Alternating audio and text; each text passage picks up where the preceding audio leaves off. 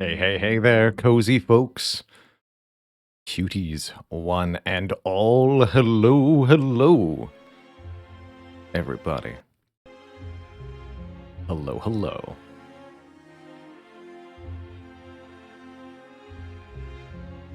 One moment. Huzzah. Hope I had a great quote-unquote weekend. I still consider it my weekend, even though Monday is part of it. It's actually been really nice. A lot of different delivery services end up in this area kind of all coordinating their deliveries on Mondays, so it ends up really being helpful to have a day where we're at home but not actually working so that we can continue to intercept deliveries as they arrive. Oh, great question, Anabana. You're talking about... I do get asked about this one a little bit. The card on the far left of this screen. Looks like it's an ironclad card, a rare card, but it's a fake card. It's not a real card. This is part of the promotional art for Slay the Spire. And it partially involved making some depictions of cards that are written in a non-human language. If you squint close, you might be able to see that there's not English or any other human language letters on those cards. It's all like made up glyphs and such to look cool. So it's a non-card for the Ironclad that just kind of looks cool. And I think that did become then one of the beta arts. Yes, so that's now enshrined in the game as beta metallicize, I guess. So maybe that's the other answer, is that's metallicize. Let's see if we can find that, right? Bring Slay the Spire back. Compendium, card library. Metallicize, beta art, yeah. And there's a reasonable approximation of that card. Let's compare there directly. So it's definitely the horned helm with the cape billowing out, but the colors don't match quite right.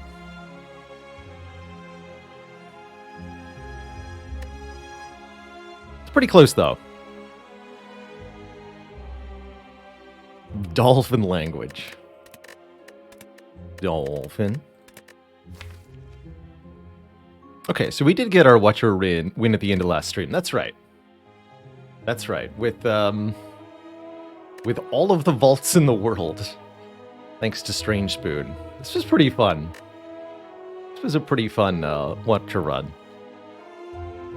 Dang, Zigzag, that's a lot of waffles. How's it going? Hello and good morning, everybody. I don't think I've said hello to everybody, but if you're here, I appreciate it. How's it going, Merle? Allegonian, thank you for 24 months. During the pre-roll to the stream, St. Nero, thank you for 23 months. Year for the waffles, and almost to 2 full years. Heck yeah.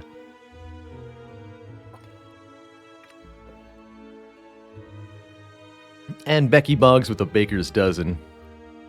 Hey there, hi there.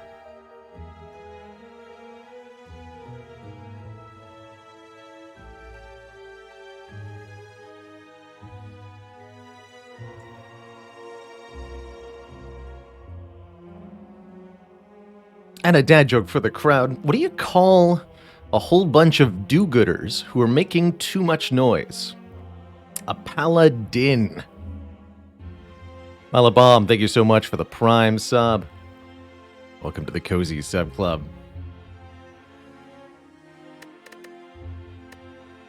I am so excited for Ironclad time. You know, I spent many hours of Slay the Spire listing the Ironclad as my favorite character to play. Just because when he wins the hardest out of any character. Everybody can be ridiculously strong given the right combination of relics, Snecko Eye, Meteor Strike, Defect, Watcher with Vajra, and lots of stance changing or some kind of infinite. Silent can do absolute nonsense with Catalyst and Nightmare. But none of it really hits quite as hard as the Ironclad when he's on a rampage, playing Heavy Blade for 5,000 damage, or instantly going to 999 block from a Dead Branch Corruption turn, or having 200 hit points. Whatever it is that he's doing on a good run is so ludicrous that it really doesn't even seem vaguely fair. But that only happens some of the time, and Ironclad can be a real struggle when his superpower combos don't come into play. It also means he has almost a special sort of playstyle, where sometimes the best strategy is just stay alive as long as you can, and try to find one of the really strong things to let you instantly win. And Corruption can often be that thing. It's pretty wild. This dude thrives on relics. So many good relics for the Ironclad, both relics that are available to all characters that are particularly good for the Ironclad, such as the Dead Branch, and class-specific relics to this guy that are amazing, such as the Charon's Ashes and the Red Skull. Whatever it is, Ironclad loves to have it when it comes to relics. It's like a pretty friendly Act 1 overall.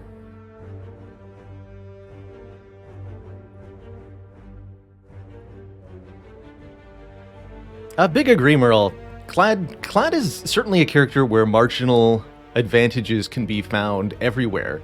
And I think especially because of the Burning Blood, there's a lot of value to careful play in your combats and careful decision-making in your pathing when it comes to choosing whether you visit an unknown room or choosing whether you visit a combat room. The Clad in particular really cares about which of those things you're doing, and can really reap the benefits if you can repeatedly take advantage of that gain.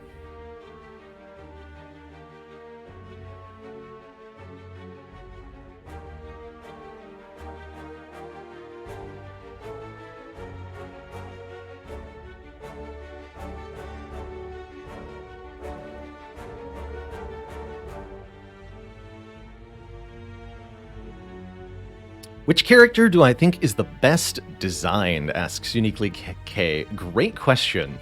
That's a really great question.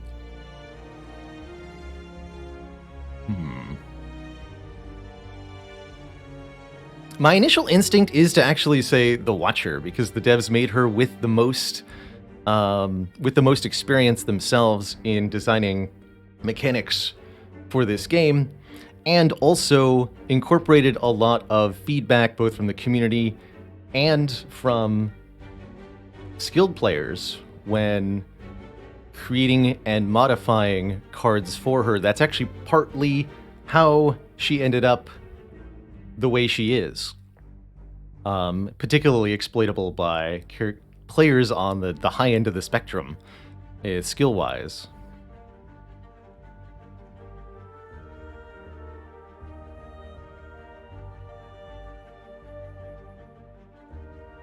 But I don't think that necessarily makes her the most fun character to play.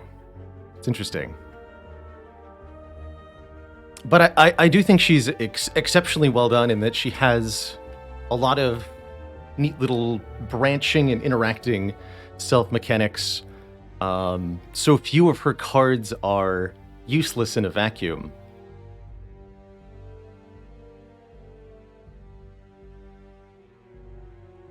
And she has some nice direction with her starting deck.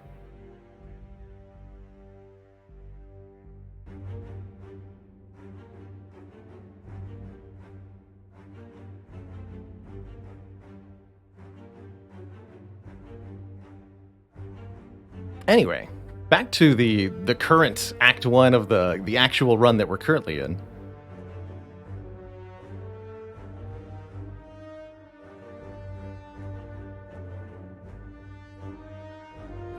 We're fighting an elite, apparently. That I hadn't parsed yet. So, looking at the starting bonuses we have, we've got card remove, common relic, all gold for 14 max health, or the boss swap. Generally speaking, I never advocate for boss swap in this kind of situation where you've got a floor 6 elite that you can't avoid. That's because trading your starting relic and getting something that doesn't immediately benefit you, aka to some extent an empty cage, but more commonly calling bells that aren't helpful, the Black Star, Busted Crown, Sozu, and a couple of others can all result in disaster when that first elite rolls around. You really need to be able to have all of the resources available as possible. You know, as much stuff as possible. A common relic can help with that. I think, genuinely, if you're ever going to take a max health start, this is definitely the sort of situation to consider doing so in. What I don't like is that my optimal path then hits a shop later on, and having 99 less gold for that shop is a huge deal. So I'm pretty tempted to take Common Relic as our starting option here, of the three. Ironclad's Relic is not that important for floor 6. I would strongly disagree in that case. So on the way to the Elite, we're taking a minimum of our 3 easy pool fights. And then we may be taking 1 or more additional combats. So on the low end, the Burning Blood is 18 health by the time we get to this fight. And on the high end, it's 30 health by the time we get to this fight. That is a big deal and could absolutely make a huge difference in whether you get to the next floor or don't get to the next floor.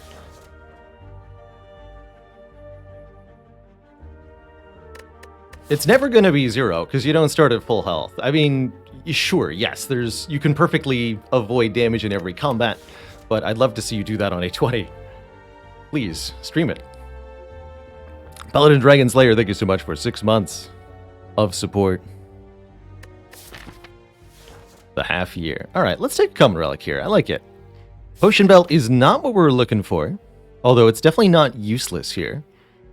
Giving us more potion slots over the course of the run means we can hold on to more resource at one time. Lets us stockpile, which is a nice thing, but only if we can survive the short term. I would say that this Potion Belt makes me more inclined to go to this store, so that even if I get potions from our first 3 combats, we can simply buy more potions at the shop and use a mass of potions to brute force our way through the elite fight.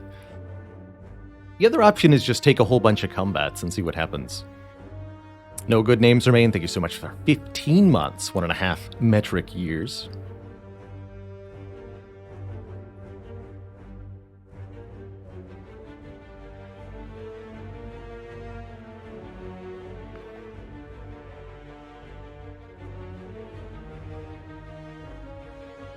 I agree with Inlimity's comment in chat 100%.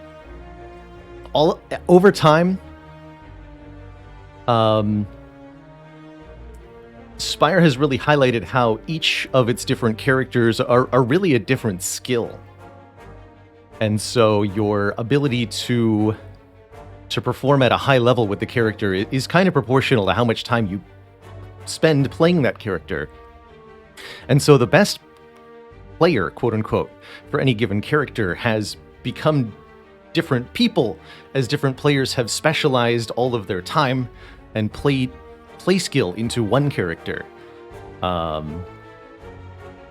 in a way that kind of spearheads play and teaches others about that character. Oh, why are we using the first playthrough tag? Sorry, that was from Chrono Trigger on the weekend. Let me update the tags. Usually I do AMA, educational. That's right. Good catch.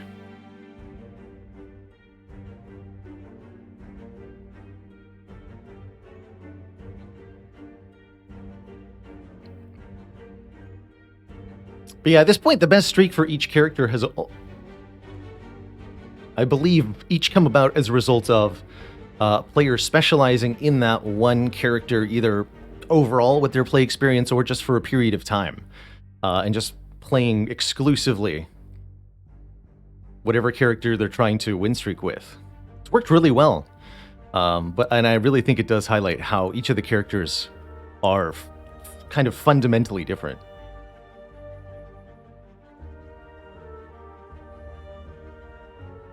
There's definitely some crossover, like you can definitely play, 1,000 hours of Watcher and none of the other characters, or 1,000 hours of Defect and none of the other characters, or 1,000 hours of any character and none of the others, and then perform reasonably well just for having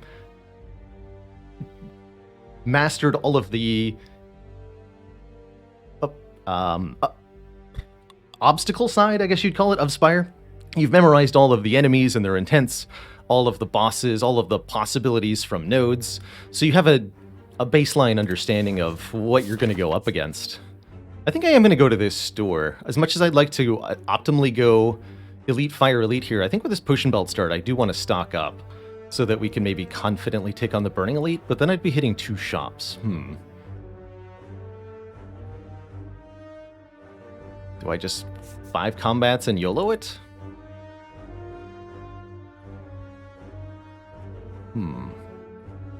This would be the path, I think, that is least likely to die to the Elite. This would be the path, I think, that is most strong coming out of the Act if it survives. I guess that makes it the greedy choice, so to speak. And this is the conservative pick. To weigh one against the other more precisely, I have no idea how to even begin to try to quantify that. I guess you could count cumulative potion probabilities. I could make some kind of like average. But heck, do we have 5 elites? That's the important question. We have 3 at best. And there's no avoiding a second shop if I want that extra elite. I guess I'm going to multiple shops if I go to this one. Could also potentially get here and then opt out of the first shop. Ooh, I actually really like that. I'm gonna go here. I don't have to go to the store if I don't want to. But I am missing out on the opportunity to do 3 elites by going this way. I understand this.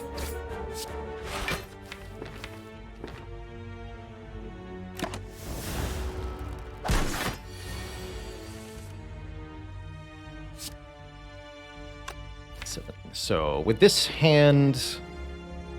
Alright, that question I should be asking here is, do I need to Bash Strike on this turn? Jawworm might not even be attacking me next turn, but I'm only drawing 1 defend.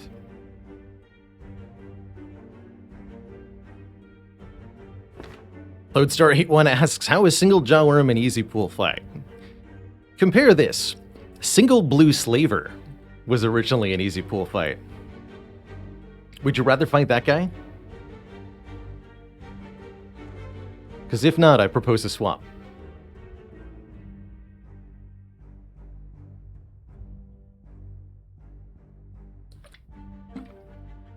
Now, that was a long, long time ago.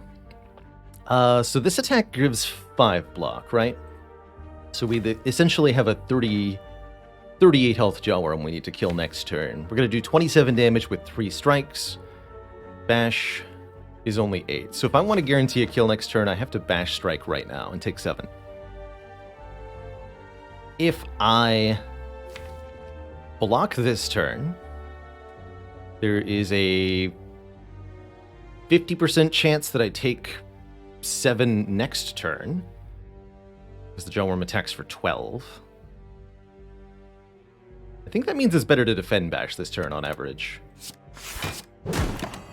His worst case scenario is I just take 7. And I do take 7. Was correct to go, Bash Strike after all.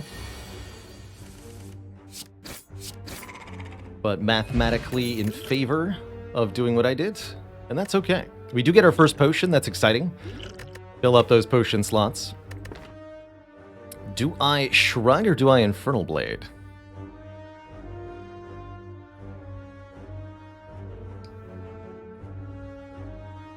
And that's right. Yeah, that was one of the first things they changed. Actually, was taking Blue Slaver out of the easy pool. He had no business being there. He's actually got a very comparable damage output to the Jawworm, alternating 8 and 13. But the problem is the Blue Slaver never takes a turn off from attacking, and that's what kept him out of the easy pool.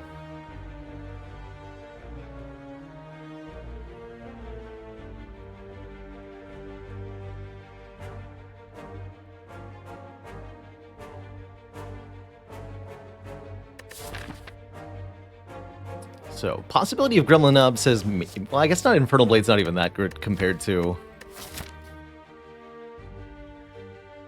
Shrug against Gremlin Knob. I'm pretty happy with the Shrug It Off here. It's not the greatest first card in the world, but it's pretty good. It gives us a lot of block for our next couple of encounters here, which might even allow us to regain some health with our Burning Blood from that Jawworm encounter. And, well, need I extol the virtues of Shrug It Off till the end of time? 'Tis good.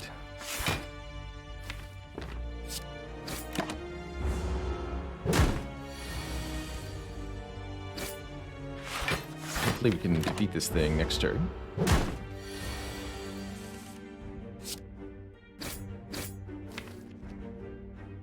Guess I could theoretically draw 3 defends and 2 slime next turn. We didn't. Hooray.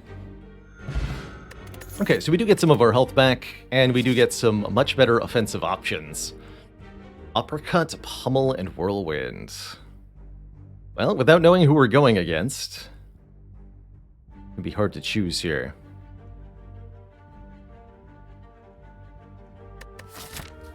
We don't get to upgrade before we fight the Elite, which I think probably crosses Whirlwind off the list. Although it is a nice area damage card and does do big damage with the Energy Potion, it would still only be 25 if I spent 5 energy on it. That does not kill the sentries. That said, it would be very useful later against the Slime Boss. So I guess worth thinking about. With the Energy Potion, I most like this Uppercut. 13 damage, 1 weak, 1 full. Uppercut's a great card to upgrade later, and one that retains quite a lot of usefulness.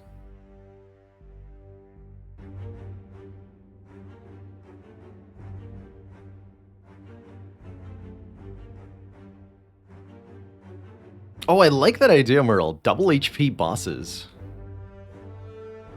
Man, 500 health Hexaghost would be genuinely scary.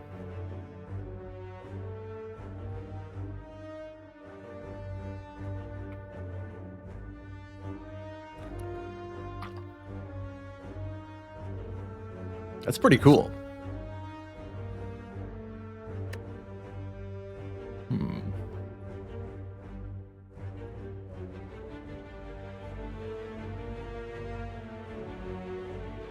Going for any specific hairstyle this time? I'm not.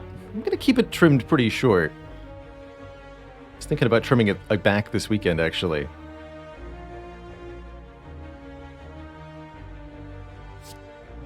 Man, I'm really dismayed by the inability of us to upgrade this Whirlwind before it really gets useful, but I do like what it can do in the later fights, actually, and it is the first area damage card we're seeing here. Alright, I'll take the Whirlwinds. I'll take the Whirlwinds. Instant payoff. Wow, instant payoff. Holy moly. Although, Uppercut would have done decently well here. The Whirlwind does far better. Saving us 6 full health. We get another potion to work with.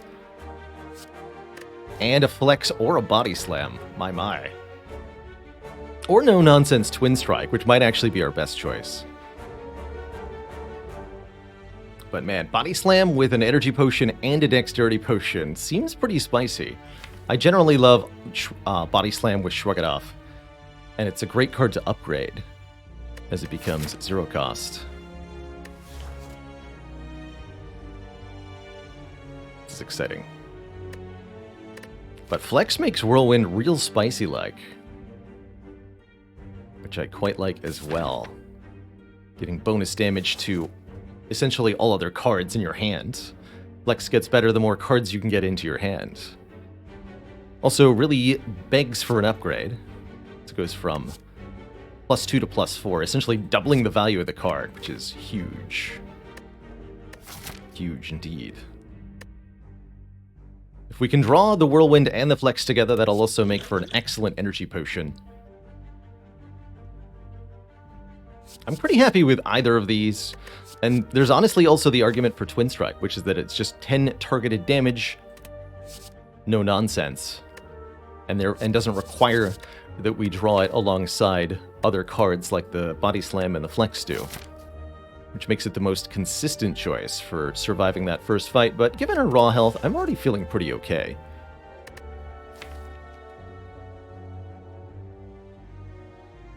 I'm going to grab this Flex, because I am personally a Flex lover.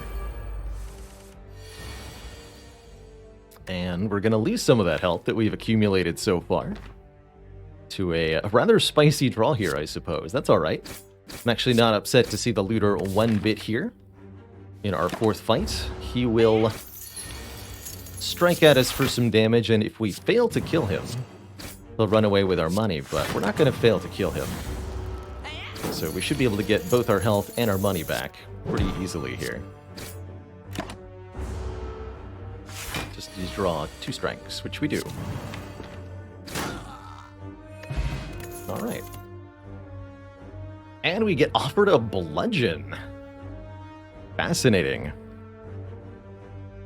Hello and welcome, Holana. Glad you found your way here. Bludgeon? Yeah, Bludgeon Flex, the Wombo combo. Honestly, a bludgeon and an energy potion almost assuredly gets us through that elite fight. We could even play the bash and the bludgeon together with energy potion, which is pretty spicy. Perfected Strike is basically a smaller, weaker bludgeon. I think always take bludgeon over Perfected Strike here. True Grit's rather nice to help thin the deck so that we can combo these two together, but that's kind of a mid to long-term thought, and not something that adding in an upgraded True Grit is practically going to do for a whole lot of purposes. Not bad in the Legovolin fight, but I'd still rather have the bludgeon.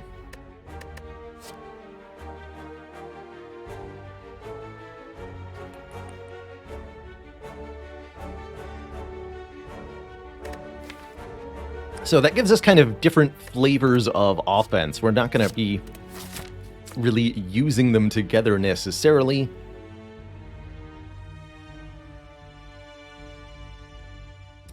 But we can use whichever one's more appropriate to the situation. So, since I'm guaranteed going to go to a shop later this act, I think we now avoid this store. I feel comfortable about our prospect against the elite thanks to this powerful rare card and the 2 potions that we picked up. So let's choose to take an event room instead. This gives us the chance to gain some additional benefits from visiting this floor node, whatever the outcome might be, and lets us visit this later shop with more money so that we can perhaps purchase something more powerful. And we get offered 5 max health for visiting here. Definitely not going to take a curse prior to an elite fight. An easy donut for me. Do not consider those other options. Sleepy Egg. Prepare.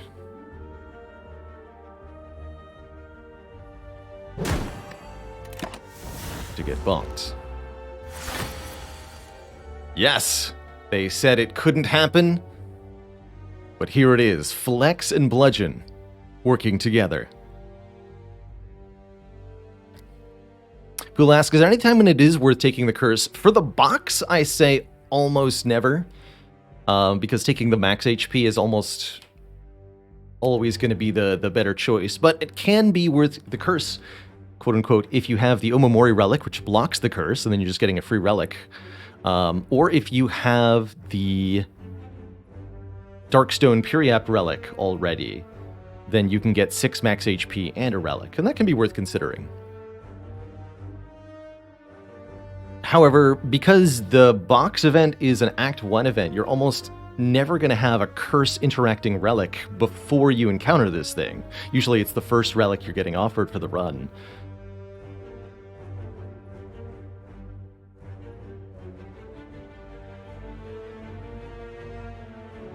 Yeah, it's a random relic, either common, uncommon, or rare. Wow, that's a lot of damage. So there's a lot of possibilities for what you can get. Considering using the energy potion to deal another 24 damage this turn.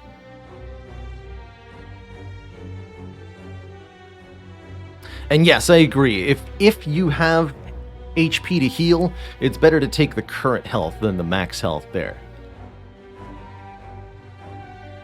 Big agree.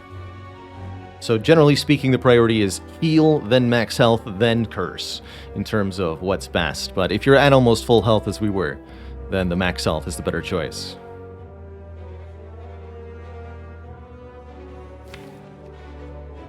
So we can easily full block with Dex Potion here, and then just wait for Bludgeon to get drawn again. Bludgeon won't be a kill, but that's still true even if I use the Energy Potion. The Energy Potion could be much served better against Gremlin Ob. It could also be, you know, these potions could be used much later in other circumstances. I'll use the Dex Potion in this fight. I don't really care about getting my strength sapped because it's not going to really make Bludgeon do any less damage, right? Seems inconsequential.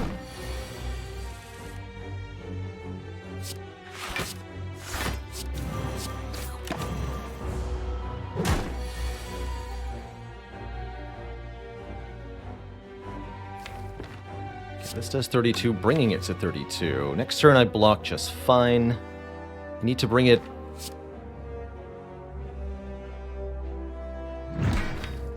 just below 30 so that when we redraw the Bludgeon, we can get the kill that way. Hopefully, yeah, okay, I was going to say if I draw the Bludgeon with the Shrug, that could be awkward. We might also get slapped for 20 next turn.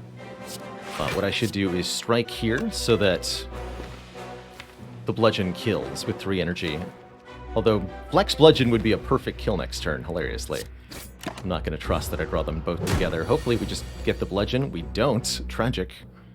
Which does mean we get slapped for 20, unfortunately. This would have been so clean otherwise. Dang. Energy Potion doesn't net me a kill here, does it? 18... Actually, it does, yes? Yes, it does. So Energy Potion for 20 health, that's a trade I'll make.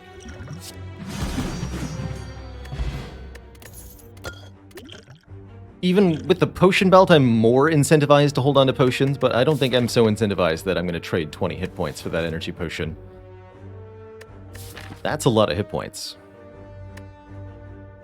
Although maybe going into the Burning Elite, I wanted to think about that a little harder.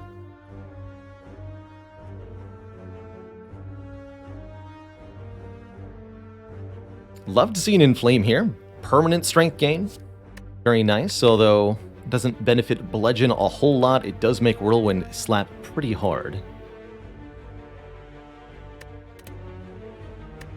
With the Flex, Sword Boomerang also plays very nicely. And I don't think we have enough vulnerable for Dropkick to pull its weight here.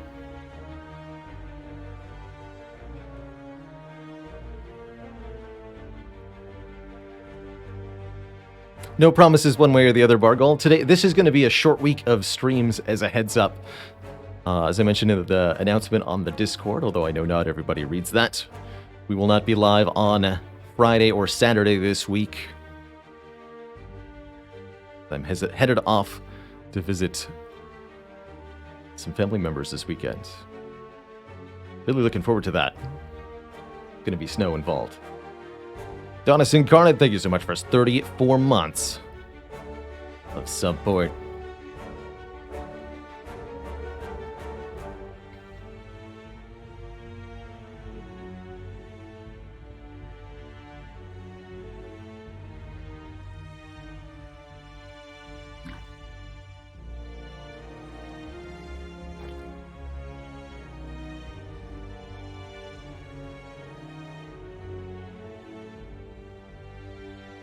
It is Family Day. Well, there you go. I'll have to... I don't actually think it... that's really appropriate. Beautiful. Beautiful. Sorry to hear that, 039. Wish you a speedy recovery. Paradox, did you hear about the ironclad? But had to visit the doctor. He's feeling a little inflamed.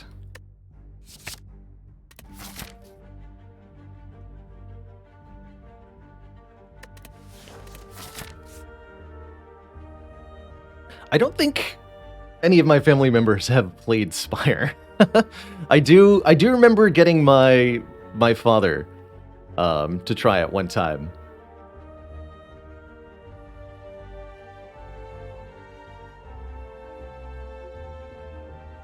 He was able to reach the Guardian. I was happy with him for that. Good time.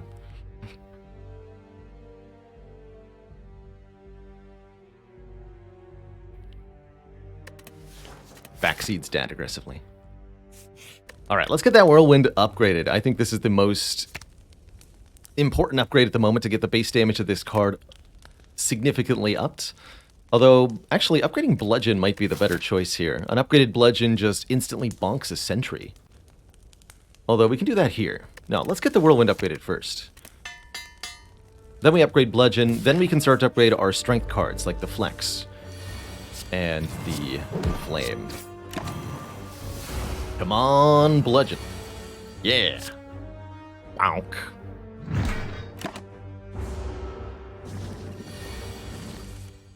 So, we've got an easy peasy kill here, but we also have this Happy Flower Relic, which says every 3 turns, gain 1 energy. And, with a little bit of patience here, we can make sure that we get some additional energy a little bit sooner in our next combat. Could even pay 1 health to make it turn 1. Which might be the Burning Elite fight. Do I want energy on turn 1 or turn 2?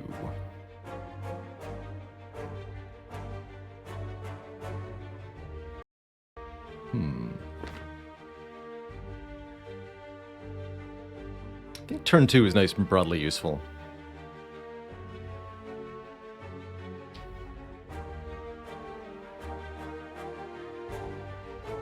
Could be really good on turn 1. I think is more likely to be useful turn 2. Especially against Gremlinob. If we draw Bash on turn 1, lets us capitalize on the vulnerable from the Bash more effectively. Of course, it's going to depend on the draw, ultimately. Helps us maybe block against turn 2 sentries. I mean, ideally the answer is whenever we draw the Whirlwind or whenever we draw the Bludgeon, but we don't know when that's going to be. I'll set it for turn 2. Turn 2 is when the enemies start to do more stuff, and it saves me the 1 hit point here. We add a third type of strength gain to this deck. Spot Weakness is a skill. Requires the enemy to be attacking. We know this elite won't be the Lagavulin if we choose to face it. It'll be either the 3 sentries or the Gremlinob, since we faced the Lagavulin as our last elite. How much scaling is too much scaling? Let's see. We're fighting Slime Boss. I really don't like this card against Slime Boss very much. Do I take a second Shrug? That's a fun idea for Act 2. With a Fire Potion. I'm actually not that afraid of the Elite either. Kynort, thank you so much for 20 months. 20 moons of support. And more draw means this Flex is going to be way more useful overall. Although, shrugging into the Bludgeon is awkward until we get a little bit more energy. I think Clothesline could be acceptable. I'll take the Shrug. I'll take the Shrug. That's what I'm going to do. And I'm very happy with an early Singing Bowl, allowing us to raise our max HP by 2. I'm of a very strong mind to go for the Burning Elite. Get this green key out of the way. Not getting the green key has been very punishing in Act 3 on some runs lately. So it's been a good reminder of why getting it out of the way early is a good idea. That said, heading a more combat-oriented. We get 2 events rather than 2 combats. Could mean less health with the Singing Bowl. We also could end up taking quite a bit of damage to this elite. Rest before the Burning Elite, just in case. How about no? Yeah, we're going to upgrade our Bludgeon, is what we're going to do. Plus 10. A lot of damage. Are events a bad option in the second half of Act 1? I would say not at all. There's some pretty good events that you can only find in the second half of Act 1. Notably, the Dead Adventurer and the Mushroom Gang. Actually, not necessarily the second half. Those start on floor 7, technically. So as soon as elites can appear, those events are added to the pool. And those are pretty rewarding. They're essentially combat rewards plus. So they're definitely better than a combat in terms of the rewards you gain. Speak of the devil, here it is. You enter a corridor full of hypnotizing colored mushrooms. Unfortunately, the Ironclad forgot to put skill points in mycology again, and so he's unable to identify these specimens. We want to escape, but we feel oddly compelled to eat a mushroom. Here, you're either able to take a heal, which comes with a curse. This can be nice if you are not going to win the fight. And this is a pretty scary fight unless you have Whirlwind Plus, in which case they'll all instantly die, probably. So we'll anger the mushrooms. If you're able to win this fight, you get rewarded as if it were a combat, but there's more money. And you get a relic that makes you take less damage when vulnerable. So, Happy Flower energy next turn. If we draw the Whirlwind, we'll be able to neatly kill them all. With 32 damage. We might shrug into Whirlwind, so I should reduce the health of the one that'll be attacking me below 24. And we'll do the same to, I guess, the one with the least health. Give myself the possibility to leave one alive on purpose so that we can reset our Happy Flower. Maybe. Let's see what we draw. I think this is a play line I'm going to take. And on this turn, get a Bludgeon, and not much else. Could defend 3 times, take a little bit of damage. Given that Whirlwind is almost guaranteed next turn, that's actually a reasonable choice. Although if I have to shrug into the Whirlwind, we'll be in Awkward Town. Interesting choice. The middle one won't attack me next turn, so the best outcome is I block 3 times this turn, we draw Whirlwind next turn, and everything's fine. But if Whirlwind is the bottom card, I'll have to use a potion or something. It's kind of awkward. The other line we can do is Bludgeon the one that's attacking for 11 and then defend for 5. When you kill one of these, you become vulnerable. So doing that causes us to take 4 damage instead of the 2 that we'll take from defending 3 times. And what does that mean for next turn? That means we're actually still in trouble if we bottom draw the Whirlwinds, because we don't have a way to kill the front guy without using the Fire Potion. So we're but then only one of them will be attacking me. So I could just like shrug defend in that case.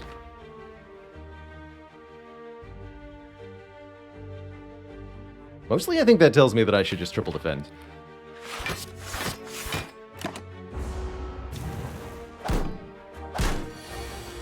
We did not draw the Whirlwinds. That's so funny. Of course we didn't.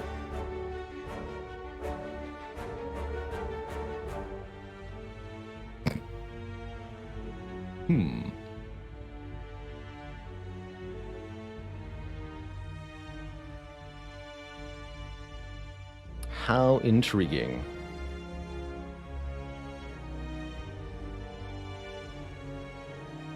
So, what's the line now? Is it Speed Potion, Shrug, Defend, Whirlwind for 1?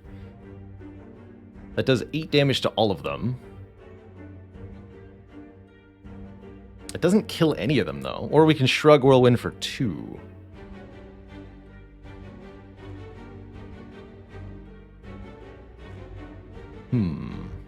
Fascinating.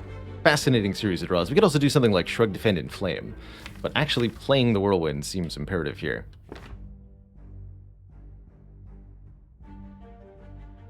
It's a nice speed potion in that it preserves all of our health this turn, but the next turn could definitely be up to the fates, you know?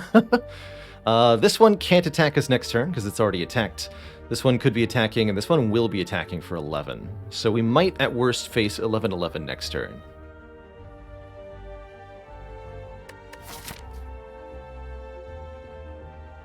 Okay, yeah. It's gonna do that. That's very reasonable.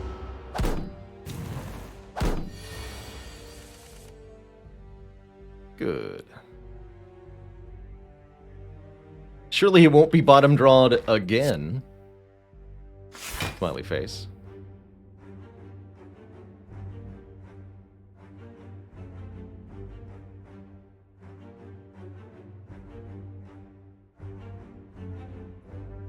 So, what did we do on this turn?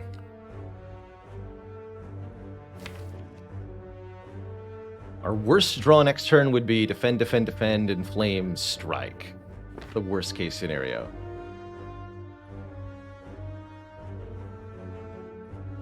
Could kill one of them right now, but that makes me vulnerable, and then this is dealing 16. So I would take 8 if I go Flex Strike, Strike, and kill one. I don't think we should do that. We also have 4 energy next turn in our worst case scenario.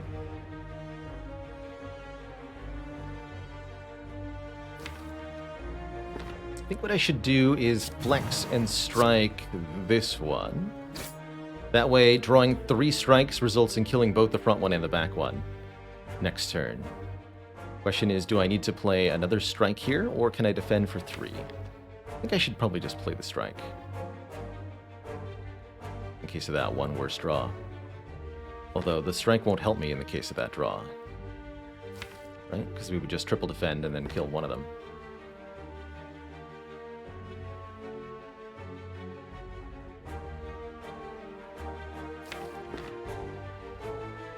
What are other draws that it might make a difference? If I draw 2 strikes next turn, makes a big deal. Or bash plus strike. It's also a very big deal that I played the strike this turn. Okay, I think that means I should play this. Just take the 3. And we do in fact see the whirlwind. Good. Good, good. And what I'm going to do is defend whirlwinds. Keep you alive just for 1 turn. Put Happy Flower back on 1 here. Then end the fight. Get back some health. We get the odd mushroom, making us take less additional damage when vulnerable. That could save us a lot of health if this is Gremlin Knob, notably. And we're offered a Battle Trance, which is a card draw card, which is very important when you have a Whirlwind and a Flex in the deck. So I'm probably going to pick this Battle Trance. But I think it would also be maybe reasonable to take a 3rd Shrug. Shame I didn't take that Body Slam earlier.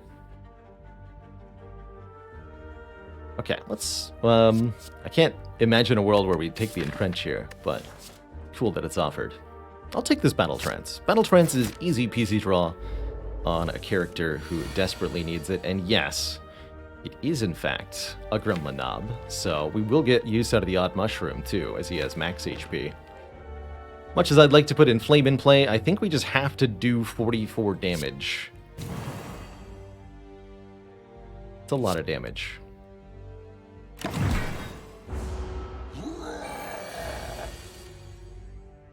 We're also going to end up giving Knob a little bit of strength here with our skills. And that just kind of has to be okay.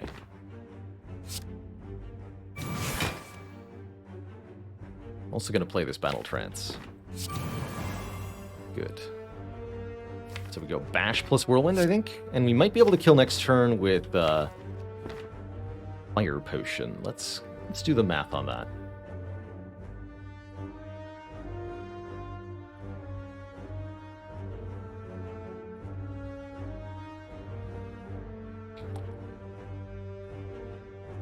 So we do 8 plus 12 is 20 damage, bringing Nob to 45.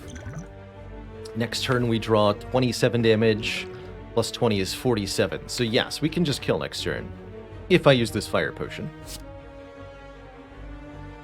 Although it's not necessarily going to be that much damage to us. I may choose to keep it. 27 is the number.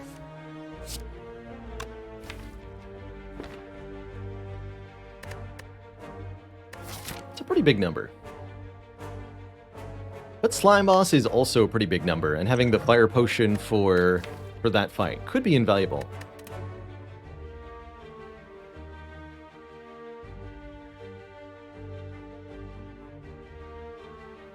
I do feel a little weird having used my potions so aggressively in Act 1, but I do like the position we're in at the moment.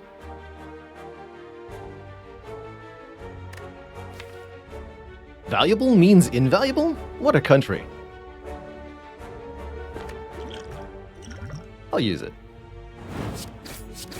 Just get me out of here.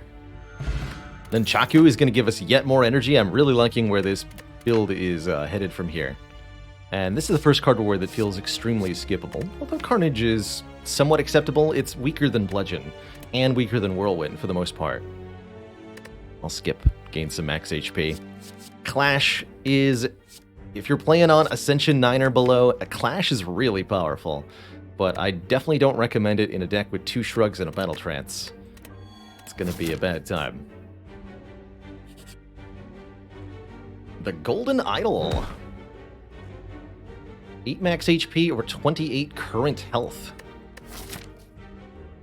In order to get the Golden Idol. Maybe I wanted to actually consider not taking this idol, given that it's right at the end of Act 1. And that we had a lot of max HP, so I would have to either lose a lot of my max health or take an awful lot of damage to get it. Am I willing to sacrifice my rest site?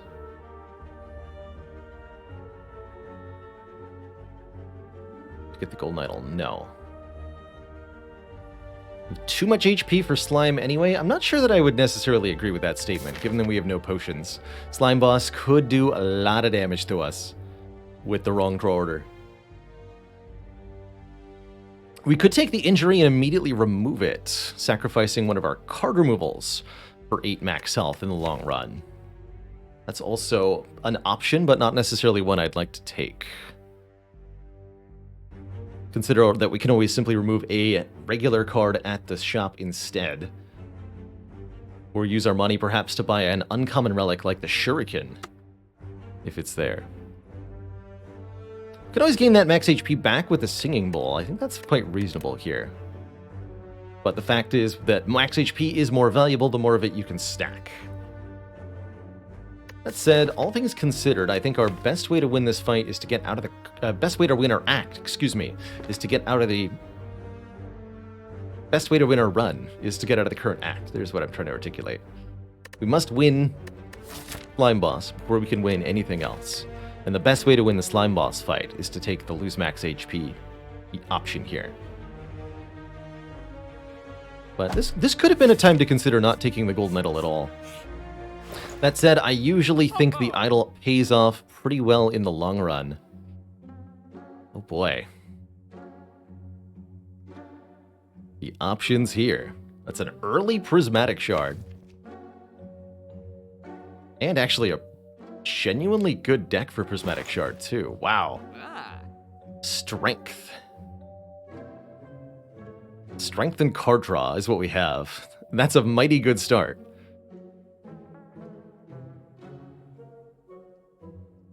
I really like Anchor a lot in Act 2.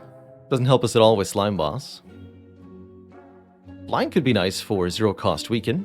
I think there's some very good potions, especially Duplication Potion to dupe Bludgeon. Can I afford Prismatic Shard Dupe Pot? I totally can.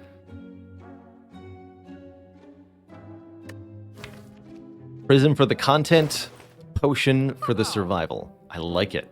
I like it a lot. And I'm entirely happy to derail this run with the Prismatic Shard. Secret bonus here, by the way, Prismatic Shard plus Singing Bowl. If the Prismatic Shard offers us cards we absolutely can't take, and it often will, we get max health instead. That's kind of cool. That's kind of cool.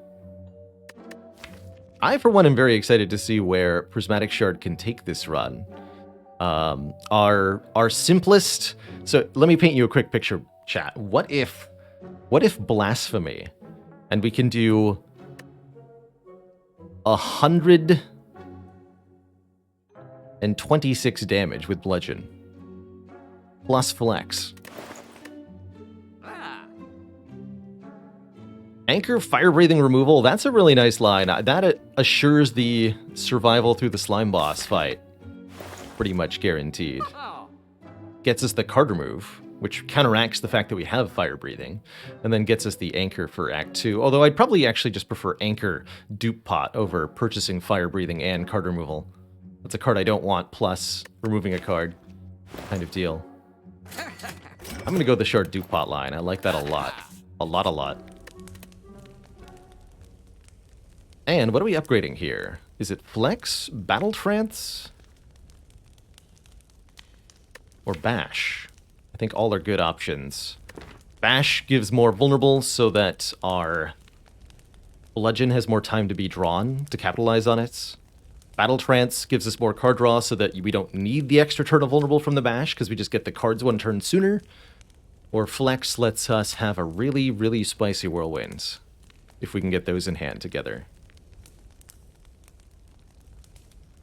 If I upgrade Flex, the next upgrade will be Battle Trance. If I upgrade Battle Trance, the next upgrade will be Flex. Guess in the slime boss fight, I probably want to upgrade Battle Trance for the additional card draw to get through this guy's stinky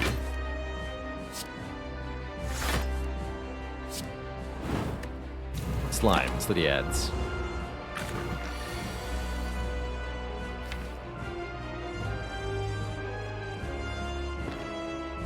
Just gonna go Bash, Strike, Strike. We're gonna not play Battle Trance. That way we are most likely to draw Bludgeon next turn.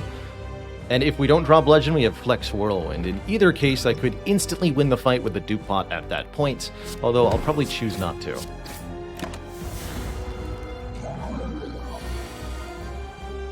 Yeah, Bludgeon does 66 damage, so that would be an instant kill if I were to choose to employ it. I think I'll just deal the 66 damage. Since I have 70 health, we can slug it out against Slime Boss in the second phase. Just fine. The slime will be a bit of an issue. But that would let me keep this Duplication Potion for later. And what I really like Duplication Potion for is duplicating either Bludgeon against Book of Stabbing, or duplicating Whirlwind against the 3 Slavers later on. This deck take a Chemex? I would consider it. Let's weaken the one that's going to be attacking next turn. We do take some damage here, but that's what we choose to do. Big bonks have occurred. Let's just finish you. Although I could split this one with 6 health. This also prevents slimes from being added.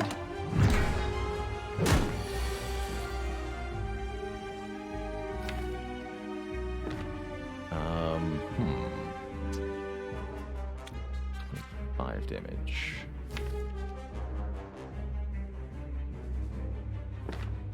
Interesting.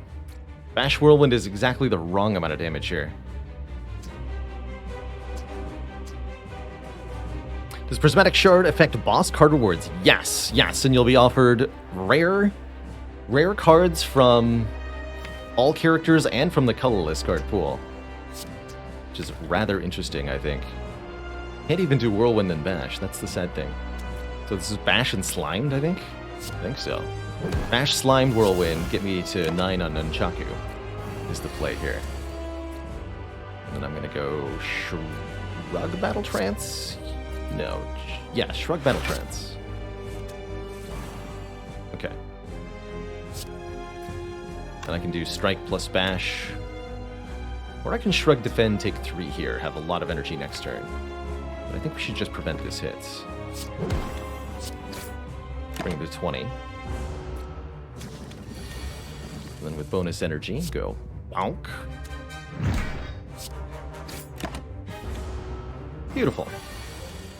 And we get to keep this lovely potion until next act as well. Gorgeous. Pick up an elixir along the way, letting us exhaust stuff in hand, and holy moly, the choices. Wow.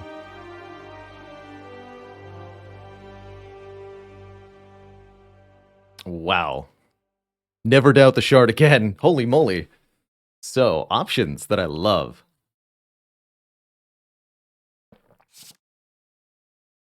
Echo Form lets us dupe the first card we play each turn. Insane with Bludgeon, insane with Whirlwinds. Speed lets us get ridiculous max health scaling with a Singing Bowl. And lets us embrace Chonkitude.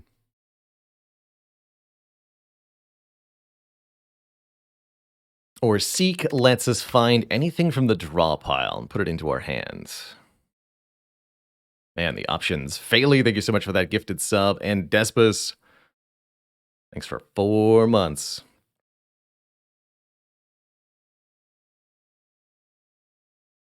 These are all incredible. I like the Echo Snecko sentiment. Echo Snecko would be very hype if that happened. Certainly we'd be much more disappointed with the other options. What if Pyramid? If Pyramid, I would have wanted to feed the most. I think that's still fine. If Energy Relic, we're on 4 energy. Echo Form is actually pretty good then, still. Although Seek might be better on 4 energy.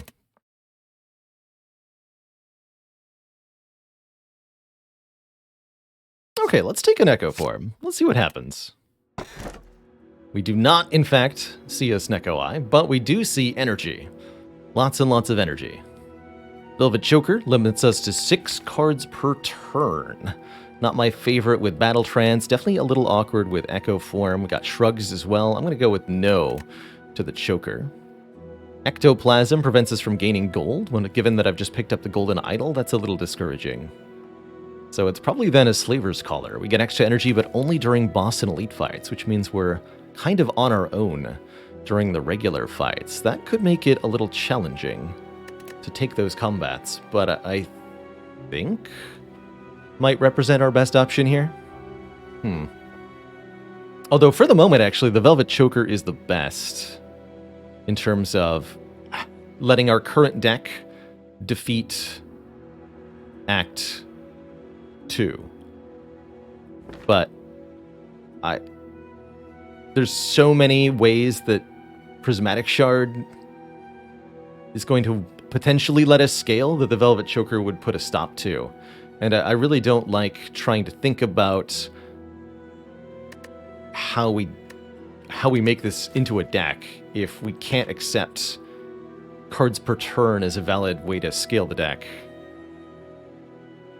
I don't think I'm allowed to take that. It might genuinely be the Ectoplasm.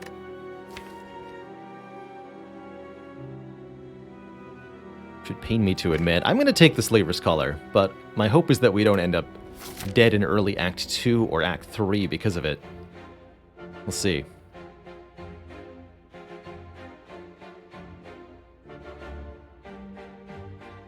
Does mean we probably want to take a few more kind of question mark event type rooms. Not a lot of incentive to go to a shop, so I think we'll be going over here to start. And we at least get a choice between Elite and Fire when appropriate. As long as we hold on to this Duplication Potion, I don't think an Elite will be that scary, truthfully. But it's not the Elites I'm actually that worried about. It's the regular fights, where we could stand to lose a lot of health if our draws don't align properly. I'll Shrug here. So, let's assume we're drawing Bludgeon next turn. I also have Nunchaku available. Bash is worthless. So is it Whirlwind for 3 or Inflame Whirlwind? Flame is immediately 4 damage, and it's at least 4 next turn, so we Inflame Whirlwind. Skip the Bash, take a little bit here. Problem is that Bludgeon plus Strike I don't think is a kill. Right, this is 44 plus 8. That's not going to do it. Heck.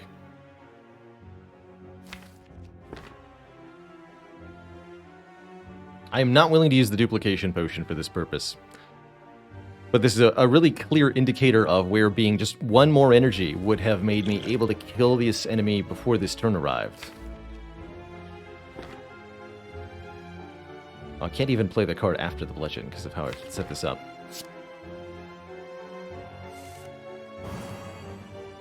So no, we cannot kill here. Means I think I shrug, strike, strike, strike, deal 24?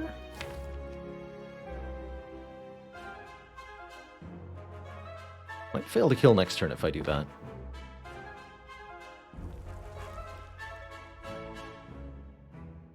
Bludgeon is a lot better than 3 strikes, but I can't play the Bludgeon and the shrug. I think I just play the Bludgeon, take 22.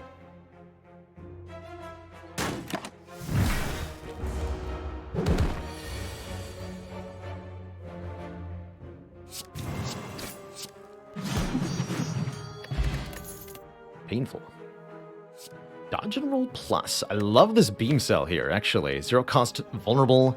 Seems like an excellent compatriot to the Bludgeon and the Whirlwind, although it's pretty bad with the Echo form. Really lovely otherwise. Dodge and roll plus is also a pretty decent defense card, although I think with 2 shrugs, we don't necessarily have need for this as well. Take this beam cell. And I think I'll take an event based on how much of a battering we just got. I don't want to put myself into a hard pull fight. So, let's take 1 event.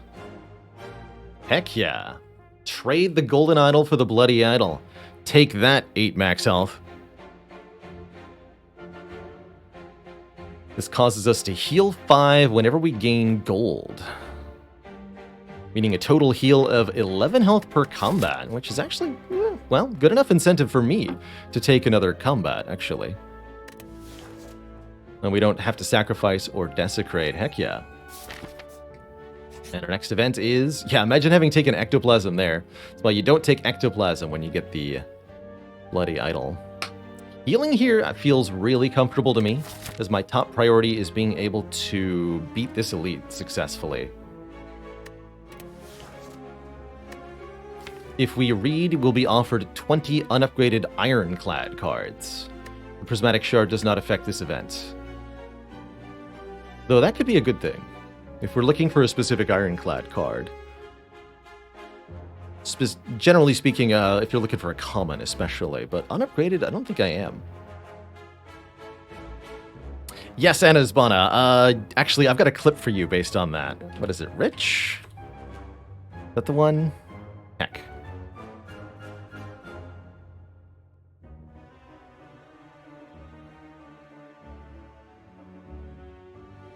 Spire Bunny? No, that's not the right one, but that one is a good clip. Wait, what is the clip?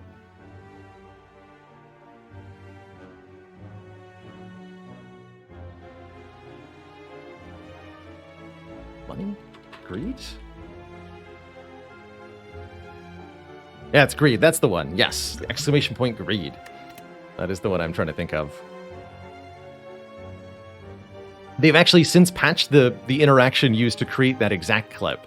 Doesn't quite work that way anymore, but you can still get a lot of money from Knowing Skull if you have the Bloody Idol.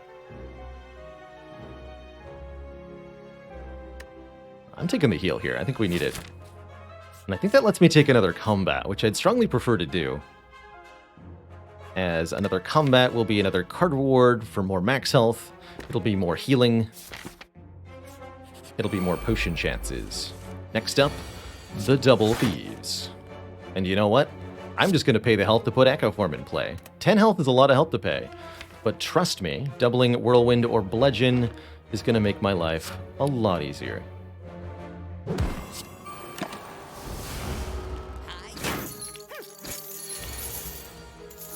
Or shrug. That's also an acceptable duplication.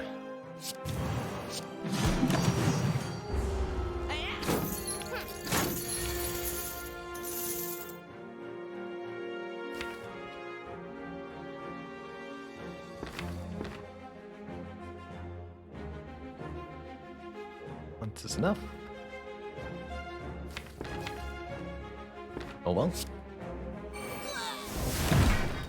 Might not be able to kill this guy, depending on what I draw, actually. Oh no, we're good. Gonna double the beam cell so that I can increment our Nunchaku a little bit more before killing this man.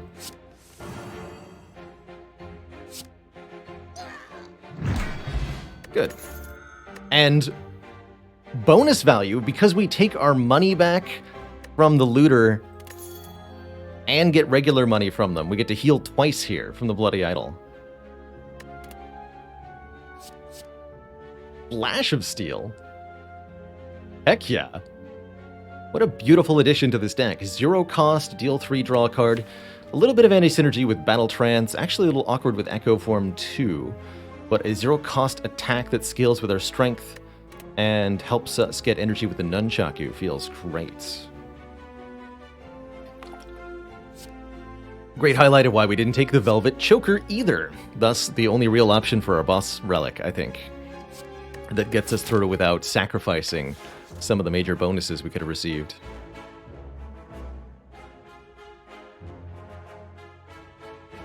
If only we had Ceramic Fish to get healed yet a 3rd time. My god. The power. 2 max health is actually somewhat a reasonable competition there, too. As much as I don't like allowing Mystic to buff on turn 1... She might buff twice in a row, or she might attack me. But either way, with Echo Form in play, I can handle what she's going to do. Easy. Beautiful. Get the Inflame down. It's time for you to suffer, sir. Turn. It's just 15, so we deal 15. Full block. That way she'll be healing next turn, he'll be dying. In fact, they'll both be dying.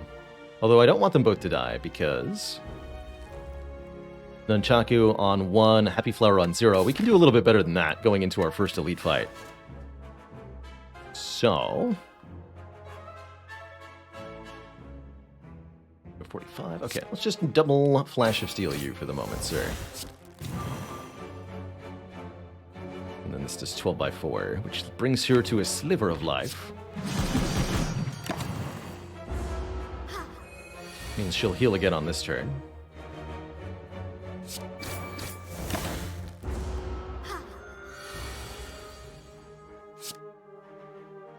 I don't necessarily want all of the energy on turn 1.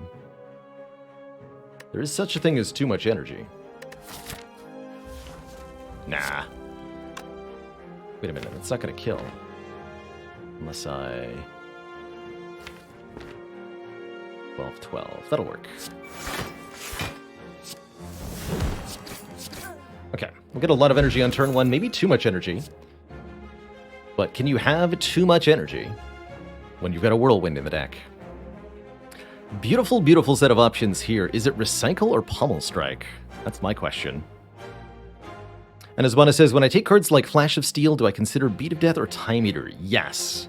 Time Eater is the big one to consider, so you really have to be able to make that card worth it or handle not playing that card in that specific situation. And in this deck, I'm already not that worried about Time Eater. We've got Echo Form Bludgeon, and that should perform pretty well. I think the Echo Form Shrugs will do pretty well in that fight also. And we have a lot of time to prepare for that fight as well. So I'm not too worried right now about Time Eater.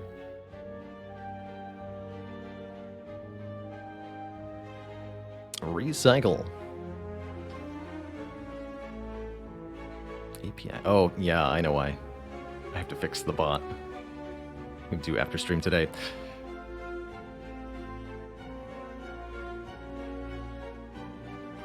Tizian, thank you so much for 13 months of support.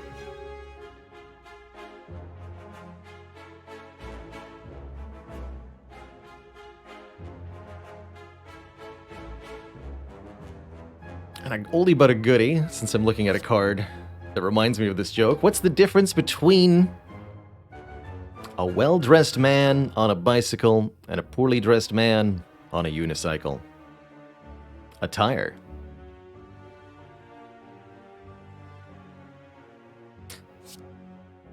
Marco asks, what happens when you recycle an X cost card? You gain energy equal to the value of X. X is whatever your energy is after you pay for recycle. So it essentially makes the recycle card function as a double energy card. You pay for recycle, and then you double your remaining energy by gaining energy equal to your current energy.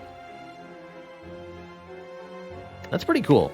I also like that this recycle makes it possible for us to get the Echo form in play a bit more easily, and it also allows us to slim the deck so that we can draw back to Bludgeon and Echo form again more reliably. I think it's beautiful. Let's take it. All right, it is a Book of Stabbing. I was a bit worried it would be. I may choose to use our duplication potion on Bludgeon, depending on when we draw it. That's my intended use case for this potion at the moment. Who's our act boss, by the way? There's the Bludgeon collectors here. Yeah, so if I dupe pot the Bludgeon, we just instantly win this fight, whereas if I don't dupe pot the Bludgeon, not only do I take a bunch of damage this turn, but I think we take a ton of damage on all of the other turns also. Okay, I'm just going to use the duplication potion and win this fight. Although this is an incredibly good potion for later, I think that we're in real trouble if we don't. In fact, we actually don't quite kill, even if I do. So I'll block and kill next turn.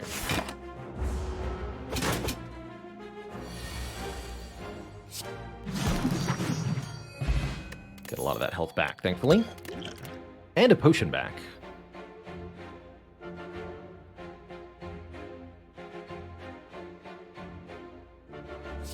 Three different skills. Armaments can be okay in a deck that's drawing a lot of other cards. It's not even the world's worst cool-headed. But I think this is a pretty easy 2 max health for me. Just scale that up a little bit.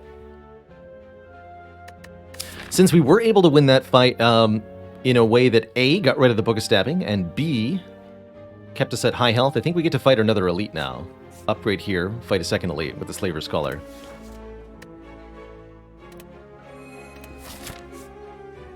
Oh, the Sundial can let us go infinite. How interesting. So we really just want to keep the deck small then. Fascinating. Fascinating.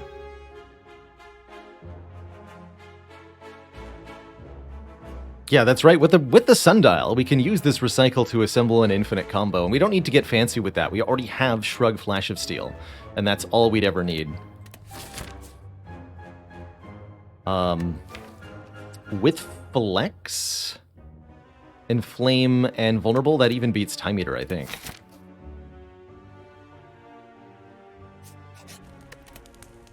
That's pretty cool.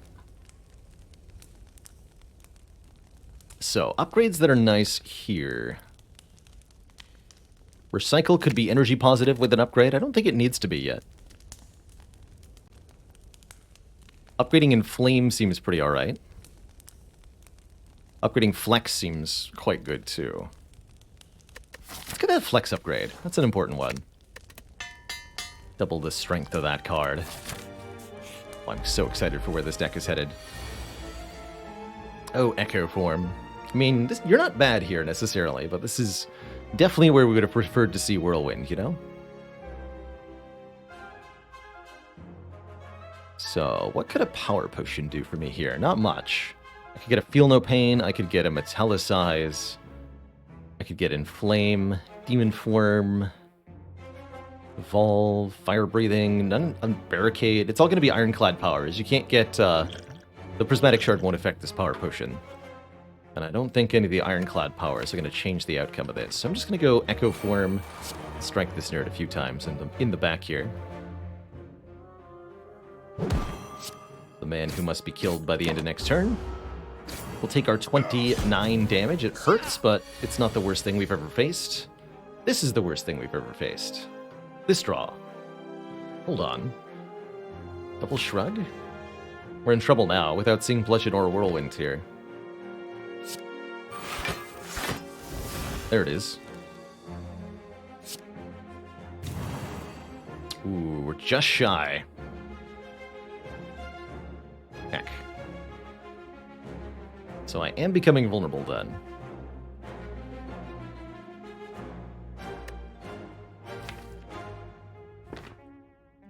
Rude.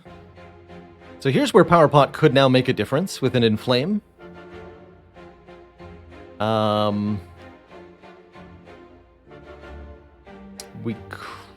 But Inflame or Combust.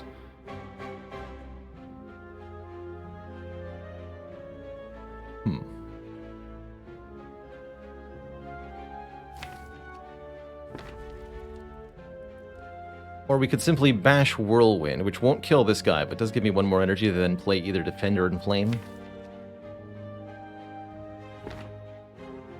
We're likely winning the fight pretty comfortably from here, even if we do become vulnerable, because I do have Echo Form in play still. Alright, I'm going to use this here. Alright, Combust, good. Good, good, good.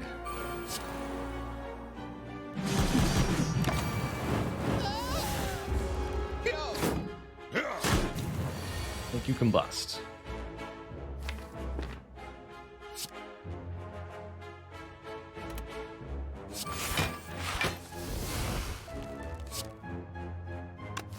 I am drawing Bludgeon. Does 31 damage. Bonk. Wait, recycle first. Not that that actually does anything.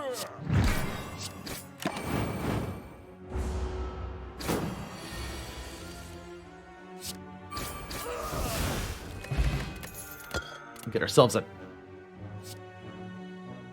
toxic egg. And an Apotheosis Plus if we want one. Or a Bloodletting Plus. But wow, Apotheosis Plus. This is one of the big reasons that I've been enjoying the Prismatic Shard, is because you're offered colorless cards. You can get some pretty hype rewards from those. I'll take it. That Bloodletting is also pretty spicy. But I'll take an Apotheosis Plus. That sounds grand. Can I waddle into another elite fight, or do I need to opt out now that I'm out of useful potions? Either Book of Stabbing or Gremlin Leader. Our third elite. I think Book of Stabbing could be trouble. Less likely to be so with Apotheosis, though, quite frankly. And I'm happy to use the Elixir in that fight, too. Gremlin Leader doesn't seem that scary either. Okay.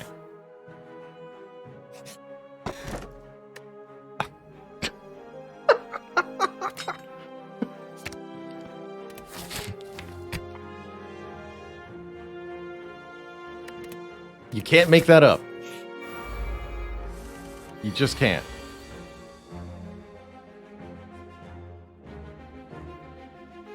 Amazing. Bottled Apotheosis just suddenly. Just randomly out of the blue. Like it's no big deal.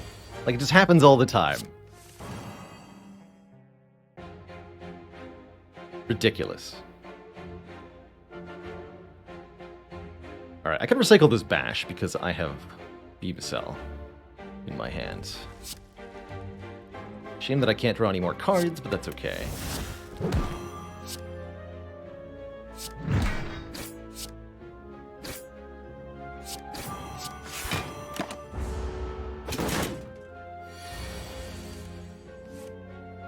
Please just get me out of this fight. Thanks.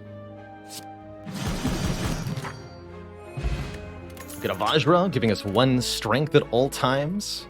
Could make a Dagger Spray a decent area damage option, but I'm much more inclined to take a Headbutt here, letting us put a card back on top of the deck. That can be exceedingly good with Recycle, but also amazing with the Bludgeon, the Beam Cell, the Flash of Steel, anything. If only we'd taken that Cool-Headed. If only. Not bad max HP either. Knowing that we have a Bottled Apotheosis, we can treat every single card we see as being upgraded. And that also means we no longer care about upgrade density at all, which is sweet. Koosh, thank you so much for the Prime sub. Welcome to the Cozy Sub Club. Recycle... No, I can keep the Bludgeon. Recycle the Shrug. Play Echo Form. Yeah. Okay, we have a spare Shrug. It's fine. It's not fine. I lied. It is not fine.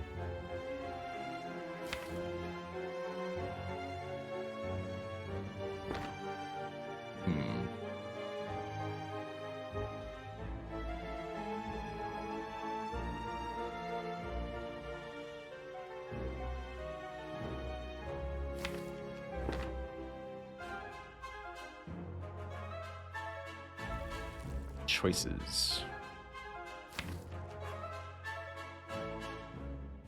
So, in the discard pile, we've got Recycle, Bludgeon, Flash of Steel. Battle Trance is expensive, but draws 4, which could be vital.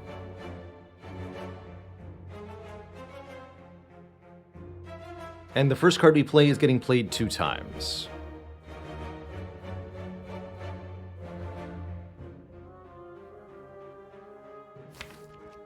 I like putting Bludgeon and Recycle on top and then trying to draw them. We'll only have 1 energy, which means we probably can't play Recycle and probably can't play Bludgeon, but we might be able to play one of them. Technically, we'd want to Bash first, but since our cards are random cost, not the cost as shown, we don't know what they're going to cost when I draw them. Otherwise, I would just double Bash. Oh no, I would double Headbutt, put these both back on top, then Bash, then Battle Trance, but not how it's going to work, unfortunately. Let's see what they cost. 3 and 3, which unfortunately means we play neither of them. That is tough cookies. Do I play my Bash? No, I'm just going to defend for 8 health. And we're going to hope that the next draw is more merciful. We have Echo Form in play. We should be okay here. For example, this would almost be a kill, actually.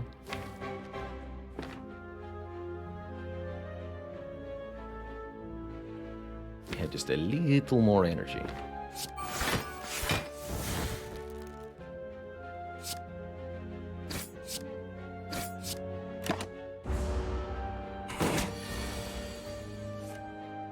Beautiful.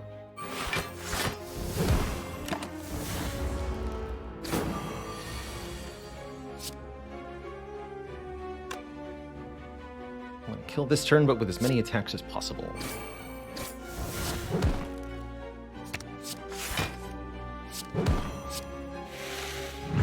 Beautiful. And thanks to that double healing, we're able to sustain ourselves reasonably. Wow. True Grit plus, Reflex plus. I'm very happy with a True Grit plus to help further thin this deck and be a decent block card alongside. Don't have any way to discard stuff for the Reflex. Yet. Birdmen.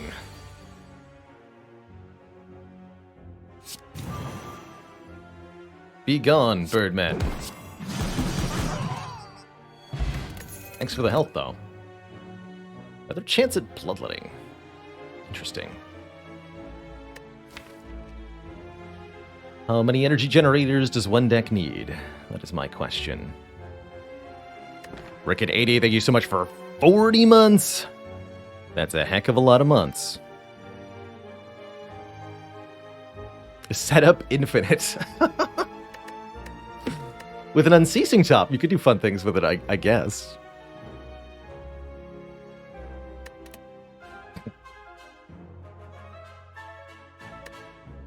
So it's either Bloodletting or max HP here. I think I'll take max HP with the Recycle. And the Sundial? I don't... Yeah. We should aim to keep this deck relatively small where we can. Don't think a Perseverance is worth it. And I'm going to opt into this rest site. And what are we going to do? Rest here? There's no point in upgrading now. There's maybe an argument to have gone this way. I felt compelled to visit an additional rest site, top up my health. Suppose I shall. I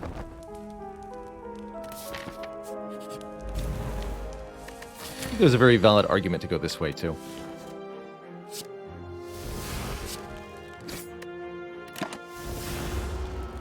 Get walloped a little bit by these two. Luckily not. Burp.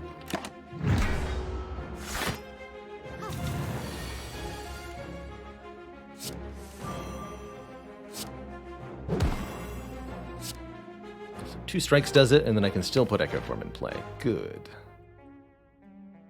Oh, I can even inflame. Strike, strike, recycle, Echo Form. Beautiful.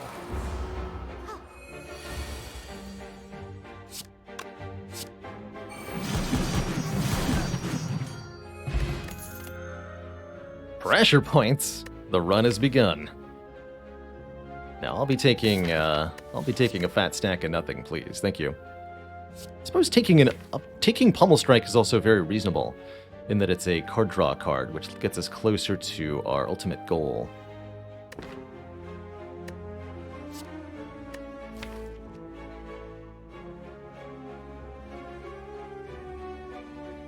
Okay, actually, yes, I do like that Pummel Strike a lot.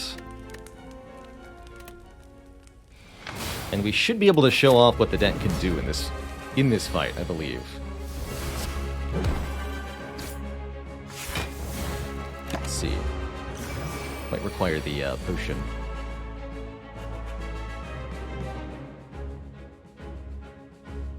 Thankfully, the Echo Form is upgraded by Apotheosis, so I don't lose it by playing the Whirlwind here. Whirlwind does 5 times 9 equals 45 damage, exactly enough to kill both minions, as well as hitting Collector pretty hard. I think that's worth considering doing. Yeah. Just cleanly wipe out those minions. Collector opts to resummon instead of buffing or attacking again. That's nice.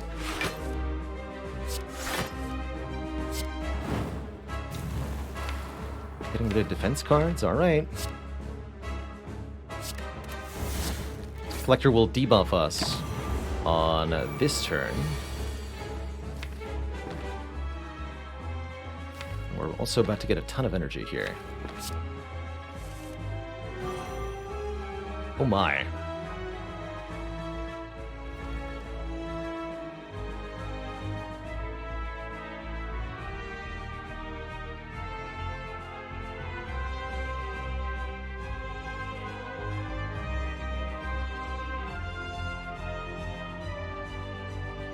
So either I can fairly effortlessly kill both torch heads here again, or I can put all of the damage onto the Collector herself here. Go Beam Cell, Bludgeon, Headbutt, Strike, block a little bit. How much damage is that anyway? Let's do some quick maths here. 8 plus 24 from the Headbutt. This is going to go to 69 damage. Nice. And this will contribute 19? 15 goes to 19? So we do 120, leaving Collector on 67 health.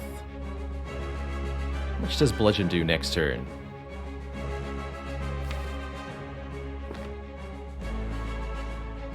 I have 5 energy to spend next turn. Legend's going to be 69 times 0.75.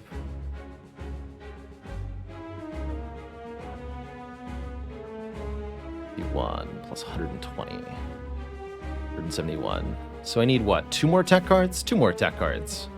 That's not unreasonable. And I have a Gambler's Brew? Okay, we're going in.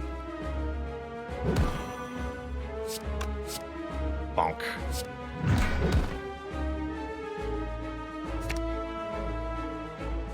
Could even, like, all in with the bash. Bash actually guarantees that we kill. If I just go bash strike. And I just take 14 and win the fight. I'm going to do that.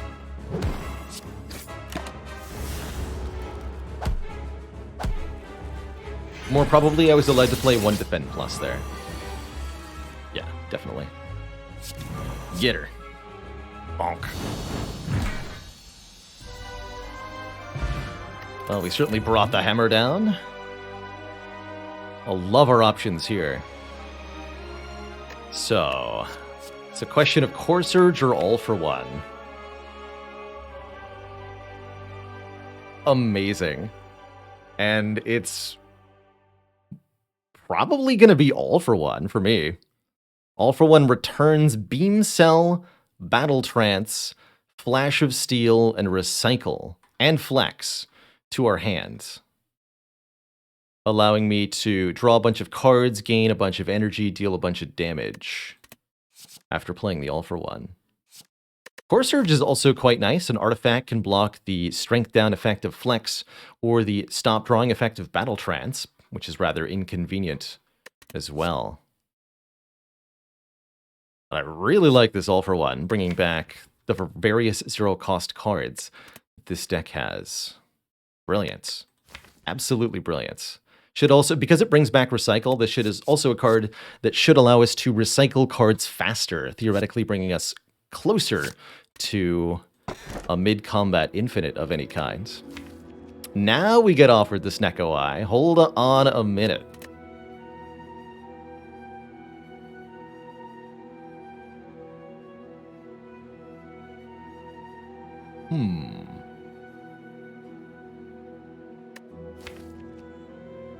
Taking the Snecko Eye would be saying no to any kind of assembled infinite and saying yes, exclamation point, to Echo Form Bludgeon all day, every day, forever. I think Coffee Dripper is a very reasonable energy choice, though, just bringing us quite simply to a greater energy place. Yeah, the All for One works fantastically with Snecko Eye. Our main concern would be that we're 3 base energy Snecko during non-elite fights, but I don't think that'll be hugely problematic. Macarini, thank you so much for that Prime sub. Welcome to the Cozy Sub Club. Heck, let's take a snack.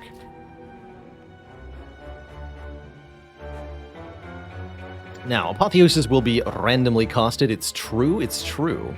Well, look at that 4 elite path. I mean, randomly costed cards could be bad. But I think we'll find that, on average, it'll be okay. And the fact that we're drawing 2 additional cards each turn is where we really start to come out ahead. It's the card draw that's the real secret.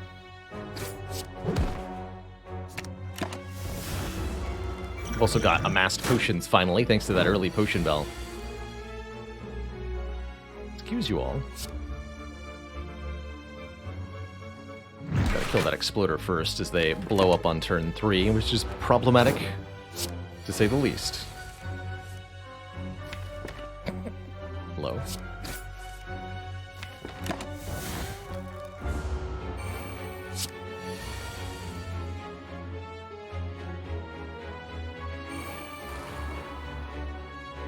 Let's get rid of this for now. We just want to draw more block cards. Finally got our Echo down.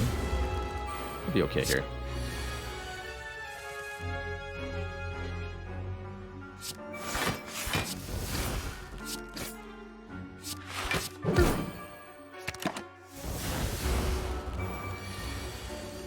Just echoing our block cards is usually enough.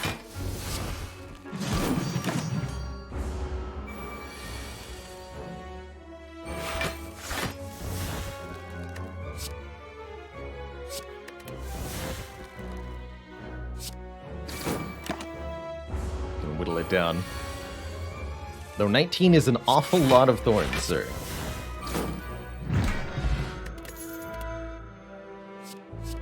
Flame Barrier Plus, an amazing Snecko card. 16 block and 6 damage back.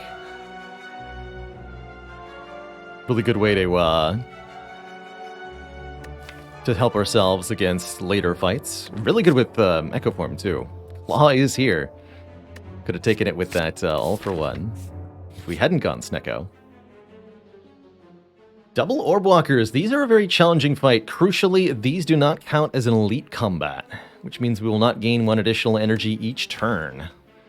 They're also a very aggressive, very dangerous combat. However, we have 4 potions, and I'm willing to use them. These potions can really help us by exhausting status cards, by redrawing an entire hand, or by getting my bludgeon back for free. They'll give us a ton of money to use in this store. They'll give me a rare relic, and will heal for quite a bit of money as well. So I'll fight them. That said, this is one of the most dangerous fights in the entire game, I tend to think. So if you are not immediately prepared for this, then stay the heck away.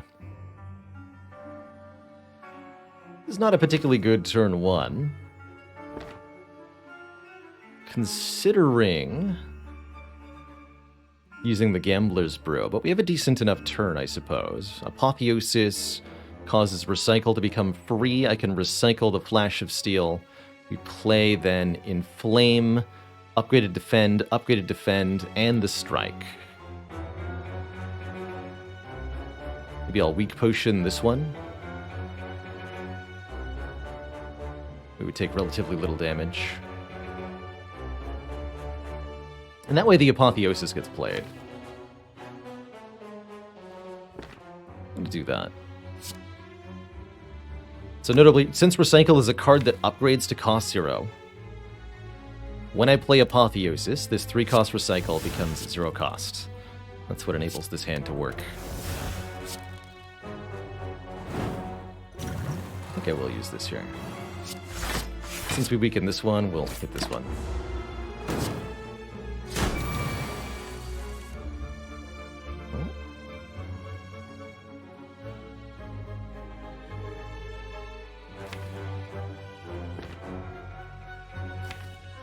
Okay, so All for One is better than just playing the Bludgeon, because All for One gets me Recycle and Strike. The Recycle can get 3 energy back.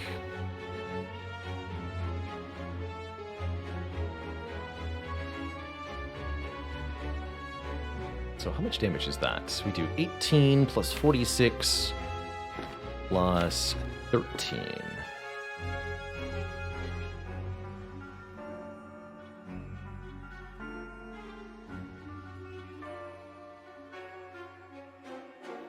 It's unfortunately only 77.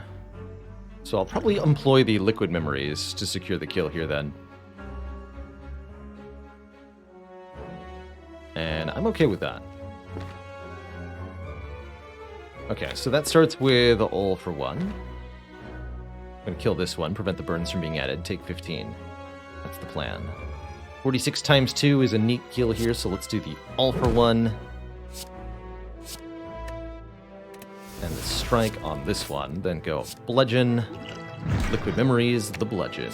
And that should be all the resource that I need to expend in this fight here, especially since we also get Echo Form, thanks to Nunchaku. Easy. And I would say that that price was well worth it for whatever we're about to receive.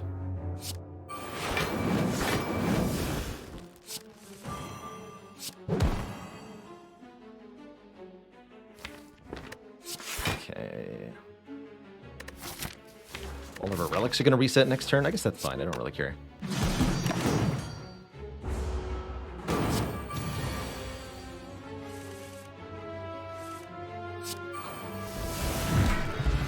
So we get the old coin, which notably heals us for 5 more health and gives us $300 more, as well as an Entropic Brew, which more than replenishes the potions we just spent. Entropic Brew will fill our potion slots with random potions.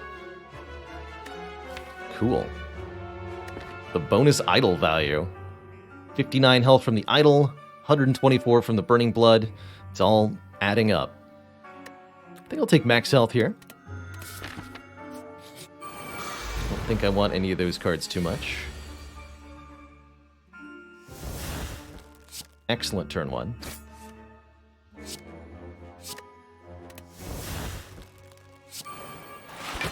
So we get back Recycle, Flash of Steel, and Defend. Wait a minute.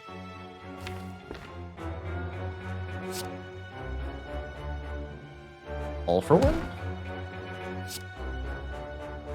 Headbutt the All for one. Flash of Steel. Oh, All for one's two. Oh, right, it's random cost each time. That's right.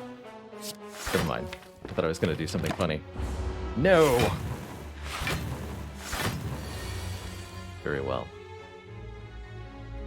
Also did not set their health up successfully so that I could kill with Whirlwind here. Whirlwind doubled is only 6 times 9, which doesn't even kill either of these two.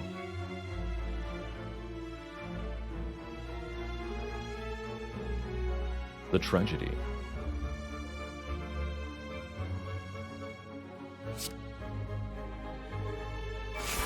This way. Let's kill, right? No, it won't. Heck. Urgh. Fine.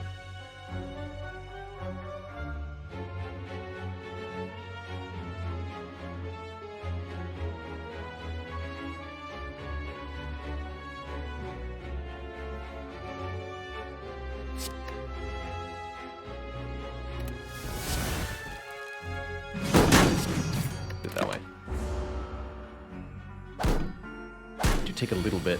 Nothing we can't recover from, but a little annoying.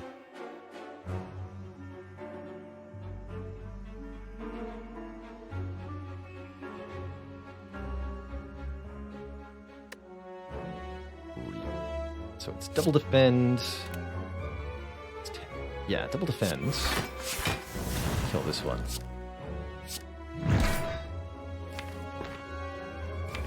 Them all to die at the same turn. Easier said than done, unfortunately. And again, we kind of expect to be struggling in these fights because we have a Slaver's Collar. We'll have the additional energy in boss and elite fights that is going to make the deck a bit more consistent and a bit less feeling like it's screwed by Snecko sometimes.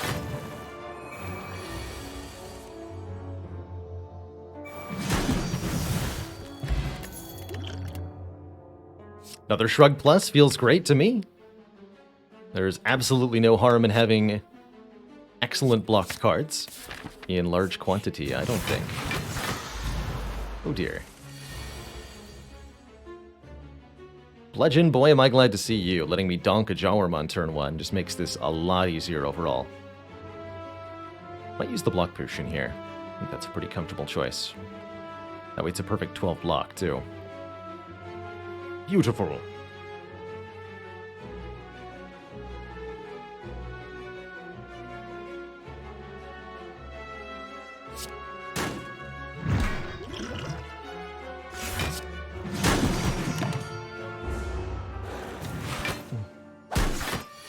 Just one more floor and we can spend this ludicrous pile of cash. If only our turn were any good.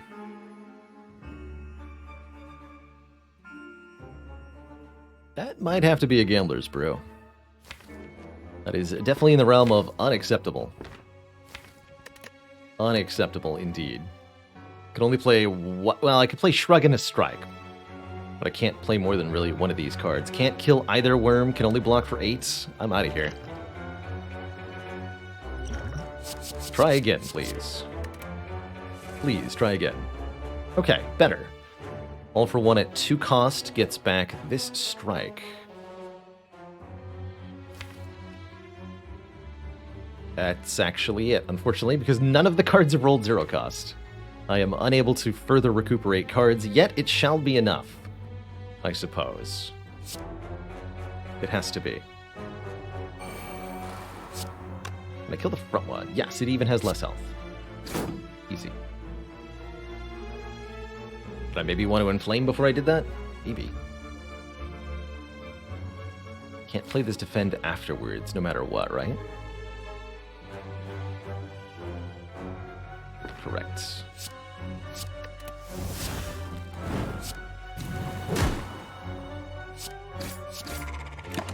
Sweet.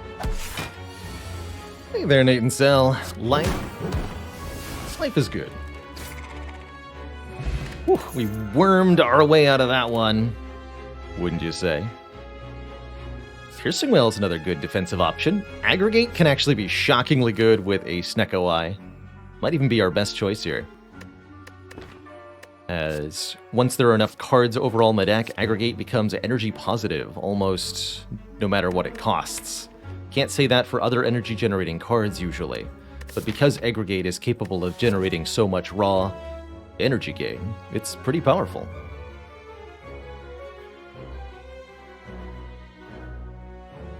Krakissimo says that counts, it counts. I'll take it. Thankfully, I was able to come up with an great joke off the top of my head. Ha! Alright, we finally made it to the store, and boy do I love what's here. Reaper, a way to regain health. Had we picked up the feed early Act 1, this would be extra incredible, but it's still very good. Bag of Preparation lets us draw more cards on turn 1. Shrug It Off number 4 is here. Sling of Courage is more strength in elite fights. And card removal. And guess what? I can afford all of it with this much cash. So let's do it. Reaper, yes. Bag of Prep, yes. Sling of Courage, yes. Card removal, you betcha. Yes. Shrug It Off, sure. What's left? Metamorphosis and Jack of All Trades. Metamorphosis could have been really cool with All for One, but it doesn't work with Snecko Eye. So we shan't be taking it. We shan't. Do I take a potion? Not these potions. I would take a Swift Potion or a Gambler's Brew or a Duplication Potion. But I don't think any of these potions have a whole lot of good use. Berserk not that bad with the reduced downside from the Odd Mushroom, although the fact that it's random cost is a little bit more upsetting to me. But yeah, 1 energy per turn is good. It's only 1 turn of vulnerable too, thanks to the Apotheosis. Don't forget, this is an upgraded Berserk. The best relic that I would want to see at this point, I think I would much prefer the Gambling Chip, letting me discard any of my 9 opening cards to draw new ones, helping us find Echo Form turn 1. That or Bottled Tornado, just for the Echo Form, to guarantee that I get it on turn 1. Either of those would be great. Not taking that Berserk. We have more energy per turn, courtesy of the Slaver's Collar.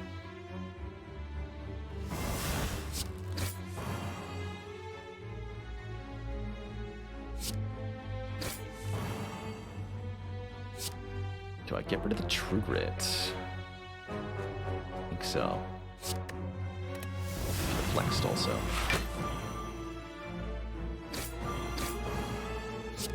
28 damage or gain 1 energy next turn. I'll gain the energy next turn.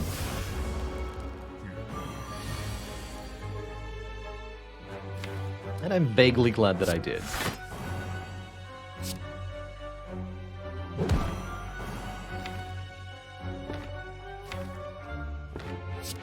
All for One returns all of my 0-cost cards, which is quite a few, apparently. And we're going to go ahead and headbutt All for One. Which is just going to result in some absolute silly nonsense. I assure you. Flex again. Lash of Steel again. So our turn hasn't ended yet, shockingly. Still going, actually. By the way, this Reaper deals 50 damage.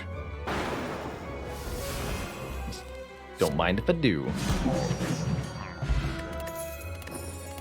Slowly assemble your own demon form. Oh man, Dual Wield Plus lets us make copies of any attack or power card in my hand. Can you imagine, chat?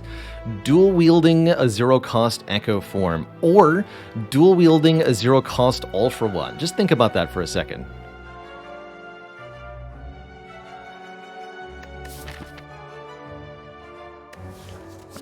The power.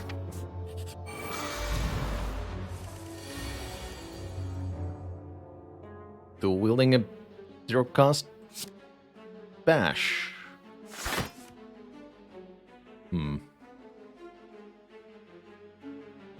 I don't want you to make me vulnerable, but I also don't want you to do that. Alright, fine. You can make me vulnerable. So be it.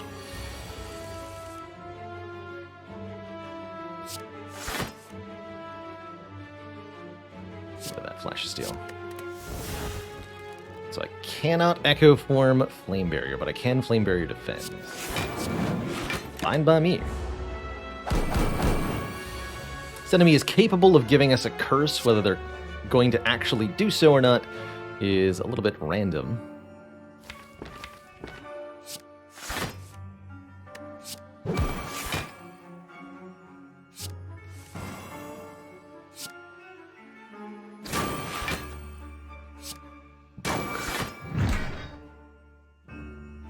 And I'm okay taking this amount of damage, as we'll heal for about that much. Kind of had to play the bludgeon. This is the attack intent that gives a curse. So, oof. Ooh. Oh no. Not with this hand. Yikes. If I play the All for One, the Writhing Mass will change their intent to something that does damage. Could be a lot of damage. Could be up to 38 damage that I will have to then take to my face. I suppose I have a Regal Pillow in that case.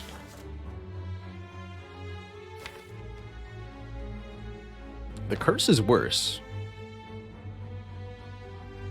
Yeah, we could also always use the Entropic Brew, I suppose. 27, I'll just eat it to the face. We've got healing. Oh no, not again. You put me in the same dilemma? How dare you?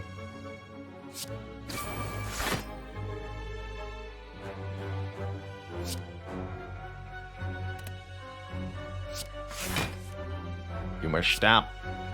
Eh.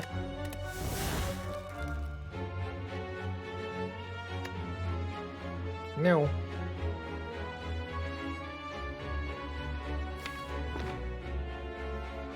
So am I not allowed to bludgeon? Is that what I'm saying? I almost got Reaper healing. That's right.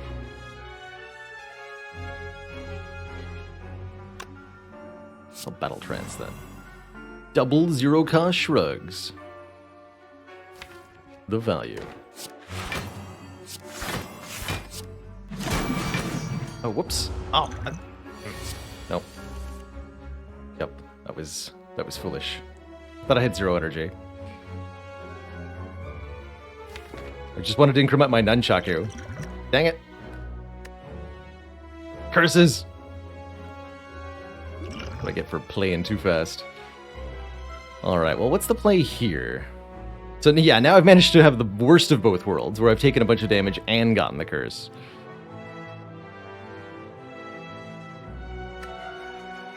Quintessentially Writhing Mass. Reaper's also the bottom card. So I have to deal with this turn now.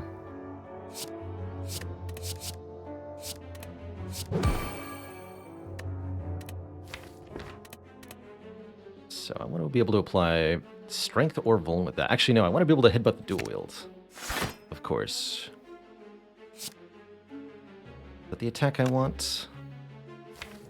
Kind of... Kind of. The block is annoying. Anything more is problematic, though. Okay, we'll stop there. The good news is that Reaper costs 0 this turn. So we may have a bit of a solution. We also have Flex Plus. Seems great. If I Pummel Strike, I can't do that. Kind of have to Pummel Strike, don't I? I'd say so.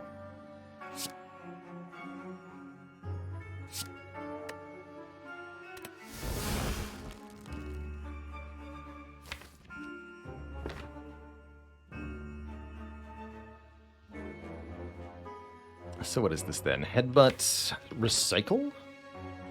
Yeah, might be able to play everything that way. No. Okay, so I won't get a whole lot of health from Reaper. Better than nothing, though, yeah?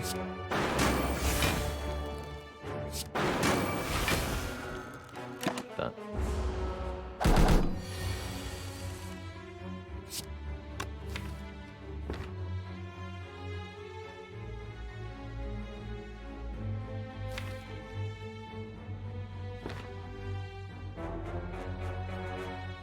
enough health for me to do shenanigans like headbutt the dual wield and all for one the Reaper back.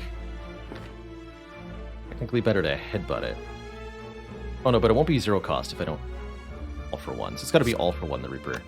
If I headbutt the Reaper, I may not be able to play it. Although with aggregate, no, never mind. We can't headbutt it. Doesn't matter what it costs. Get a little bit back. Okay, that was vaguely acceptable. I think calculated gamble's quite nice, letting us discard any number of cards. Well, letting us discard our hand to redraw a new hand. And I think with these potions, we can take an elite. Only we'd bought the boot, this tragedy might not have occurred. If only.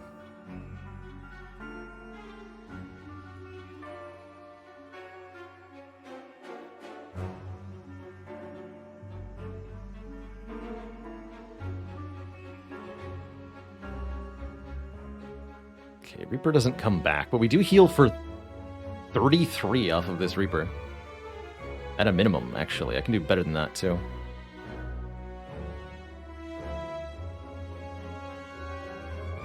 I think I may also elect to Battle Trance, rather than playing Apotheosis for 3 here. To try to get a better turn 1. So yeah, we would flex, then Reaper. All for one would then finish one of the daggers. It's not the worst turn in the world. Leaves me with Nunchaku on 9, too.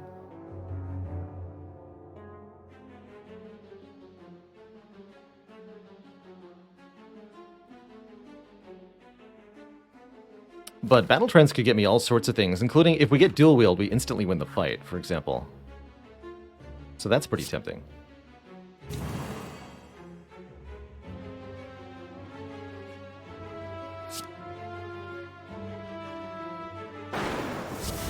Most cards possible. Okay, we got Echo Form. That's pretty good. Echo Form in play, I feel quite capable here.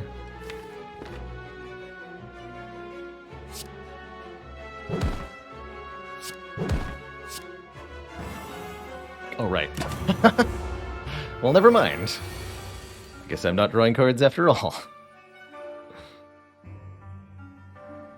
Beautiful. Alright, if I headbutt all for one, it won't be 0 cost again. That's okay, because the Recycle will be, the True Grit will be, and the Pommel Strike will be.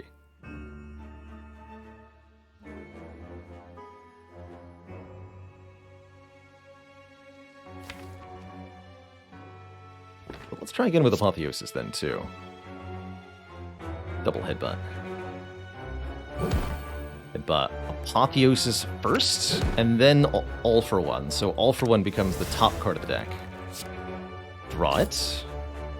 Hype. Still 0 cost. Very exciting. Let us...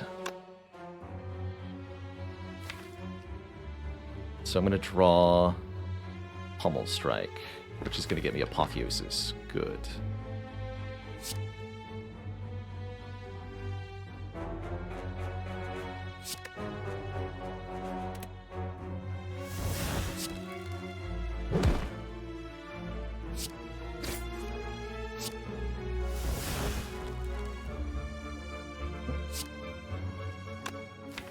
Don't really want to lose Shrug necessarily.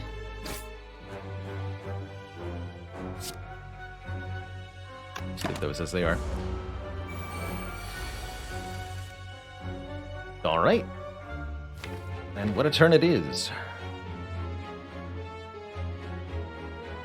Aggregate is +2 energy this turn. Is there any way that I can KO the Reptomancer directly? Our most damaging turn would be double Bludgeon, then Aggregate, Beam Cell, Whirlwind? Or is it double Aggregate, then Beam Cell, Bludgeon, Whirlwind? Double Aggregate brings us to 9.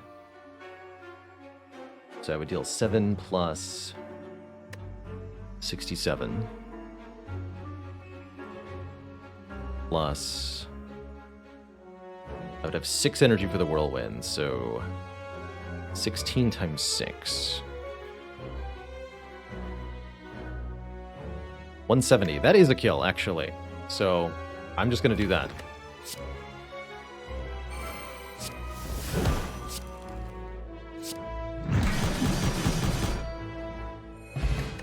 Got a Blood Vial healing us a little bit more. And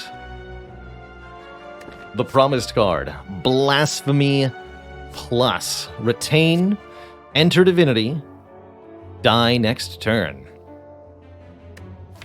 Entering Divinity makes us do triple damage for 1 turn. And then we die. But not if the enemy die first. Oof. Wish I could take that pair, but Sapphire Key is great. And we begin to fall, losing Battle Trance plus Echo Form or All for One? Rude. I guess we don't like the Battle Trance plus as much as we used to. Not losing Echo Form, I'm not losing this All for One. So, it's gotta be Battle Trance. Can you Orange Pellets the die next turn effective Blasphemy? No. No, you cannot. It is not technically a debuff for legal reasons. So you are not allowed to do that.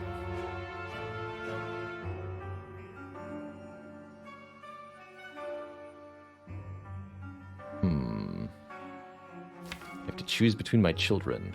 I choose Echo Form. Who's always the best child? Could use Essence of Steel. I got healing coming up. We're fine. Fine. Probably.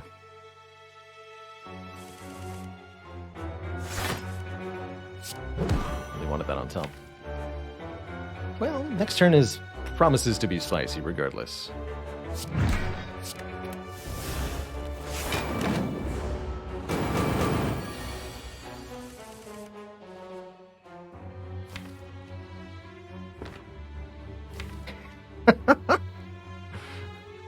Wait a minute. You're telling me that I'm allowed to do the following. Echo Form, dual wield on this strike, making many strike. Every strike, really. Then I play all of these zero-cost strikes. Then I play All for One. And most of them come back along with the zero-cost dual wield.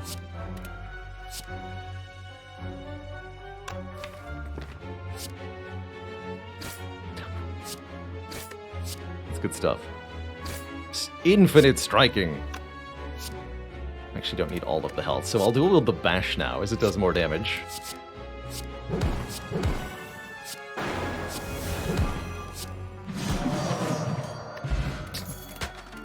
Good stuff. Hey, that's a good way to get more energy. Fusion Plus. It's like a Berserk, but better. But also worse, because I draw it again, but better, because it's not a power. Doesn't make me vulnerable. Cut Through Fate is a nice way to get more scry and card draw. I think taking max health is actually maybe our best option here.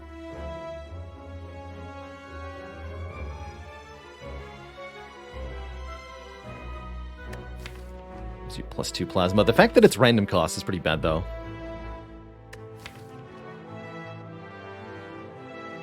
Not sure that I actually want it. No. No. Let's skip. I have nothing to upgrade.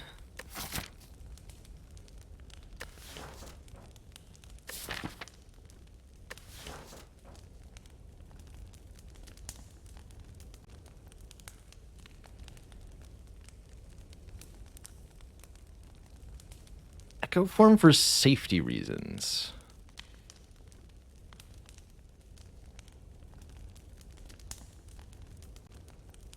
I guess that's for if I skip Apotheosis turn 1, because if I draw Apotheosis and Echo Form turn 1, I'm going to just play the Echo Form. So yeah, in the situations where I don't play Apotheosis on turn 1, what card matters most? Echo Form could help. I'd also be sold on an upgrade for Inflame or Shrug It Off. I guess I'll do the Echo Form. It's actually the only card that would be bad to upgrade is the Recycle. Because in the event where we draw Recycle on turn 1, that then forbids us from resetting the cost of the Recycle. Dang, I was hoping for a better event than that. That's okay. That's okay. We'll fight our last elite, the Reptomancer. Good highlight of what a don't play Apotheosis turn might look like, but I think I will play Apotheosis. And True Grit a strike here. And I will simply take some damage. Shame they have 21 health, otherwise I'd kill one with a fire potion right now. Hello and welcome to Kentiachi. Thank you so much for those 200 bits of support. Glad you found your way here, and I hope you have a grand time. Zero cost all for one. Sure is something. Unfortunately, it doesn't return anything other than the bash and the strike at the moment. But maybe if I play Pommel Strike, that'll change.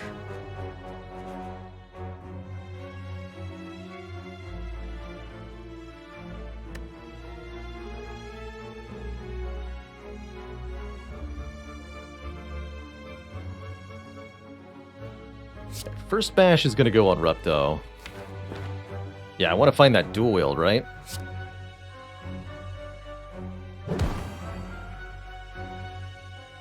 I think I play that next, the Pommel Strike to draw 2.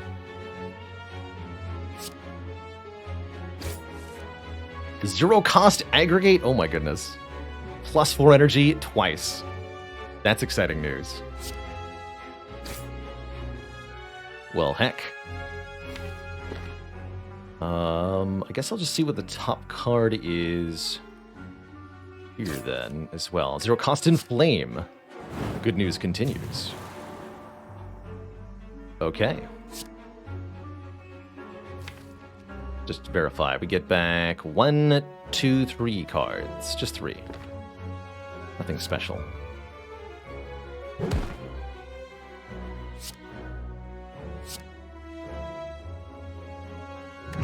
Legend's got to go on the Repto herself. For surezies, I could pick off these enemies, or I could draw more cards at this point. With Calc Gamble. That seems pretty tempting.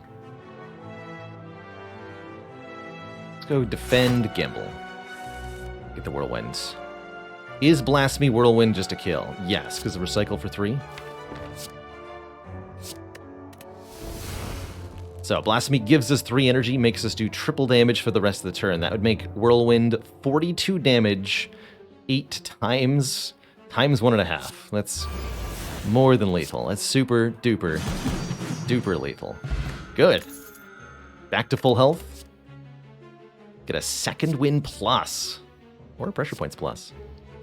Second win plus exhausts non-attack cards in hand like my Parasite or like stinky status cards. Turns them into real block. I'd love to see it. And we get to upgrade 2 random attacks, notably Reaper, not that it matters, because of Bottled Apotheosis.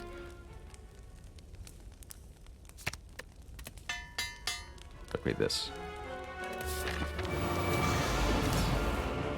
Alright, the first boss is the Awakened one. Don't care about 3-cost Apotheosis, because look how much energy Aggregate generates. 11. 11 is a big number. Could even headbutt it to do it again if I really, really wanted to. Probably going to be using Second Wind to get rid of this Inflame here, as I have no need for Strength against the Awakened one. It'll make the Awakened one do extra damage to us. So I'm just going to Second Wind, and I think headbutt the Aggregate. Get rid of all these cards. Yes, even you defend.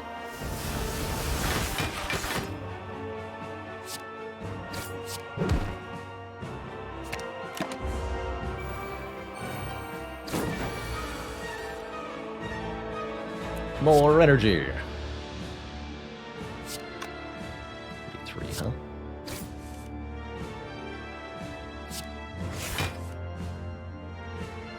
Okay. Incoming damage is 34. I can block for 35. So we're good in that front.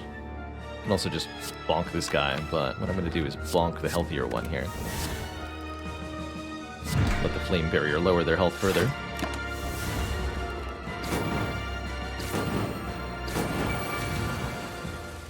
Let's turn we get multi-attacked. I am going to play Echo Form, even though it makes the Awakened One angrier at me.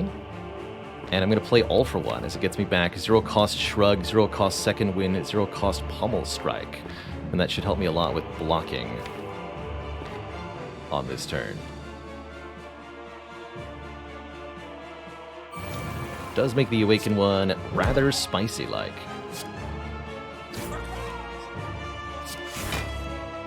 And that's okay.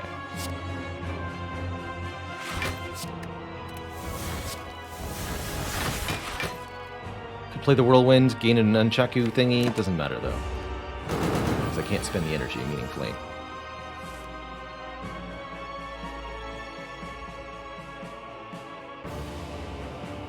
Don't mind if I do make some more bludgeons. A lot more bludgeons. Bonk.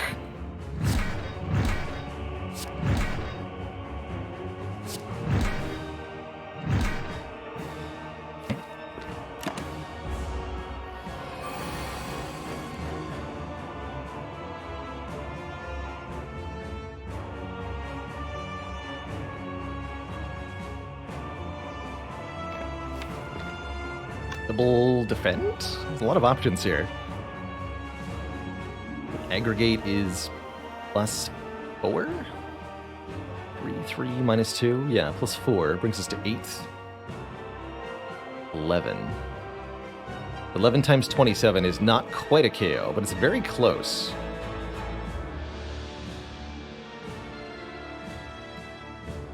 $297. I would be 3 damage short if I also use the Fire Potion. Let's not be barely short of a kill. Sounds horrible, actually.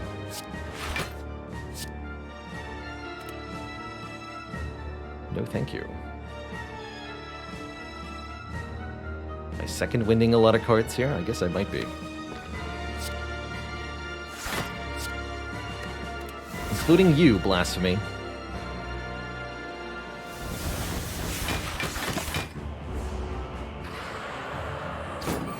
You heard me.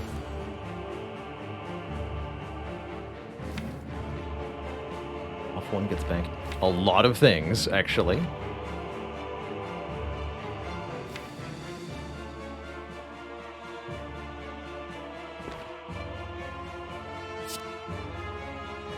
Like, a lot of things. No bludgeons, but maybe we can change that.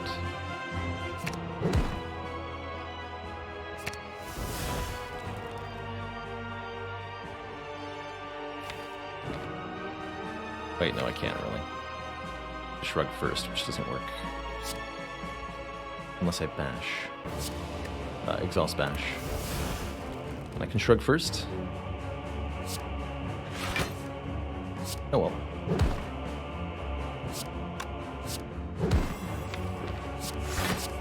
Oh, we got there! Yes! Get him.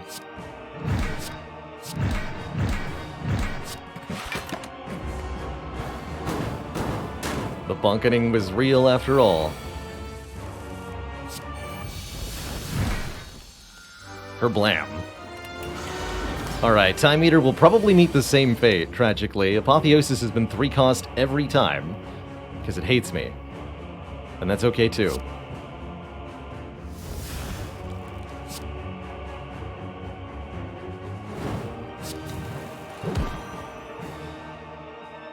Not gonna play this flex, not even recycle anything here. Just keep our cards played low for the moment. That's a free bludgeon. You heard it here first. That there bludgeon was free. I'm not going to play any further cards. I don't want to draw into my Echo form. Let's just take 16. Draw 10 cards this turn with the power of Centennial Puzzle. There's our Echo form. And some of our better block options, too. Is there any way that I can play 6 cards this turn so that I have a fresh slate next turn?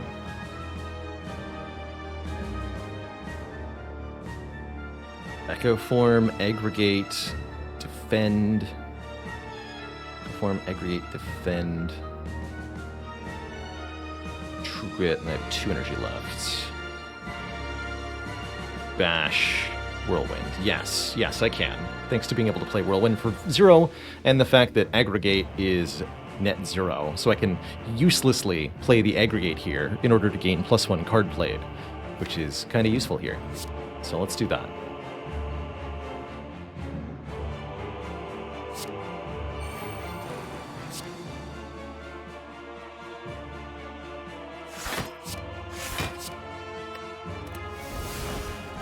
Bash Whirlwinds.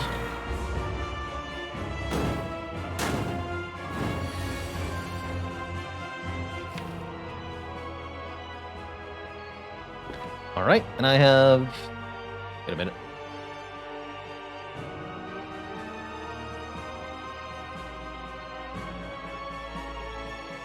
This is lethal? No, because I don't actually get back the bludgeon. Right, I had to play Blasphemy first? Understood. I am okay with that not happening, actually.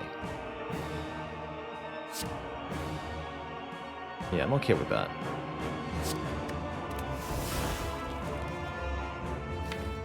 Shuffle the deck now. Ah. Wait, no, it is actually still lethal again now. I believe. Nice. So we do nice times 9. What's 69 times 9? 621. Good stuff. GG, Mr. Time Eater. Kabonkers. The ultimate bludgeon. Two thump, two thump, two thump. A deep pulsing dread can be felt throughout the room. Is this the sound that the Ironclad makes every time he hits something? Yes. Yes, it is. 2255. The room shakes with every slam. The divine bonk. Passed down from our ancestors. The rebludgification. I'm gonna just rest to full health here. There's no reason to upgrade, really. Get those extra hit points. Medical kit. That's pretty cool. Shuriken could give us plus strength for playing bludgeon 3 times. I think the Heart of Iron is a really good potion for the heart fight, giving us 6 block per turn. Power Potion could be okay, too. I definitely like those potions over Fire Potion Essence of Steel, for sure. Oh yeah, this Toy Ornithopter can heal me a ton, too. Lots of healing out of that thing. 5 health per potion. Well, we've got essentially 8 potions, right? Because we Elixir, Essence of Steel, Fire Potion, and then we get 4 new potions. Almost enough for Medkit, Potion, and card removal, but not quite. How about Toy Ornithopter, Heart of Iron, Power Potion? I like that quite a bit.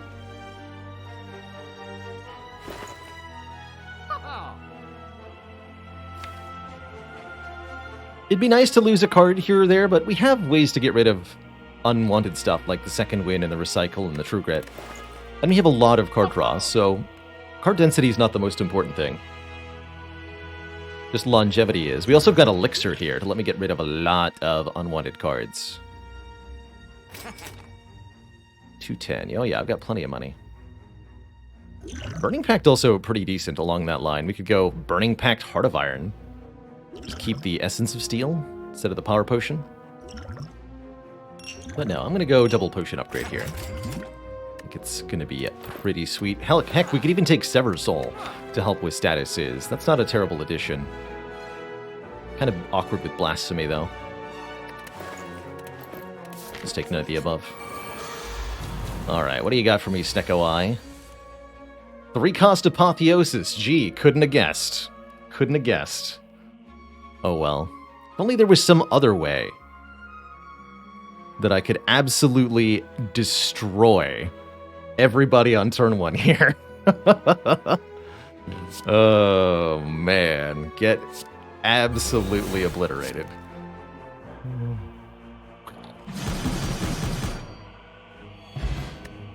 There was a couple other ways to do that. We could have all for one the aggregate back to make it even more energy, if we really wanted to. Fun choice. Draw 4, discard 1, or just draw 4. Don't discard 1.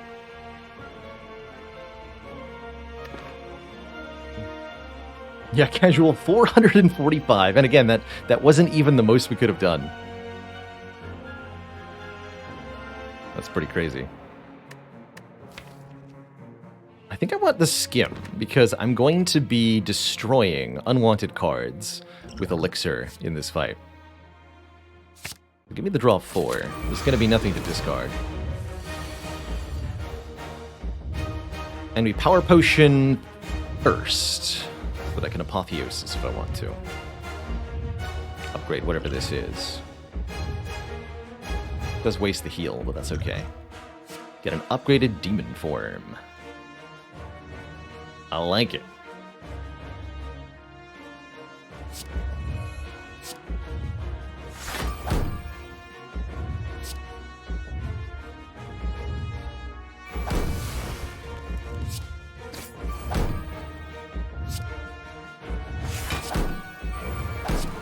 Lots of strength for this fight. Good. Really good. I don't want to draw off the puzzle yet, so I'm not going to play both strikes, just one. Stop our turn here.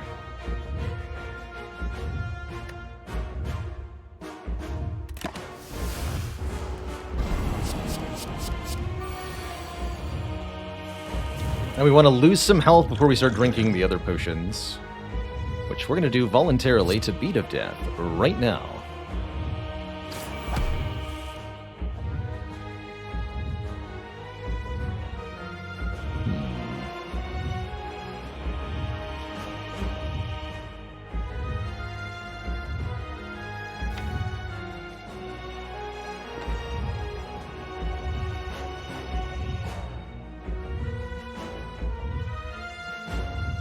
We're going to gamble this hand. So let's get rid of the one card I don't want to see again. That's Parasite more than anything else. Now we can Heart of Iron. Probably. Yeah. Probably.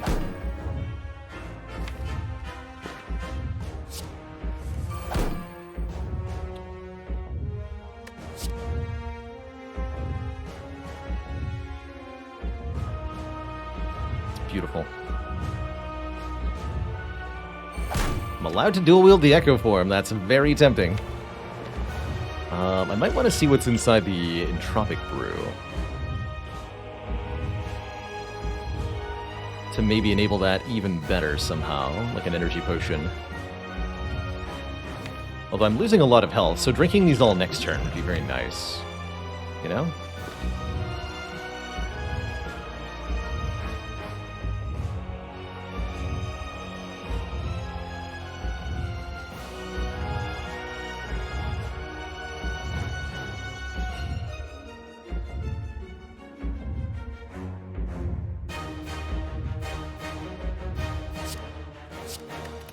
Definitely making copies of this. I think I'm going to wait on the potions, though. Actually, wait, not all of the potions. Some of the potions.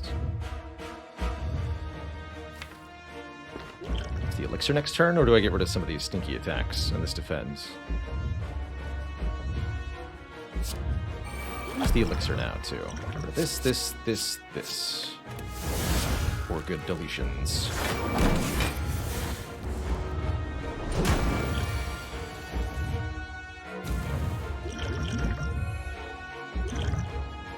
Okay, this is a good time for a weak potion, actually. It means the weak for the first attack of next cycle, too. As well as saving me a lot of health for right now. Skill potion, fire potion, speed potion. Might as well use the fire potion now. Also, these two can wait for later. So I got a full block out of the second wind. All for one gets nothing. think it's just going to be second wind, whirlwind here. Oh, right, it's doubled. That's fine.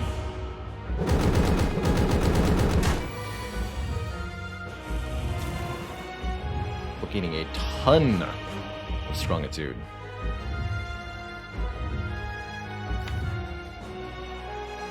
Bonk that heart real good. Second Echo Form gets in play. Good. So now our first 2 cards each turn are getting duplicated. Gamble this too. Now our first 3 cards each turn are getting duplicated.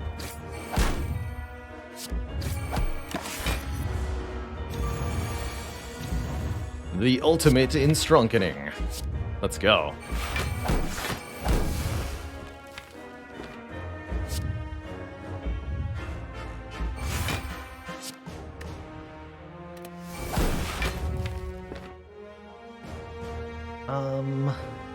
I guess I'll delete this strike.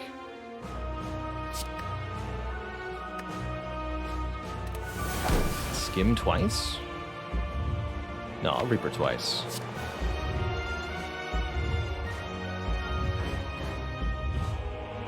Then what am I dual wielding?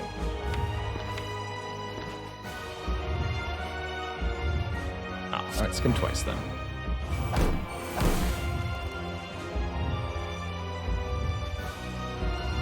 Now energy.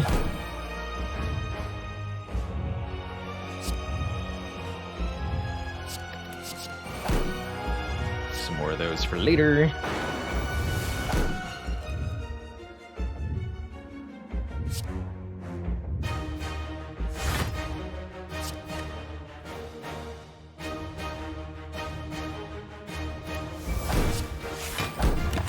Block like that. Always surviving this hit, thankfully. All for One now returns, unfortunately, nothing. Not get any zero-cost cards other than this strike and defend. I guess I'll duplicate Shrug here. Not a great turn overall. But I get 2 more dupes. 1 more dupe, rather. Double bludgeon. Just do the damage. Can always heal it back, after all.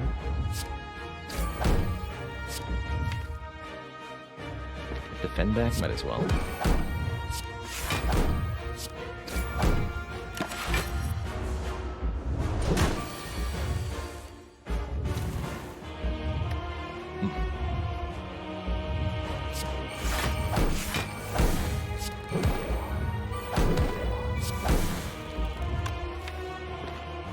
I want double flame barrier next turn? No, we should just go for the kill.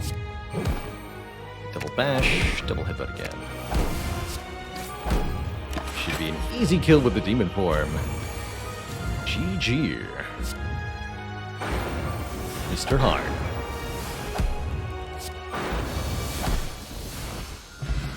GG. Well, that was certainly a snack of a run. The Prismatic Shard absolutely donks on it. With a wacky cool Ironclad run. GG. What a beautiful, beautiful set of circumstances that we arrived at. The Divine Bludgeon. Putting down the hammer. And showing us why the Prismatic Shard sometimes gets it done. Beautiful. Beautiful. Now what has it been done? The Spire sleeps, and so shall I. GG. What a really cool run. Casually playing Bludgeon for well over 100 damage with Blasphemy. Duplicating Bludgeons with Echo Form, duplicating Bludgeons with Dual Wield. It really was all about the hammer that we picked up without a whole lot of question here on floor 4. So cool that that paid off. Clad in all the colors. I like something that focuses on the bludgeon here. Hammer of the Gods. How about that?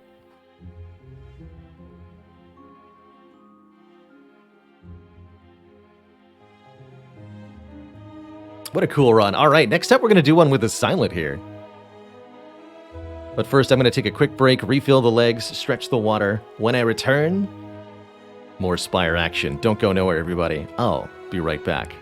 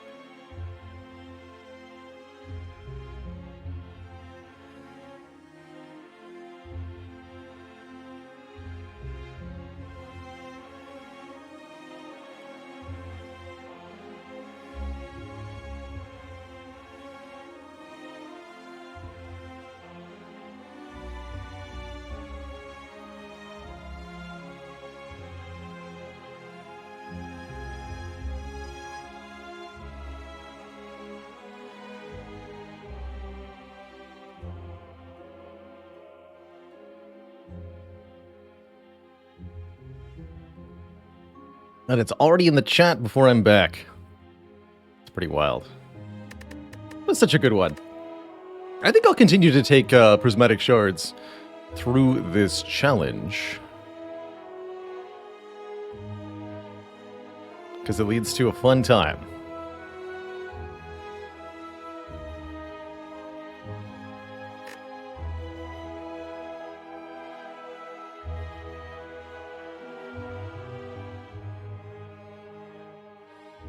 Update a couple commands.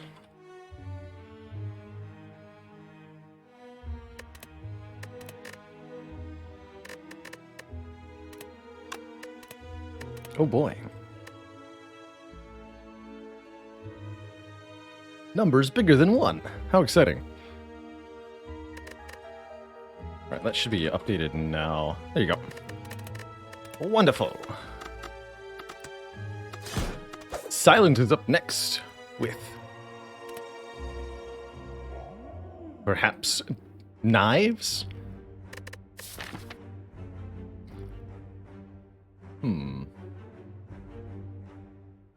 Well, that's a little bit ominous. Elite, elite, elite. And not a lot of time to prepare for said elites.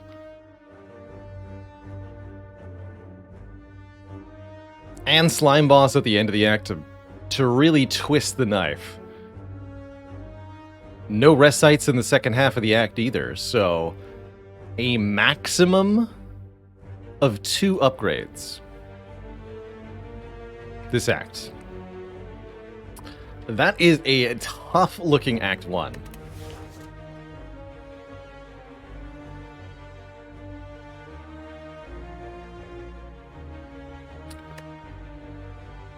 Interesting kind of like scaling option here. We can choose 100 gold or a transform, and we can essentially make this choice twice. So we can choose 200 gold, no gold and 2 transforms, or 99 gold and 1 transform. Or we can swap our starter relic for a random boss relic, but I strongly do not advocate that in a situation where there's a forced elite coming up. Personally, I think our best odds lie in taking the 100 gold and then going to this early shop. Lets us guaranteed buy either a relic or 2 potions and an attack card or something in order to help us prepare. And then we can kind of curve away from a double elite depending on what we find, go for the weakest of the elites, or we can charge headlong through 3 elites if we find, say, preserved insect or something. If I was to transform here, I guess I would transform 1 strike and 1 defend for 2 cards, and that could go either really well or it could go really poorly, you know? We could get 2 setups, we could get 2 glass knives.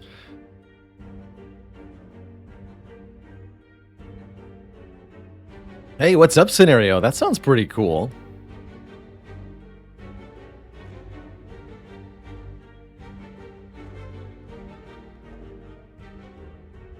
I'm taking the money, though. My hope is that we see something like Sling of Courage from that first elite. But actually full block here.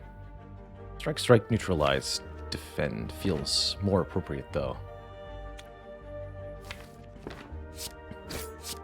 Generally speaking, you don't win the 2 slime fight by not dealing damage to them. They are pretty aggro, usually.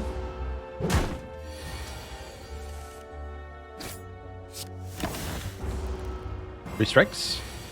Yes, good.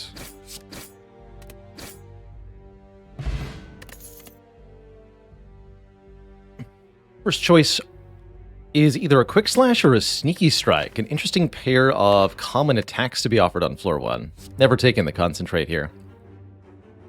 Sneaky strike does a higher base damage, but is a little bit unreliable, whereas quick slash is quite solid, has a decent upgrade too, of +4. I think I would personally prefer Sneaky Strike. It's free if drawn alongside Survivor currently, and incentivizes us to take something like an Acrobatics or a Dagger Throw or something.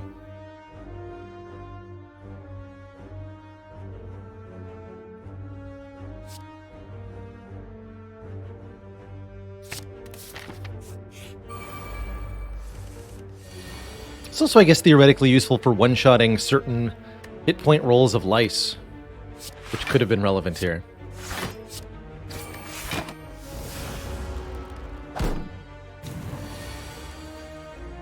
Okay.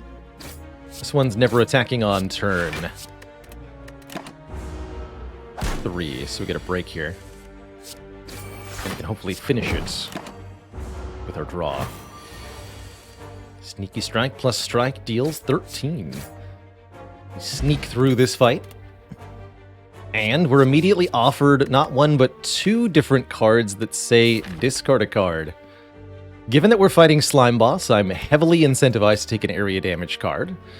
Given that we just picked up a Sneaky Strike, I'm heavily incentivized to pick up a discard card.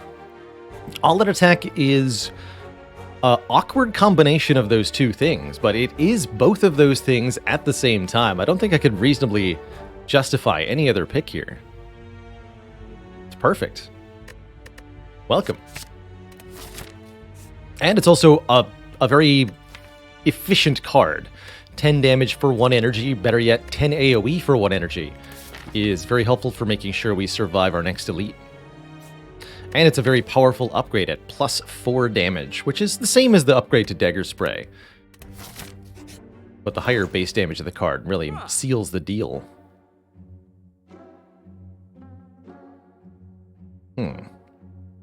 How many poison potions should we buy? What? 3 poison potions? Hello?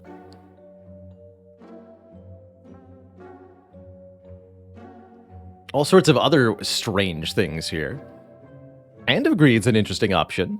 20 damage and we can earn money off of it. Poison potions are not the worst potion in the world, I suppose, and 2 is definitely better than 1. Letting us apply 12 poison on turn 1 to whatever that first elite is.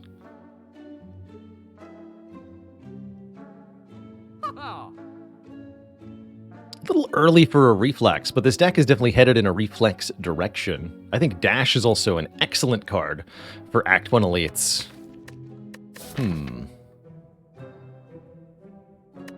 What do you think? If I go Dash, Poison Potion, Poison Potion, can we go through the middle here?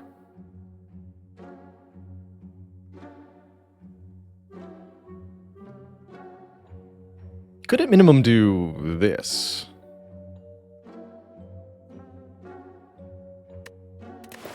I'm not opposed to buying 2 potions, since we only have 1 more guaranteed fight before the first event.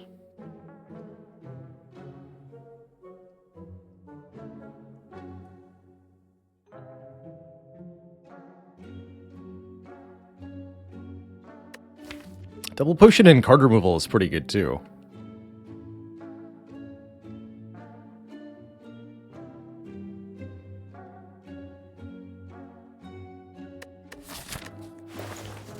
There's no way we're able to comfortably fight an elite without double potion though.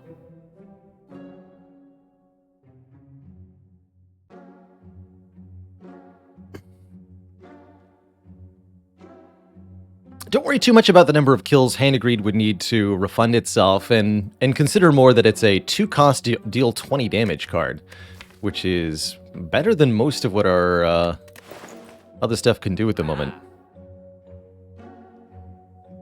It's just a very powerful attack card, so it's a card that's useful now, and it's a gradual source of income, which is pretty strong. But what I'm ideally looking to do is survive this gauntlet to some extent. I really believe in this double poison potion. We'll buy the 2 cheap ones, and yes, this dash. That is my decision. Preparing us for the next few fights. Preparing us for the future. And if we find a potion, that's okay. Probably still won't be as good as 2 poison potions.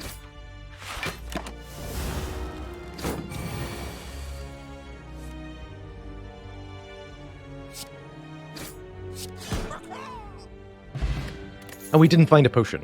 Even better. Oh heck.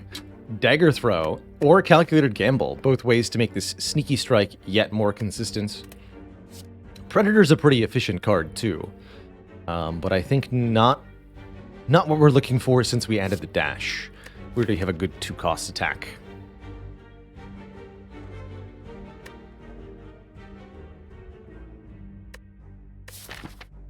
Given that we're fighting a bunch of elites and slime boss, I'm a little more inclined to go Dagger Throw here. A card that's damage and draw, along with the discard effect. One more to round it out. Curse for Doubt. Bad timing, Mr. Snack Merchant. Bad timing. Okay, and I am going to opt for these 2 elites. I disagree. First up, Gremlin Knob. Do I just go double poison right here, right now? I think so. I think this is what we bought these potions for.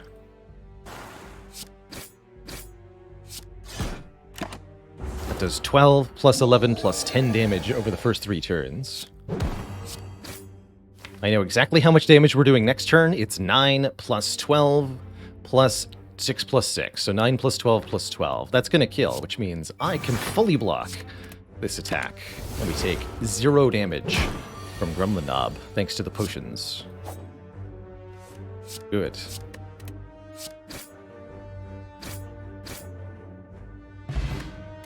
In exchange, we get Bronze Scales, giving us 3 damage back, and an Explosive Potion for our next elite fight, as well as Eviscerate, if we want to really lean into discard effects.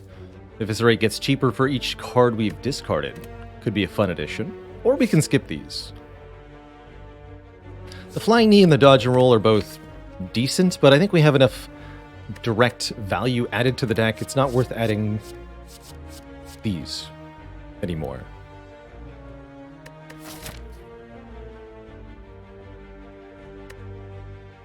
Our upgrade at this fire is probably going to be the all-out attack for that +4, but dash plus would also be pretty good.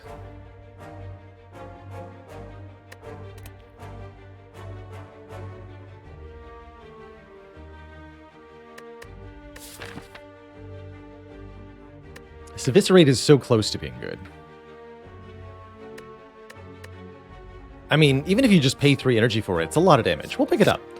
And then we can easily take an Acrobatics or a Calculated Gamble or even heck a Prepared and incorporate that. It's also a decent upgrade, as Eviscerate itself does 6 more damage when upgraded. We did get sentries. Oh my.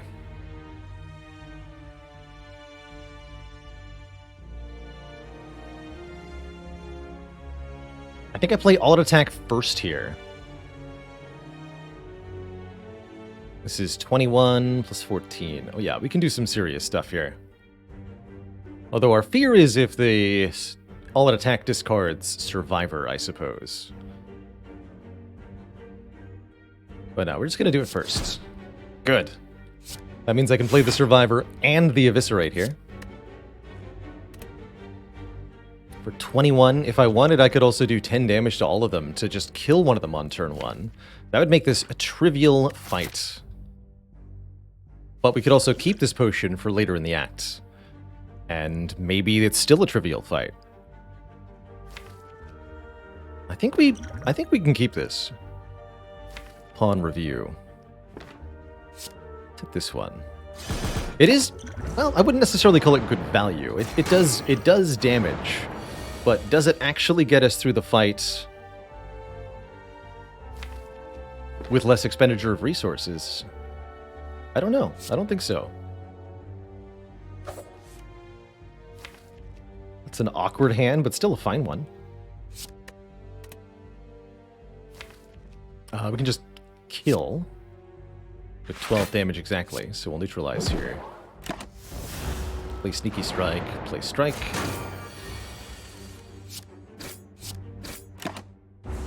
Well, we might take damage here, but we don't.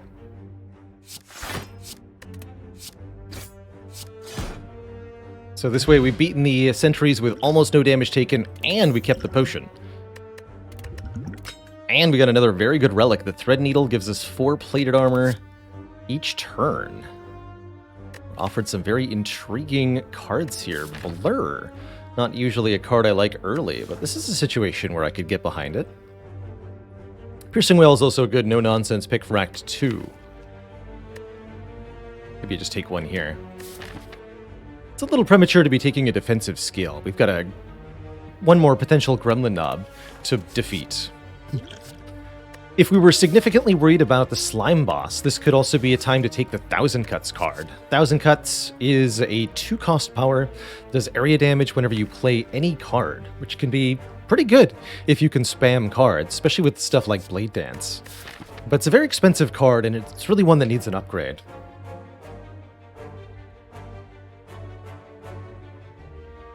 So I would only take it here unless I was absolutely convinced that I needed help to get through the Slime Boss, and with this set of attacks, I really don't feel like I am. But if you can spam the cards, do you really need the cuts? Sometimes. Sometimes. Okay, I will skip for now. I just want to maximize our chance in this fight for the moment. Blue Candle allows us to play curse cards. Generally speaking, not a great early relic, so I'm happy to take the blue key here, since I have no theoretical use for the relic at this time. Oh, great draw into Sneaky Strike there. Perfect.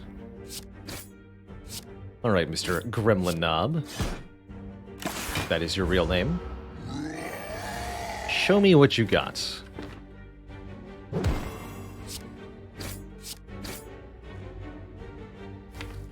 So next turn, I can just play Eviscerate for 21 damage. That won't kill. But it will kill if I use the Explosive Potion that we saved from the sentries. We can perfectly kill the Knob next turn to keep all of our health here. Could also use the Swift Potion to try to draw better damage, but we're not actually guaranteed to get anything.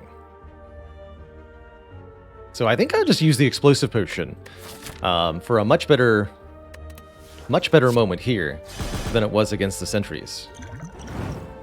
And be very happy with that. Smoothstone gives us 1 dex to work with, and I love a Terror here.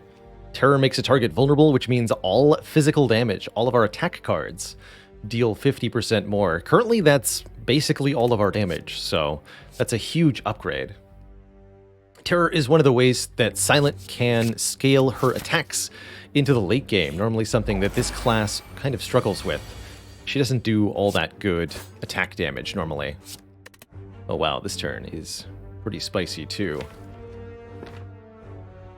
Let's see, 35 splits this guy in half. So I'm allowed to do 25 more damage. 20, yeah, it's pretty good. We could have continued hitting and just split the enemy in twain, but I thought we could do better. Look at this.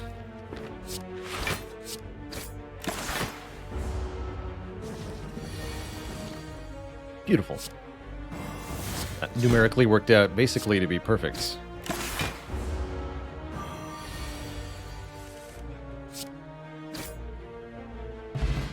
Get the Explosive Potion back.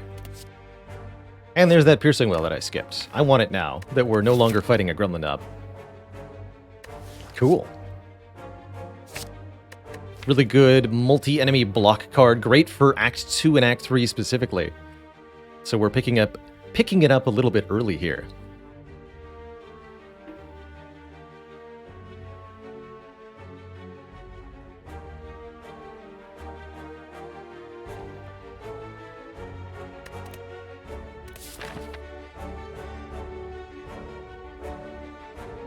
Could go to the store, pay 75 gold for a card removal, but given that we only have 147 gold, there's not a lot of value to looking at this store. I guess we're weighing it against 1 card reward. That's not a big deal either way, huh?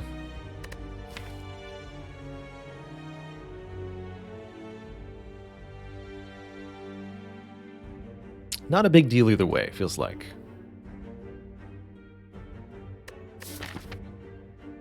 Alright, let's get started on removals then, I suppose. Oh, on sale well-laid plans. Well, that's a big deal. Shame we can't afford the bag of preparation for more cards on turn 1, but I'm extremely happy with the ability to retain cards. And I am extremely happy with a card removal. I could also actually justify adding a second Sneaky Strike to this deck. That's not true. Not yet. Need an Acrobatics first. But yeah, well-laid plans plus Eviscerate is very good. It's going to allow us to play our discard synergistic damage cards with their discounted price basically all the time.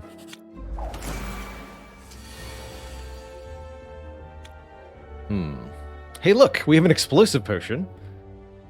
How nice. Otherwise, I don't quite know what to... well, we're not really taking that much damage, actually. If we defend Sneaky Strike, I'm only going to take 4 damage. And just as with the sentries, I think taking 4 damage, keeping the powerful potion is probably the better play here.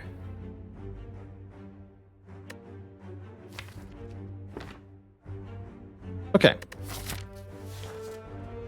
Well, 2 more chances to get a new potion. Heck it.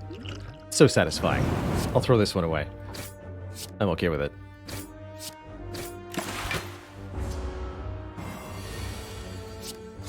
Stinky nerds. Double? Well-laid plans? When are you going to get better use of an explosive potion? Against Gremlin Knob. On floor 8. That's when. But we already did that, so probably can't do it again.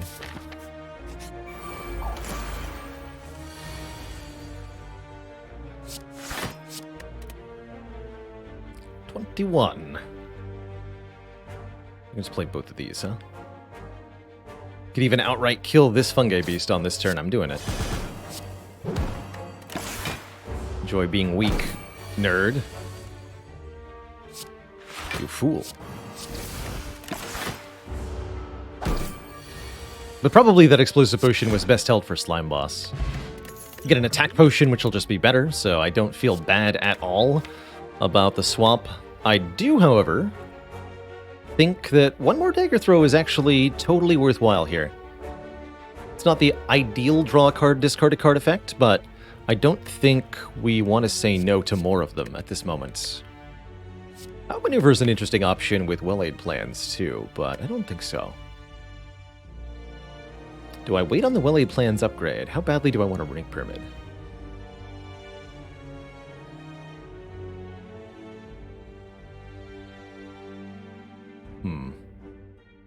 Pretty badly.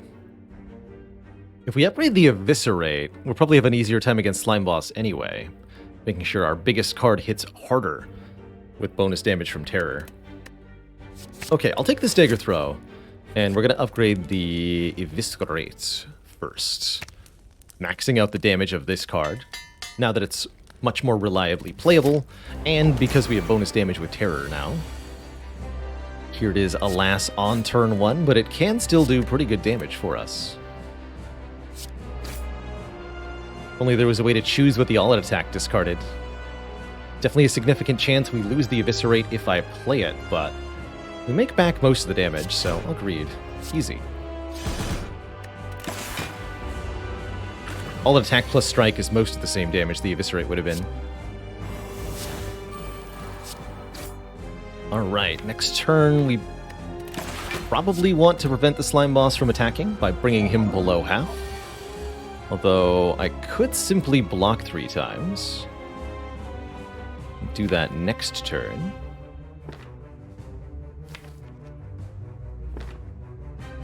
Block 6, 6, 9, 21, 25. Take 13.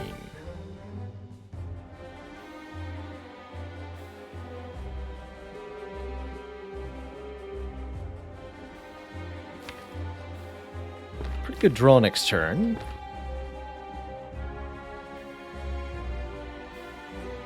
Yeah, boss goes down to 76 from Thorns, too, which is really nice. I think I'm going to hold on to dagger throw here. Just play defend, defend, survivor. We're really not taking that much damage. We can hopefully set up a better turn here. That's good enough. I don't want 5 more slimes, so we should do the thing now. So we either split at 41 health, or I employ the attack potion now to really finish this fight here in this moment. Considering what's in the draw pile, I think we're probably fine to just split at 41. Keep both potions.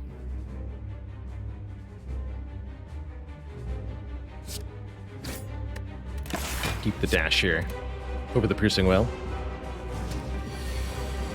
Oh yeah. Easy.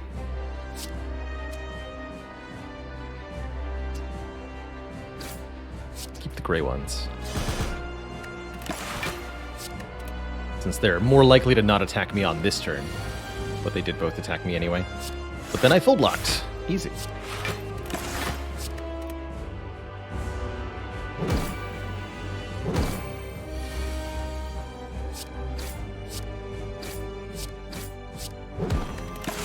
Wonderful. I would describe this as having gone well.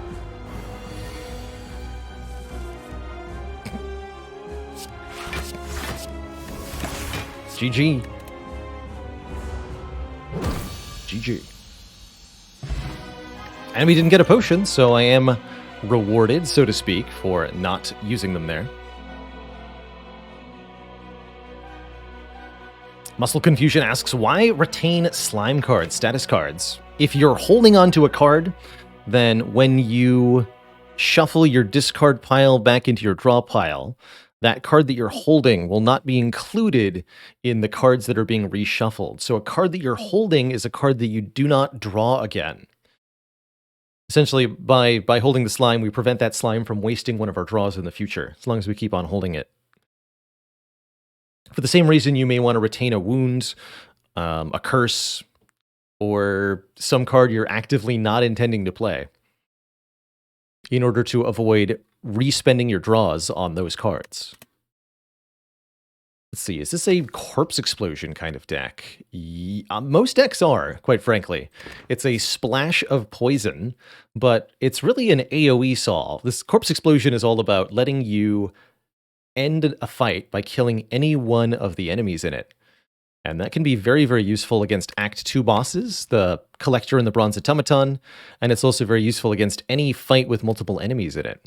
We only have 1 area damage card. I'm pretty happy with the Corpse Explosion. Last but not least, Corpse Explosion removes 2 layers of artifact from enemies when played. So your valuable status effects can go down.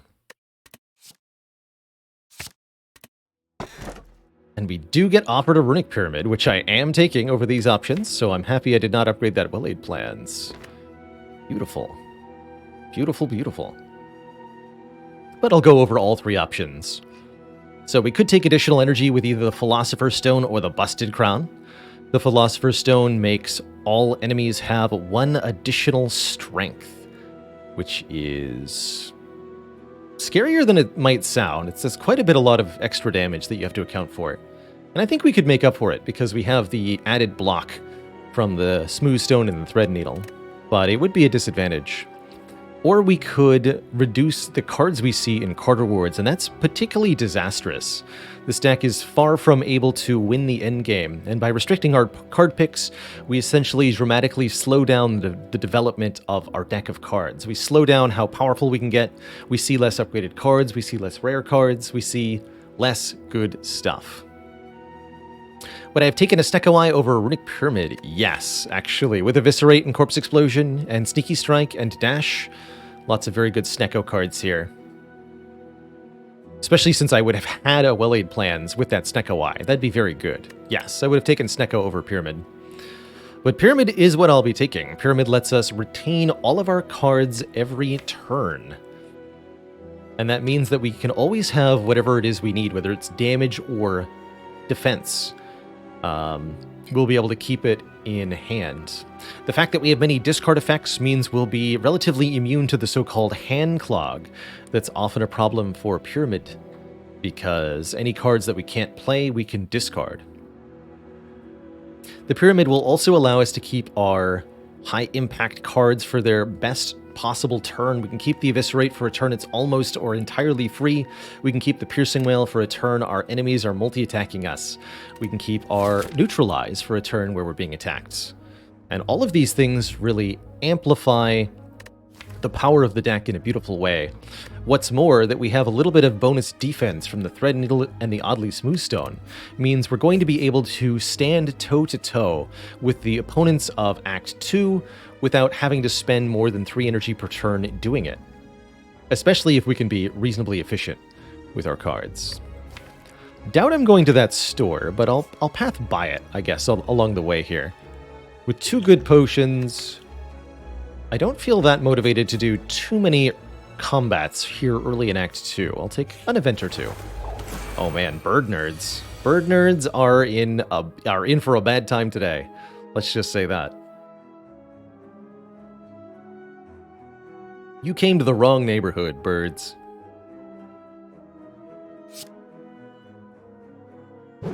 Neutralize makes that one harmless.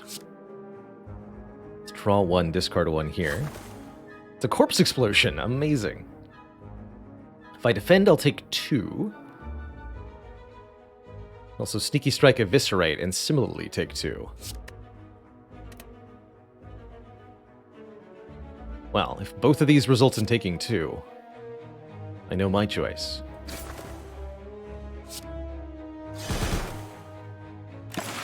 Get hecked.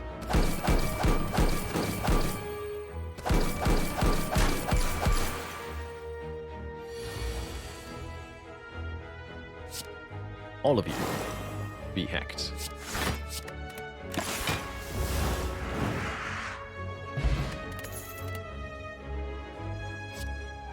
Calculated Gamble lets us discard our entire hand to draw a whole new hand. Amazing with Runic Pyramid, as we often have 9 or 10 cards in hand at the start of turn.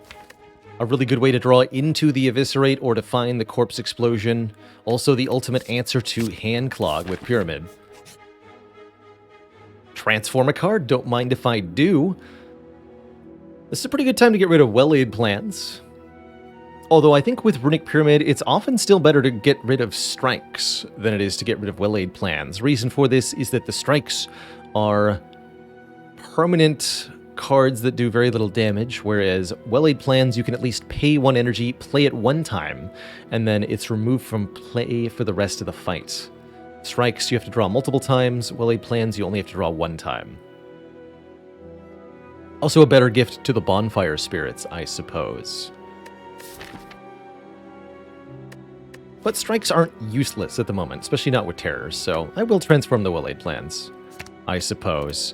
A further reason not to transform strike here: when you're transforming a card, you can get any card from the character's pool that isn't the card you're transforming. If I transform a strike, there is a 1 in 72... you can't get a strike or a defender, whatever. 1 in 71-ish chance that I get another well-laid plans, which would be deeply, deeply embarrassing. So I'll take the finisher instead. 6 damage for each attack played this turn. That could be pretty cool. It's pretty good with Pyramid, too. So, do I want to remove a card here? What does my overall act look like? Very unlikely that I'll go to this shop. I don't really feel the need to remove another. Is there a chance well-laid plants could become a strike? No. No, because you cannot get a starter card.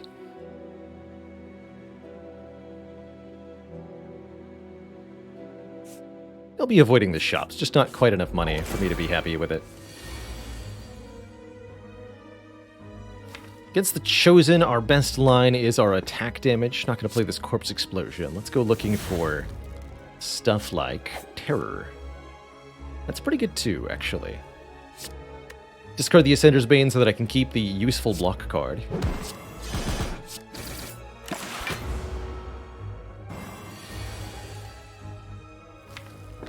Hello, Terror.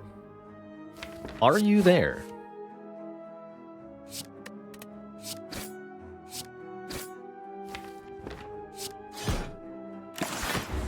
Beautiful. And then we just... Boop. Very clean and easy chosen fight.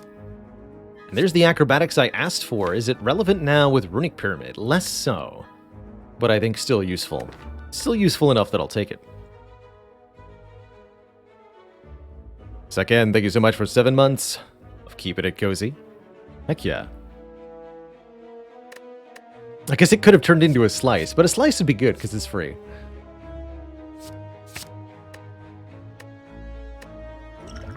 Generally speaking, I don't trust skill potions. They're one of my least used potion.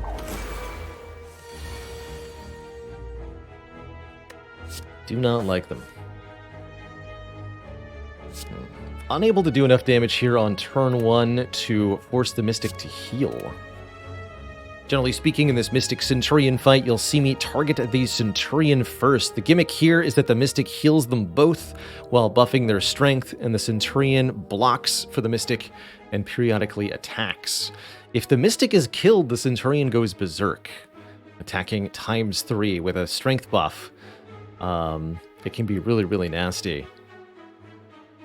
So often you're better off killing the armored guy in front and then finishing off the weak Mystic afterwards, whereas the usual kind of conventional wisdom, go for the Mystic first, take out the healer, doesn't actually work that well, comparatively.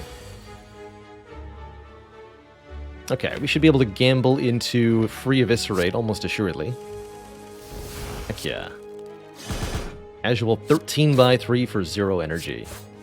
You'd love to see it.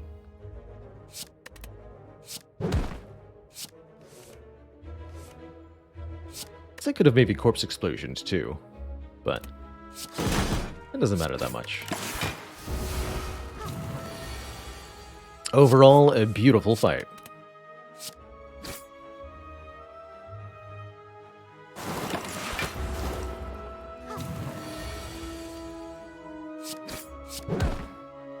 Valorant Sky, thank you so much for 7 months of keeping it cozy.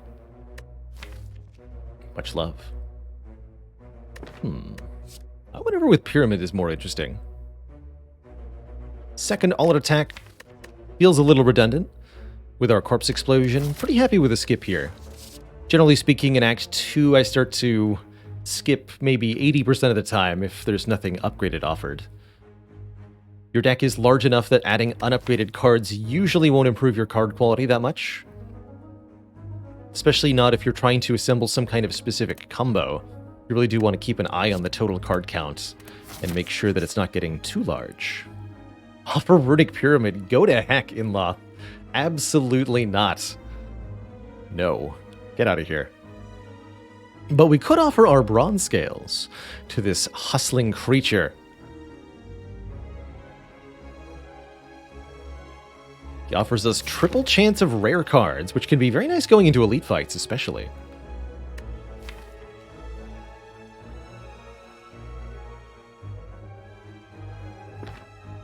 But losing our bronze scales would make us a lot weaker to a Book of Stabbing.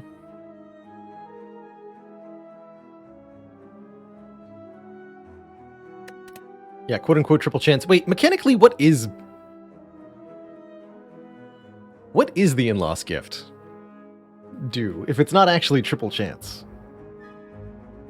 I don't remember what this actually does.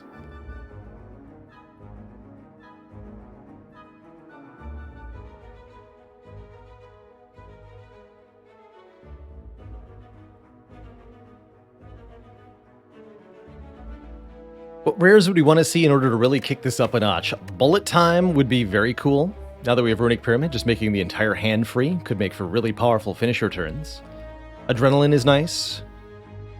I think Nightmare has some good targets with Piercing Wail and Eviscerate. Wraith Form would be incredible. Yeah, there's quite a few rares that are good. You give Inloth Necronomicon, does he take the curse with him? No. No, he does not. Hey, that's awesome, Pele. Your Watcher shirt from GDQ came in. Did not get one myself, but I can't wait to see them.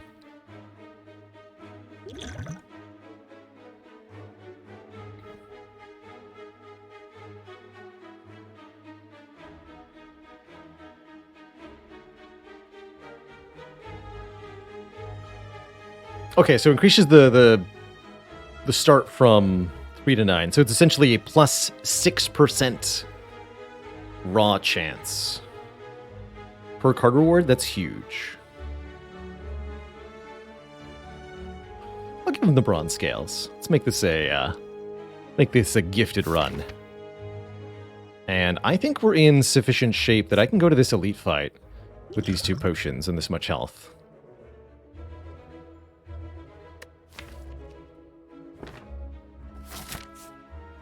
Yeah, of the relics we have, that's the one I was most content to give up, but I'm not happy about this right here. What is currently happening? I don't like it.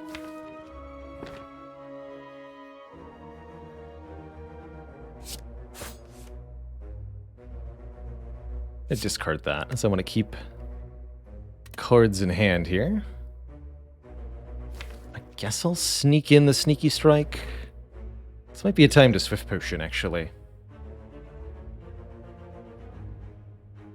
Yes, this is the time to Swift Potion.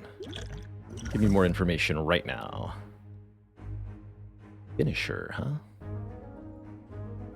So I can go Sneaky Strike, Neutralize, Finisher, Defend.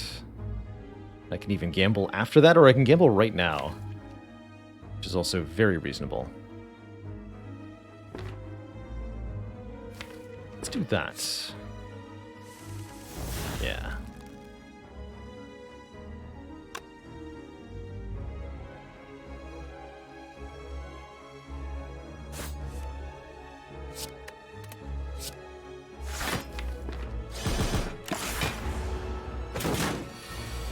Can we hold the Piercing Wail for the multi-attack?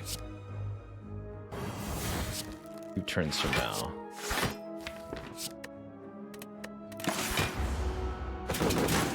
Block this normally. Piercing Wail next turn. What is this? Dash Defend? Feels like it has to be.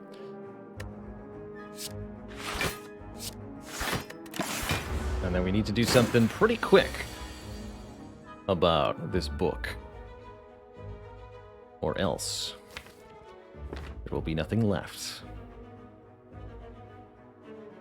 but ash. So this turn we reduce it to a 1/5 with Piercing Wail, then we defend. I might not even be allowed to defend, actually.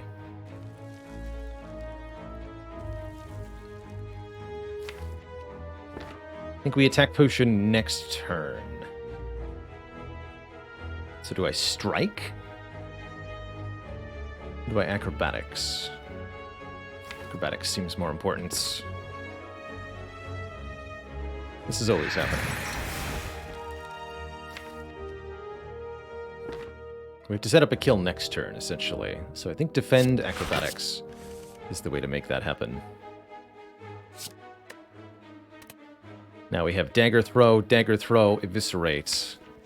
Ideally, we get to Sneaky Strike in addition. We'll see here. We also get to Survivor, I suppose. But how much damage is that? 13 times 5. 65 damage, so we need more. Dagger throw needs to find finisher. No, finisher wouldn't even do it. That means we need to play the Act Potion now. Let's see what we get. Triple Stab deals 18.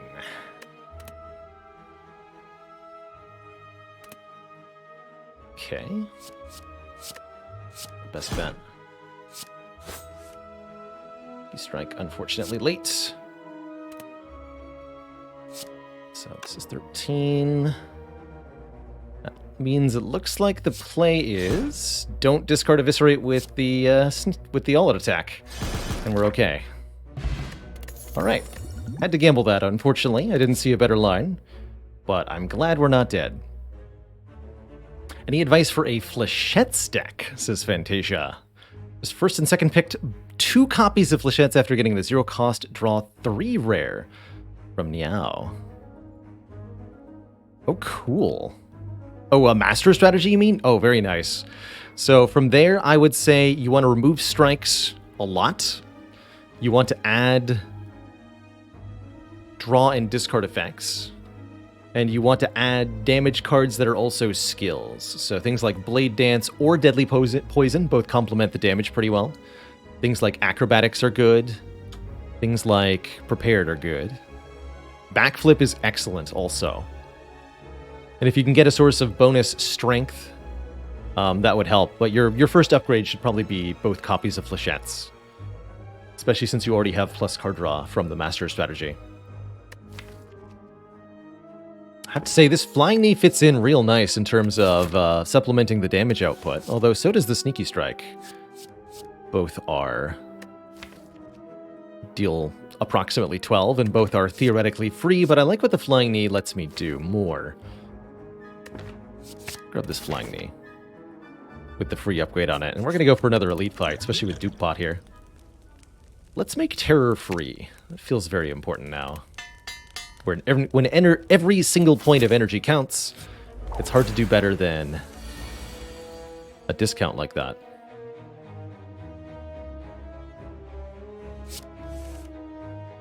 Sweet. I should discard this strike.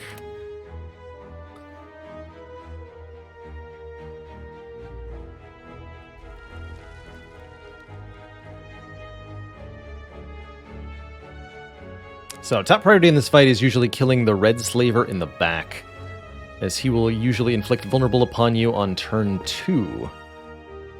It can also be imperative to kill the Middle's Taskmaster if you have Runic Pyramid sometimes, or if you're a infinite deck of some kind, as those added wounds can really be a problem quickly.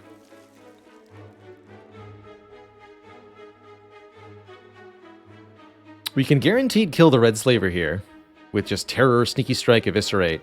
I might even be able to Terror, Sneaky Strike, all at attack, Eviscerate. Which would be very nice. But is not necessarily going to happen. If I was inclined to use the Duplication Potion, I could do some pretty fun stuff here too. We could Terror, Dupe Pot, Sneaky Strike, and that would actually give me 2 more energy to spend, as the Sneaky Strike being played twice would refund energy twice, even though I only paid 2 for it. So Dupe Pot, Sneaky Strike ends us with 4 energy. That said, maybe this potion is better kept for later in the act, especially since I can do a pretty good job this turn already. Let's do the all-attack play, because even if I discard Eviscerate, Flying Knee kills this guy.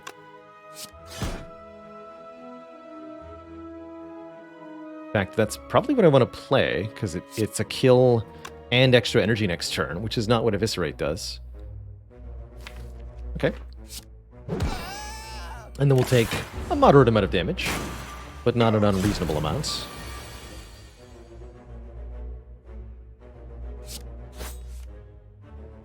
Corpse Explode. Can't play it, though. Defending 3 times is not kosher here.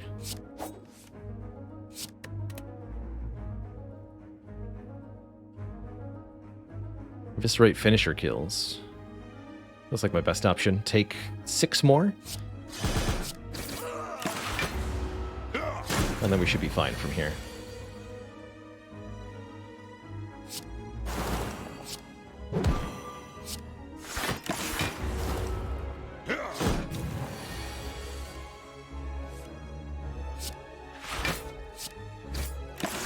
Just playing basic cards against 1 enemy is enough. As long as we have them in our hand.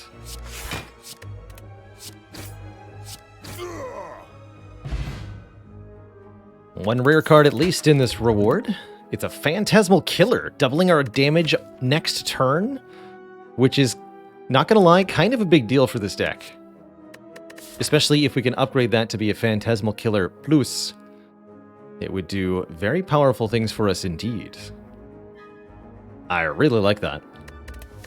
Welcome. Sick with Runic Pyramid, I think indeed. Ink Bottle gives us more card draw. Whenever we play 10 cards, draw 1 card. Very nice. I'm not sure that I'm signing up for a 3rd elite necessarily. Well, maybe. And then we just upgrade Phantasmal before the Collector fight?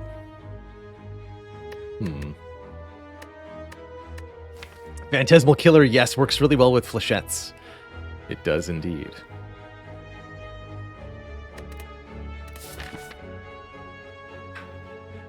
It works with next turn flechettes or this turn flechettes.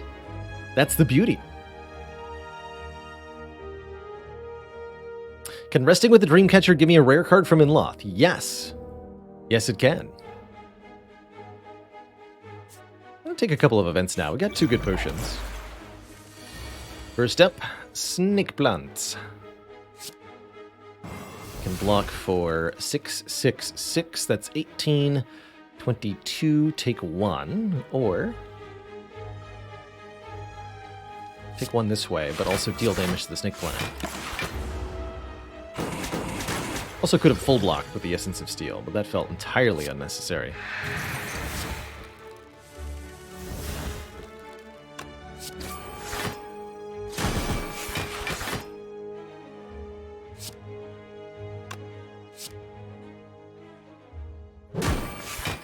And this just kills? Good.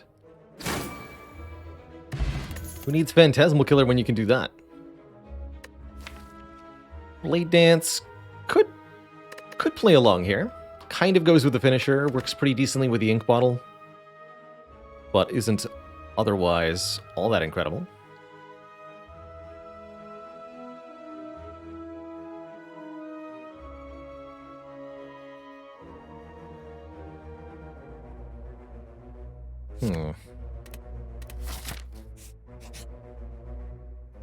Bites. A little bit late in the act for Bites. Bites are pretty good with Runic Pyramid, though, I do have to say. So we could use those to sustain ourselves quite comfortably. Bites would definitely let me fight this elite. But I think I can already fight this elite and feel fine about it. So, I'm going to refuse the vampire's offer. And I'm going to fight the elite. The rematch against the Book of Stabbing. Let's go. Book. Show me what you got. Or what you don't got. I will employ the Essence of Steel here. But I have a little bit more free block to work with each turn. Here's our Phantasmal Killer. I definitely want to set that up big-like.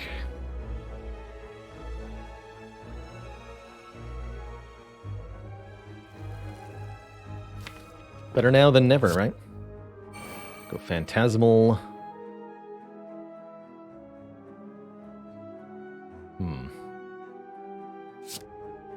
Get rid of that.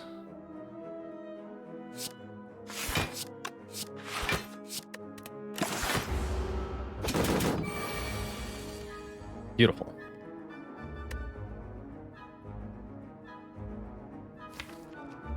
Although I'd like to see Terror, please.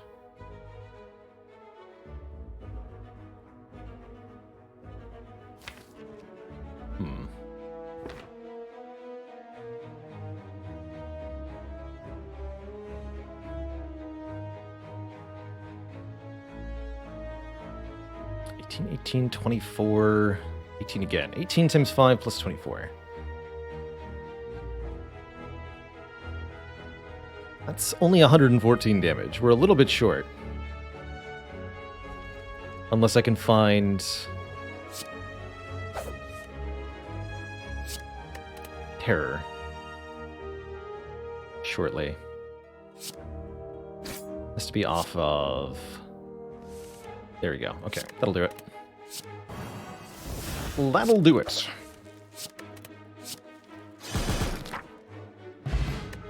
Beautiful. And we get 3 bonus rare cards, so I think we're going to see 2 rare cards in this card reward.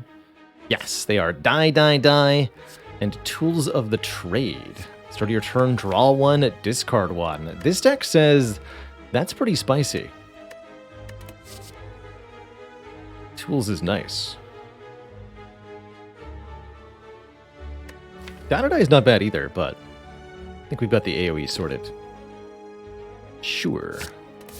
Lastly, that Distraction Plus could have served okay, but...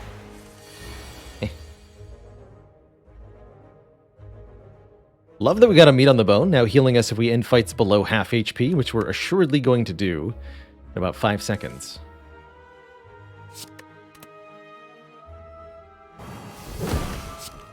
Actually, wait, no, I appear to be blocking. So I could full block, but if I take exactly 1 damage, that'll be perfect for the Meat on the Bone. Huzzah. 1 damage.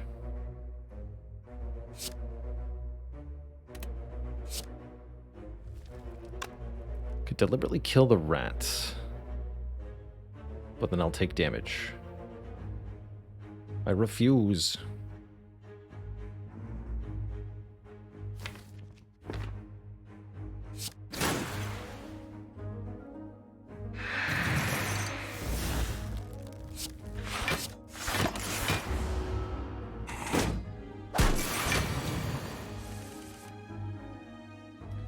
Well, that's extra rude. Now I've got to kill you.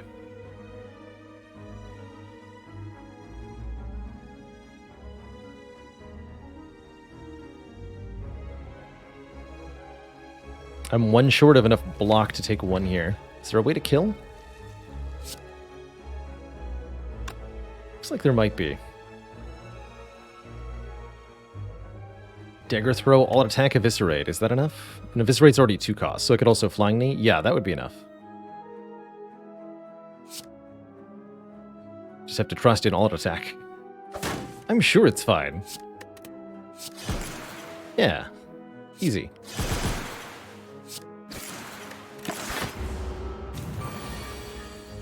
Never had a problem in my life.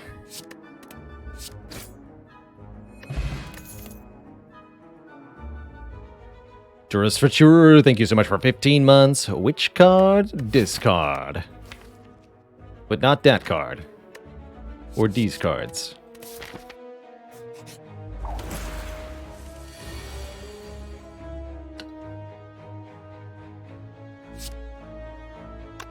Tempting to acro, but we gotta make sure we do at least 21 damage total. So I'm just gonna do a strike finisher there.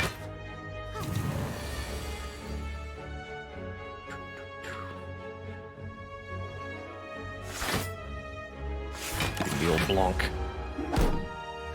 Could have opted to flying knee instead of defending there. Definitely should have, actually. Did not expect to get attacked by both of them on this turn. But this too I can block.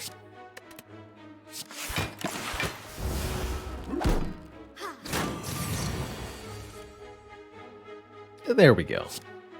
Corpse explosion. Flying me. Maybe wanted to Phantasmal, but we got him next turn. He's dead. He's super dead.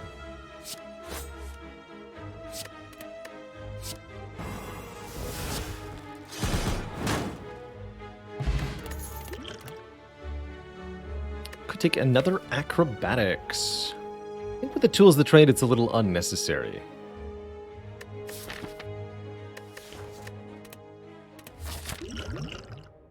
We'll put the Strength Potion to use against the Collector. It gives us a nice little boost to our damage. Not necessarily one that we need, but I think one that will be nice and helpful.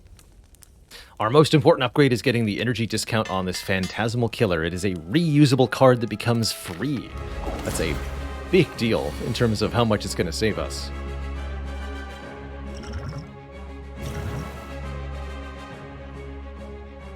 But I take Upgrade All here. Probably not now that we have Meat on the Bone.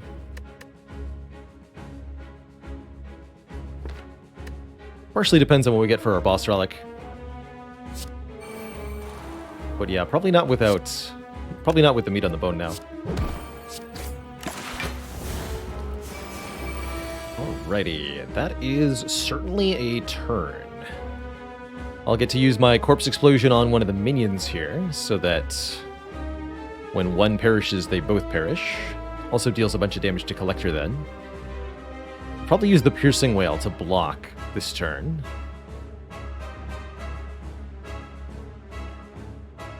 does this defend? With the one with the most health. Let's go Piercing Wail defend. It's not going to be a full block. I'm okay with that.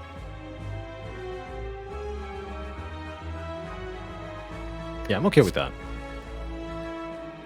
I could do Piercing Wail dash defend if I wanted to take absolutely no damage.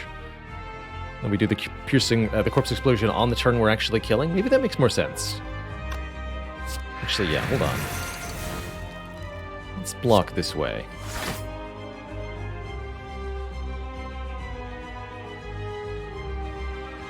Uh, 15. So yes, I'll only take one. That's acceptable. Bring this one to low health.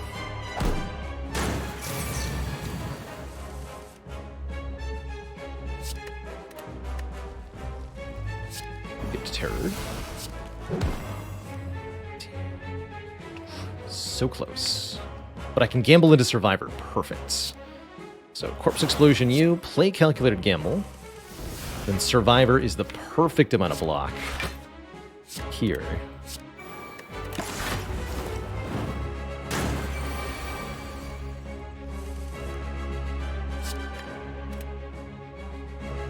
Could just be Flying Knee Strike Finisher. That's a decent turn, but not exactly a great one.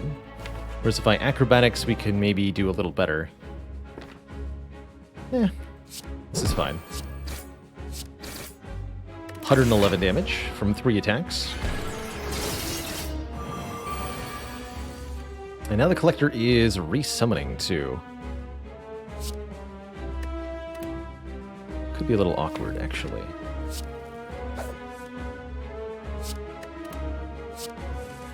Okay, there's PK again. That ought to help.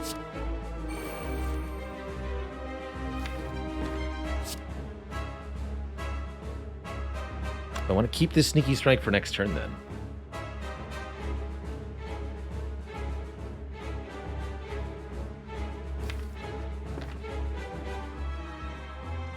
I think so.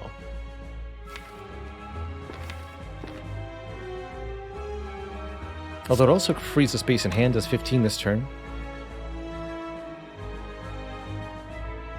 Okay. Yeah, this Calculated Gamble also definitely wants an upgrade now. I think that's going to be our next upgrade priority.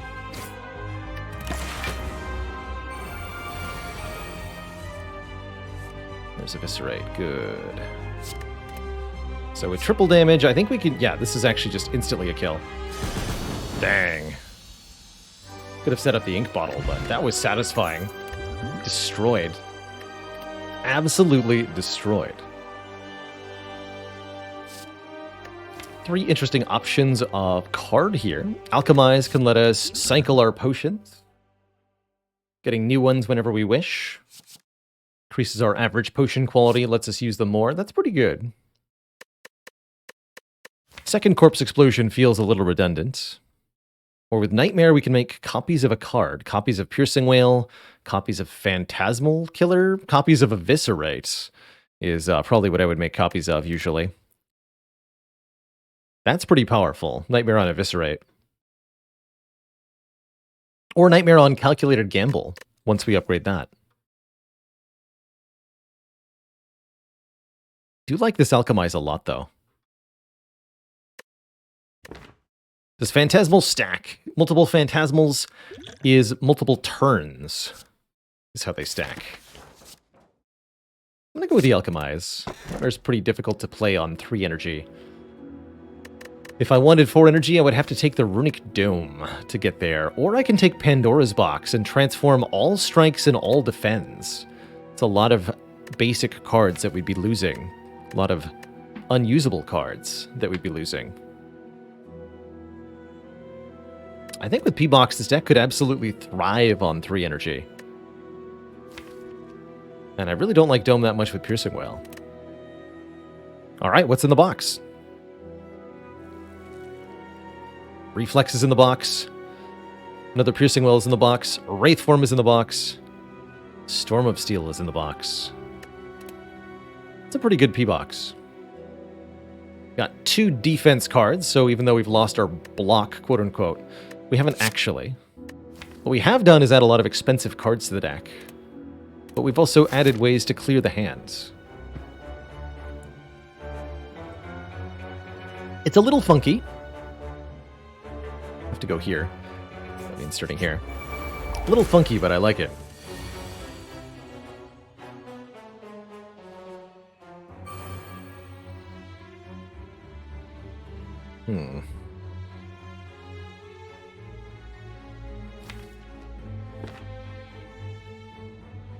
This only goes to 1 damage, right? That's right. And I have an alchemized. Let's just go to full health.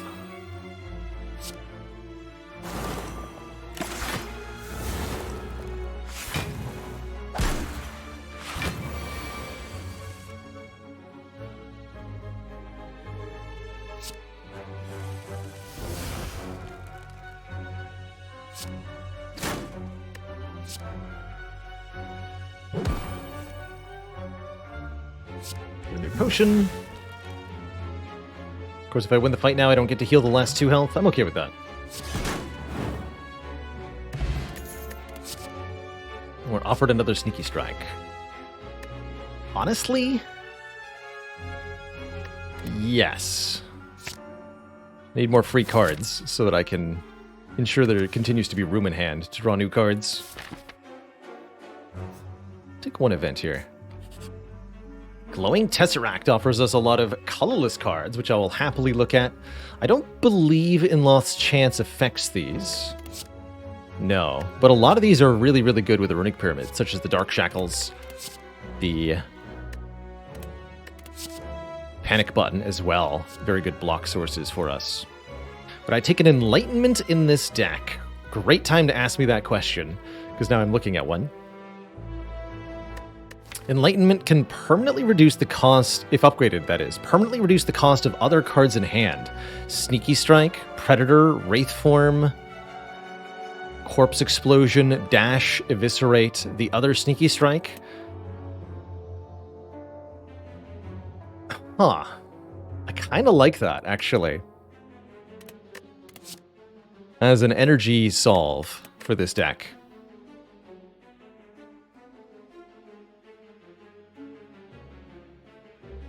That's really cool. Does want an upgrade, but I'll give it an upgrade. The upgrade of Enlightenment is the important part here. Goes from lasting for the turn to lasting for the whole fight. So with Enlightenment Plus, you can reduce the sneaky strikes to 1 cost for an entire combat in a beautiful way. Now I would take an upgrade all at this point, especially with the Enlightenment. Let's try it. I think that Enlightenment is cool enough. It's worth giving a shot here. I like it. Oof. Ouch. Oof. No, I don't like that. I don't like that at all.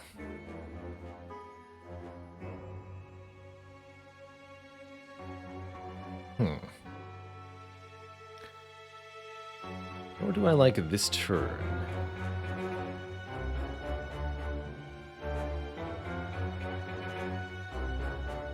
Looks like I've got a dupe pot to avoid damage. It's 22 plus 9. 31. Yeah, I've got a dupe pot to avoid damage.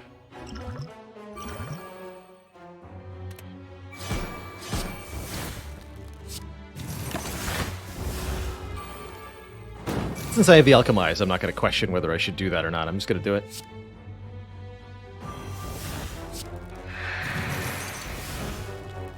Technically only taking 1 damage here. I'm fine with that, I think. Hope.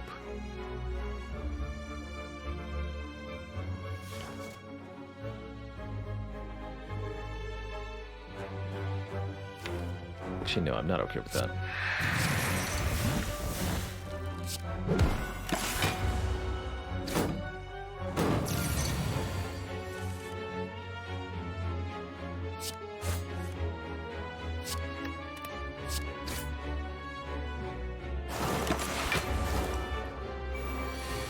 Alright, get him.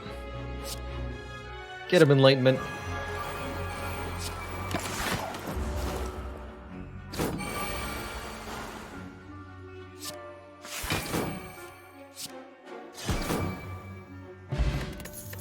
able to play attacks against that thing while intangible without taking more than one return damage, which is quite nice. Speed potion's not as valuable as it used to be.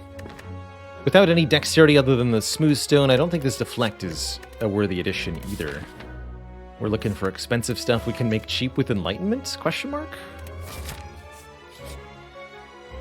That's definitely too much money to pay for a red mask. We could buy a lot at this shop if we get there.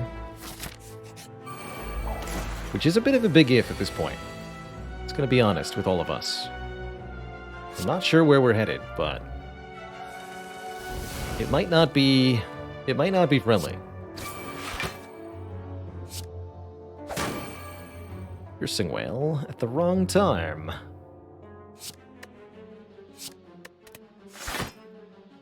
That's fine. Is it though? Perfect. Okay, that'll actually only do one to me anyway.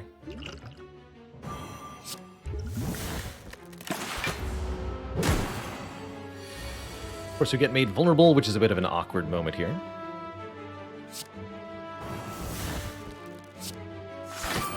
Each time we attack this thing, it's going to change intents on us. Very annoying.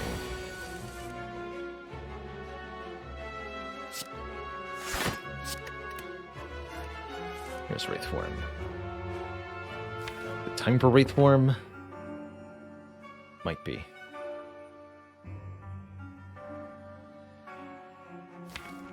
I think it is.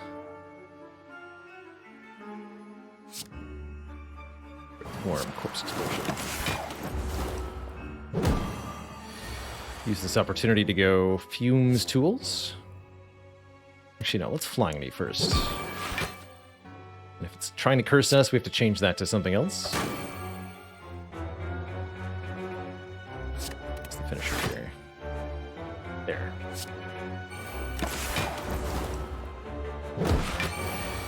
Now we're losing dexterity, but we can still block damage by lowering its strength and weakening it and stuff. So I intend to do that to the extent allowed.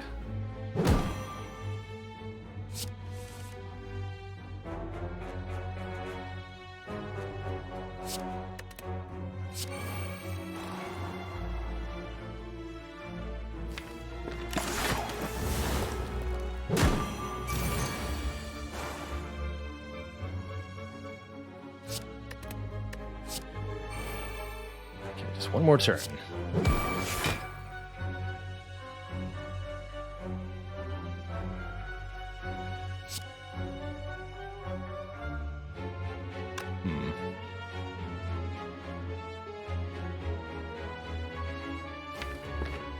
This is a good time to use the Snec Oil, actually. Do that. Re-randomize the price of everything here. Much better. Now I can have control over this turn and next turn. Wonderful. Let me kill this turn. Like it ain't no thing.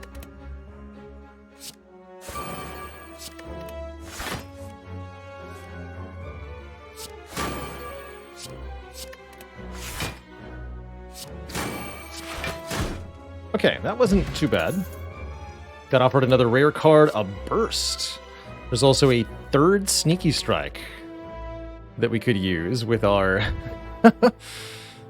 Enlightenment. What would Burst do? Burst could be Burst Calculated Gamble, Burst Acrobatics, Burst Phantasmal Killer, Burst yeah, it's not amazing. And I don't actually think that I need the third Sneaky Strike either. So I'm probably going to skip all this.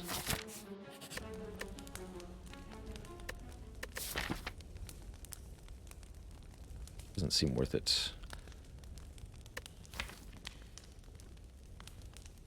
Okay, we should upgrade our Wraith Form, I think. That's probably the smart play.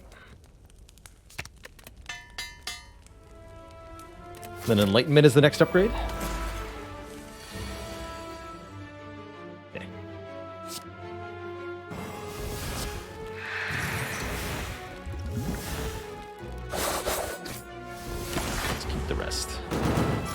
Nemesis is not at all bad with Runic Pyramid. You can pretty tightly control what the Nemesis is doing.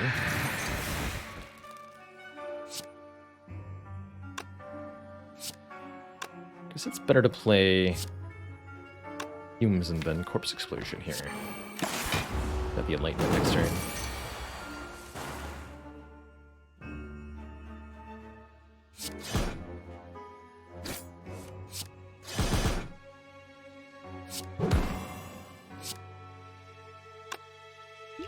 Decent turn for the flex pot. Oh, I don't think I need it.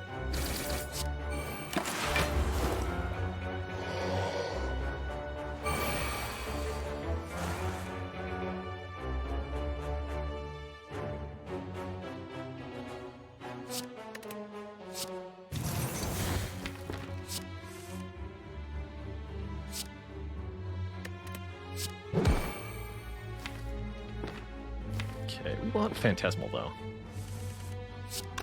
So, I'm going to go ahead and take Phantasmal.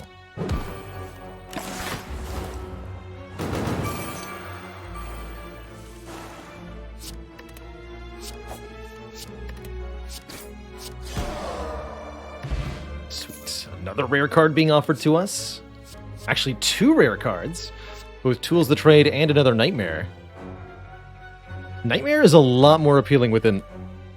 Oh my goodness, yes, this is the one. Enlightenment plus Wraithform plus Nightmare. Let's go. Let's go. That's the combo right there. All the intangible you could ever shake a stick at.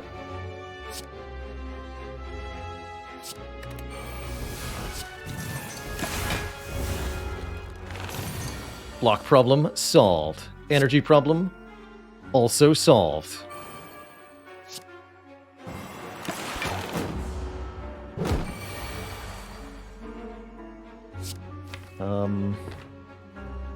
I'm just going to keep playing these for now. Just gradually building up more intangibles since it can't hurt me. No reason not to, right? Get him.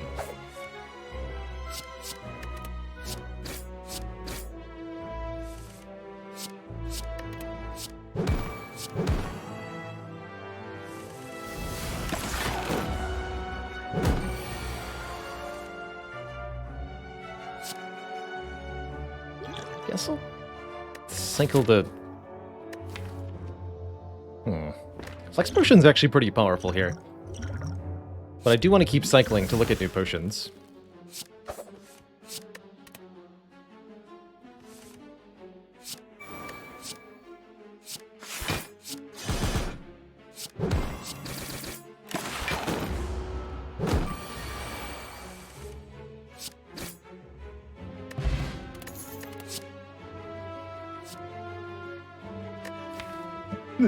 So what you can do is use Setup in Nightmare to make multiple copies of a zero-cost card. If I wasn't already doing the Enlightenment thing, I'd be genuinely tempted by Setup here.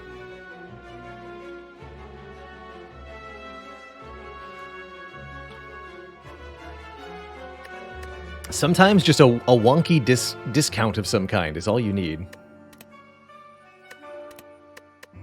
I'll take the Colorless Potion over the Poison Potion, too. Keep taking events. I really would like to see Upgrade All. It's a slim chance, but it would be so cool.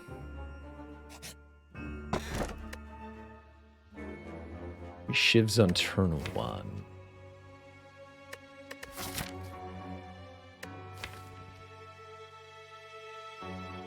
Potentially a bad thing against Heart and Time Eater. Not that useful otherwise. Not sure I want this relic. Although it's nice with the ink bottle, I have to say. 3/10 of a draw on turn 1. I'll take it. Oh, and we get a bonus merchant. Very exciting. Offering us some really cool stuff here. Definitely going to take a card removal. And I think accuracy is probably the first to go. Most of the rest of this is okay. What do we skip for the blue key? The Darkstone Periapt.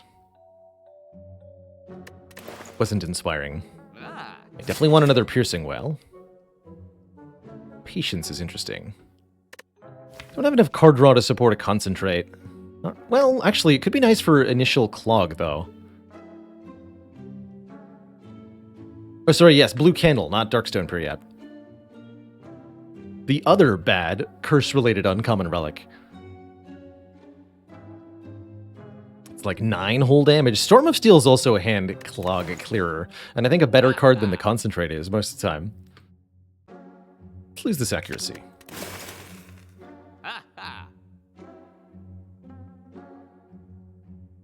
Could take a bit more max health with the Lee's Waffle. We're not getting an upgrade all. That's okay. Unless we get an Apotheosis in the shop. That would be an acceptable way to upgrade all cards.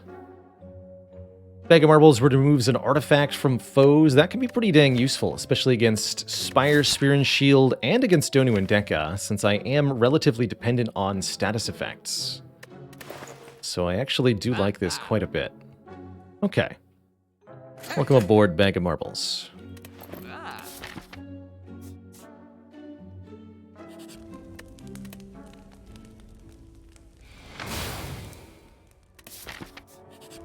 Unceasing top combo.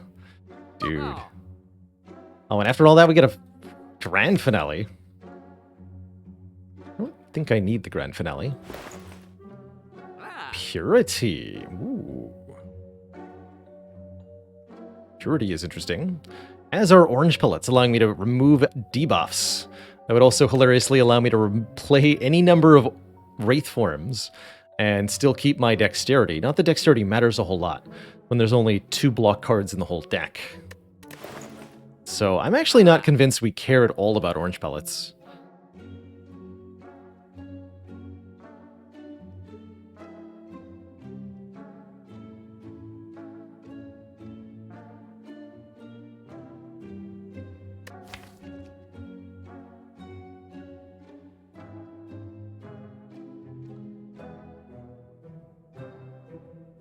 Fumes are okay. Sucker Punch is okay. Pelts can help if we don't draw Wraith in the first cycle. That's true.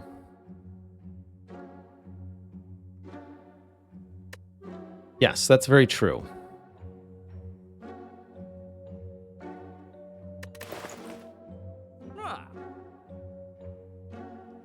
Works with the Flex Potion as well, which is also not bad. But what about the other things I can do with this money? Remove Storm. I'm going to do that. Sorry, Storm of Steel. I do not wish to have you today. I think I want a second Acro? Yeah. Gonna ignore that grand finale, though.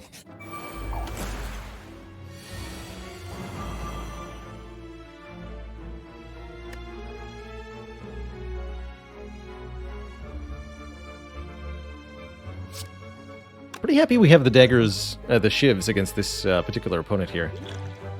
I do have to say. I think I'll be using the Flex Potion right now, even. Makes my life nice and easy.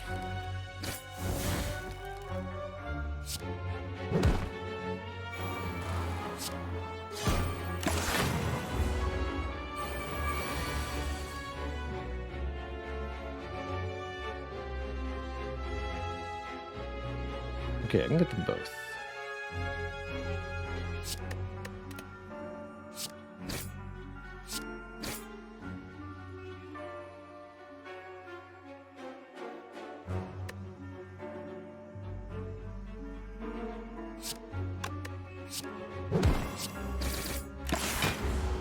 Should have actually kept that.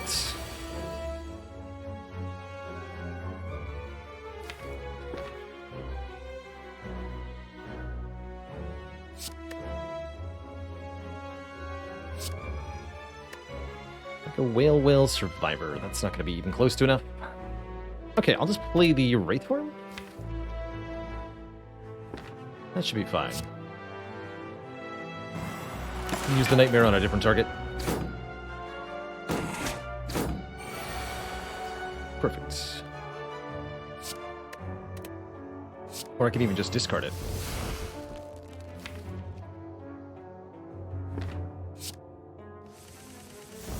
To achieve something else entirely.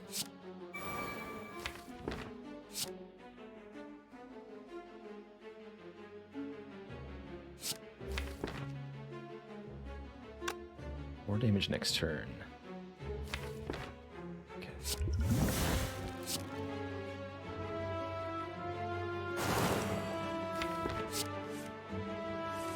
we'll hold off on that for the moment.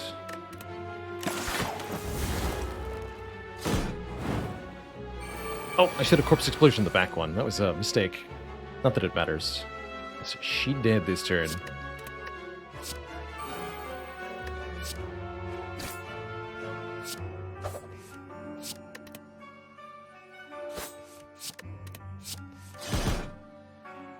Very dead. Happy Flower will help with our energy. We could take another attack, but I really don't see any reason to do so. We'll keep on going. Note how little damage we've taken this act. It's been a very good act all around.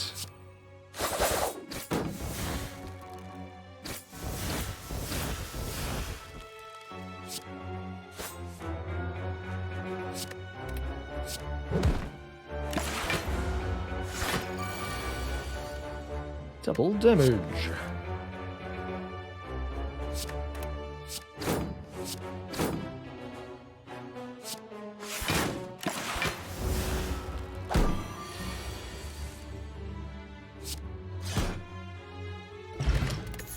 Cycle the potion, though. Footwork plus, no need. We just talked about how dexterity really does nothing for this deck. So there is absolutely no need to incorporate a footwork here whatsoever. Alright, it's time. Enlightenment, make your cost reductions permanent, please, so that I may benefit from cards being cheap for a long time. Thank you, and good night.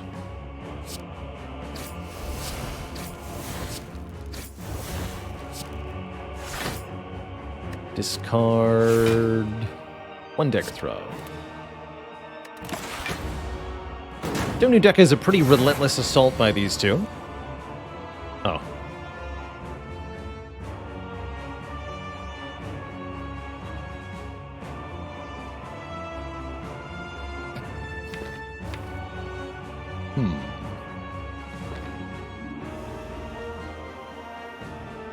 Do I simply Wraith form now?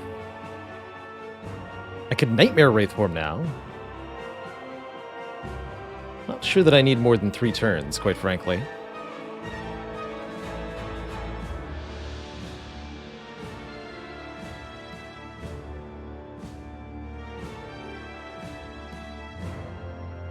Block Potion could help, or I could just play Calculated Gamble. Problem is, we don't know how far down the Enlightenment is.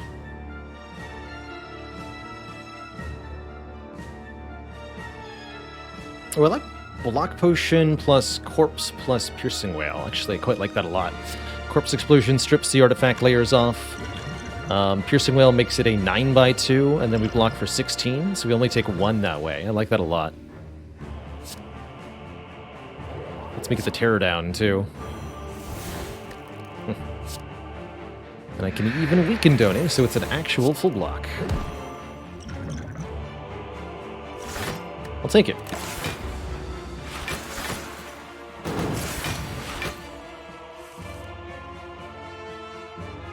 I'll take it.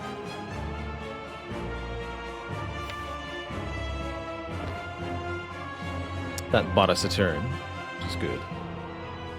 Don't have the same luxury here.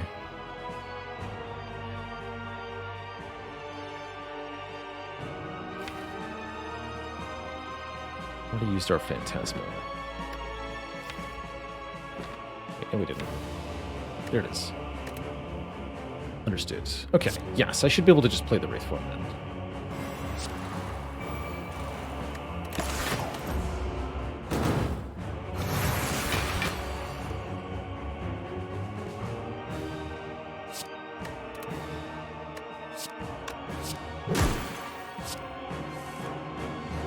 Enlightenment. We're not quite ready yet.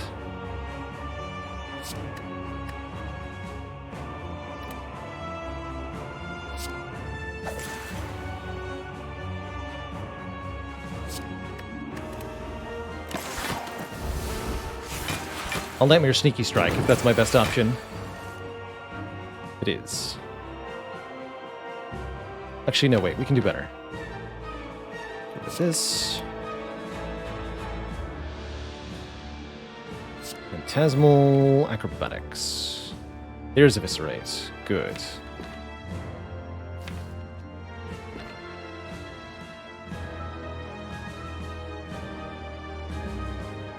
Discard this Piercing Wail. So Enlightenment makes everything in my hand base 1 cost. I think this is going to work properly on Eviscerate. I hope it does. If it doesn't, this will be awkward.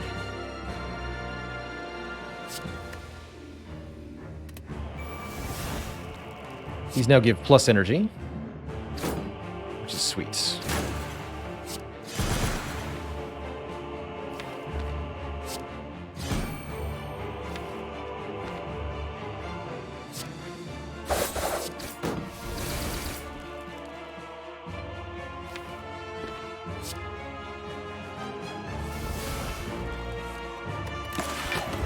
What do we get? So we have double damage on this turn. They come in at, yes, properly 1 cost. Then I discard 1 card, and now they're all free. Blam.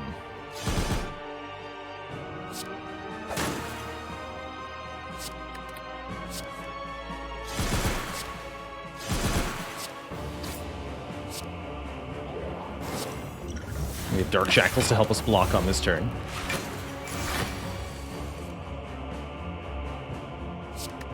It's a beautiful thing.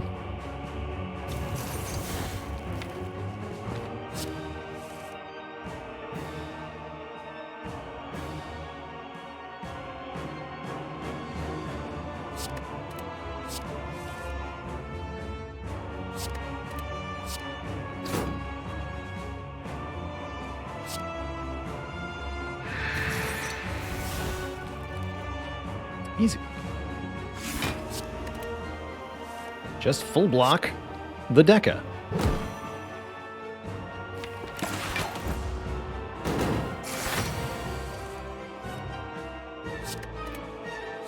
It's that easy.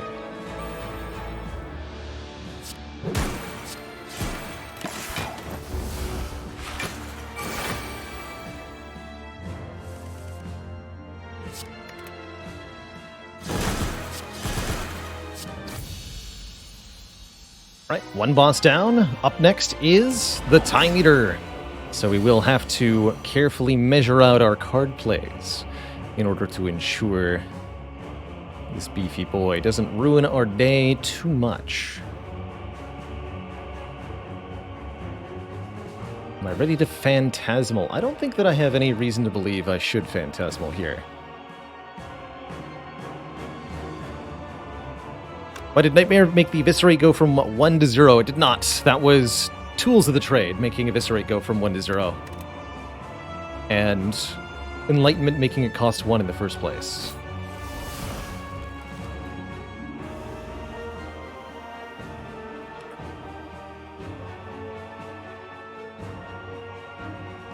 But yeah, the base cost reduction came from the Enlightenment.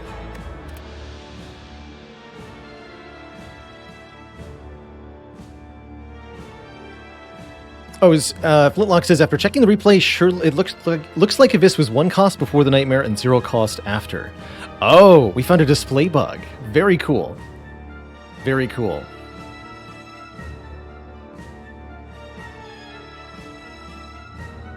Cool. So that's related to the fact that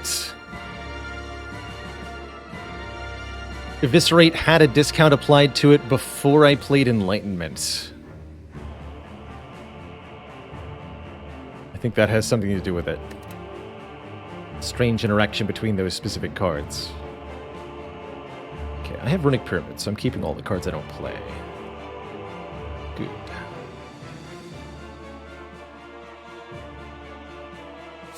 Discard the die then.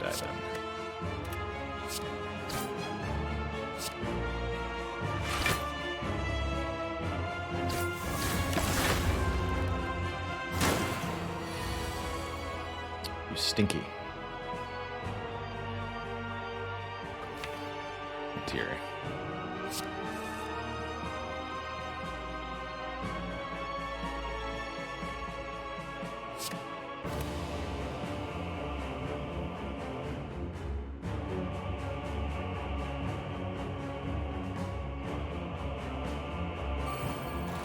Okay, we all but need this next attack to be a multi-hit.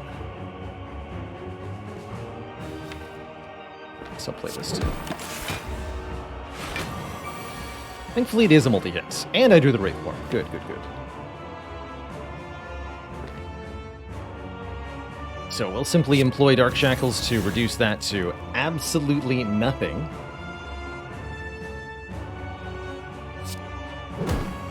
And then I'll take some double damage next turn. Played the Neutralize so that this would be a 1x3 rather than a 2x3, and I don't lose my plated armor on this turn.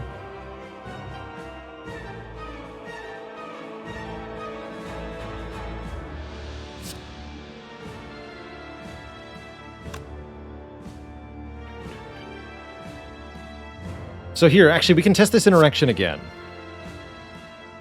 Eviscerate is normally a 3-cost card, and it costs 1 less for each card discarded this turn. So if I play 1 Dagger Throw, it goes to a base of 2 cost. But what then if I play Enlightenment Plus? Is this a 1-cost card that is discounted by 1? Or is it now just reset to base 1 cost, and it has no temporary reduction applied to it? Let's see. We play the Enlightenment. It says 1 on it. But what if I play literally any other card? Okay, still costs 1. Interesting. Well, Acrobatics will make it free, for sure. Very odd. This is our Nightmare, too. Very interesting indeed.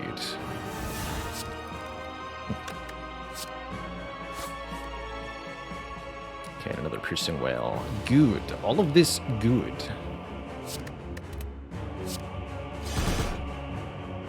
Have some poison, sir.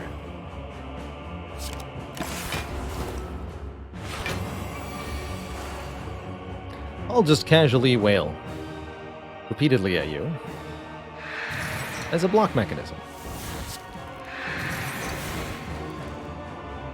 Please do not interfere. Another Enlightenment is very cute. Actually, yeah, let's Enlightenment so that I can Nightmare right away.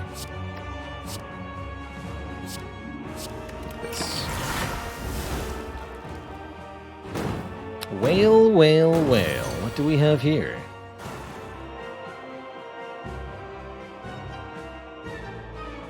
A lot of 1-cost Wraith Forms, as it turns out. Seems pretty okay.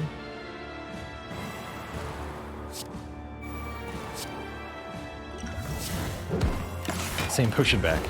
Cool.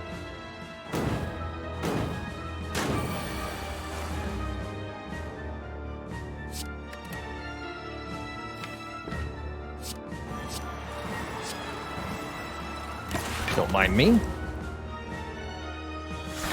I'm just a spooky ghost.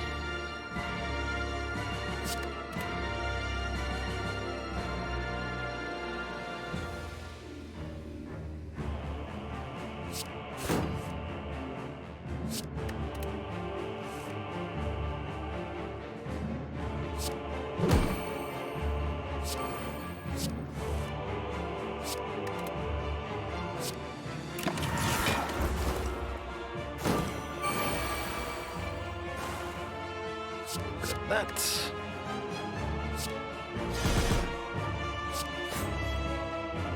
If I do this right, I should be able to make a pretty decent finisher, too.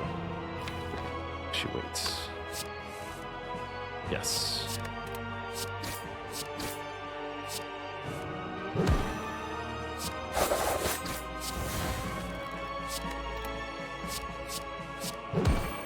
(12×7), GG. That wasn't too bad. We even had 9 turns of intangible to spare, which bodes pretty well for what's about to happen in Act 4 here.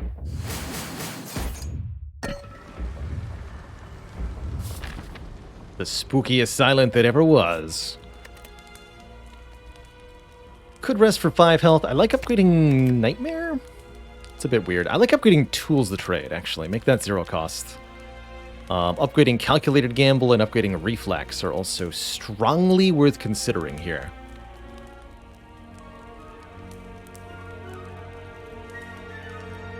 Let's make Gamble usable again. Or reusable, rather. Usable more than one time. Yet more Piercing Wails is rather tempting. Yet another Sneaky Strike offered to us. Gambler's Brew might be better than our Swift Potion here. I think I like the Colorless Potion as a way to maybe get Apotheosis or something.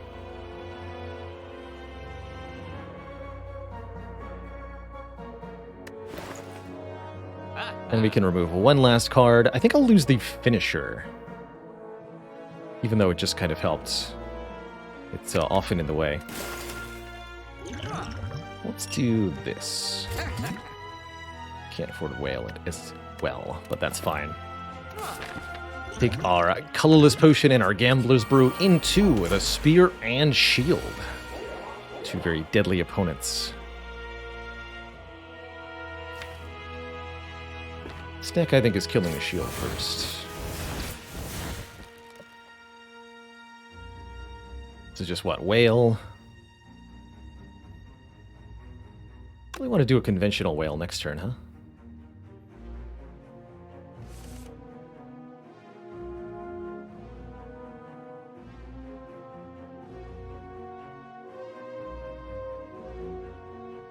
Calculated Gamble next turn will be beautiful.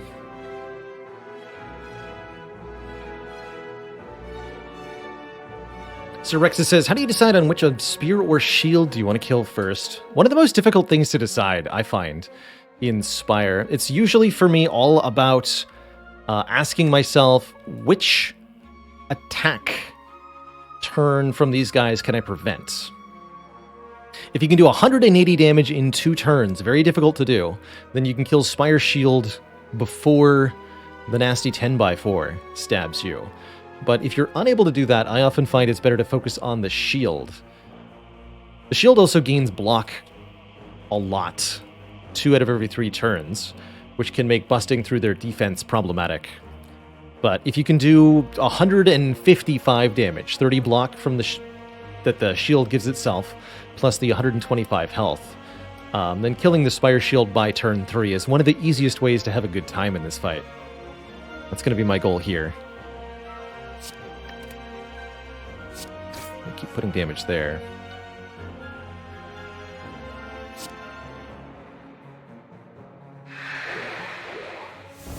We have Alchemize. Do I want to use this now then? I think so. We get another Dark Shackles. Perfect. Well, now I don't have to decide what to do this turn. Good. Very good. I'll take a Liquid Memories. Liquid Memories on Nightmare could be excellent for next fight. So, Shackles you to make you irrelevant. Gamble now? Can also just Piercing Wail. I'll just gamble. Beautiful.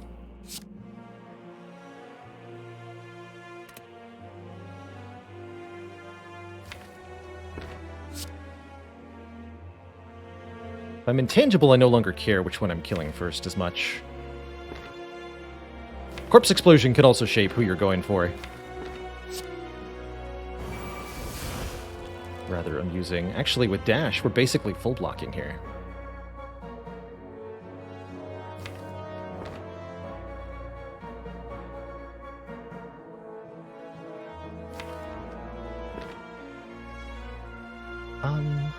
Alright, I'm going to do the following.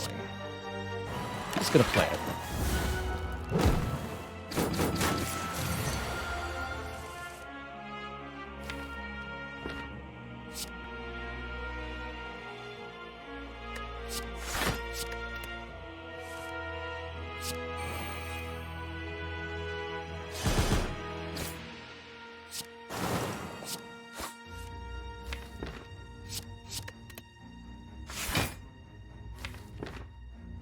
And ideally, we'd like to stack this a second time next turn, before the Spire Shield dies, so that the spear is instantly killed. Seems unlikely to happen, though.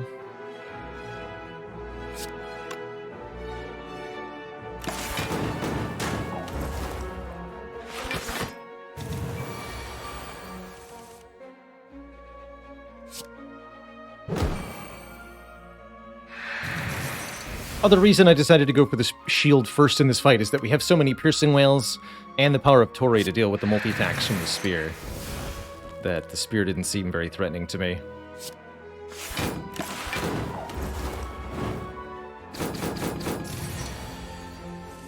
And yes, Corpse Explosion stacks. It's pretty sweet.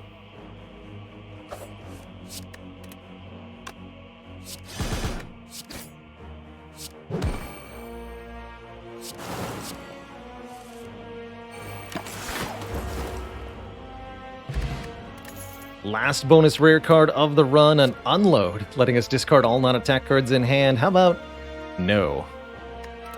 But I will take a boat thingy for block on turn 2.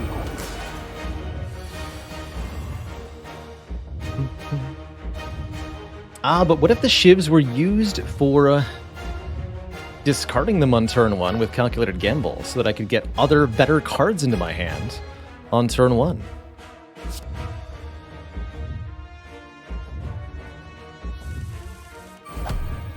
Enlightenment is here early for once. Thank you, Enlightenment.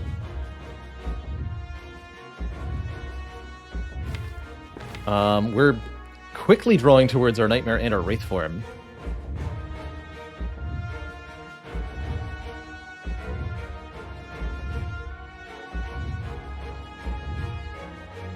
Gotta be careful of the Beat of Death, though.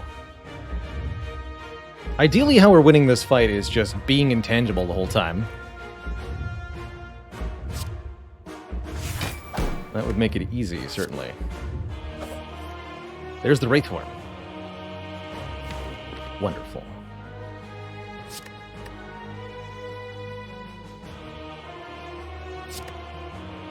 Discard this.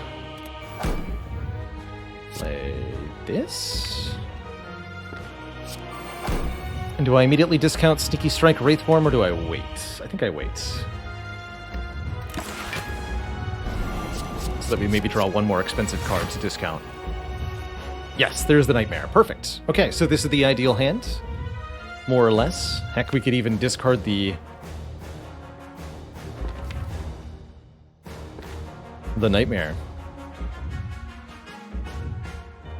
But I don't need to.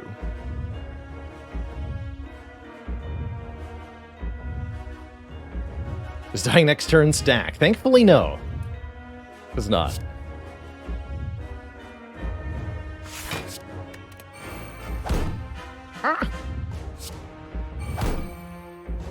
Okay, I can still generate energy. Everything is fine.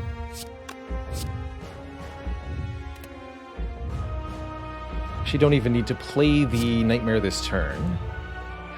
So I'll play Fumes instead.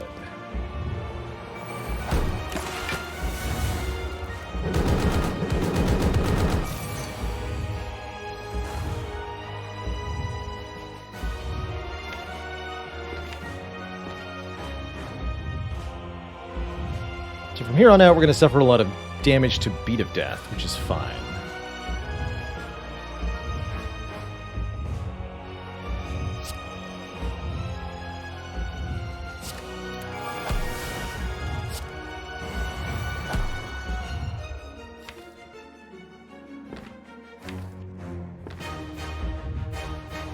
Not sure what I want to Liquid Memories here, if anything. For now, let's just tools flying mode. 3 more nightmares next turn.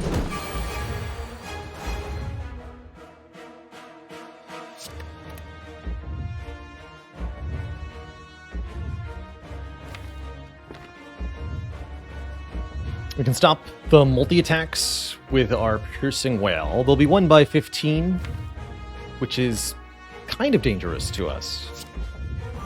Not the worst thing in the world. But there's no reason to just allow it when we could not allow it.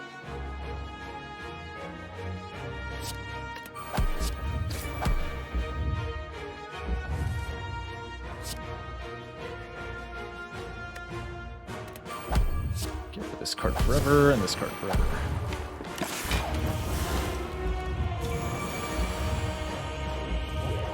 So Fumes takes out 1.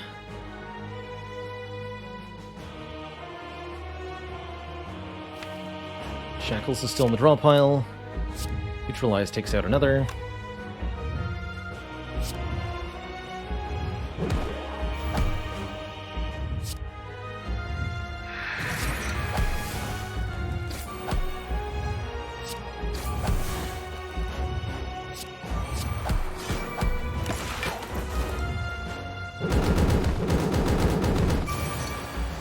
Now, we don't have forever to stick around, so we do need to make sure that our damage is on point.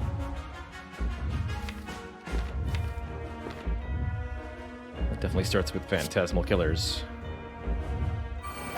Maybe I'll keep this Sneaky Strike for next turn.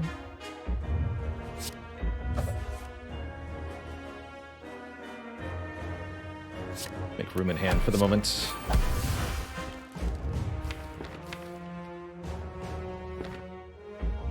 Two turns of double damage, I guess. Just to make room in hand here.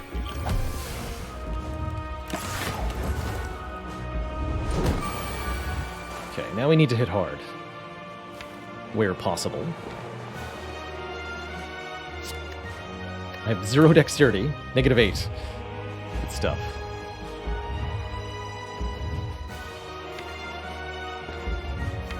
There is 1 card I can discount in the draw pile.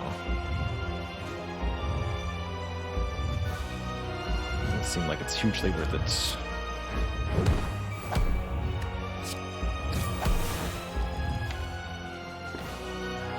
Yeah, we don't exactly get a whole lot more card plays. We do have to be a little careful here.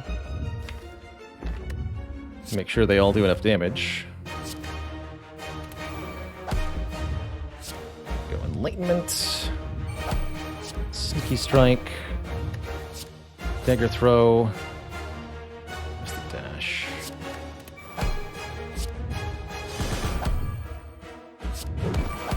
Capped damage that turn. We have another double damage turn here.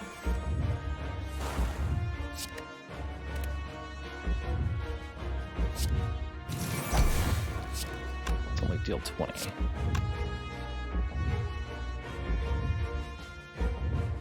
This actually feels like a good gamble. Let's start with draw 3.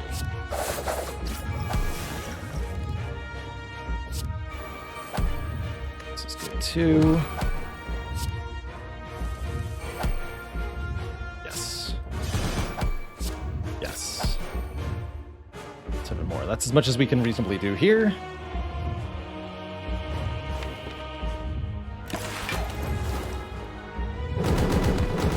And we really needed every hit point we had.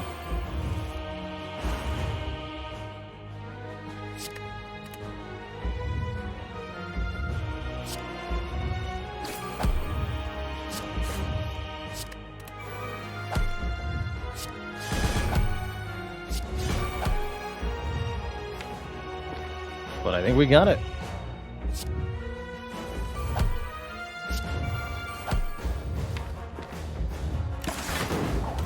GG. One and all. GG. Intangible good.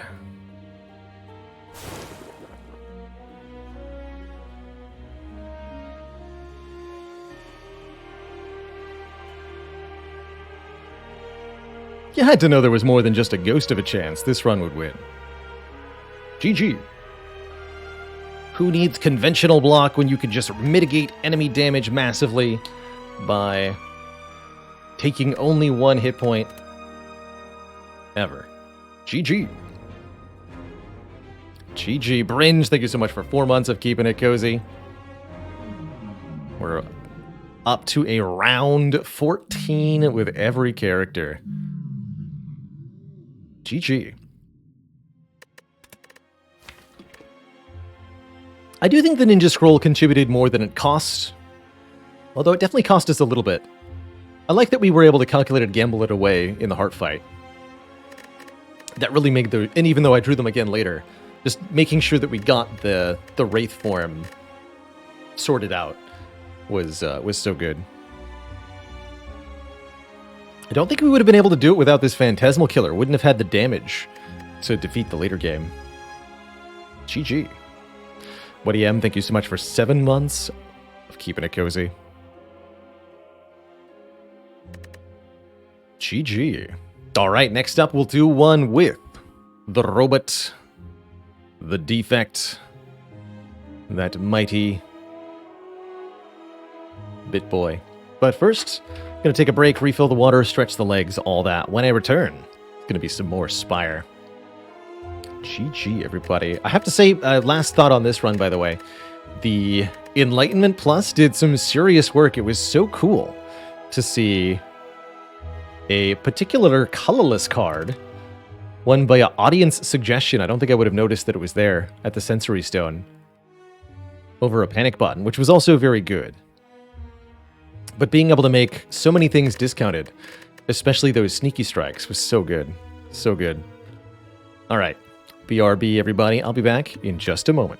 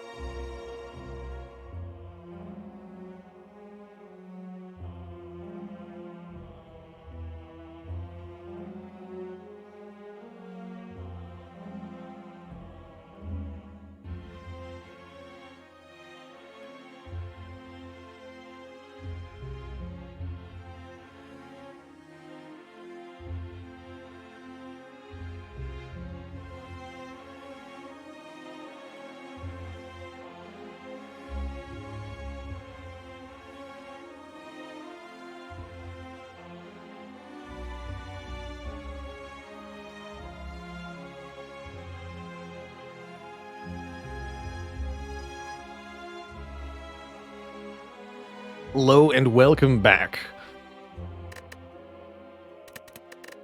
everybody. You ever just turn into a robot randomly? Then wander around shooting lightning from your hands? I do. Oh no, not again. At least there's a way around here. Hey, it's actually a pretty reasonable route, too. Good. I like this path a lot. 2 upgrades and a chest before the first elite. Definitely makes Slime Boss feel less terrifying. I think either a transform start or a 14 max health start could be very nice here.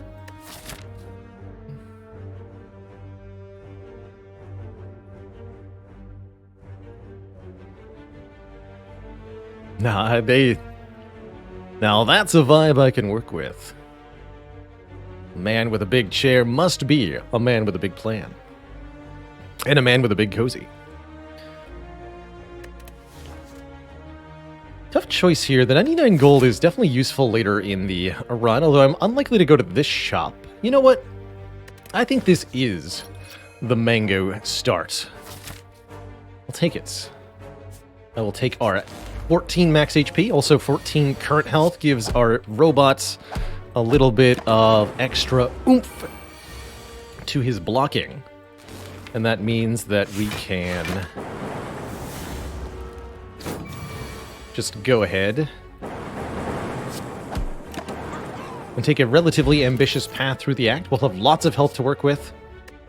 Man, first card Darkness is super exciting. Darkness summons a Dark Orb. These power up every turn and then do all of their damage at once when evoked. Secret with Dark Orbs is to evoke them multiple times. The dual cast helps a lot here. But there's also a card cost called Multicast that does the job very well. Hologram pairs quite well with so many things in the defects pool, but I really want this Darkness to start.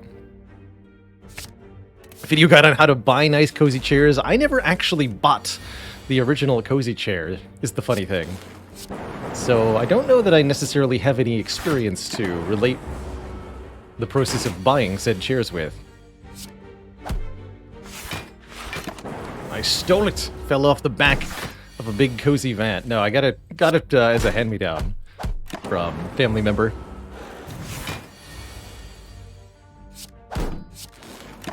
And they got it off the back of a van.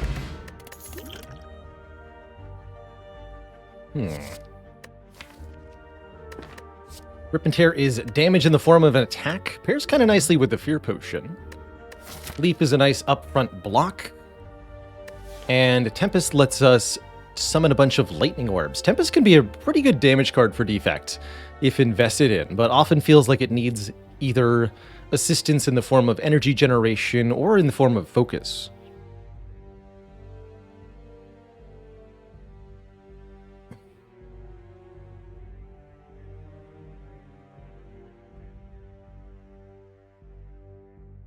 Ergonomics were part of the reason that I got rid of the comfy chair.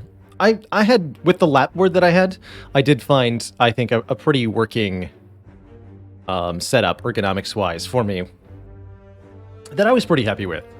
But I didn't like how restricted my mobility was overall. And I didn't like how much space that chair took up, both camera-wise and in the actual room. This is a tough pick. I don't like that Rip and Tear is randomly targeted. It's a bit of an odd problem here.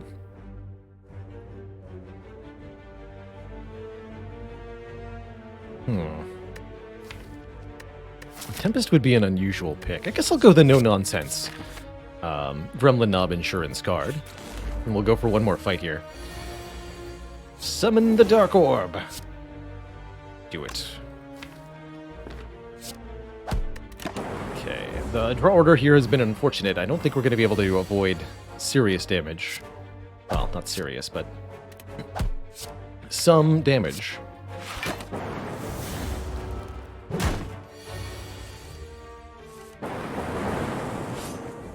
Her claw.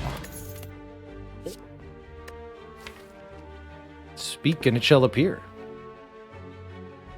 Do I actually want Claw, though? Probably not more than I want Beam Cell. 0 cost, 3 vulnerable. That's pretty... 0 cost, 3 damage, and 1 vuln. Very, very nice. Streamline can also be a pretty good way to deal with early elite fights. Getting cheaper each time it's played.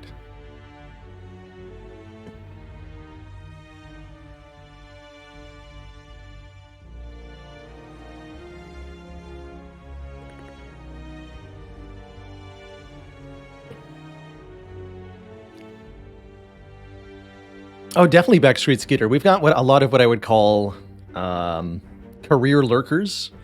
People who just tune in while doing some kind of multitasking or work thought and don't interact beyond just vibing and listening.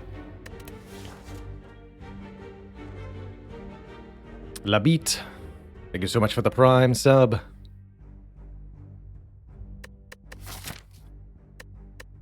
Could take the curse to this store, but that's a nah. I'm not going here. Card removal I'll happily take. We've got some health to spare. We can get rid of one of these strikes, which will make the darkness easier to draw early. Speaking of, I think darkness might deserve our first upgrade here. When played, it triggers the passive ability of all dark orbs, so you summon the Dark Orb and then empower it immediately. Essentially, this is more damage on the Dark Orb, and that's extra more damage if you can play the Darkness card multiple times. A Molten Egg this early is an incredible find on any character, even the defects, making sure all attacks are upgraded from here on out. That is very good.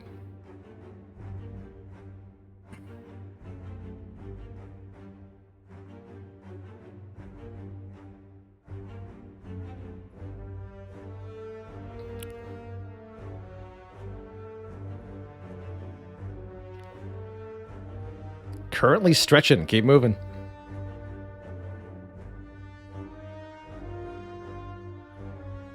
Is it true that I would love to hear from lurkers in the community survey? That is true. Exclamation point survey. Yes. You'd like to take a few minutes to let me know why it is you're here, what it is you like about this community, and how I can improve it moving forward for you specifically. Then the survey is the place to do that. Already gotten over 300 responses, which is out of this world. And I'll be reading through all of them at some point. Once we've gathered them, take a look and see what people think. Not planning on... Might make some analytical data, but I'm not planning on making any of the things that you share in the survey public in any fashion. I'm just going to use them as kind of like internal data points to figure out what I'm doing right and what I could be doing better. With the Molten Egg, I'm actually half tempted to take another fight here. Add an upgraded attack card to this deck, potentially. But I think we could also just reasonably upgrade this Rip and Tear. 9 damage to a random enemy twice. And that should be good enough for this first elite.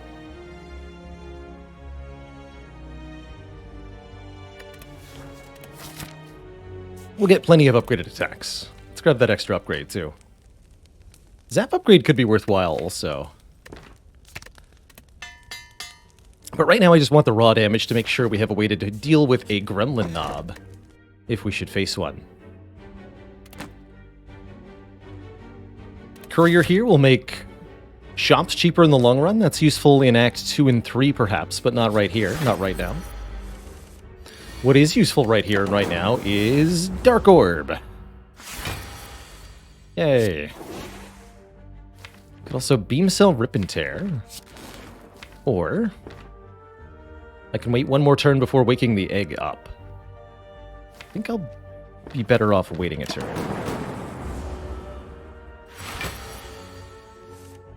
Yeah. Then I can go Beam Cell, Dual Cast, Strike, Strike. Unfortunately, whiffing the Dual Cast on the Dark Orb means we're going to take a bit of damage here.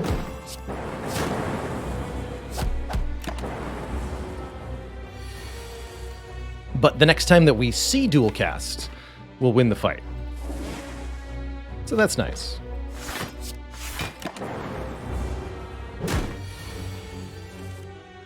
And we drew 3 blocks this turn, so that's not bad either.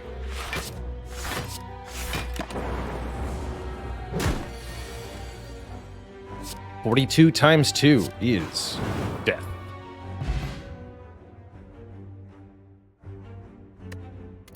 Boot thingy, block on turn 1. And a very, very early multicast. Lets us evoke our next orb, X times upgraded X plus 1. Very intriguing with the Dark Orb. So is Loop, though. Loop allowing us to charge up that Dark Orb when it's in front.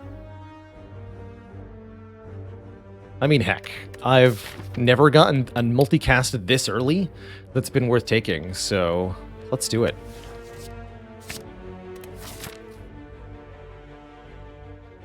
And then we'll go here. Bit of a spooky fight. I guess my best turn is multicast. Evoke this lightning orb 3 times. Sure. Get him. Bouncy Robot, thank you so much for the 3 months and that Prime sub.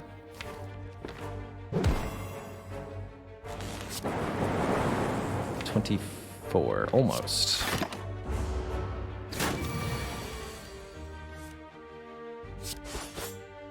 And then that'll kill next turn. Because we always draw... Actually, no. Technically, I could draw Defend, Dual Cast, Multicast, Beam Cell.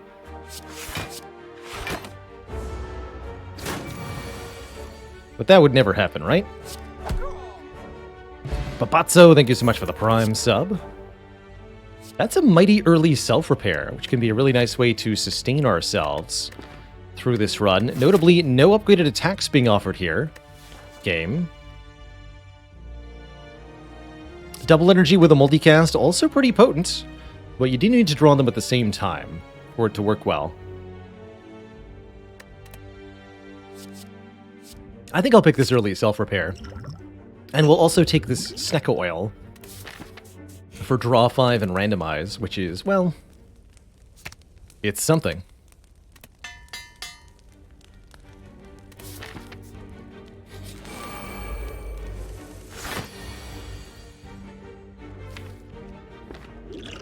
Do I just go ahead and use it on turn 1? Tempting. Since I have no need of these defends. And I didn't draw Darkness. Honestly, I think so. This could really hurt me in the long run, but it gives me a really good head start on this fight as well. I'm going to go ahead and say it hurt me in the long run. 3 cost, 3 cost, 3 cost, 2 cost. 3 cost, 2 cost, 2 cost. And I didn't draw an orb card either, so we're in really big trouble now.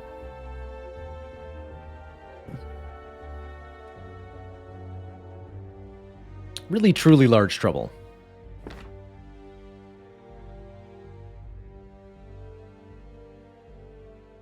At least I get to Darkness, Defend next turn? I guess. I can also just multicast, which is very reasonable. Let's do that.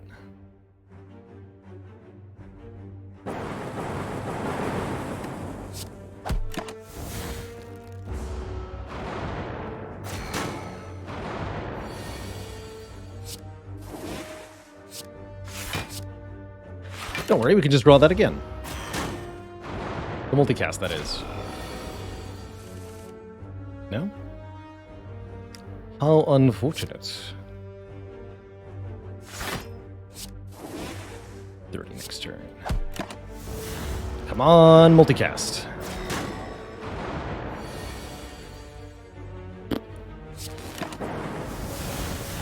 Come on, multicast.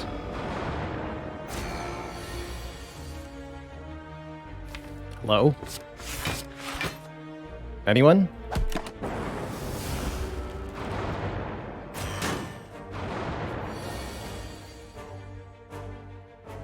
Actually, good enough. Good enough. We even get to play the self-repair here. Okay, that was a little bad. A little bit bad. But we're alive. And I have another Rip and Tear plus with Doodle, so these are 10 damage randomly twice. Pretty good. The recursion's also not terrible with darkness. If I want to get through Slime Boss, though, I think it's going to be Rip and Tear. It's also Rip and Tear for getting through this fight, crucially.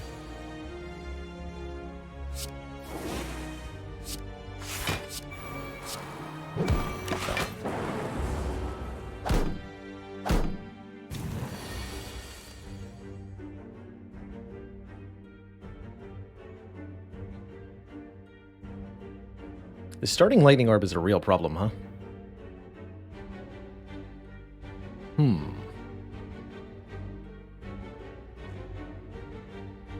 Oh, and this one doesn't curl up, actually, so we can just play these Rip and Tears.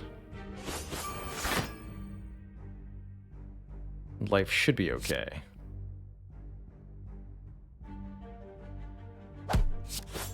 Yeah. Beam Cell Plus, or a Melter Plus. Both really good ways to do a lot of damage to foes of our choosing. I think I like this second Beam Cell a lot. Turbo is also interesting with a multicast. With 2 Beam Cells, they'll go Explosive Potion over Fear Potion.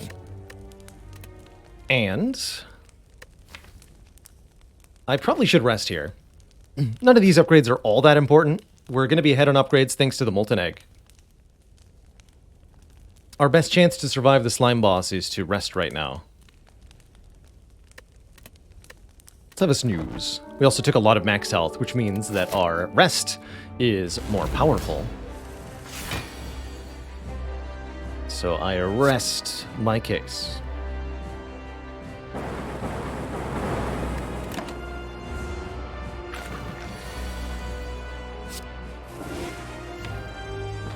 Alrighty then.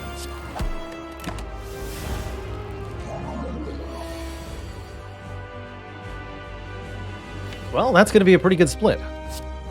Get him. 39, or 37. Beautiful.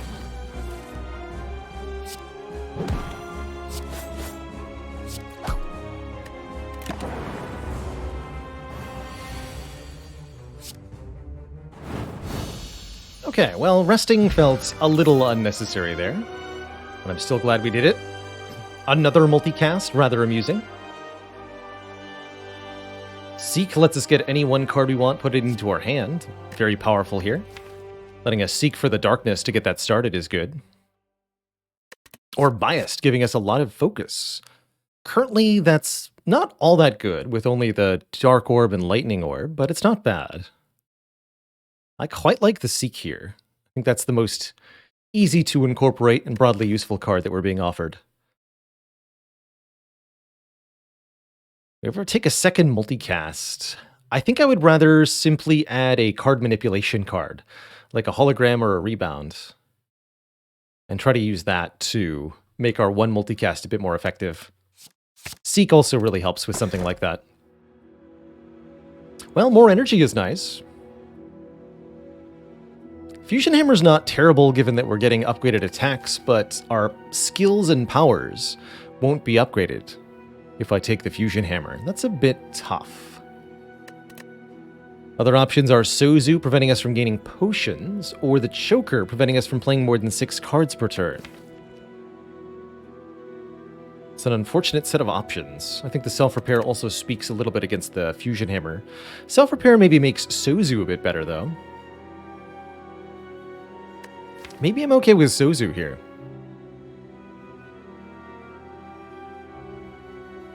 These aren't exactly great potions to carry into the late game.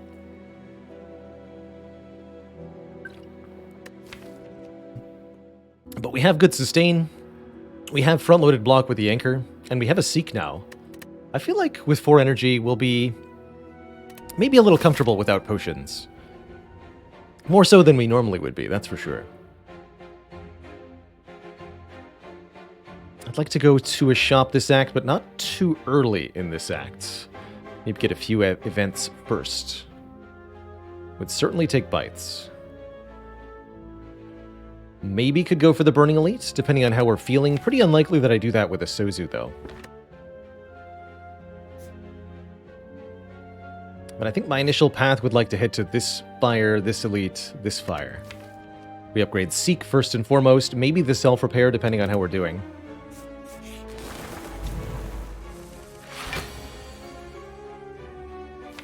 Nerd birds. Very well. I'm going to play Rip and Tear before Beam Cell, because I want to know where the strikes land. If they all hit one bird, I can knock that bird out of the air. Perfect.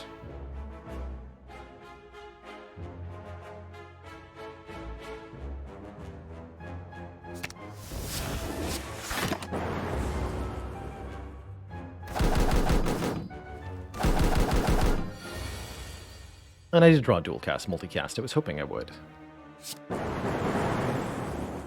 So multicast goes boop, boop, boop, boop. So self-repair is technically a game, but only barely.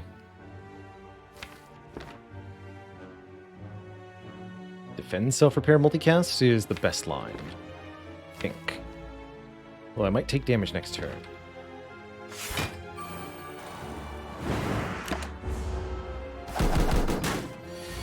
No, good.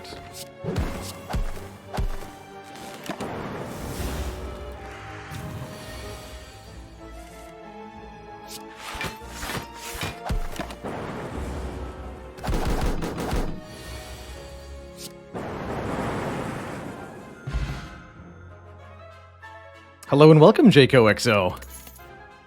Welcome from the YouTube.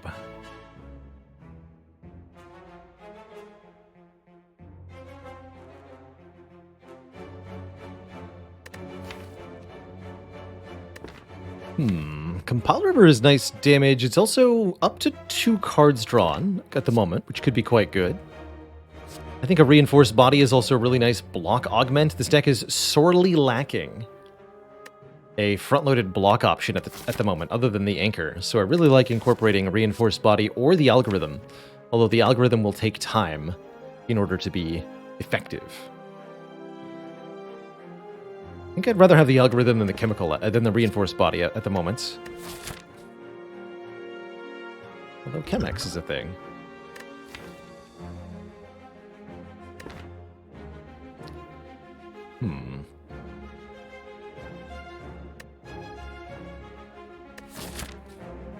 Helps me out through this Elite quite nicely, too. Alright, I'll take the Reinforced, actually.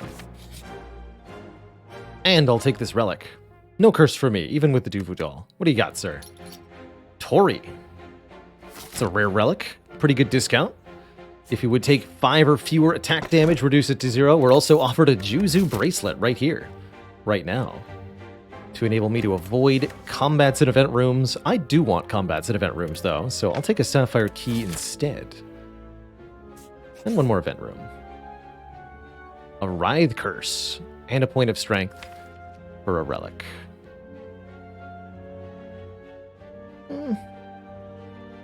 Writhe is less bad with Anchor, I have to say. The strength is quite nice. But overall, I'm not convinced here that making our turn ones worse would be a good idea, even for a relic. And a point of strength. Probably end up removing that curse pretty swiftly. But I would take like a Decay or a Doubt or something. Chosen one.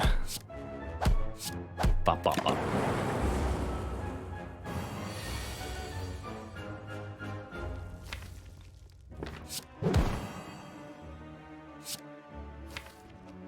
Seek for the Rip and Tear. No, seek the Beam Cell. Still do 5 hits.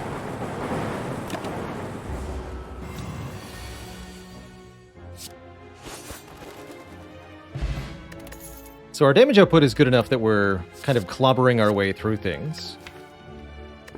Alright, now we'll just take an algorithm and the reinforced body. That seems fine. Algorithm's a card we have to babysit by playing each fight. We won't always necessarily be able to do that, but I like it. I guess cool-headed for an extra Frost Orb is not terrible either. Okay, we have lots of health, good potions, tons of damage. Let's take this elite fight. It is the 3 Slavers. We did draw Darkness on turn 1, which is good. This is probably the best explosive potion we're going to have all run.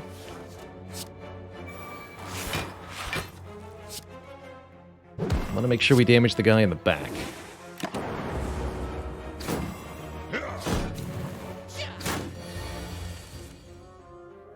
Unfortunately, the multicast don't do what the multicast need to do. That starting lightning orb really getting me here.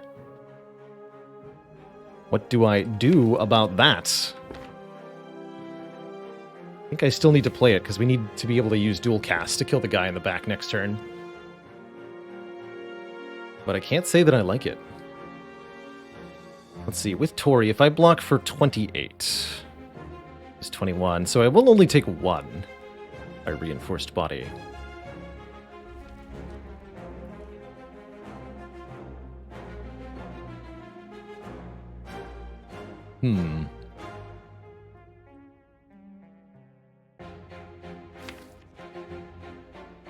Next turn's gonna really hurt, one way or the other. There's really no ifs, ands, or buts about that.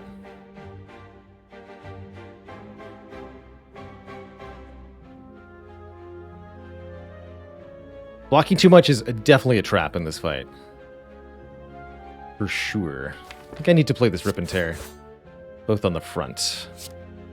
Can't say that helped a lot. Oh, in fact, actually, that's potentially even worse now. Because now the Dark Orb will target this guy. Although, I can get it to hit them both, right? Because 34 plus 24... Sorry, 24 plus 10 equals 34. So Dark Orb kills, Dark Orb hits you, bringing him to 14. I think with the Seeks I can just kill then. Okay. Okay. That doesn't seem that bad. Dark Orbs always target the enemy with the lowest health, so that was a guarantee of sorts.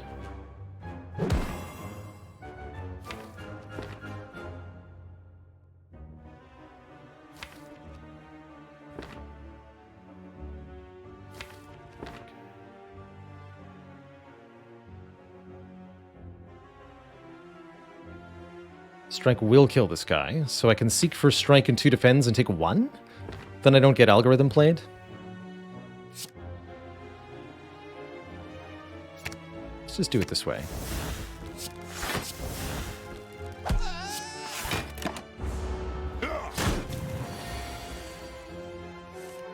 Take a bit more here.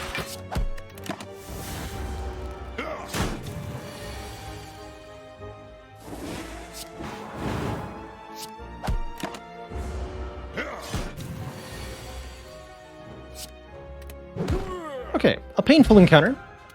However, we essentially get all that health back thanks to the Pentagraph, as well as a 3rd Rip and Tear plus if we want it. How amusing.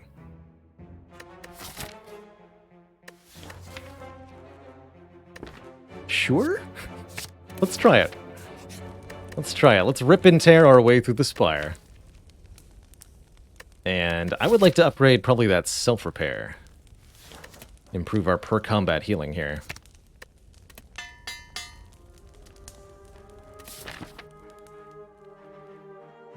It's enough money to go to the shop with. Shuriken? Can I take 3 Rip and Tear? Shuriken.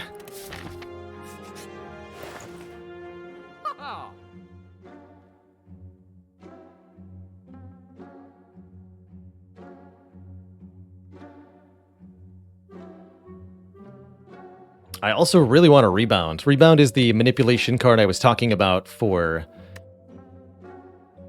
darkness and multicast.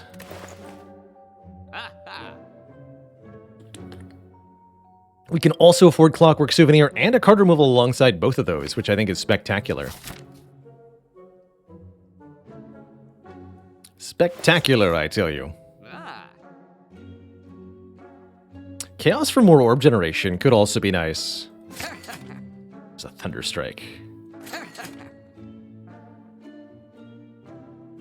It's cute.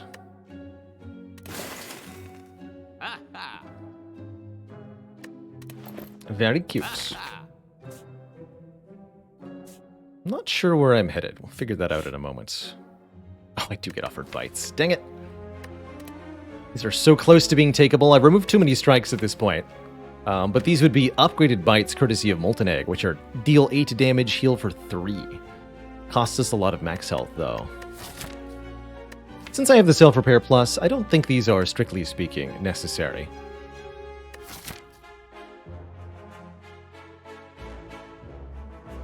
And I think I want to go Combat Elite here.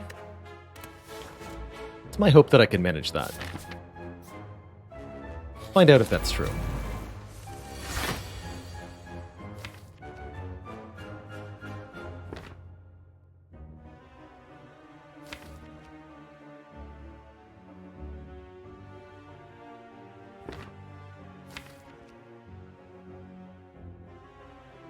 Seek Rebound Darkness Plus?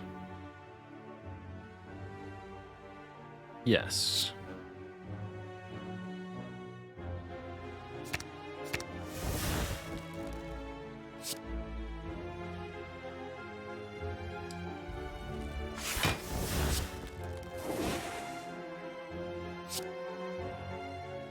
This would be 18.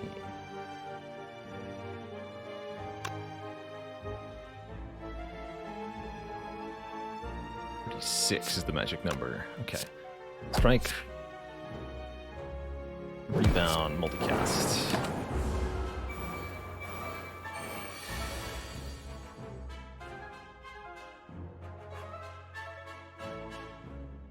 Technically, each energy here is 20 damage. Each energy here is 18, but I do more overall.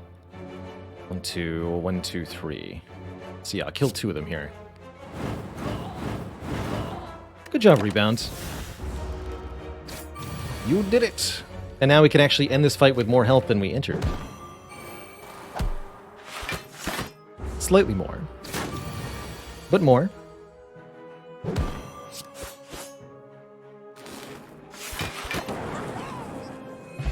Thanks to Self-Repair. And I'm pretty happy with the Cold Snap Plus. A little bit more orb manipulation is actually quite good. And the fact that it's attached to an upgraded attack is great. Also gives us some incentive to take focus moving forward, which I think is pretty good also. Oh dear.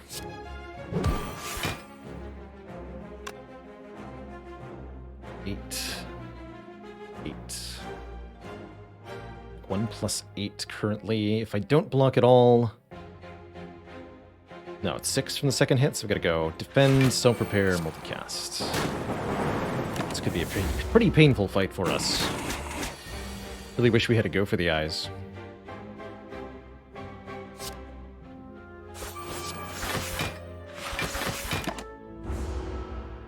Let Tori block a little bit there.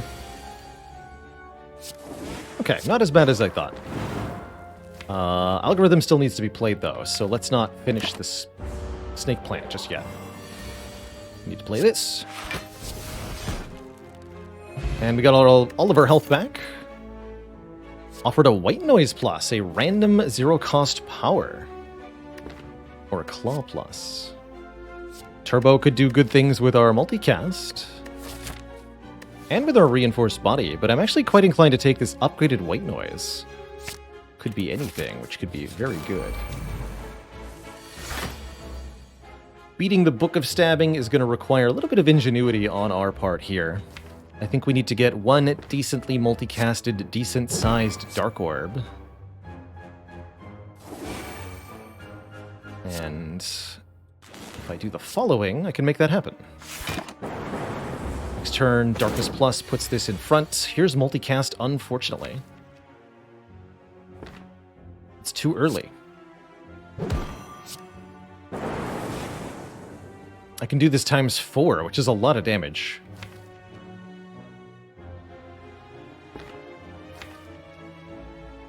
And yet it's not the right amount. So do I reinforce body for 21 block? Or do I just take 21 damage here and try to kill next turn by playing multicast now? Feels like we have much better odds of killing next turn than anything else, right? We got triple Rip and Tear still.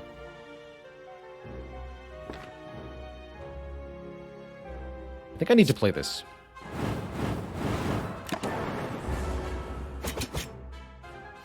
This deck really wants to go for the eyes.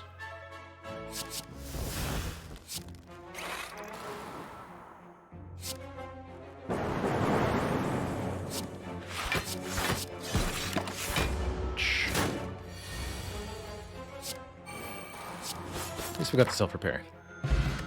Don't forget, we'll get 25 more health from Panagraph, so we're going to 50 as we approach the Bronze Automaton, and we're offered a real defrag for some actual focus, which works on both the Frost Orbs and the Dark Orbs.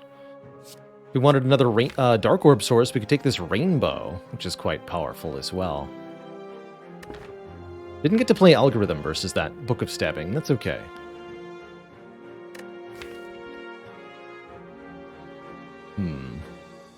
A little worried about the Bronze Automaton fight. We might be slow in that fight, especially with our randomly targeted damage. Defrag could help a bit, especially if I upgrade it. Or I could take the Rainbow or Cold Snap and then rest up to full HP, which could help us get through Automaton.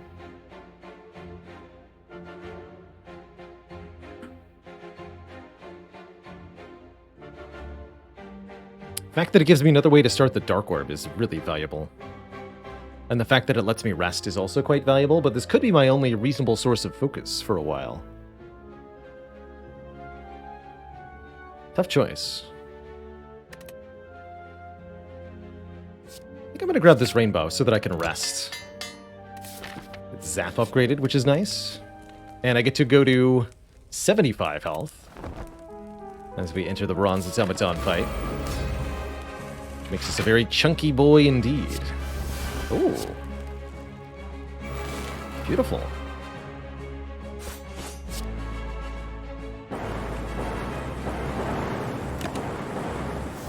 Electro giving these lightning orbs a little bit of oomph against our opponents here. And this turn is a little bit of oof. My face.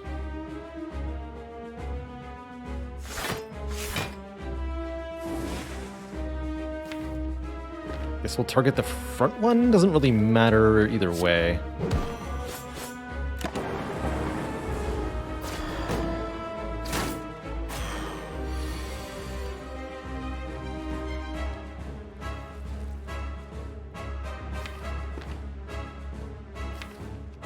Let's steal my rare cards.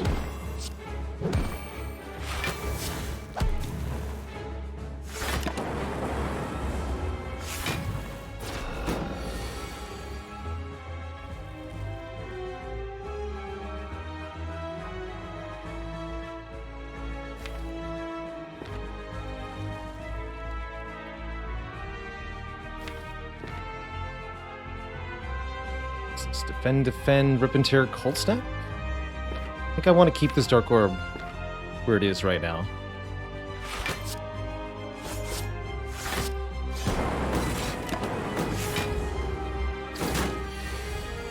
But then we take a big hit next turn, which is problematic.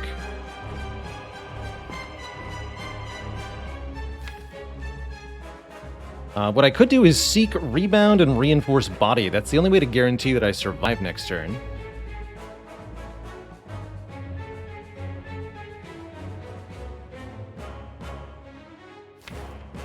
That seems like a pretty reasonable choice at this moment in time. And then that'll buy time for this Dark Orb to get where it's going.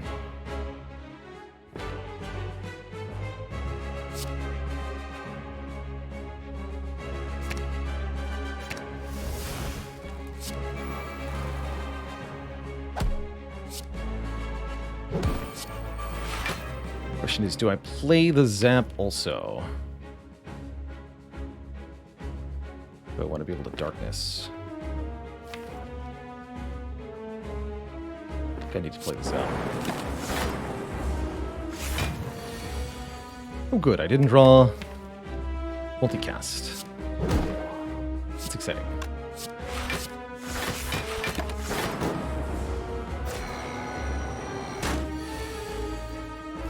We'll draw it next turn when it's guaranteed to kill. Perfect. GG.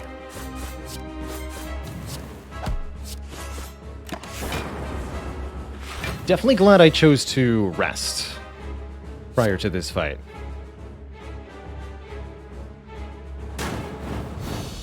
GG. That was partially necessary because of the Sozu. We had no potions to help us there. Really had to do that all on my own.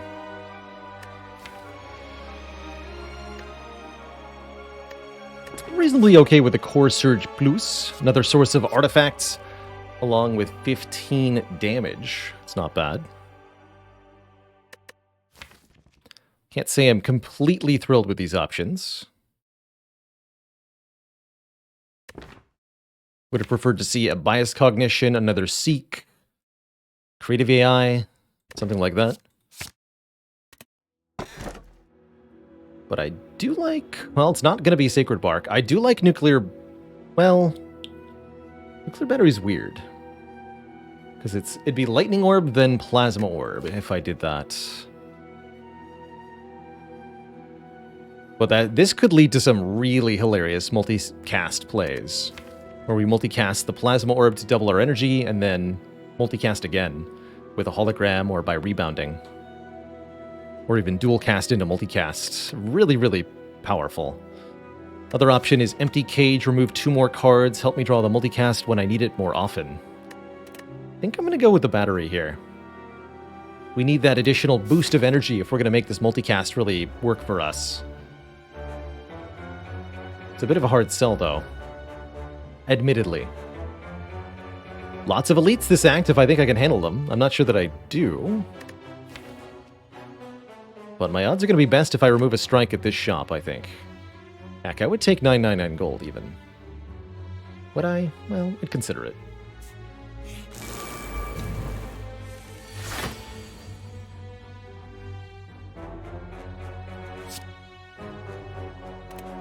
Oh my goodness.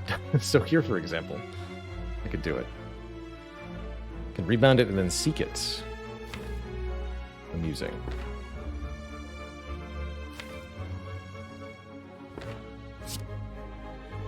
Let's just get Algorithm and Cold Snap down here.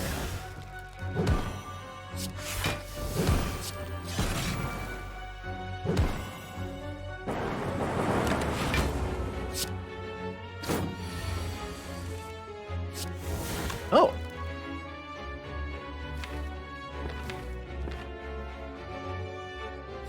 Alright, self-repair. I'll be back later.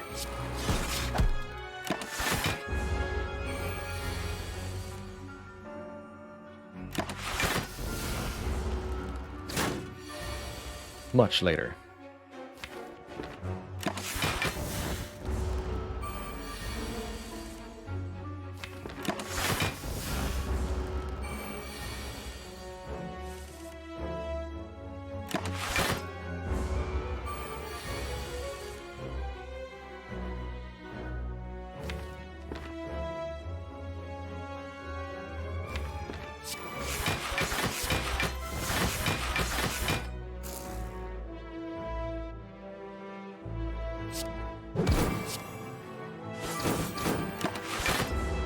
Get him.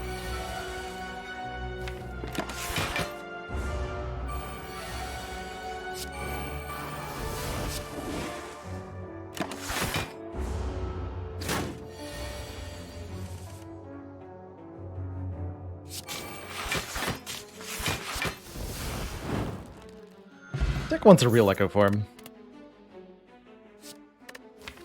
Charged battery. If it had an upgrade, I think I could be sold on it.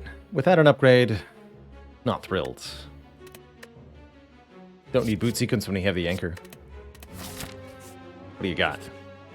Tesseract. Tesseract did wonderful things last run. What do you got for me this run?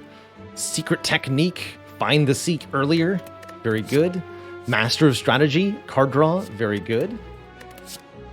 Violence is also a card draw, technically. I also really like Blind to apply Weaken, as I don't have that available to me currently, and it would make a lot of a difference defensively, especially in helping us get Tori to work. So I think I'll take Blind. Blind, Master of Strategy, and Secret Technique. Yeah, I've been saying how much I wanted to go for the eye. Oh, God, but...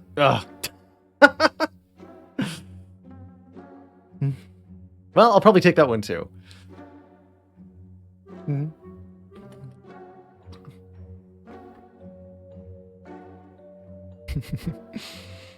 I think Equilibrium is also very, very nice, letting us build our own runic pyramid by retaining our hand. Very valuable.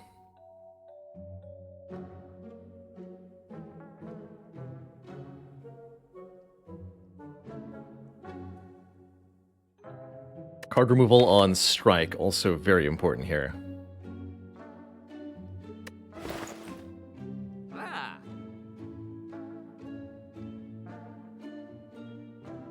So I could afford card removal Equilibrium or card removal Go for the Eyes. I'd much rather have card removal Equilibrium. Please give me this Equilibrium. Thank you. I have to go here.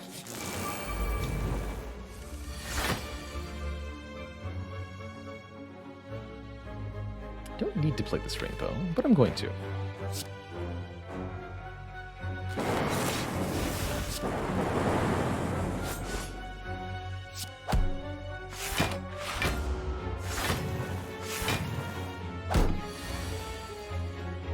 Right. Well, that helps a little bit. Actually, that helps a lot, because you have the least health. So I played Darkness... And then Electro? Hold on. No, that does not help a lot. Well, dang. My health.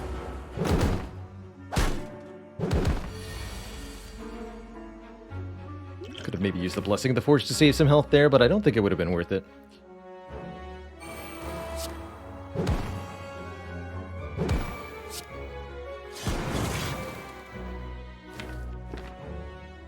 Self-repair.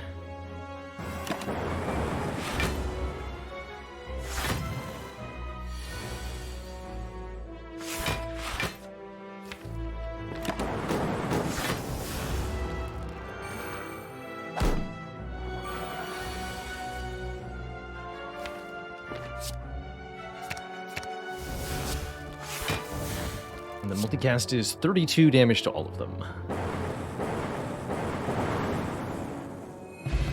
Not a great display. Hologram is huge though, as is Bullseye Plus. 3 turns of lock-on, which makes our Dark Orbs deal more damage. Or Hologram, which can assemble the powerful combo of multicast Plasma Orb, then multicast Dark Orb. Not sure which to choose here. They're both very good. Got lots of status effects already, so Artifact is not really a problem with the Bullseye. Like the fact that the Bullseye is an upgrade here. I'm taking this Bullseye. Maybe I'll regret it. 16 gold for the Red Mask. There's a deal I'll take. 1 week to all enemies on turn 1. Good stuff. Been a while since we've had a very takeable Red Mask like that. Beautiful.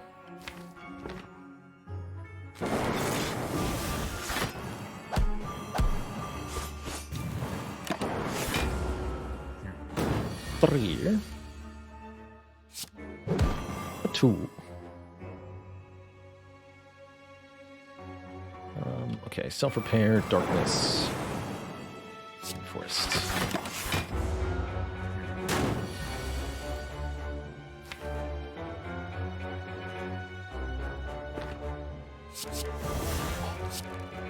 Hype. Very, very hype.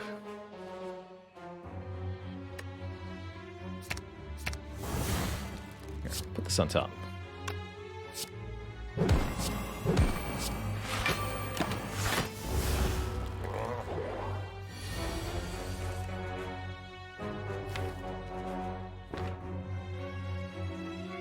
Next turn, I'm going to double the multicast. I think that's going to be the play. Let's do some quick math, though. We're going to do 36 times 5 plus 30 times 5. 66 times 5. 330. That's not a kill. Okay. Then I double equilibrium. Double algorithm next turn. Double multicast 2 turns from now.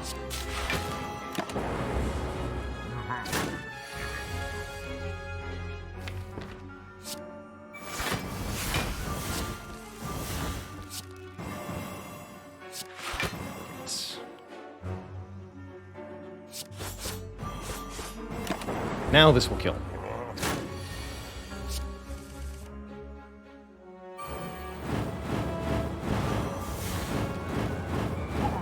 When you Echo Form an X cost card, you get to play both copies at the same X value. That went really, really well. We get another Core Surge. What? Hello? Is that strictly speaking necessary? No. Is it helpful? Kind of. Nice for blocking various enemy debuffs, whatever they might be. Hearts. Blocks Fuln pretty reliably, although we have that covered with the souvenir already. What the heck do I need a third course, a third artifact for? Feels like unnecessary. Although if I find a biased, I'd be happy to have it.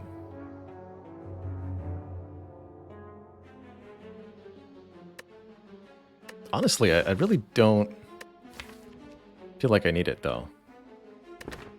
Okay, we'll skip that. Double Orb Walkers. These guys are tough. But a rare relic and the bonus cash could be huge here. Got a gauntlet to go through already. Don't particularly want to lose my Lizard Tail. But I do have the opportunity to rest pretty shortly.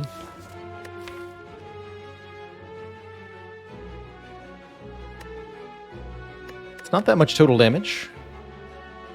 Let's try it. This might be a mistake.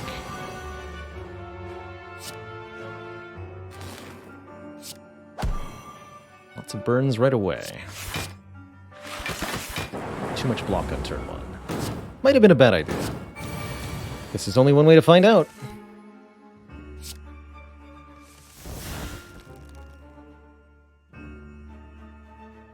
Yeah.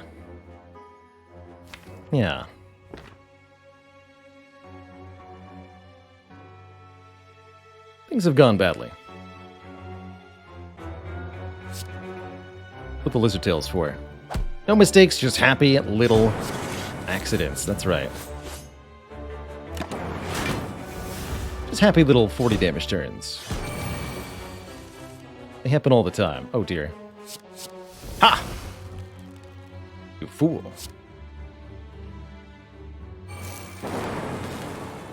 Perfect.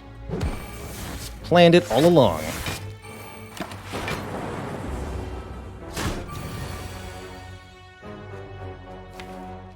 Easy.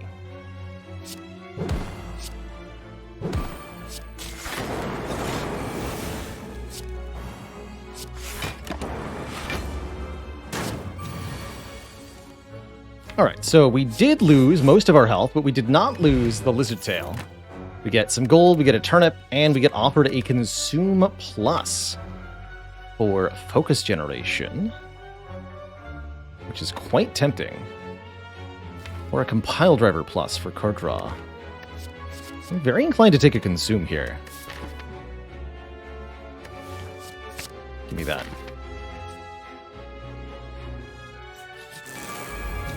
Now this might have been a mistake. But don't worry about that either.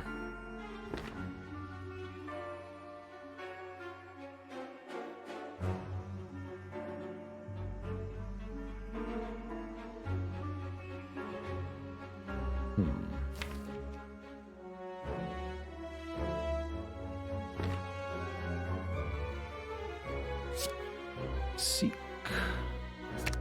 Master Strategy and Equilibrium.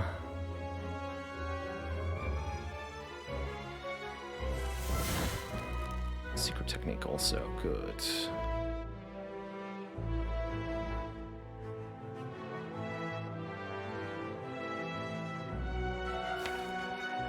Rebound secret technique, but I can.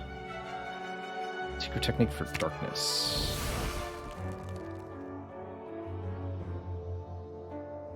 I think I rebound the equilibrium here.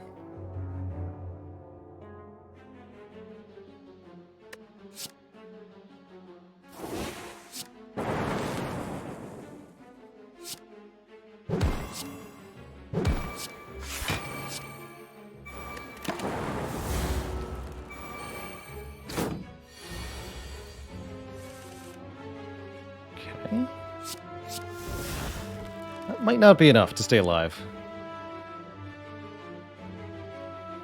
Let's see here. I cannot kill this one unless Rip and Tear hits it one time. Unfortunately, it seems like we're kind of at the mercy of that. This is 21, 26 block. I'll stay alive otherwise. This Blessing of the Forge doesn't really make much of a difference here. It's up to the upgraded cards. And we do survive, thank goodness. So we could potion to upgrade defrag and get 3 more block out of equilibrium. I also note that I can't play all of these blocks, so I'm actually only blocking for 21. 21 plus 24. Uh-oh. That is not enough. In fact, I think no matter what, it's still not enough. We do have Lizard Tail, though, so we're not actually dying, no matter what, also. Let's do some quick maths, then. Incoming damage, 18 plus 34. It's 52. We block for 21 plus 24. 45. Not enough. We are not going to make it here. And I don't think the plus 3 block from the potion makes a difference. We go to 48. Block for 16, 24. No, it's not going to make a difference. So, if I keep the defend plus for next turn, then. None of the enemies do damage in a way that causes Tori to make any difference here. So we take 9, then 34, then 9.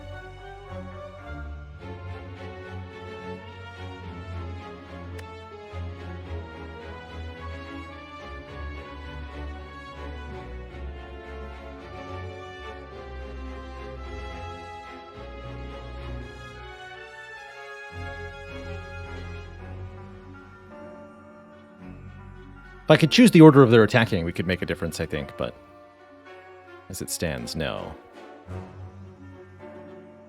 So this is 34. So I want to die to the 3rd hit, if possible.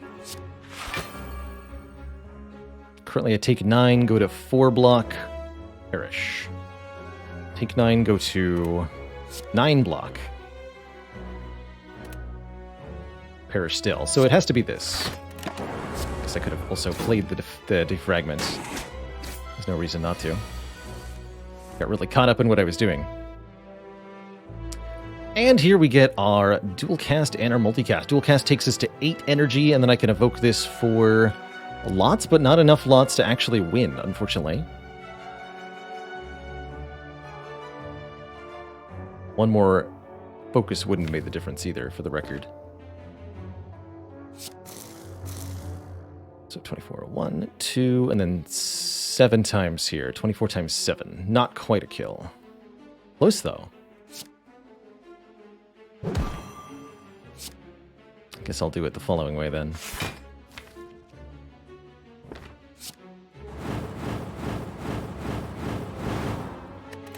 So close.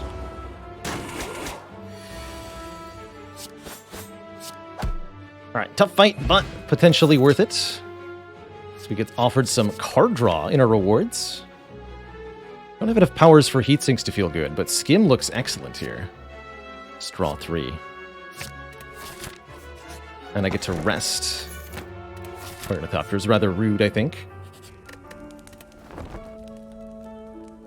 But that's okay.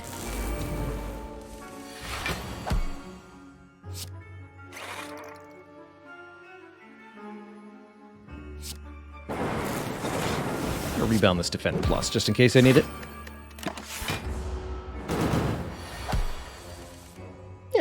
would say that I did. Kind of.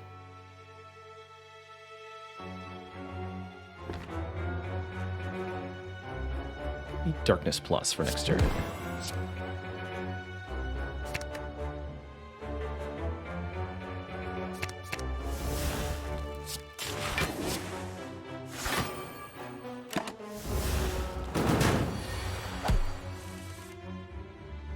Rude.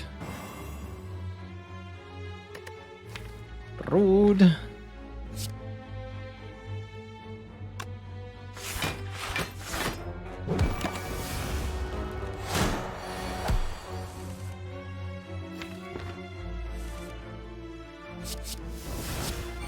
can stop attacking anytime you want, sir.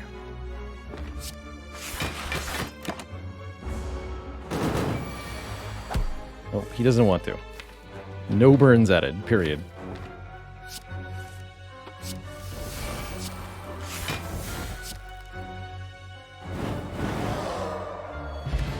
You do get a data disk for 1 point of focus. Another chance at the heat sinks.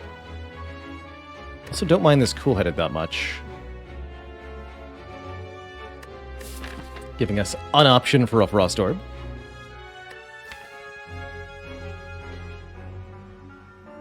There's a couple upgrades we could consider at this point. Our card draw cards can be upgraded. Still got a recall, too. I think I'll take these 2 events. Might take one more fight. Although I shouldn't fight what could be another Reptomancer. We've had enough disaster for one day. Alright, I guess I'll take 1 cool-headed. So this is the plan? I suppose it is. Oh, that's why we're supposed to take another Core Surge. So I could afford to lose one. I guess this late into the run, we can also now lose the Self-Repair Plus, as we can rely on the Pantograph for healing. Okay. We'll do that. And here's the Mind Bloom. Happy to fight a boss from Act 1. We'll get a 25 hit point heal from the Pantograph when this combat begins, as well as a rare relic. Upgrading all cards is cute, but not that helpful with the amount of healing that we want to benefit from. So I'll take the boss fight. Thank you, Pantograph.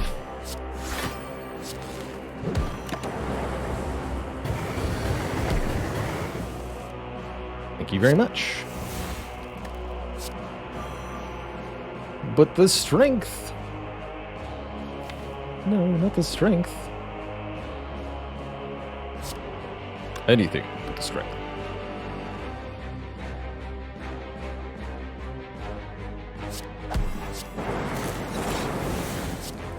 Double Dark Orbs going.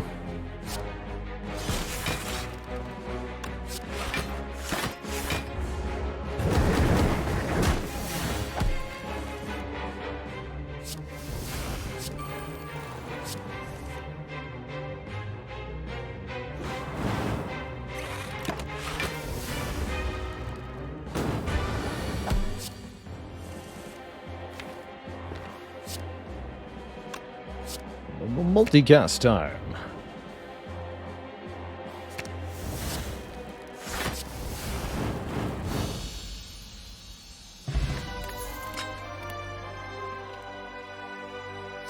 You might be surprised at what the Unceasing Top can accomplish for us here. I'm not sure about Compiled River versus Cold Snap, though. Feels like with the Consume, I don't particularly want the Compiled River. The Cold Snap's not bad, though. And we could go Frost Orb centric as a way to beat the Awakened one, for example.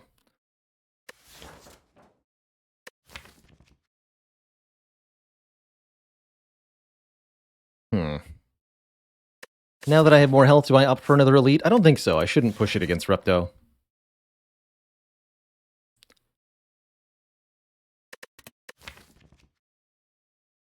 Cold Snap could be so helpful. I'll take one more Frost Generator, I think. Just one.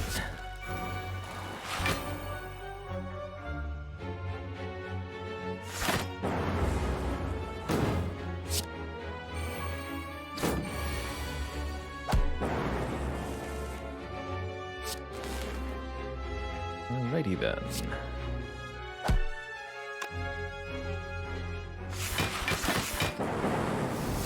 Might get exploded on here.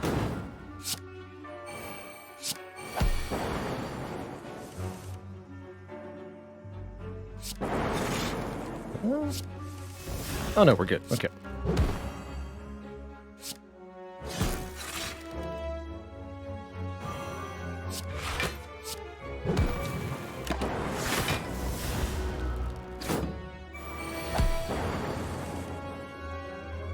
Get him, Hourglass.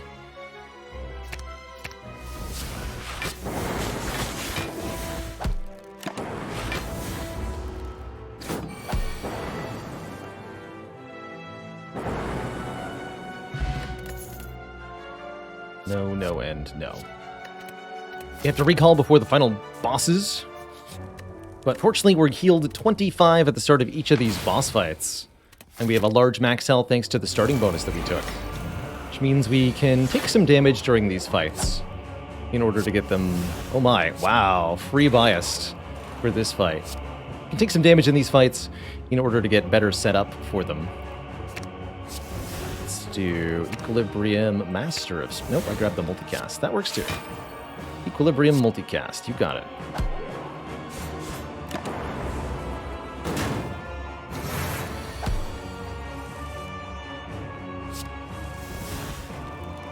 Ooh, consume.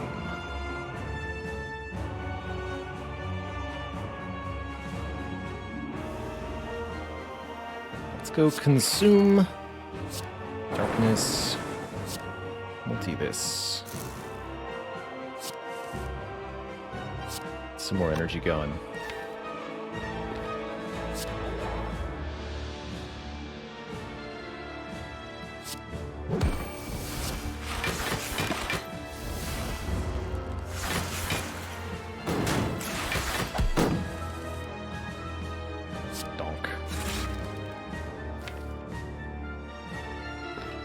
Probably have to play this with Rainbow next turn. It's a bit awkward.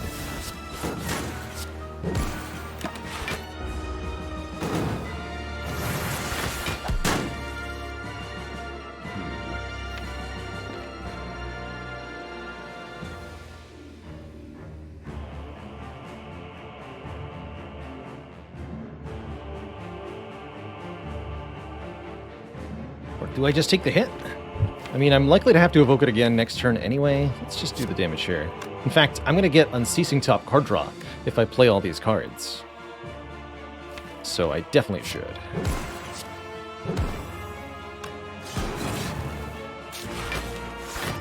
Thank you, Unceasing Top.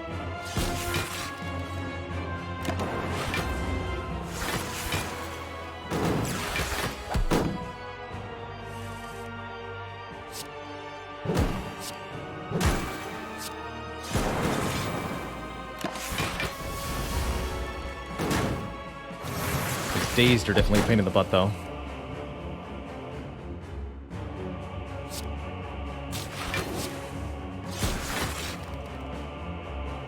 This is 36 block, 42.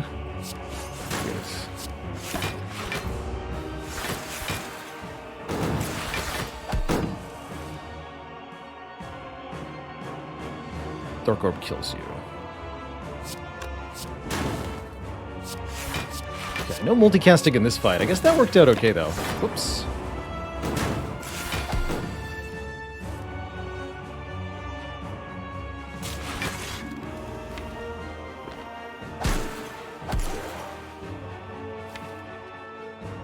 I want to be able to dual cast the Thrust Orb.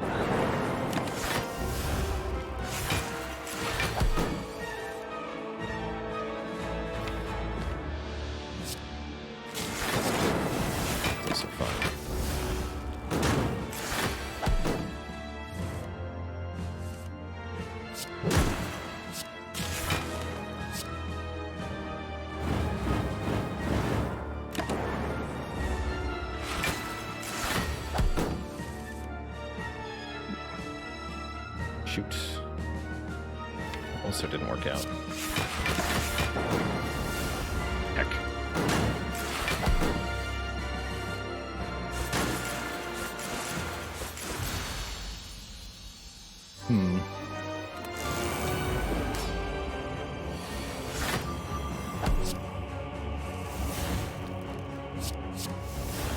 Static Discharge, we will not be playing during this fight.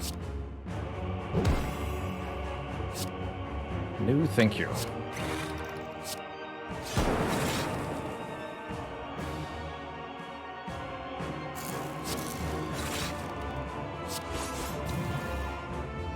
Stop there. Goal is to not give the Awakened One much strength by not really playing any power cards. So we can focus on scaling up with the Shuriken and keeping ourselves defended with these Frost Orbs. See, only a 6x4 if we don't play any powers here. That's kind of a big deal. Missing a recycle, though.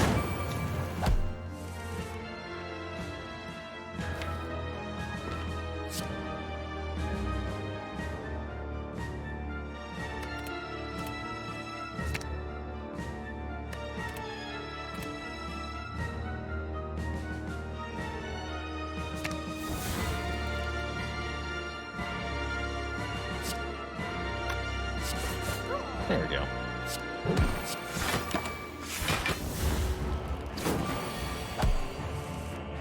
Could try to build up a big Dark Orb over time here. That would be good for Phase 2, actually.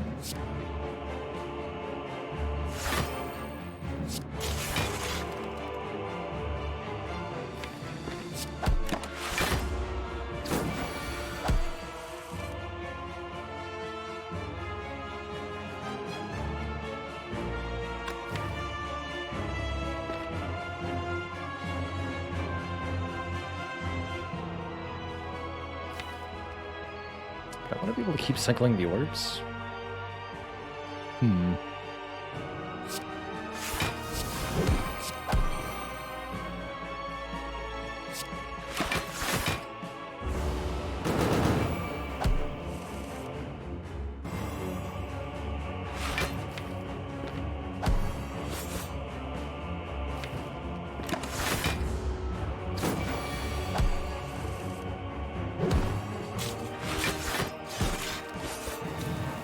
Shuriken should be plenty.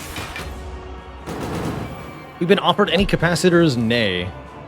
We've not seen even one. And I'm okay with that. For the moment.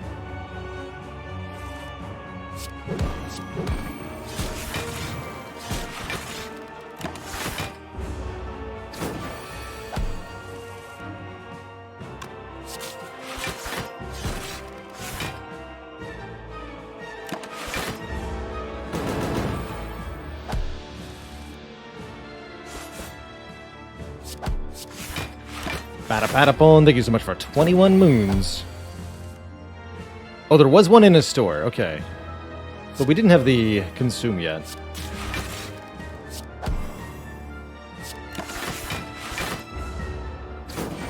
So you can see this has been a remarkably easy Awakened One fight overall.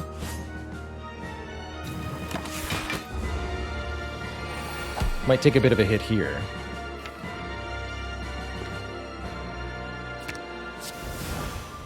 Really not such a big deal.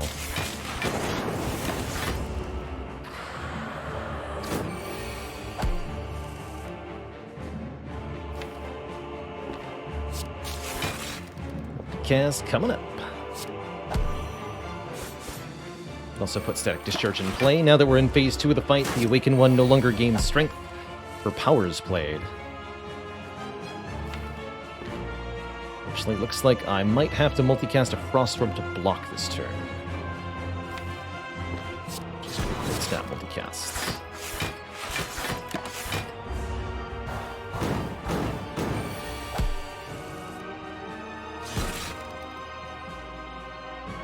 +21 plus 12. That gets me... hits.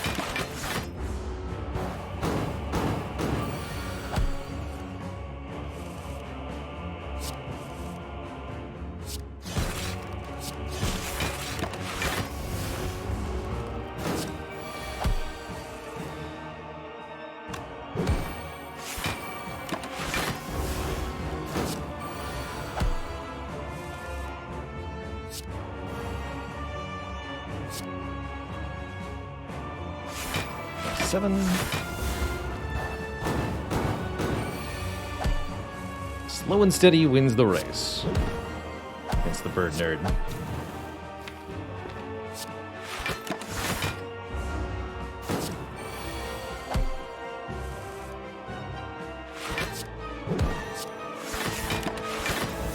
Uh-oh.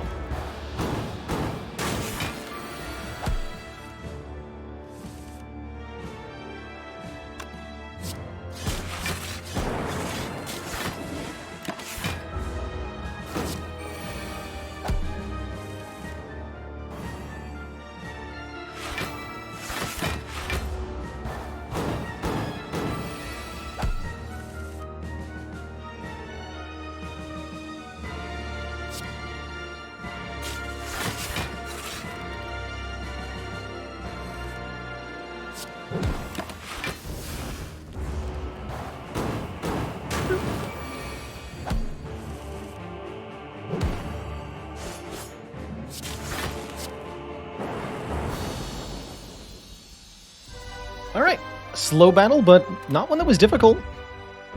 Charge our core to its maximum, dealing 1968 damage. We still have one of the 2 potions we had when we picked up the Sozu.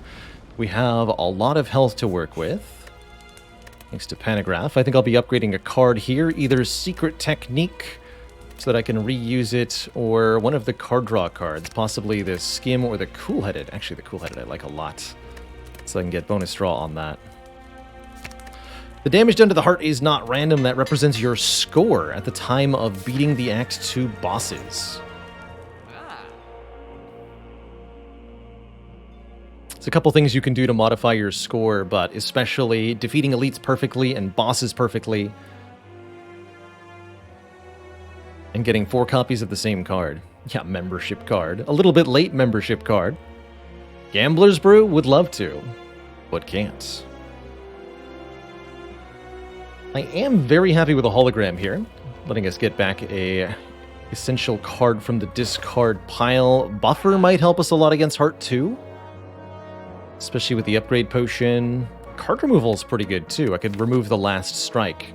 We don't have to worry about that card anymore.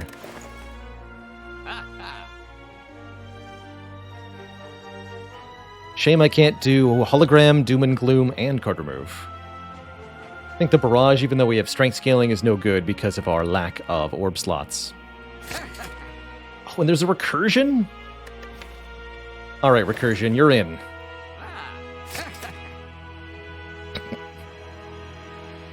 That's just appropriate. Could buy another one. Might just purchase a strike removal here.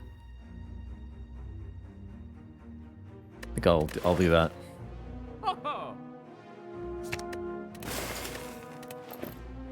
Just beat recursions all the way down.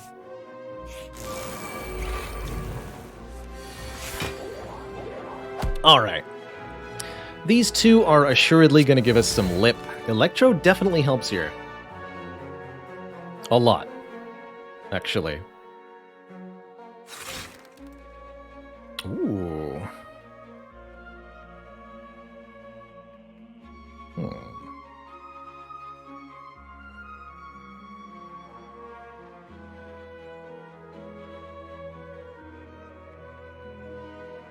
What is this? Electro, then consume, then dual cast? There's a couple of weird ways this could go.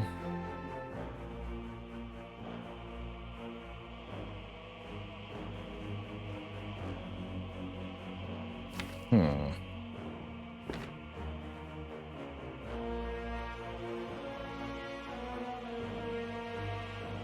think this follows. Electro, then consume. And dual cast. You can get to Unceasing Top for a little bit here.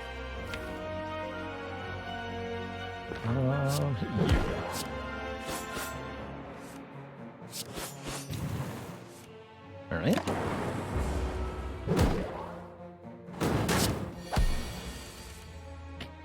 Yeah.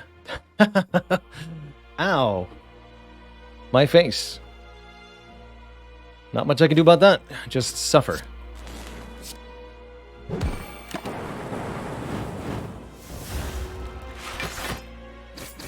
Ascender's Bane on turn 2 against Spear and Shield is definitely a classic.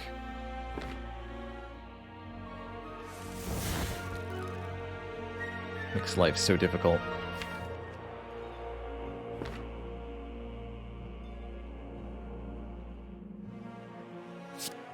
Okay, so we're gonna go Equilibrium, seek for Beam Cell, Blinds.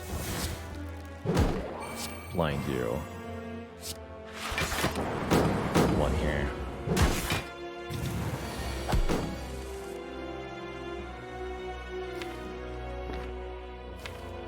Hologram Equilibrium.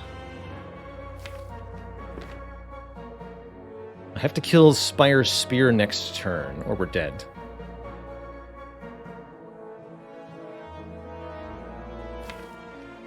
So, how do we deal with that?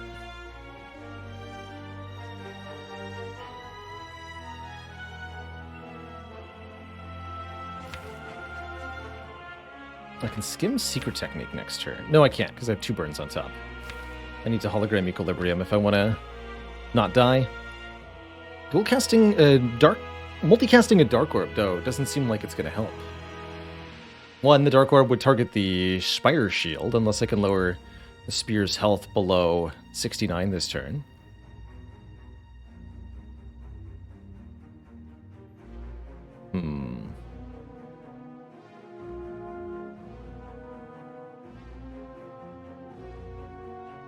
I'd say it's pretty rare for me to outright lose to Spear and Shield, although what does occur is being mortally wounded by them and then dying to the heart. That's relatively frequent. That might be what happens here, in fact. Considering using the upgrade potion now is making the recursion free is almost essential.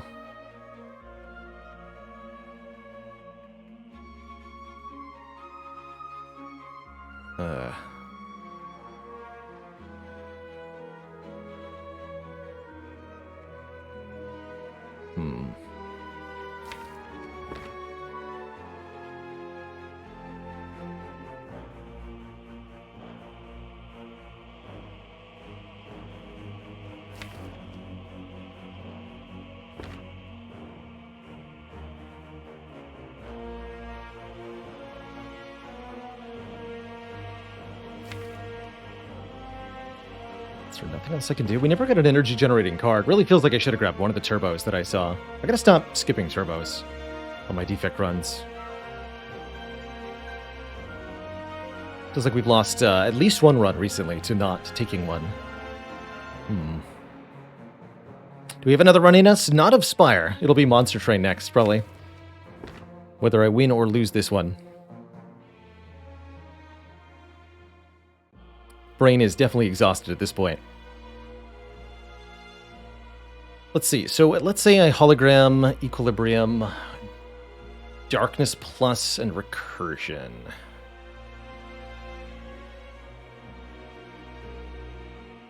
That doesn't get Algorithm played. That's pretty disastrous.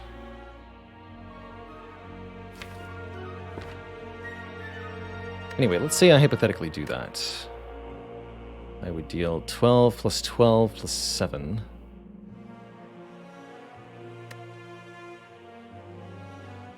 $31. 102 minus 31. 71. Okay. And then this will be 6 plus 10 plus 10. 26. Oh yeah, that's super duper a kill.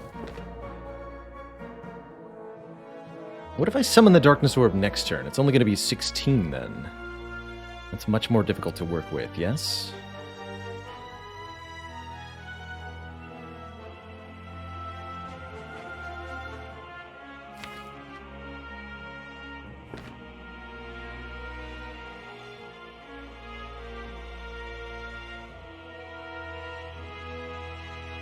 It seems much more difficult to work with. And I still might even get hit next, like 2 turns from now, by the shield again. Well, that feels bad.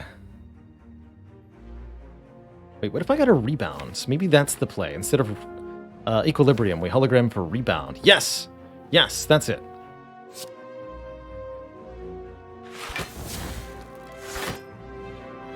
This is the line.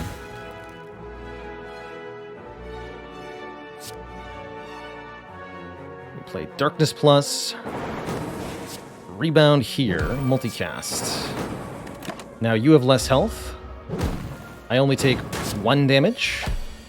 And we guaranteed multicast to kill.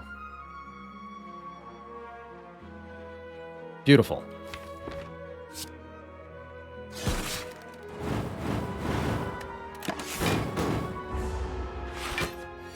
That's why we took that rebound.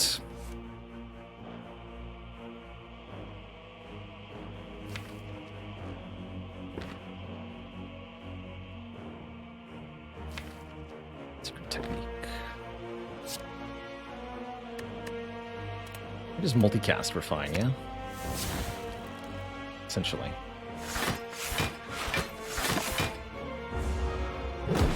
For deck building roguelites to suggest other than Monster Train, I would highly recommend Griftlands, as well as Roguebook, which is getting a new hero very shortly, actually. So there's probably no better time to get into Roguebook than now. Rebound better than Turbo, that's the clear takeaway. You ask me.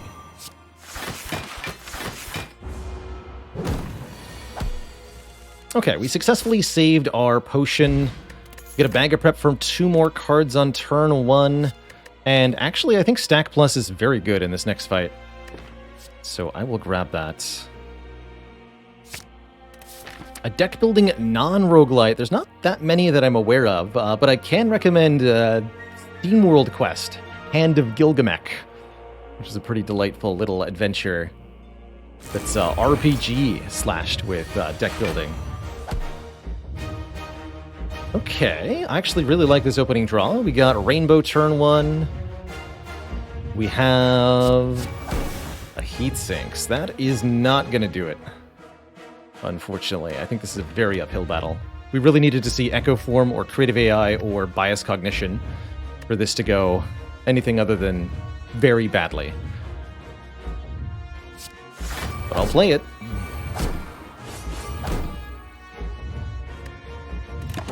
Not gonna play Rainbow yet. Keep this plasma energy.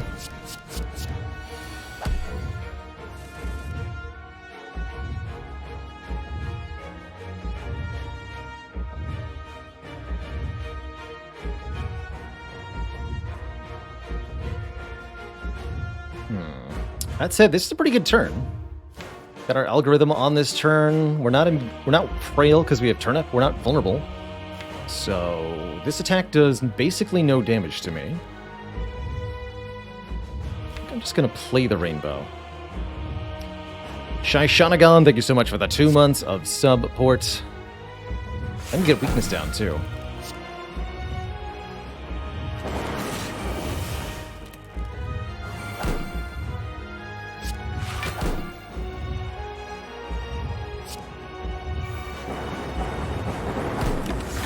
Damage in there. Not a lot, just a little. Oof. It's a spicy hand. Yeah, Heat Sinks is the only power, it's not really it. You know? Gonna need a couple good multicasts. We want this all to work. So I'm seeking for Consume. Actually, or do I want to seek for 2 attacks so that I can Shuriken here? How important is the Shuriken?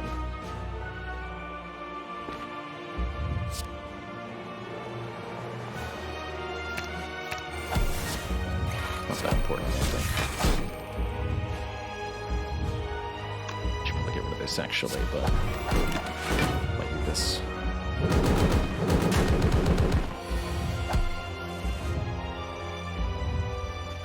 This has to be the Blessing of the Forge. Upgrade the hologram, upgrade the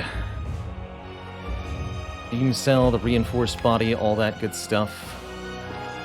The hologram weak here to keep the heart weak for the next turn. Otherwise, what the heck am I doing?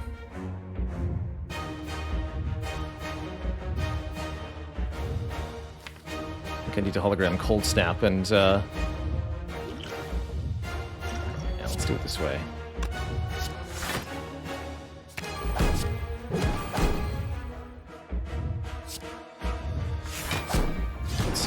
Rebound, reinforced. Oh, right. Oh, I was just going to draw it again immediately.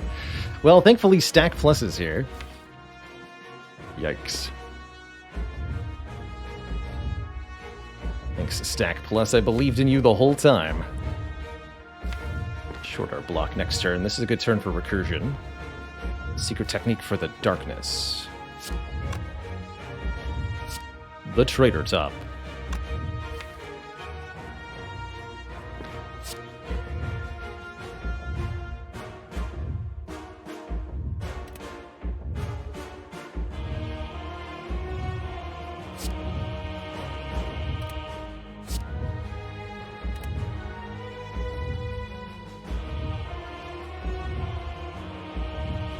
Recursion that Darkness Orb, actually. So it's Secret Technique for Darkness, then Darkness, Sap, Recursion stack. That's the one.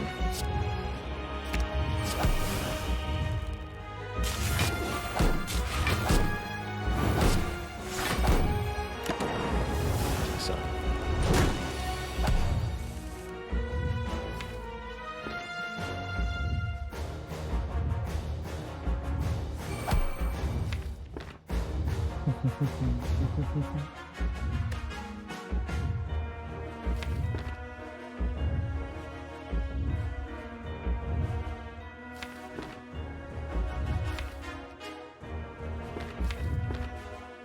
Master.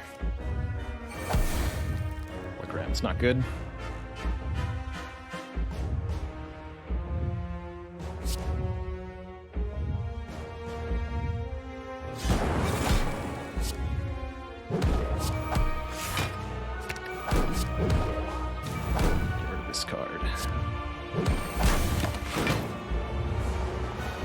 A lot of health left. This is where Lizard Tail would probably make a really big difference, unfortunately, but I don't see a whole lot of way to survive what's about to happen to me.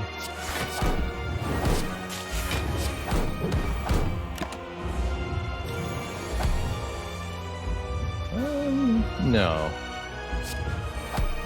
Hold on.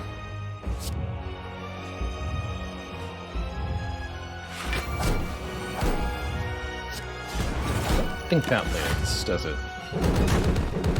No. GG. GG.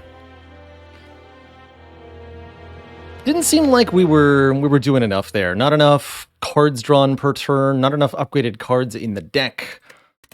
Not enough stuff happening. I think we might have had a chance, like I said, if our random power had been Echo Form or Creative AI or Bias Cognition. There might have been a chance there, but with Heat Sinks as the random power, we were always going to die. And without having the Lizard Tail, we were always going to die. GG. GG.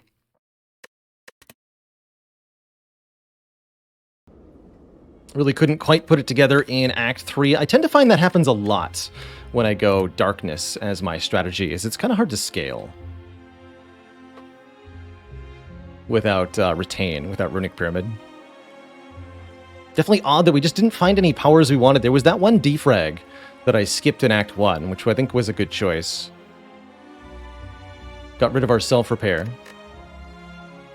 But we just never saw any powers that I really wanted at any other point in time. There was also an early loop that could have helped. I suppose if we'd taken all that we were offered, it might have been something. Either way, that is the end of this defect run and the end of the Spire content for tonight. Gonna play a quick run of Monster Train, The Last Divinity, before I sign off for the day.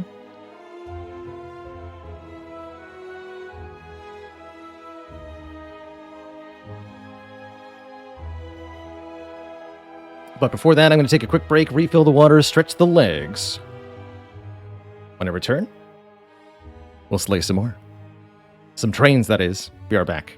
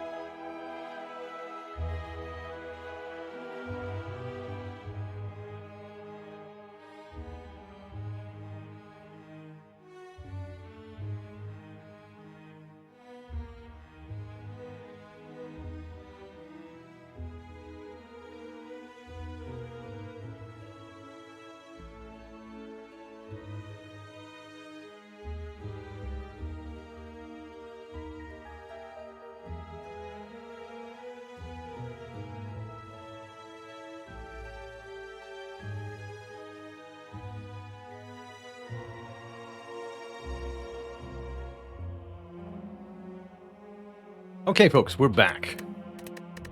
We're back. And we're switching on over to that other delightful, wonderful deck builder, the Monster Train.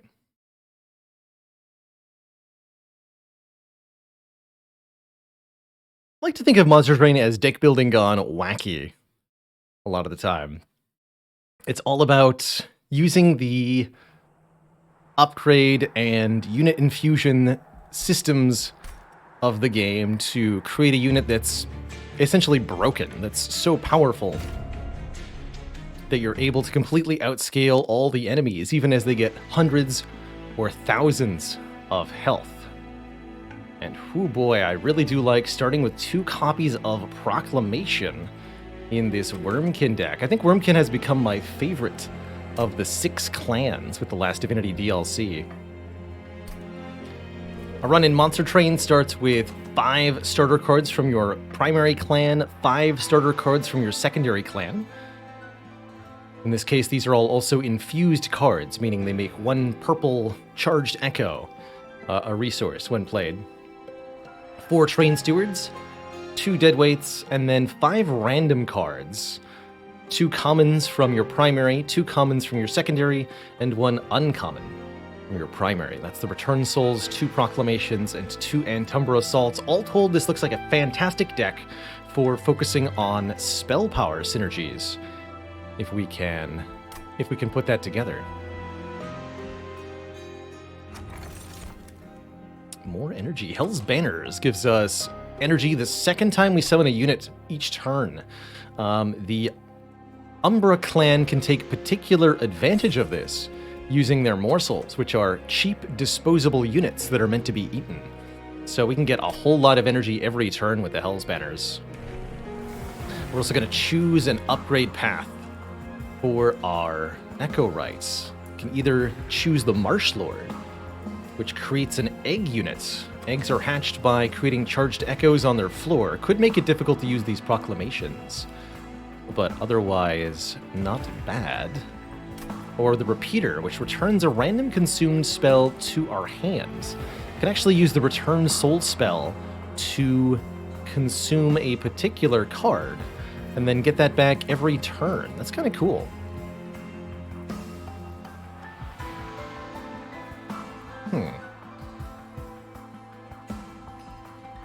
I want to try it. Let's try Repeater. And I'll also pay 15 shards, which makes our enemies stronger, for another artifact.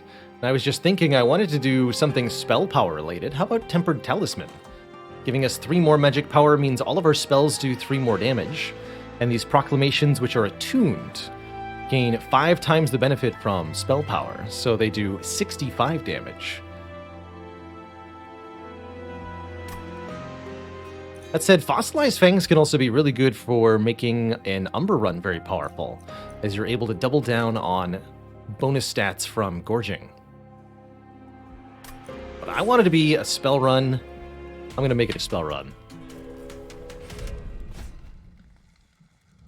Before each combat in Monster Train, you're given a trial, a choice to empower the enemies somehow in order to gain a bonus of some kind.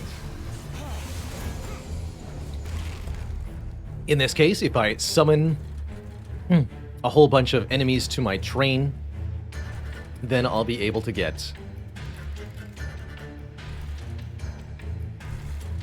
$75.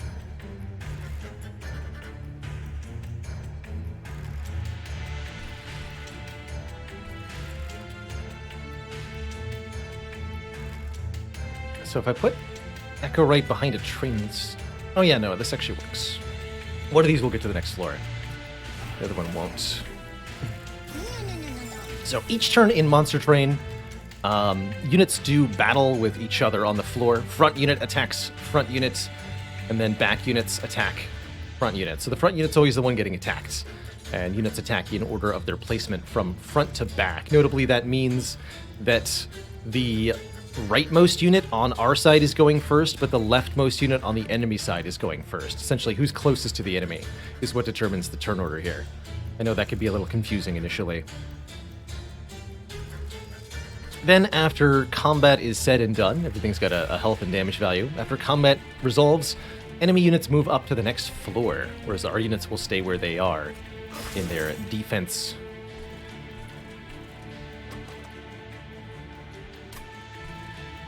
positions. So I'll just get the steward killed.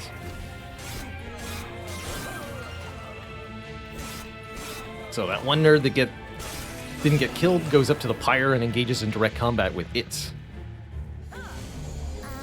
doing permanent damage. Shameful, I know. Alright, we get a ton of morsels this turn. Beautiful. Deal 6 damage. If it kills something, then add 2 uncommon or rare morsels to your hand. Kill you. We'll get a more magma morsel, which deals damage, and a morsel jeweler, which can apply damage shield. All good. Let one more guy get to the top. Steward is a good shump blocker here.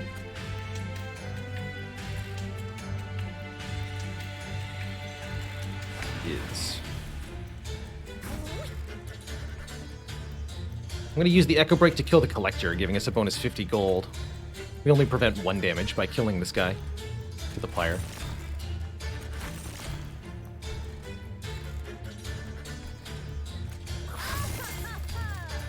And I guess I'll leave 1 morsel intact on this floor.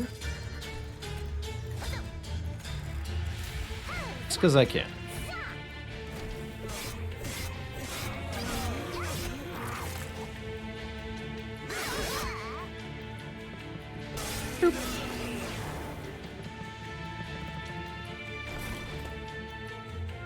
Okay, and we're finally drew a return soul. This is something we needed to see a while ago, quite frankly.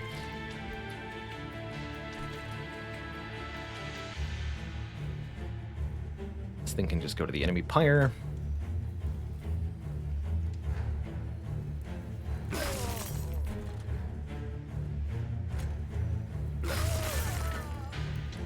And I can get that back if I want to.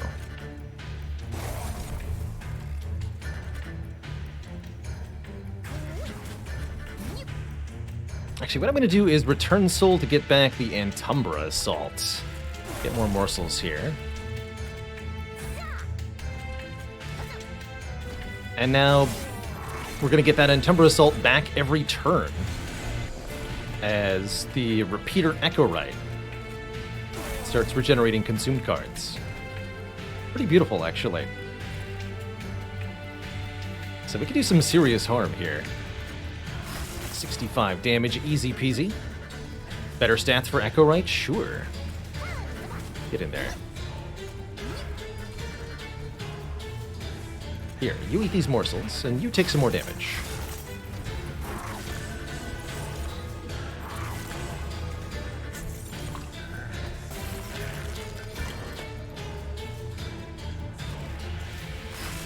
Yeah, this is already going incredibly well in the way that only Wormkin runs seem to be able to do. Just dunk the boss with raw magic damage before he even reaches any of our important units. Is a good sign. Oh man. An infused Echo Infusion. Just apply plus 10 health to 1 unit, can be rather nice.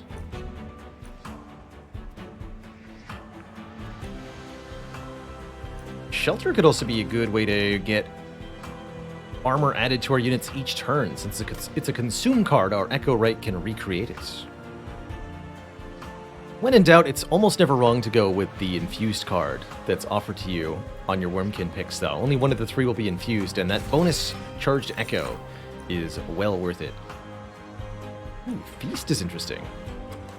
Trigger feeding on units with eaten abilities. We can generate quite a few Echoes already. I'm gonna give this a try. Not Echoes, morsels, excuse me. That allows us to eat morsels and then play more of them on the same turn. That's the whole point with Feast.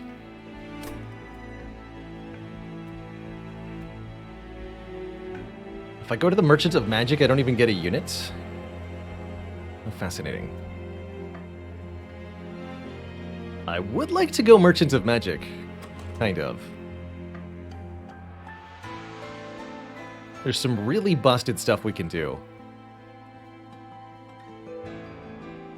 With a couple removals and a couple of spell upgrades.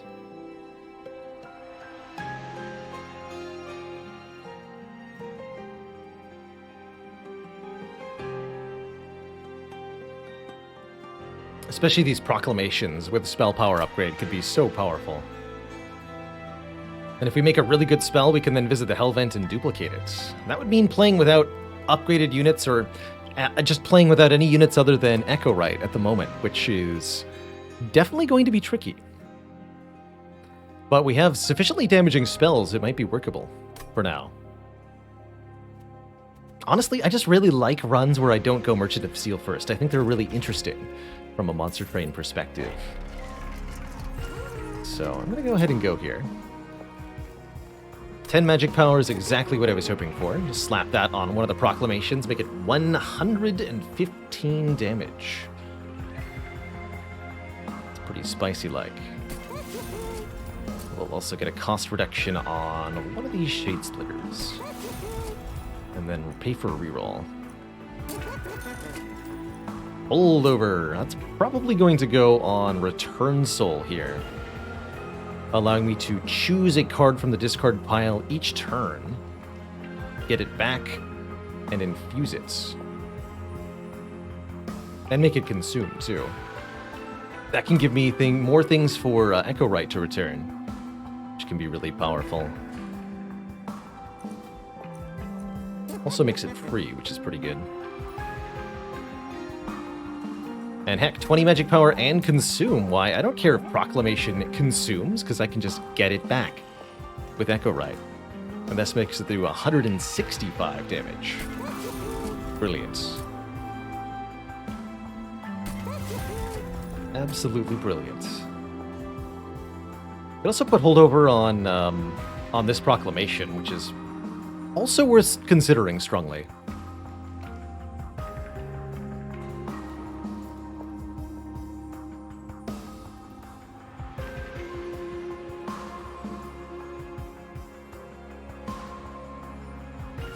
That way I have one pretty dang powerful spell to use each turn.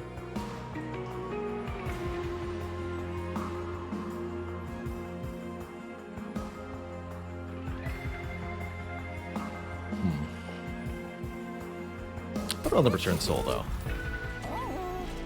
How is this going to play? Honestly, not 100% sure. I can take some shards to remove a Train Steward. Does extract 2, right? So I would need 2 charged echoes per turn to keep playing that, which is not a given. Definitely not a given. Honestly, the Stewards are kind of okay for now. Until I get real units. Let's keep our shard count low. I also should have considered duplication possibilities when I was upgrading these spells. Perhaps we'll go to the Herzl's Horde and the Umbra Banner. I'll elect not to take the money in the center. We'll just go into our next combat. I will give enemies additional damage in order to get a unit draft. Lets me pick a important and powerful unit to put into the deck. Here's a Return Soul immediately. You'd love to see it.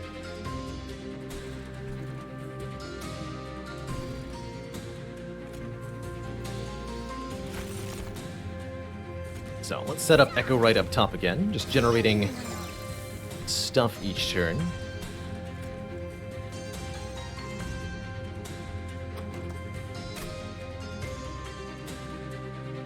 Could even put the Train Steward in front of Echo Right now. A bit weird.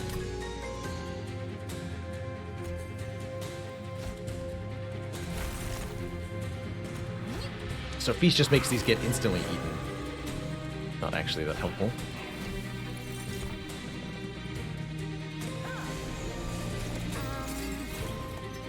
Favorable spawn off the Collector there. Get him.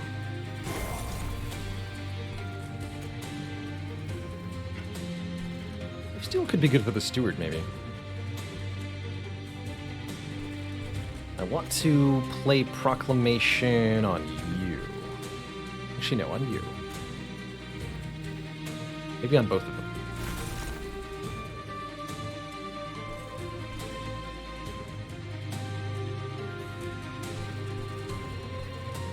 you're gonna get lifesteal.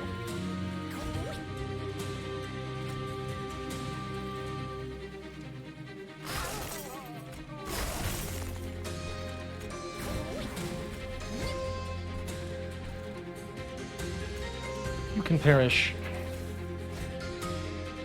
And I'm gonna return this. Actually, you're not perishing. Even better.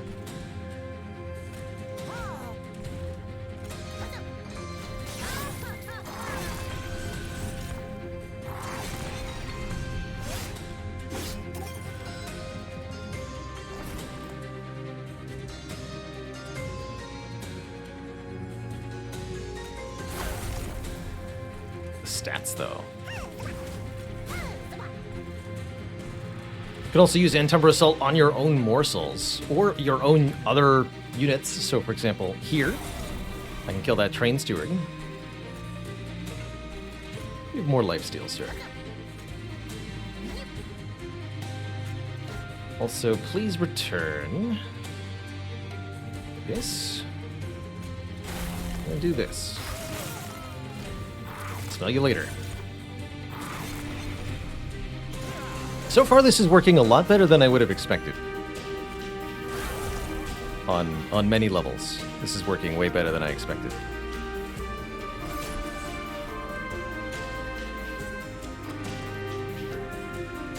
I can get back Proclamation if I want to.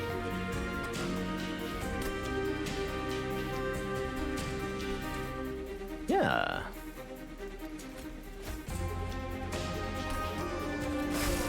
Delete that guy. You need more stacks of lifesteal, because why the heck not? Thanks to you. You two can give him a hard time on the bottom. Good luck.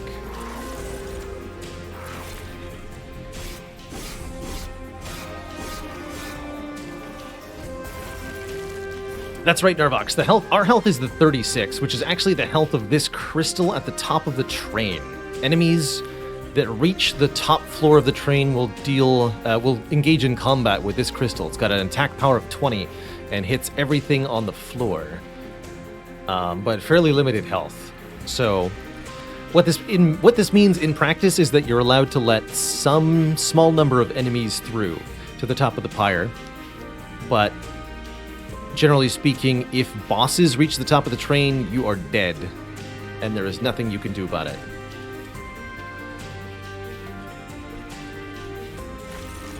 Unless the boss has very low health when it gets there.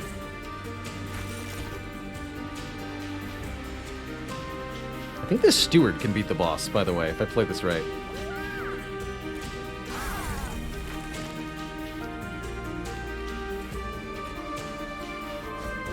You can get back Beast? Yeah. Get him, Stewie.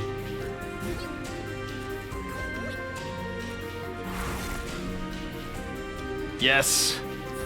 My steward! Go! Get him!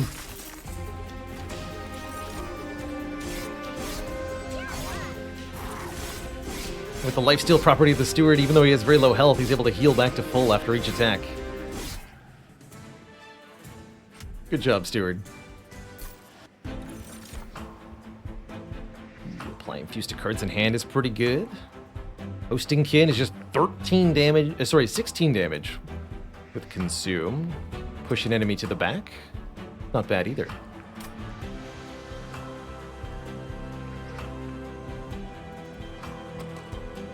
I think Hosting Kin is just fine here.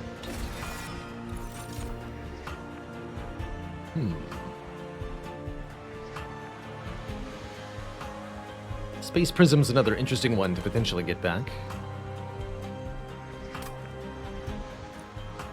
Reusable damage shield could be nice. Or lifesteal plus Ember Drain. Ember Drain is energy loss each turn. Immortal Trade is kind of a tanking card. It's for keeping a unit alive with lifesteal while they're tanking damage from enemy waves, or usually for keeping them alive during boss combat. But I don't see a whole lot of use for it here. I'm going to skip all of these, in fact. Oh my goodness. He's finally here. Well, that's definitely not the first card that I wanted. I'm just going to be really honest with everybody. But this deck might be able to play him. Oh, that's a bit iffy at the moment. The Glugsider. Acquires 4 charged echoes to be able to play him in the first place. And applies Reap, which is damage over time status effect, to anything that attacks the immense bulkitude of the big boy. We're going to take him because he's one of the very few cards we have yet to master in Monster Train. And we're going to do our best to find a way to make him work. I think that definitely means looking for an artifact rather than trying to dupe anything here. We're looking for Sketches of Salvation, maybe? Or a relic that can give me echoes on turn 1. Such a beefy boy.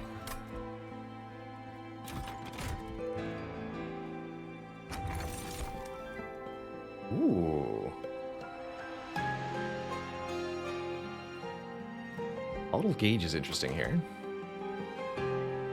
Making our cards random cost, but more draw per turn. I don't think that's great. But the Echo Seedling is very good. First time each battle a card with Consume is played, we get more copies. Those copies themselves consume. And we have a lot of control over what that is. In fact, if we intrinsic our Return Soul, I can quite definitively control what that is.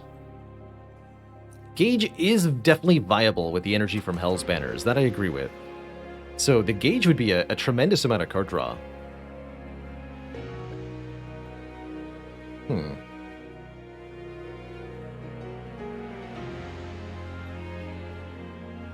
That's rather interesting, actually.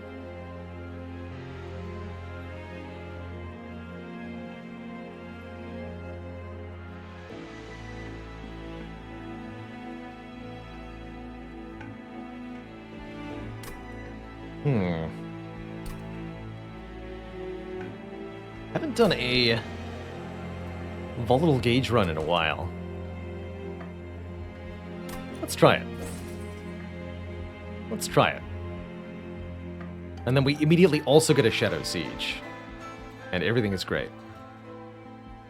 Let's see, what's in the temple first?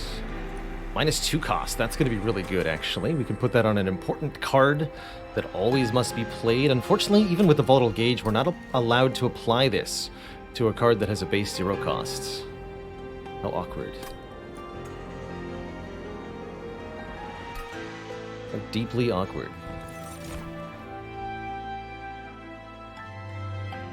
Damage Shield or Lifesteal? Well, you don't want to give Damage Shield to a Glugsider. That's not a thing. I guess I'll take an Infused Crucible Collector for now. This is a much more playable unit than the Glugsider is, for now. And works really well with more souls.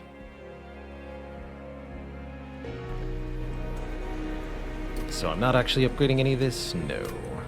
I'm not merging the units either. Although notably, the Glugsider Infusion is really good for the Crucible Collector. Because then the Crucible Collector becomes something that applies Reap whenever it is damaged. So it's a unit that can heal itself and dishes out status when it's itself damaged. I think it would be really, really good. But if we want any chance of actually mastering the Glugsider card, we need the Glugsider itself in the deck. So, alas.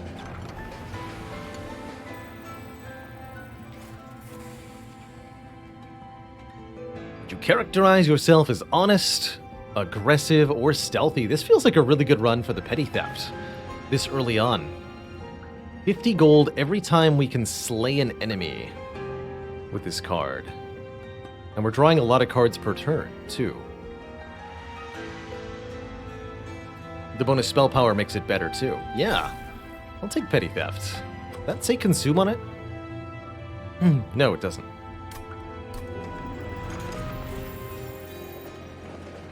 We might be able to use that many times per turn, too. Maybe that means I want to make that -2 cost, so that it's always nice and playable. That feels pretty reasonable to me.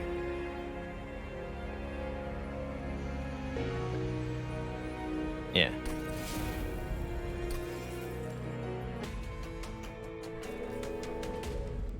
Alright, Talos.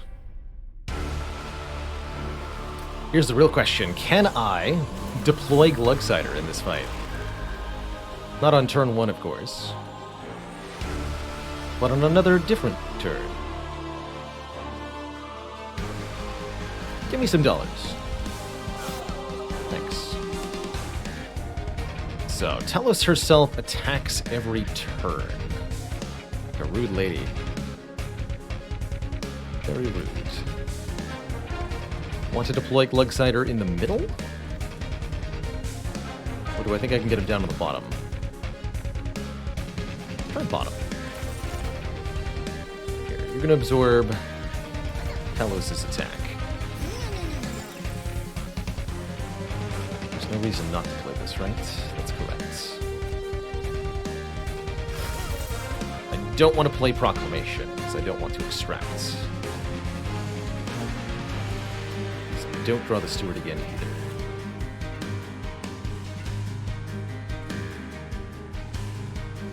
Okay. That's fine then.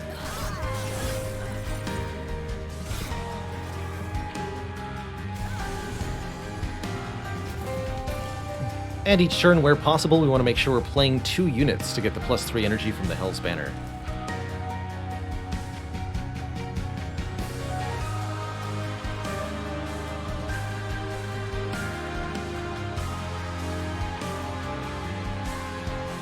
I think I'll be using Proclamation to kill this unit.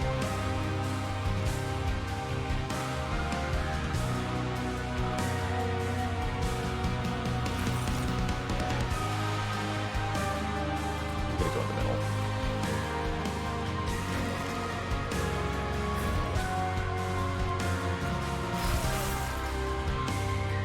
I won't get this back if I don't play it.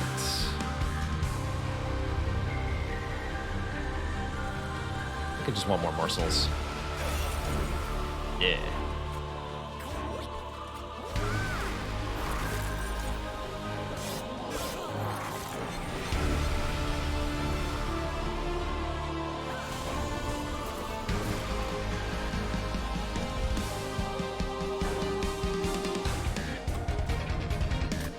Alright. We're gonna abuse some stuff, though. Which is that I'm going to return Soul the Petty Theft. And now we're going to, because it's now a consume card, we're going to be able to regenerate it every turn to make loads of fat stacks of cash. I guess I maybe wanted to Entumber Assault there. It's okay, we can do... Oh, shoot. Yeah, I did do that wrong. Ah! Well, heck you then.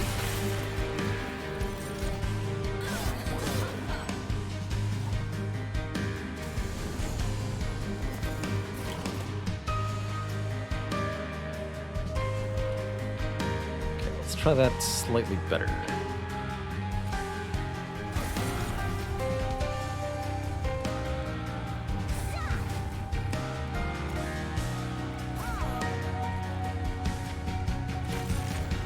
We need to up our echoes on the bottom floor so that we can actually deploy Glugsider when we draw them.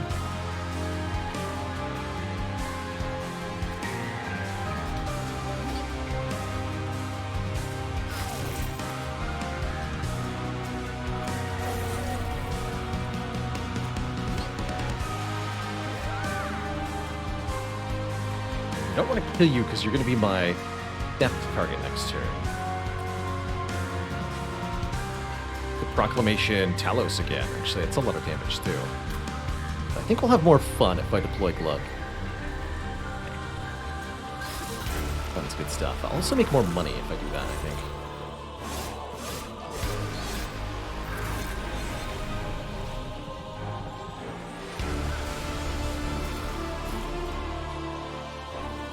Alright, here's Glug ready to deploy on the bottom floor. Good luck, Glug. Glug-a-lug.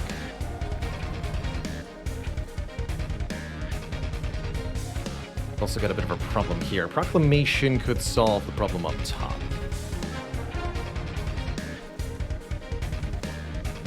Do petty theft to you. Actually, no, I want to petty theft you again next turn.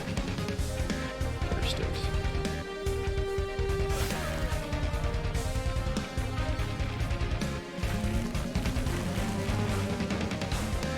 So I can go. Echo Break Proclamation.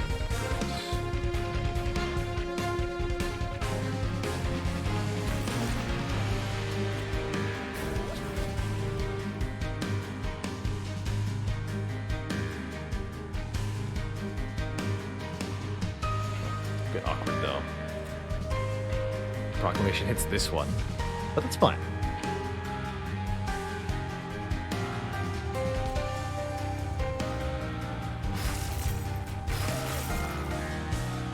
Technically, unless I play the Steward, I'll take 2 fire damage. I'll just play the Steward.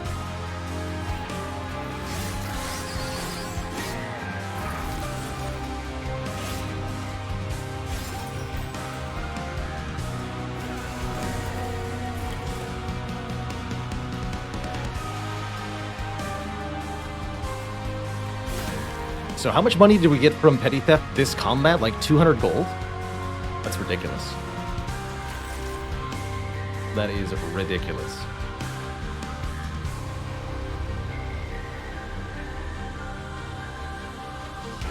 Just need to generate more charged echoes on the bottom here, and then the Reap will do the rest.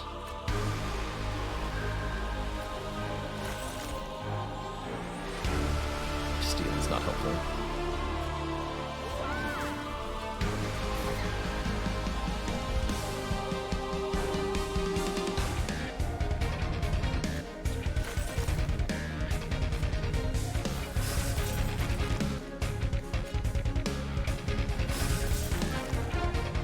So, what's happening here?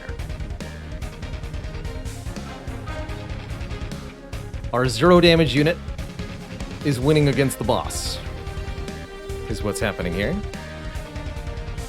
And the reason for this is Reap. Reap deals damage to units at the end of combat, only after all the combat's done. Equal to the number of stacks of Reap times the number of charged echoes on the floor, currently 5. So Talos, after combat, takes 5 damage per stack of Reap she has.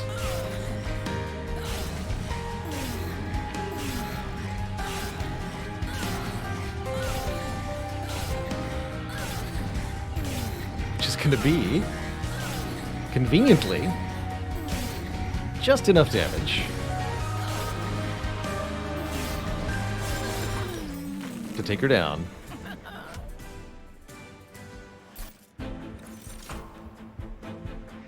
Ooh. More slots for charged echoes could be very nice for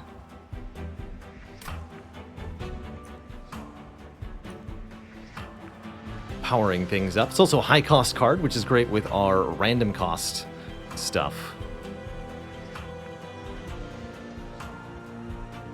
Jed Skillin asks, how many hours do I spend in a game before I think I'm okay enough to stream it? Depends on the game. Some games I just stream, you know, completely blind for the first time. But usually I want to spend like an hour or two familiarizing myself with the interface and maybe some of the basic mechanics before I'm okay to stream it. So not that long. Kindle's also very nice, because the cost is not randomized, so this is just always a double energy with consume on it. That said, I want the infused unearthed remains because this is 2 echoes and 1 max echo. Kin host pupa. I don't feel like any of these are that good. Although this is a hilarious infusion for Glugsider. Give him armor 10 and strike apply Reap 1, so Glugsider can apply even more Reap. AoE Reap, even if Glugsider is not attacked. I actually really like that. And I can fuse you into the Glugsider immediately. We'll go Unstable Vortex, Merchant of Steel, Wormkin banner. Remove a couple of cards. upgrade our units. Probably the Crucible Collector, as that's the one I'm more likely to rely on. But I like the idea of investing more into this Glugsider. Sure. Let's see, do we need additional capacity on each floor? Card draw doesn't matter that much with a volatile gauge. I think we should maybe take +1 Ember per turn, so that energy is never a problem, no matter what the cost of our cards. Let's do that. You always get to choose 1 capacity, 1 Ember, or 1 card draw after you beat a major boss. Usually speaking, I advocate for going for the plus draw, because there are very few sources of card draw in Monster Train relative to Slay the Spire. However, we've got one of the best, 3 per turn from the Volatile Gauge, so we don't need it as much.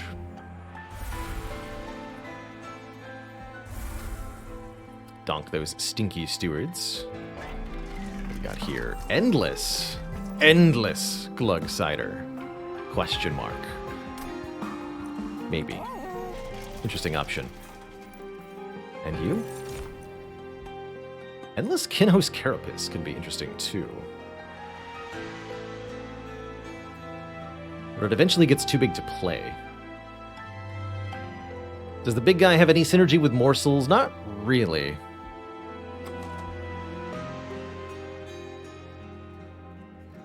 They can make him tankier, but that's about it.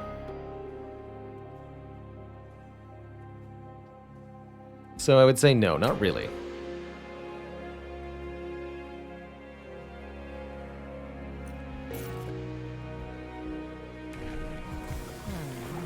Cross path to egg? No, I think we want to keep going down the repeater path for Echo Ride, eventually getting 2 cards back per turn, which could be huge.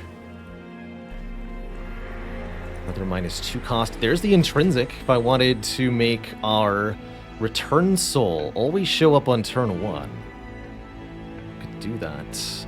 I also like making Unearthed Remains intrinsic and -2 cost.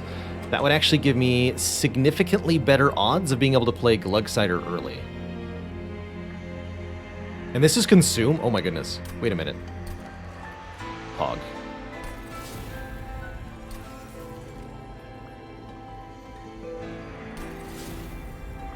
That's the one.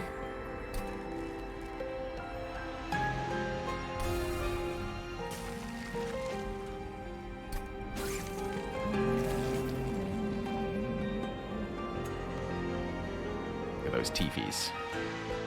He's so cute. I think we will make our Glugsider endless too. Perhaps we can deploy him across multiple floors, but that seems... Well, it also means that I can just... Yeah, I'm sure it's fine. Give some damage shield to you. Quick. Doesn't feel very helpful. A little bit more health is fine on this Glugsider. It's only a little bit, but a little bit is definitely something. Oh, that's right. He needs some attack to use the Infuse passive. You're right. I should have given him 10. Because otherwise he won't be able to strike. But he can get it from morsels. That's true. That said, I'd like him to be able to use it early. Oh, well. Heck.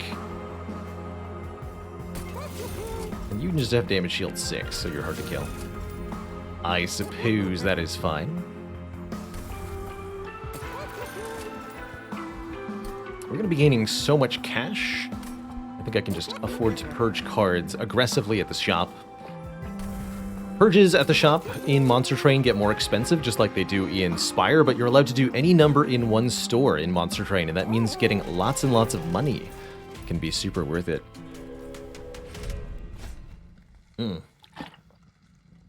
This guy is spooky, but if we can deploy Glugsider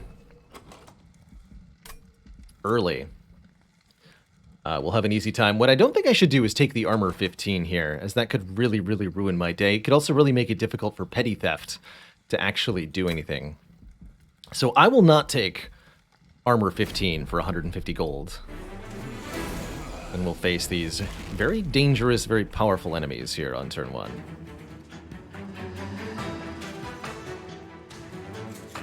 Oh wow, so I really can just deploy Glugsider on turn 1 here. Well, that's neat.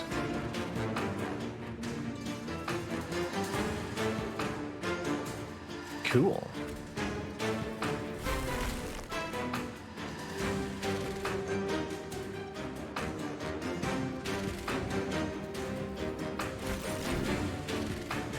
Rebel Morsel.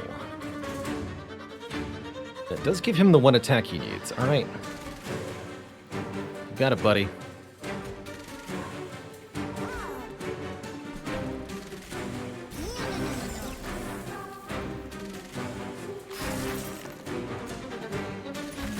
Deployed. In fact, oh, and I can't. No, I should have feasted before I did that, because then he would be able to apply the 1 reap this turn, but that's fine.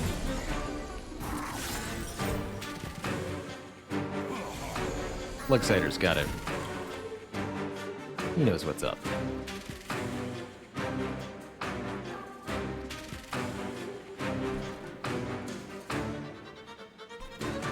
Yeah, Glugsider knows what's up.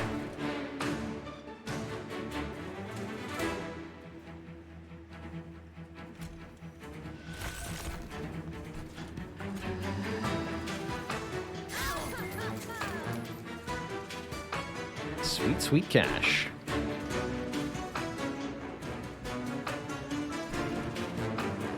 And you know I can't resist getting that back in. Getting more money this turn, right?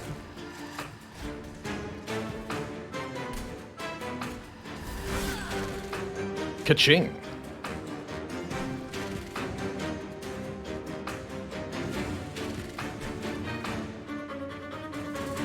Sap prevents him from attacking again. Cute.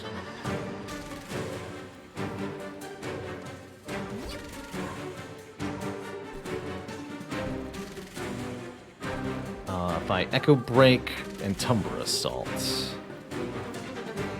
no, this brings him to 8. That's not low enough.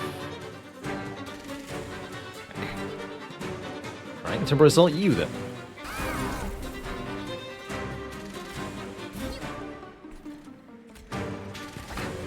That works better.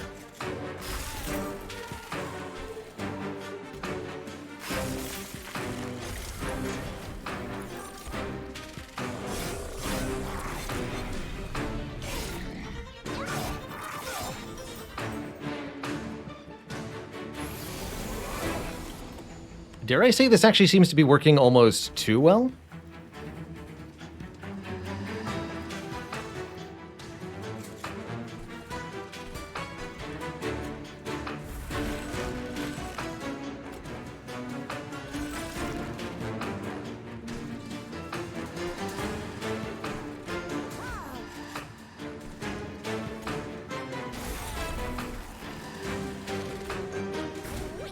Get him, Glug. Kill you. Please return. Guess end Tumber Assault?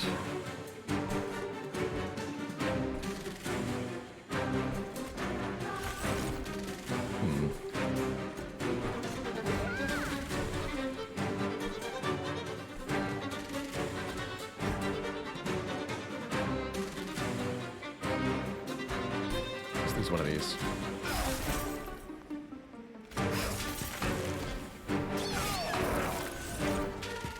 Nice. We got the petty theft back.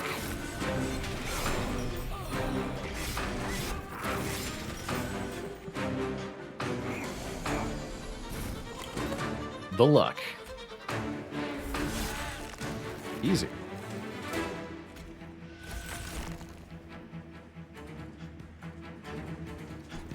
Very, very easy. So, only card in the discard pile, Shade Splitter for anyway.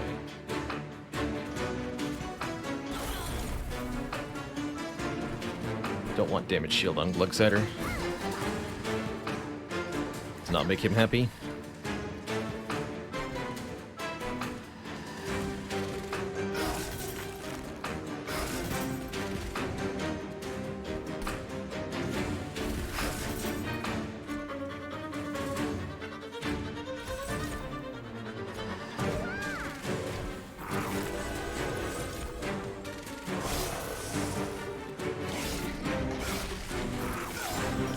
This boss has multi-strike on this difficulty level. Poor guy. He's gonna have a really bad time against our boy, the Glugsider. A really bad time.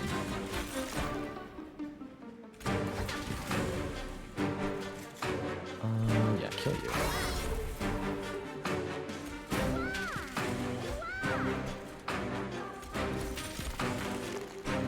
Sure.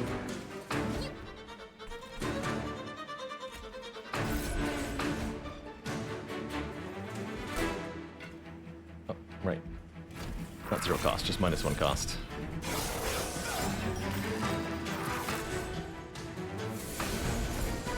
So 9x2.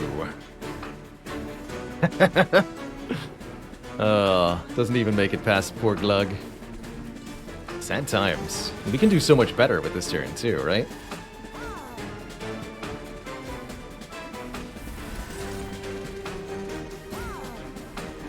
You know?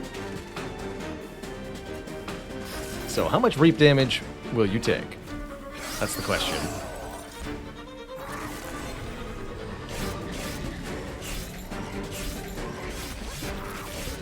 Kaisenbeck also.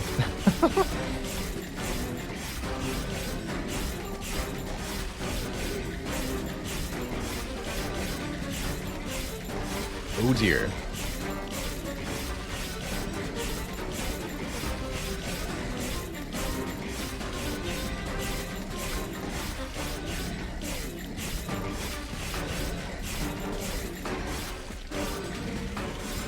$15.07. Dang. Destroyed. Ooh. There's a way to gain some serious charged echoes. Extract 1, deal 8 damage twice, it's infused, and we gain 2 more echoes if it gets a kill. Yeah.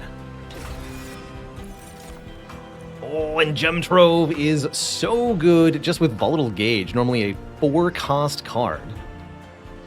Lets you apply damage shield to an entire floor and add 3 morsels, or we could take Grovel, which is only 2 morsels, and the damage shield goes on 1 specific unit, but the card is infused. I think I'll just take the Gem Trove.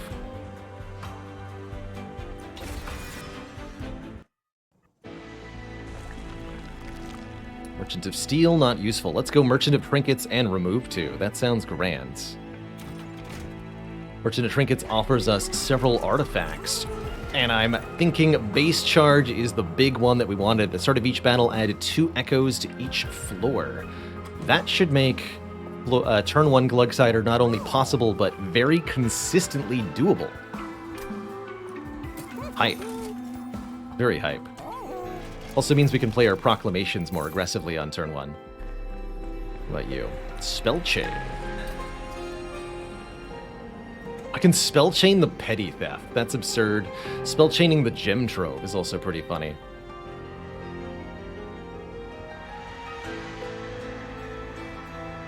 That might be too many morsels, though.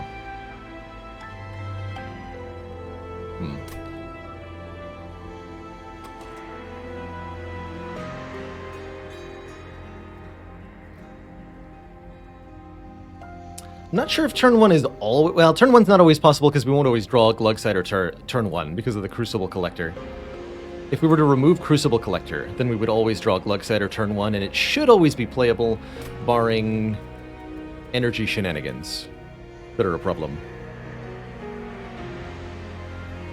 I'm not sure that I'm willing to add more shards at this point. I think we're actually okay. Get to remove 2. We're out of Train Stewards. Good. I can remove stinky cards then. I don't need these Entumbra Assaults as much anymore, and they're not infused, so I'm going to lose 1 of them as well as 1 of the Echo Breaks. Our Morsel Generation's being taken over by the Gem Trove.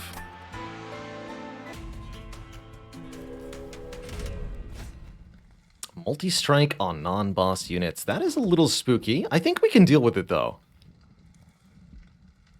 This is the Stealth Boss, who Glugsider doesn't give a heck about.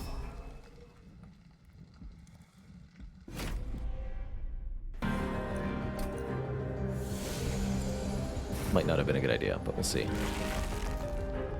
There's the Glug. And there's 0 cost Unearthed Remains, so we just play Unearthed Remains and the Glug Cider. And, well, the rest is history.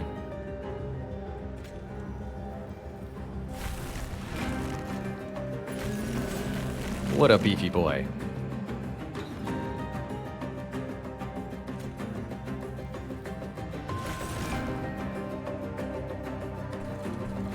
You're going up top. We can just murder him if we wish. If we wish.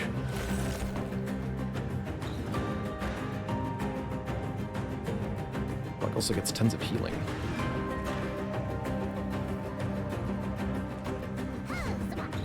Oh, right, sweep. That was dumb. Foolish! Also, I'm also saving the morsel. Alright, fine. Die. Back for Crucible Collector later.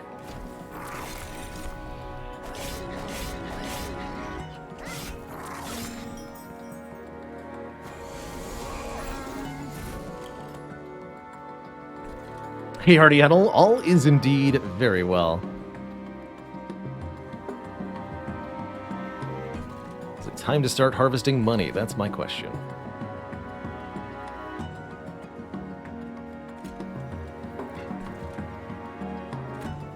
You're dying already. You're dying already, so you're first.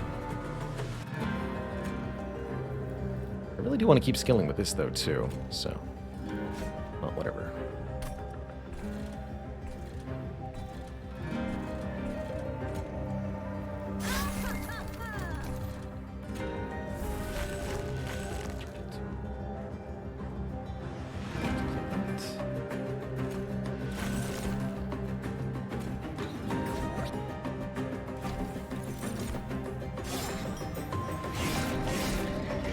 So here the multi-strike is actually causing the enemies to get more stacks of Reap on them, which makes it easier to kill them. That's really good.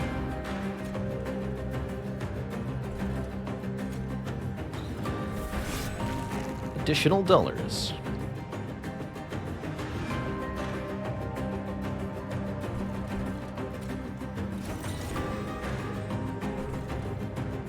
Just more health for you. You have sweeps, so no morsels on the bottom.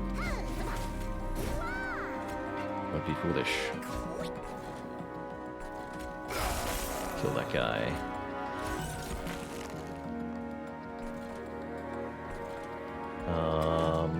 What spell do I want back?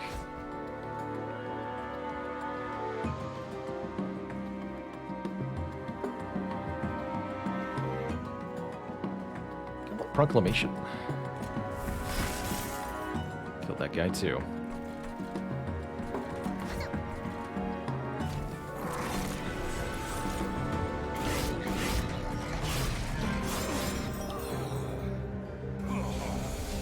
This Petty Theft has done a really good job of coming back turn after turn, making us fat stacks of cash in this way.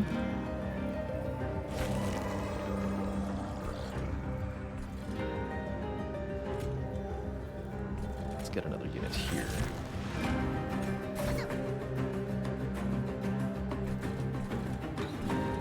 Can get me more echoes. Or more morsels.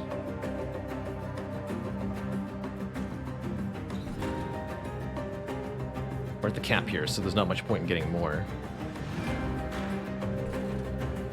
I guess it would be more reap damage this turn, but I care more about this guy.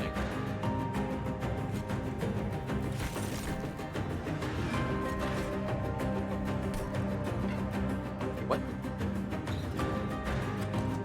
It didn't go to 0 cost when I took it? This 1 cost. Is that a 2 cost, or was it 1 cost in the discard pile? I'm very confused there.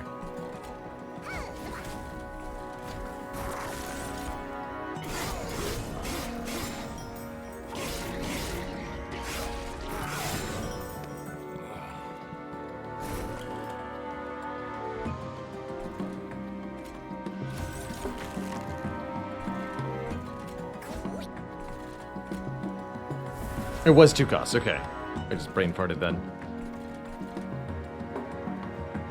Thank you.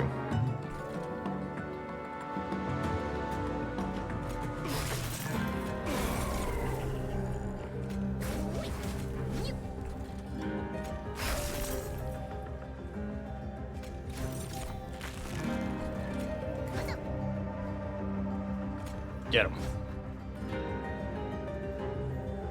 Oh yeah, that shows it properly. Understood.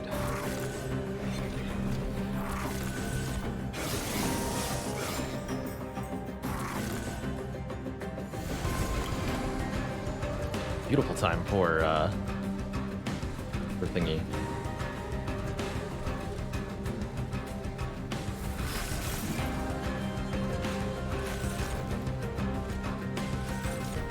Already we are victorious.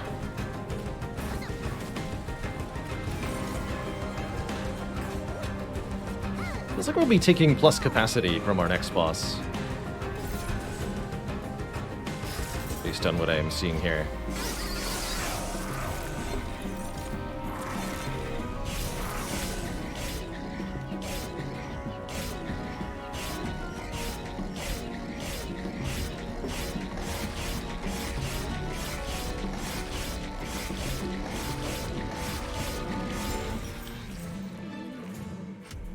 Oh, is volatile gauge affecting the cost of stuff I'm getting back?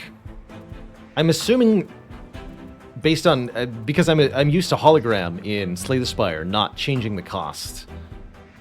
Does it actually say draw? What's the phrasing on Return Soul? Return a card from the discard pile to your hand. Perhaps that is the same thing as drawing a card?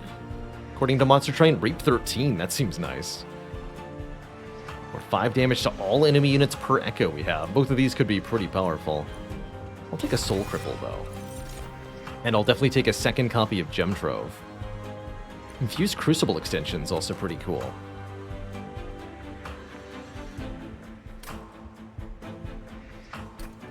Maybe I'll dupe the Gem Trove? Actually, I'll take the Crucible Extension. We're going to go to the Merchant of Magic. We've got many, many, many more spells that want upgrades here. We're going to start to prune the worst of the cards, too. 1 Shade Splitter, 1 Echo Break. Remove Consume. Not a lot of things I care to do that for. Just do more power. Yeah, Petty Theft, you should consume. I want you to consume. Or 215 on Proclamation's also pretty potent. Okay, please make Crucible Extension Sheet. Double stack. Now that's a winner. Reap 26 on Soul Cripple. Note that the +1 cost still applies, so it'll be 2, 3, or 4 cost randomly now. Unless I make it cheap again, which I will do.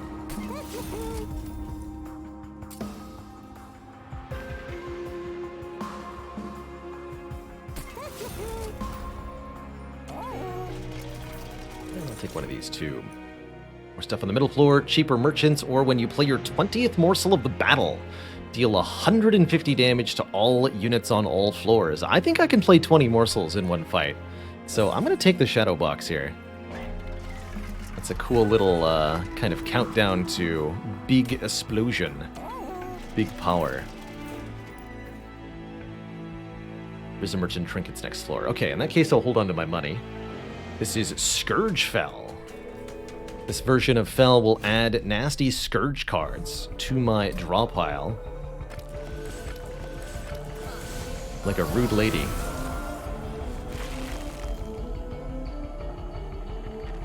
But I will not allow myself to be stopped by this.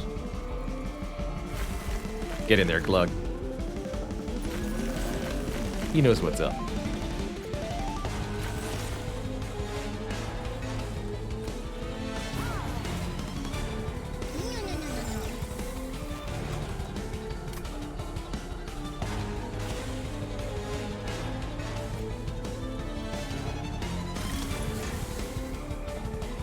So, currently I'm getting Unearthed Remains back.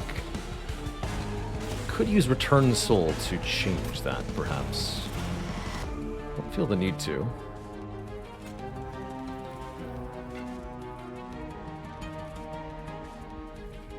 save Glug a little bit of health, but there's no reason to do that either.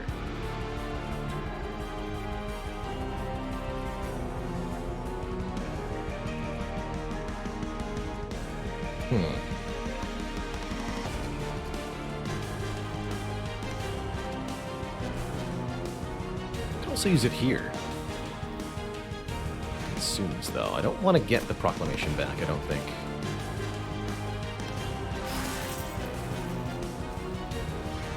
If I play Return Soul, I get the card back.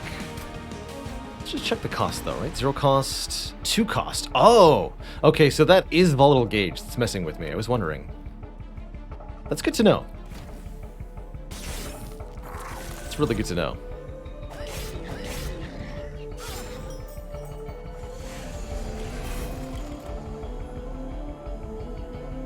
$26 reap.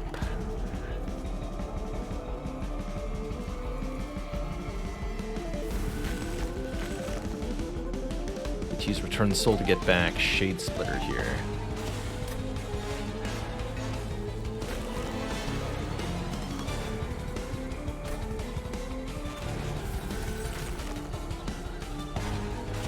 Get +3 energy here.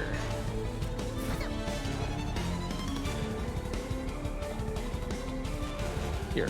Val, you can have Reap 26. Sound good? Enjoy.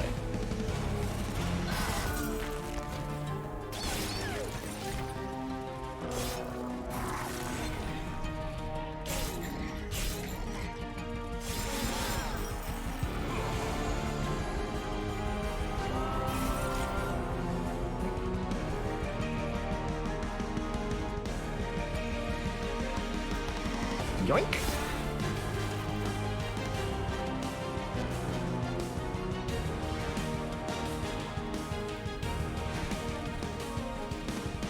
I'll get some echoes on the other floors, too.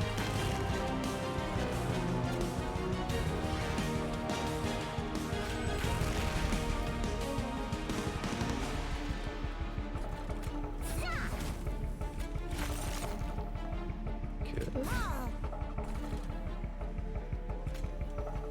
More echoes. Maybe more minions. Yeah. People excite some attack value.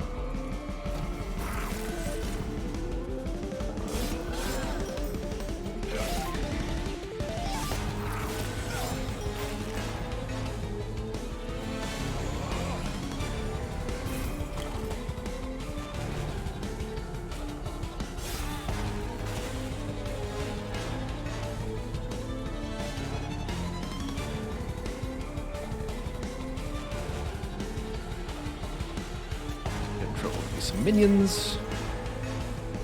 More attack power for Gluxider. And more health. Please.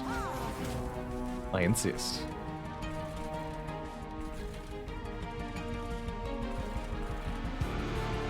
This does not exhaust, so I can use Return Soul to double Proclamation to kill this guy, which I think is a good idea. Or to kill this guy, but this guy's less threatening right now. Give me the double proc. Lamation.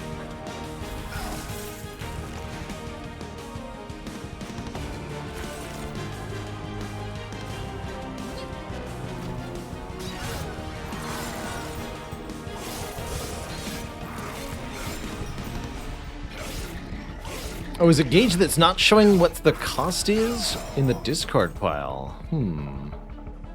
Oh yeah, because Gem Trove shows us 4, so that's what's happening, is that the discard pile doesn't show me what it was when I drew it last, so I have to remember? Ew.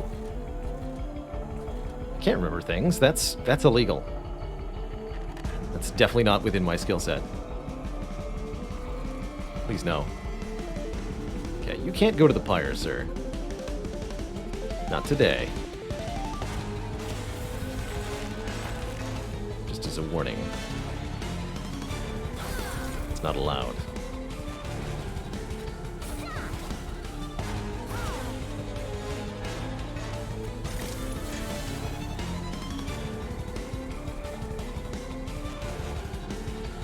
So I just need to do a little more damage to him.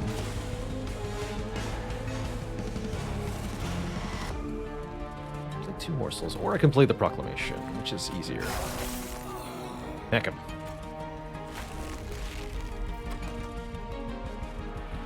So, for example, what was Gem Trove last time I saw it? I have no idea.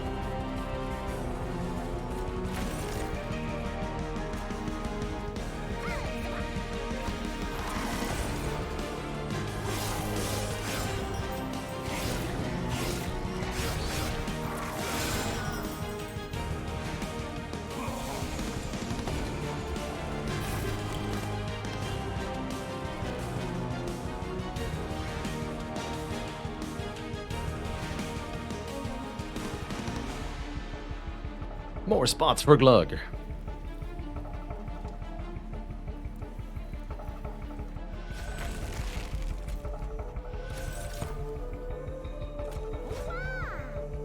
That I can get back, because I know that was 0 cost for realsies.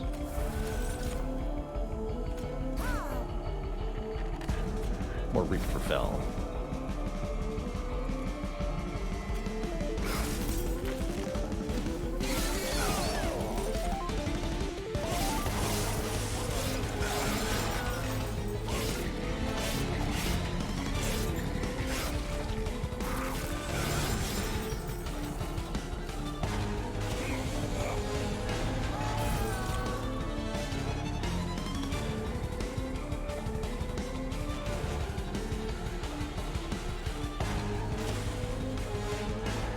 There's no room in my hand.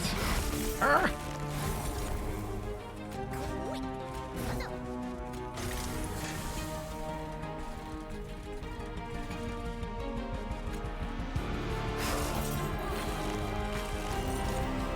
Beautiful. Don't have to overthink that too much. Oh, the Morsel Blitz! GG, dude.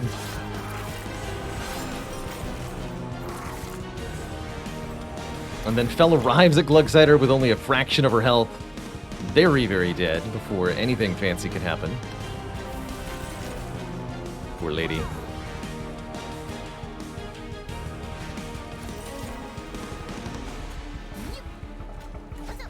Have fun. Knock yourself out. Literally.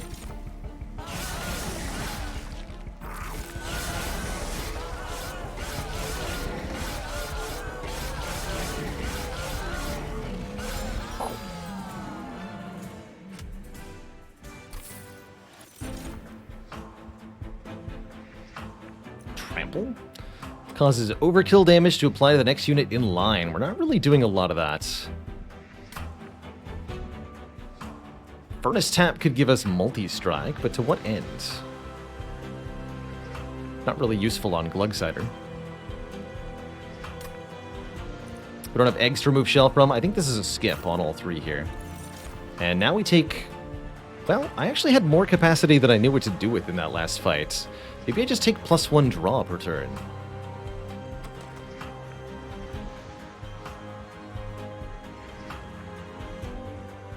Feels like both the Ember and the capacity will barely make a difference. Although maybe that just means I need to get more morsel generation. I think that's it, actually. I'll take +1 capacity, and we're going to get more morsel generation by creating an additional copy of Gem Trove at a minimum here. So we're going to go Unstable Vortex, Hellvent, Merchant of Steel, and dramatically increase our morsel generation that way. I'm also going to say hello to this Merchant of Trinkets and see what other artifacts we might be able to acquire. Ooh, that's a great one. Whenever one or more echoes are applied to a floor, apply Reap 1 to a random enemy unit twice. So yet more Reap gets applied in a big way. Could also really look for the relic that increases the amount of Reap that's added. Ooh, armor 4, that's not bad. Now we're going to go two consume spells returned each turn from Echo Rites. And I'm rather tempted to give a super upgrade here. Could also make this deal 38 2 times. But yeah, I like having a super powered proclamation available.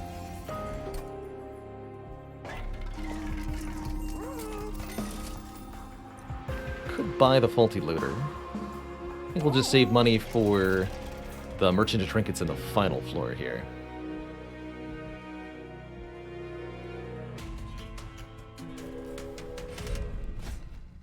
8 should be very manageable. We definitely want that extra money to buy an artifact with. Woof! Those are some spicy numbers that my opponents have, damage-wise. 1328, 1324. Glugsider's endless, though, so even if something were to kill them, they wouldn't care.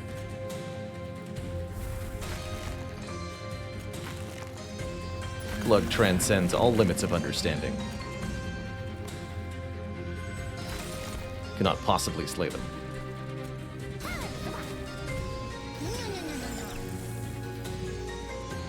It's just not how it's done.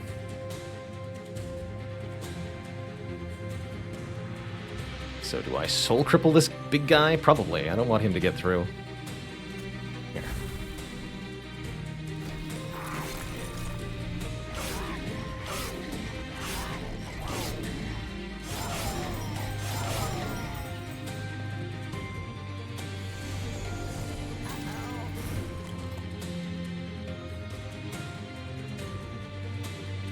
Beautiful. I think there's a limit to how much we can glug. They are sorely mistaken.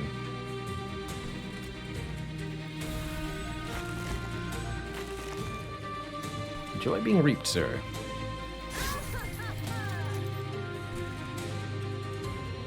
Not consumed, right? Yeah. Sorry, I remember this was actually 2 cost, for example. So it is just lying to me.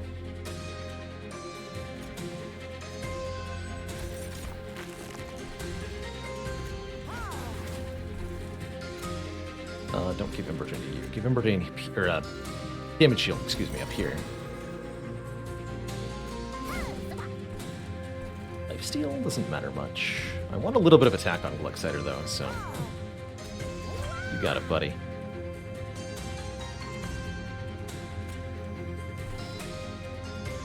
Can use 2 more morsels this turn.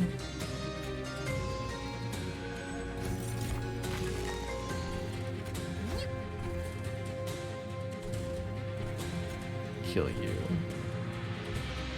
You seem fine.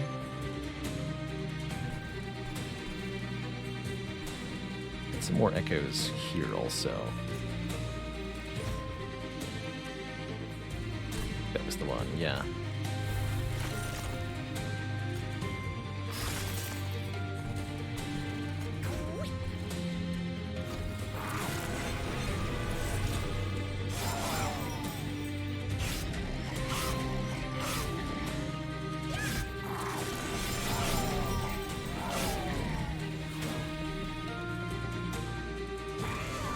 Oh!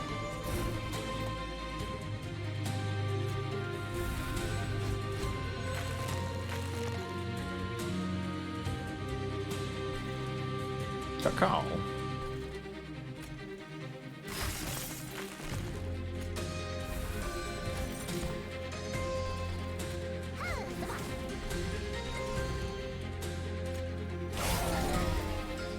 Yes. Make him big again.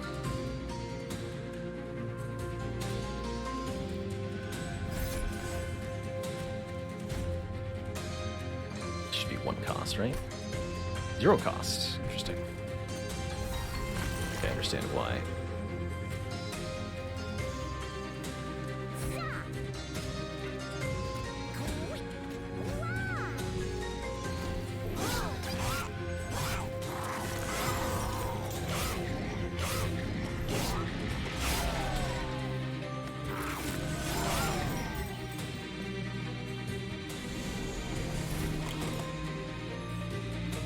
Get him. Fine, yeah, get him.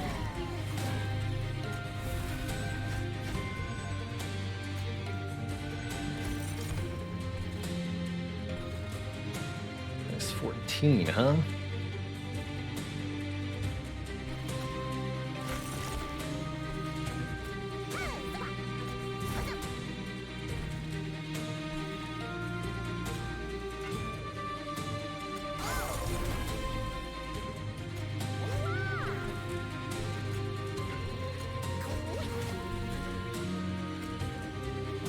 Here. A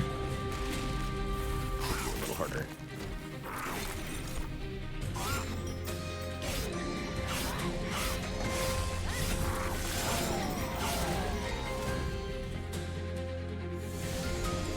This would be a good turn to get Glugsider killed. Not that I think I have much of a choice here.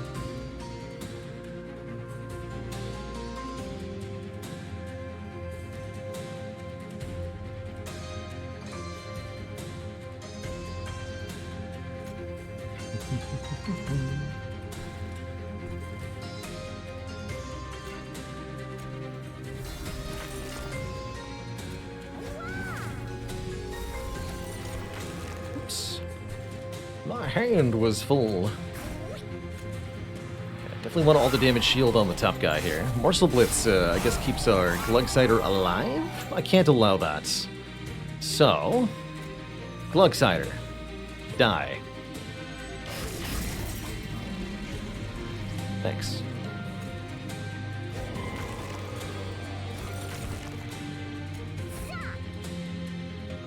You must perish, sir.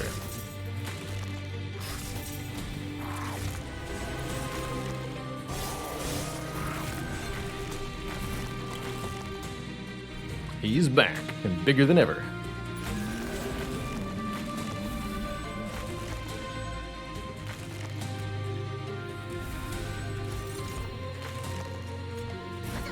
This poor feast is really not doing much for us. Oh well.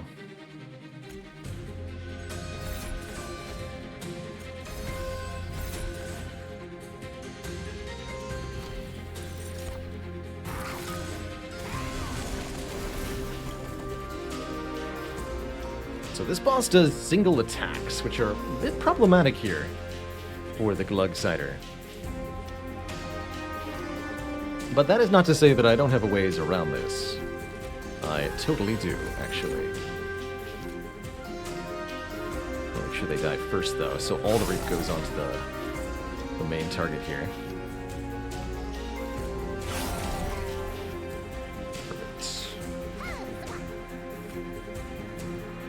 Goes up top. Damage shield is just a good counter to this boss in general.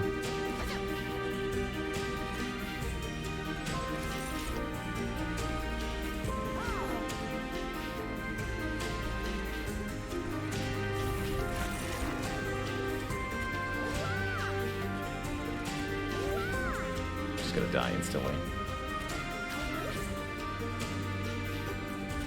But 300 damage here, or just one more morsel. Let's do 300 damage. How much reap can we apply here?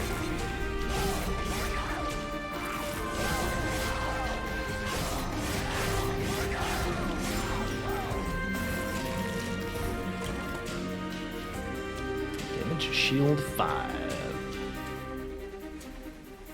Not bad.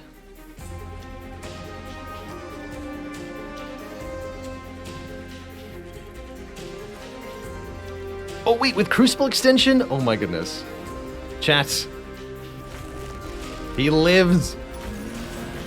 The big boy uses Endless to his advantage. And the shenanigans ensue. Oh no. The monstrosity of it all.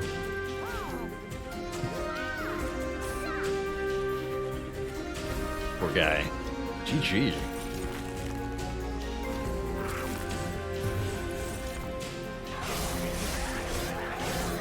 Definitely glad I took the plus capacity now. Although that won't help us against the last Divinity boss.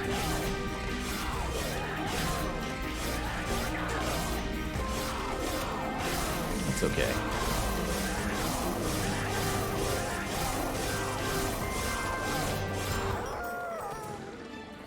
GG.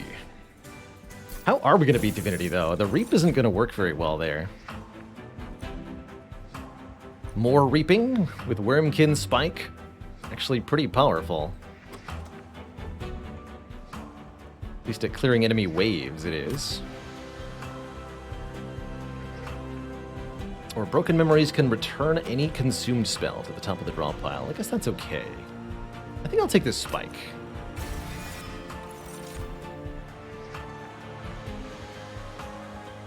Ooh, Shroud Mitosis is very good. 3 copies of a morsel. I like that. quite a lot. Excavation Eruption's also okay here. Does pretty decent damage and might refund cost.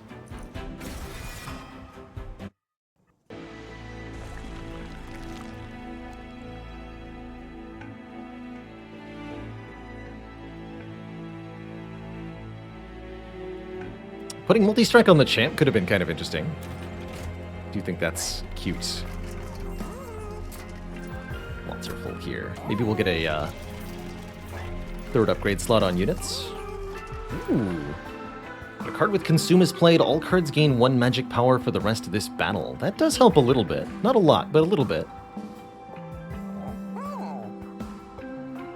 Sure, we'll buy that and then we'll reroll. I don't care about the +5 health. Here we go. Carving Koriska. When a card with Extract is played, gain 1 energy and 1 charged Echo. We have quite a few of those. Echo Infusion, Revenge of the Damned, both Proclamations. That's very nice. 1 unremovable Echo on the top floor is not a huge deal. And the Dun Echo doesn't do anything. But we'll definitely take Carving Koriska. We're going to remove... What's her? Consume Seraph? That's fine. Good. In fact, use 1 more Echo Break and 1 more Shade Splitter. Probably purge another card, too. Duplicate... Could duplicate Glugsider? Double Glug. It's an interesting option.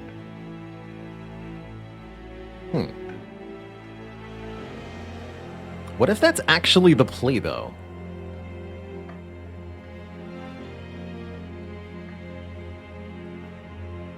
Is dupe the Glugsider. For yet more applications of Reap. Does also cost 15 shards to dupe him, though.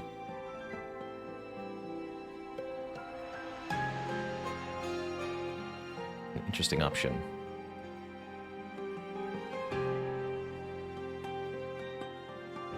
Glorious Glug. Try it. Glug does not have a repeated, completed run stamp, and he might not at the end of this run either. If I'm going double Glug, I think we remove our Crucible Collector.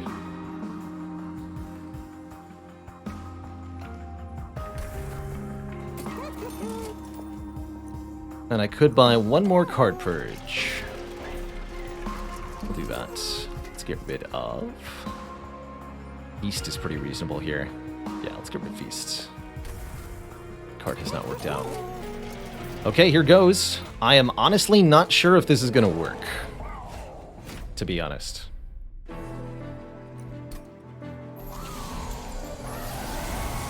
But heck it, we're going to try our best.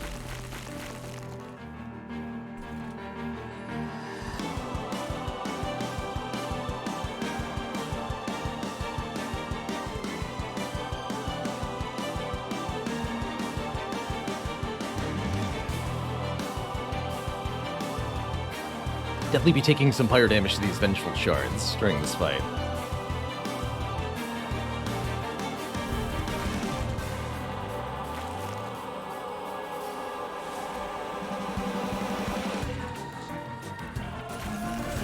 So this isn't the Seraph that attacks preemptively. This won't be able to kill.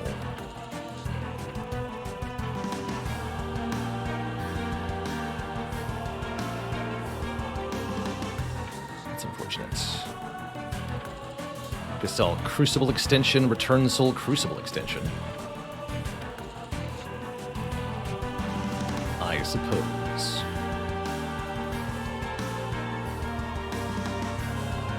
Well, it's going to be rerolled, right? Does this work?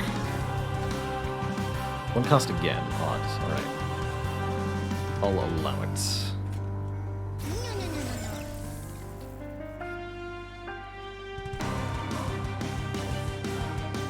You better die.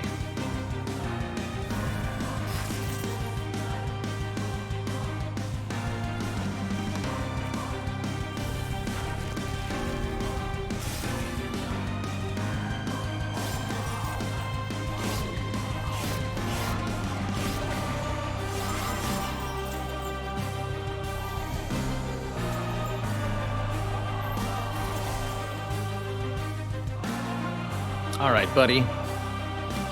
Lug number 2, you're on duty.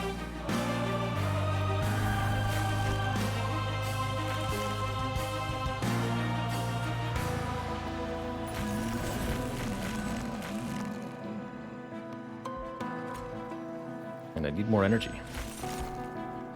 +6 attack. All right, that's going to be you.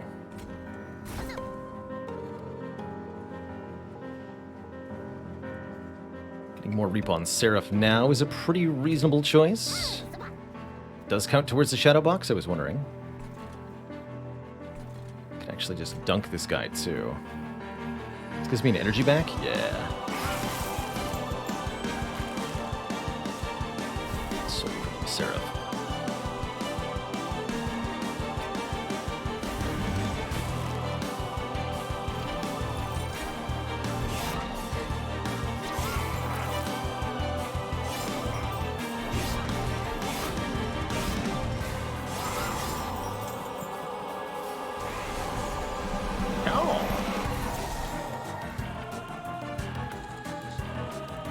Money no longer matters, so the petty theft isn't as important as it used to be. Still pretty nice, though, you know?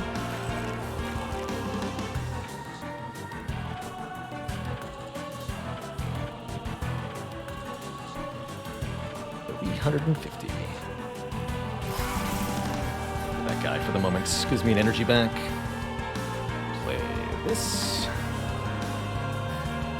Bottom Glug could have the best stats. Because I said so. Slowly working towards that Shadow Box proc, which is going to help a lot.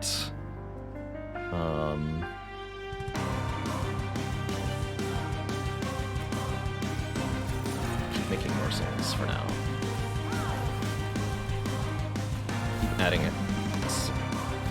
Reap to Seraph also.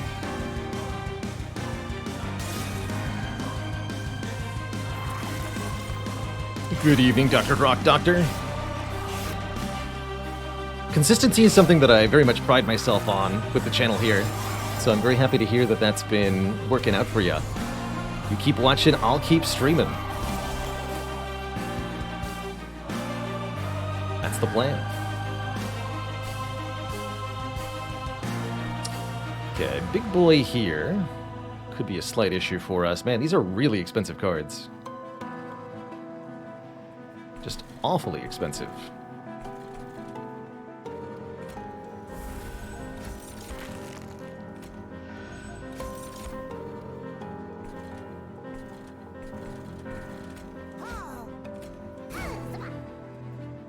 Can spike on the bottom?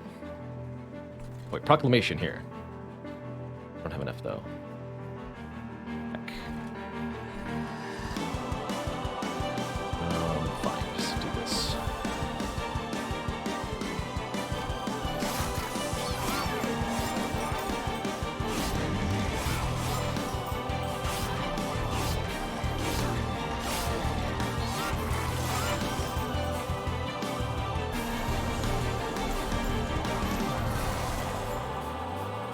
Yikes.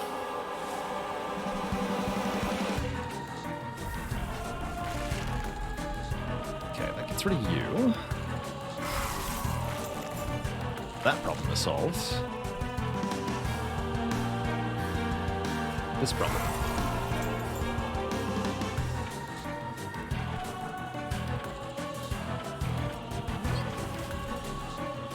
Can have more help. Damage shield, lifesteal, lifesteal, lifesteal, apparently. Wow. Okay, actually. If we give Glugsider some lifesteal, we'll go back to full health, more or less. Give me back that gem trove. In fact, I think I can shadow box this turn if I want.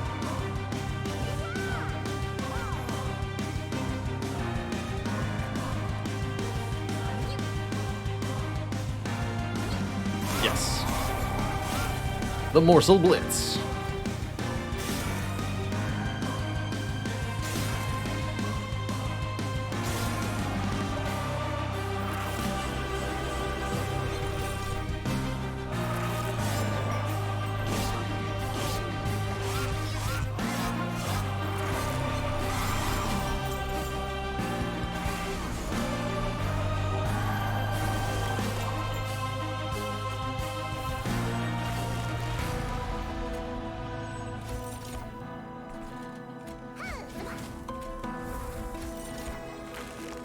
More lifesteal.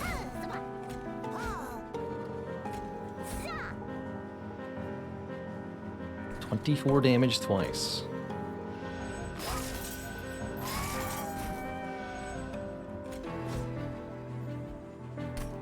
And again.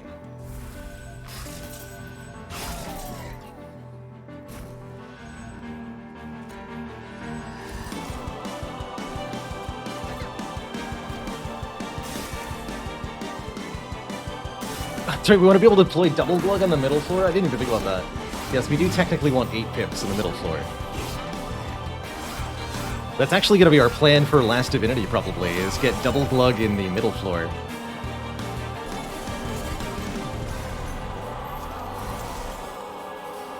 Don't ask me how we're going to achieve that, but we are. I believe. I believe in the power.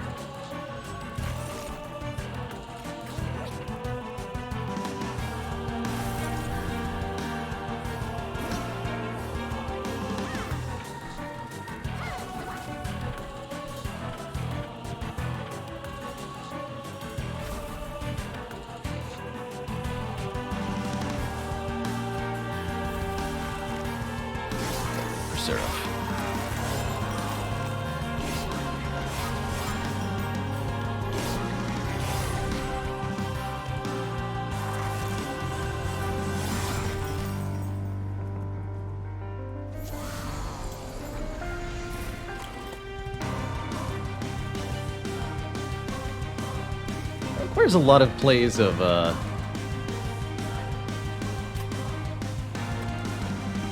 Crucible extension. I guess I need to not consume it for that to work, huh?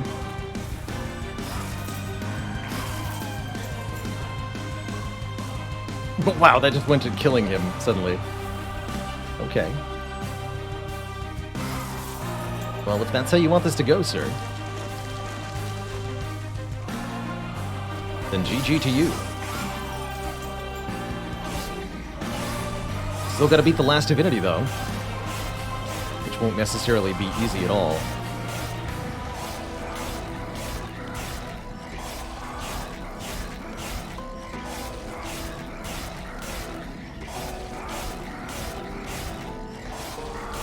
With 1,070 damage. Oh my.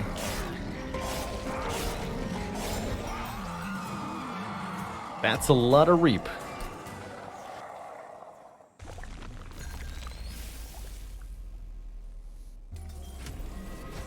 Either in victory or defeat, the Last Divinity's endless destruction rages on. This guy's on all floors simultaneously, which makes him easier to attack and damage. But problems can arise elsewhere.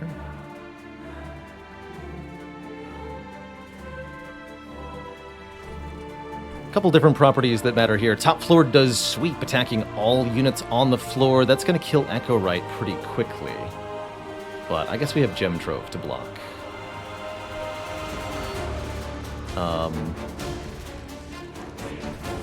Middle floor has multi-strike. Yeah, it's also going to kill morsels up top, which could be a bit of a problem for us. And the bottom floor has Trample. Also, the Purify effect of Divinity is going to be the real problem here for us. All damaging debuffs are removed from Divinity at the end of the turn. So, at the end of each turn, the Reap stacks on Divinity will be reset, which is a real problem.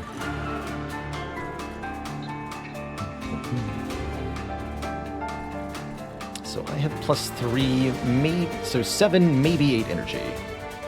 4, 7, 8. Okay. Yes, I do have 8 energy to spend. Okay, so we can get both Glugs down this turn. That's really important.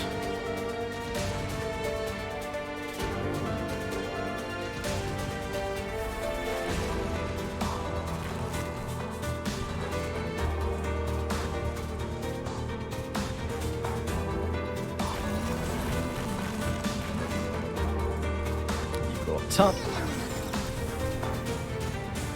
Kill this guy. Get enough echoes. Luck down here too. Oh, and I can even play Gem Trove? That's hype. Oh, because I get one Oh! Oh my god, Carving Koriska. Cards with Extract give me 1 energy and 1 echo. Glugsider says Extract. So Glugsider gives me 1 energy and 1 echo when played. Beautiful. Beautiful. How did I not think of that? Beautiful.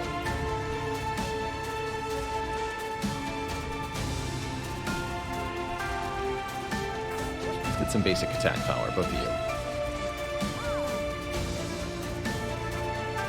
And I can play both of these also.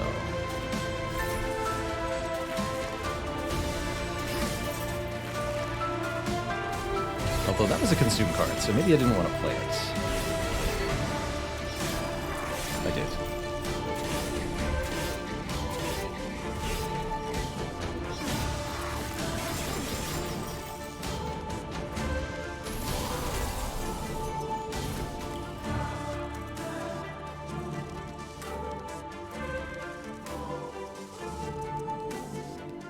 Proclamation is here. Return Soul is here. Getting back Gem Trove could be nice.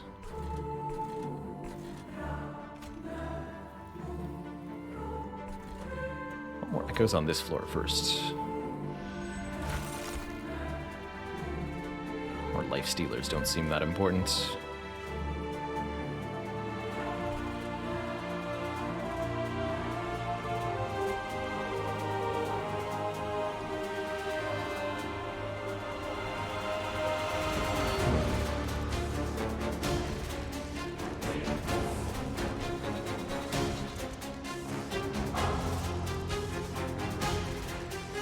All we need to focus on for now is clearing the waves. We'll worry about actually beating Divinity itself at the end of all this. It's not as relevant. I do not believe. Okay, give me back this. 2 cost, perfect.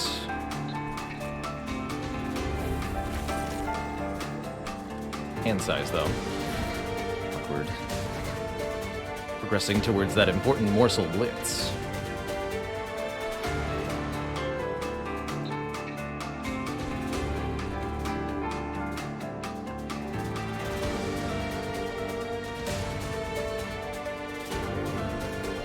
Oh, you're dead to Thorns, I understand.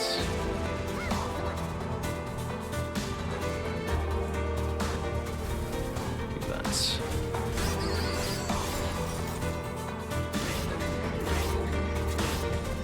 Definitely cool to get back Gem Trove every turn. It seems great.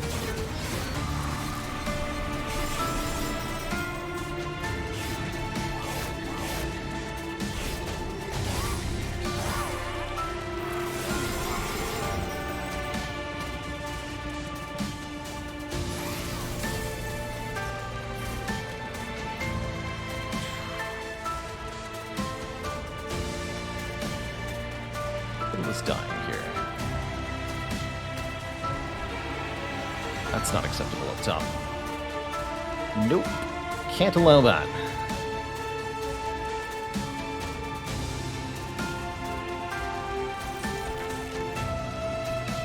We'll put tanks in front with damage shield here. We'll also kill these nerds.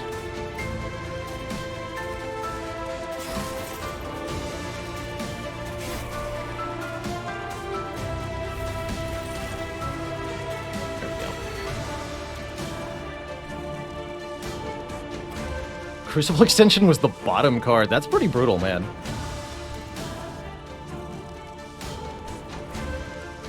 Not 100% sure what to do about that.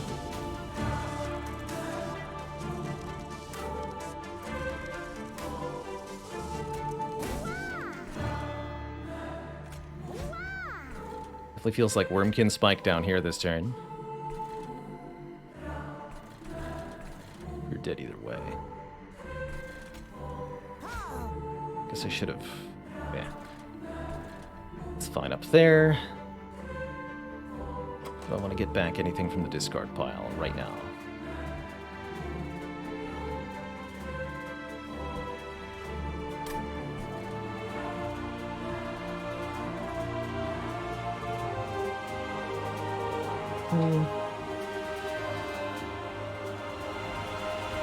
Revenge does not proc with damage shield, no, sadly.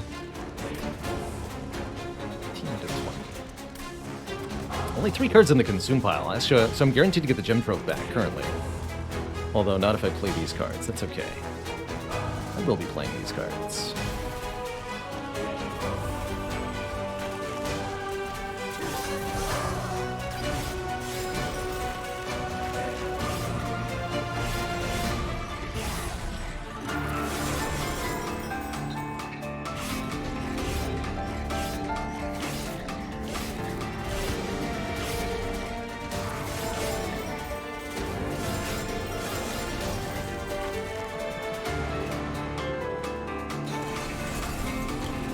Here's the first really dangerous opponent, Chains the Sighted. It's a mini-boss with 500 health, and I need to stop it from reaching the pyre. Only 3 turns in which to do all the required damage, but the proclamations can really help here. Just doing a flat 355, as long as I can get rid of the guy in front first. Unfortunately, easier said than done.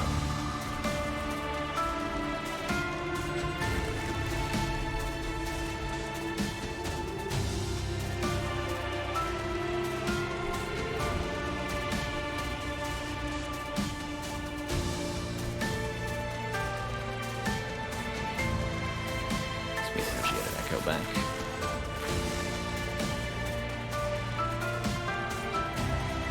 What's this? Okay, first mini boss somewhat dealt with.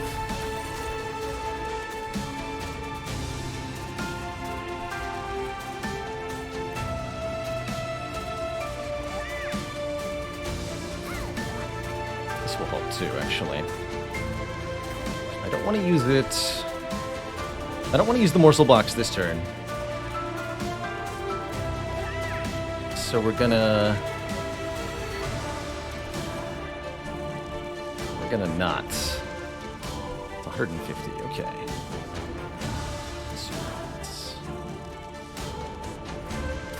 I'm gonna not use that too. Let's do damage.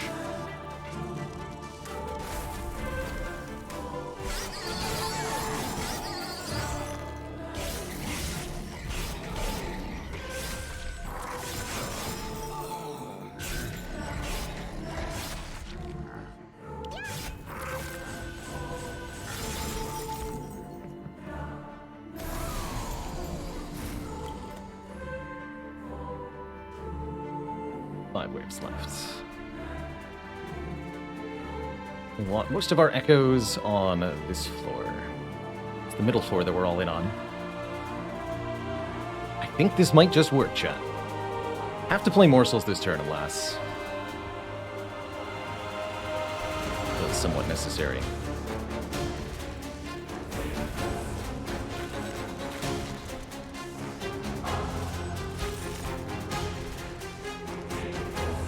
Something with damage shield, man. Dang it.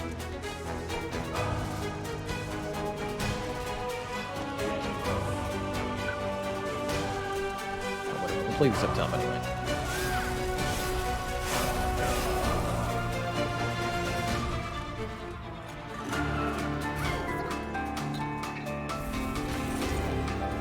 There's damage shields. So now I can't play it.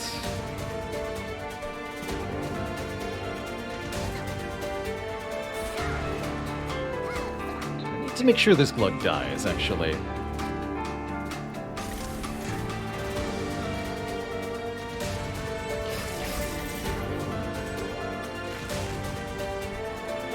But we're not ready for it over here yet.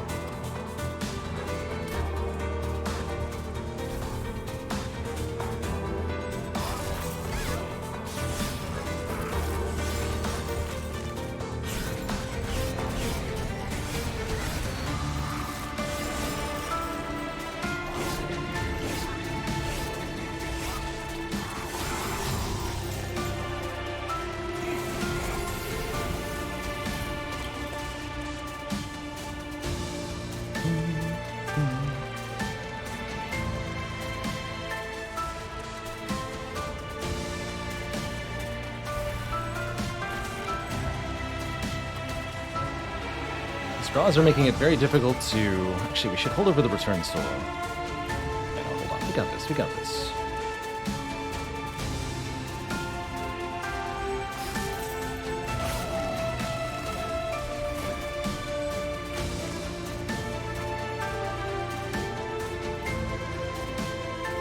So much spell shields.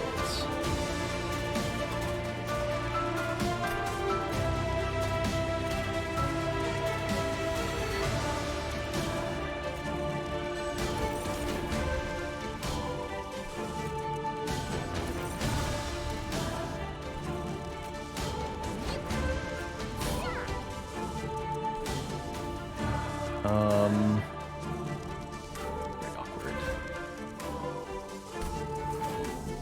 That ended up being 2 cost. Also awkward. Not that awkward, though.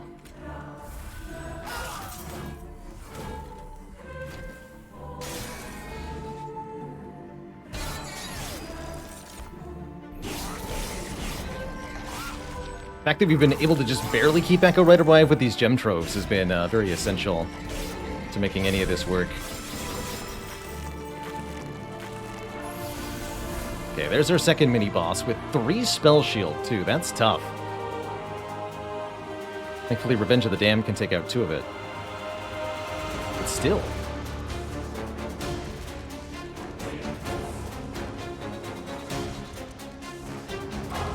Crucible extension. What are you doing, dude? Ah! Crucible extension, why?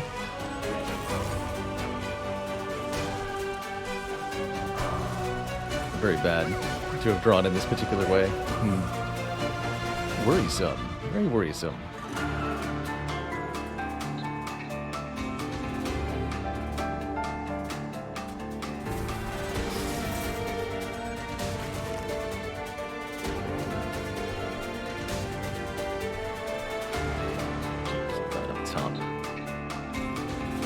That a little bit.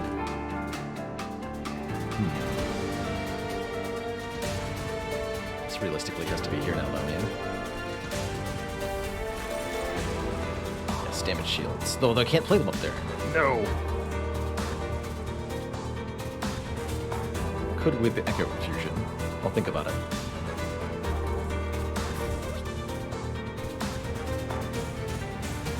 But more relevantly, this has to happen. Extract there. Oh yeah, I know what I need to do. More Soul Jeweler here. Give it more health so it survives the sweep. Now make copies of it. Good. Echorite will live then.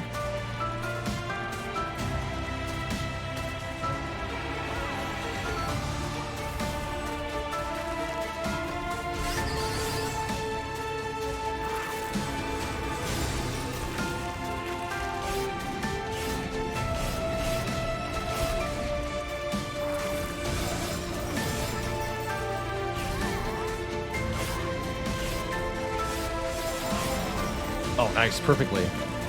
Perfectly dying there. Oh, heck, he really made this tough on me, huh?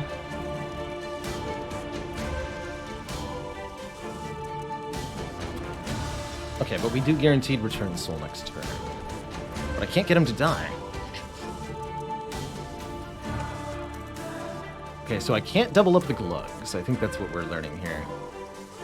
It's ominous. Bad. Not good.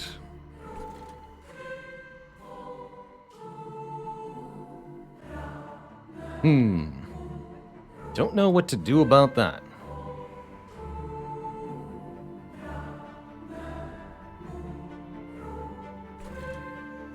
There's only one more wave coming in.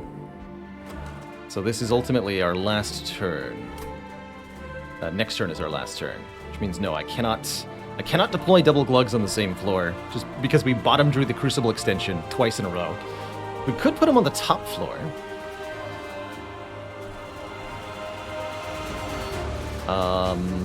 Is that any better? I am unsure.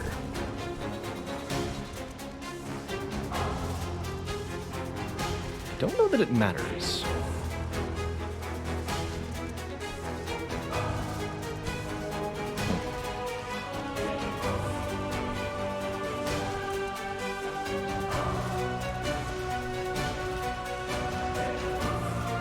Yeah, I have no idea if it matters or not. So I played 0 units this turn. Do we have any morsel generation at all here? Yes, we have Entumbra Assault. Okay. Shield. I think I spell shield 1 though. So I have to Revenge of the Damned and Entumbra Assault. That's what I want to do here.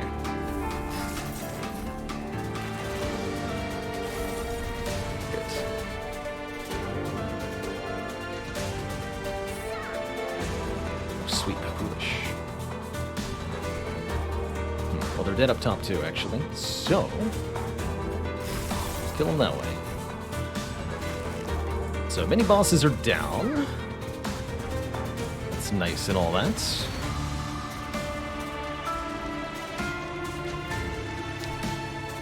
It's true, Divinity does less damage up top. I suppose that'll have to be the difference maker here. But we want this glug to be the best glug that we have. If possible.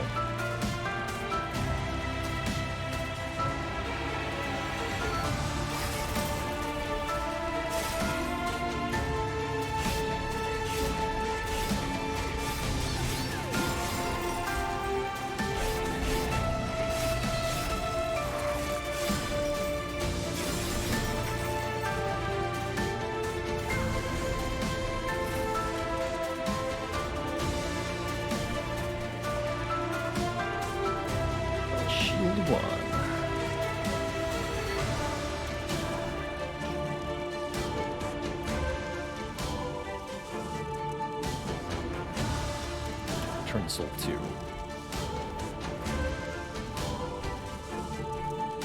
Actually, wait a minute. No. I guess I could have actually, with the one more turn, maybe. Doesn't matter. Don't stress about something that's gone. Just embrace the power.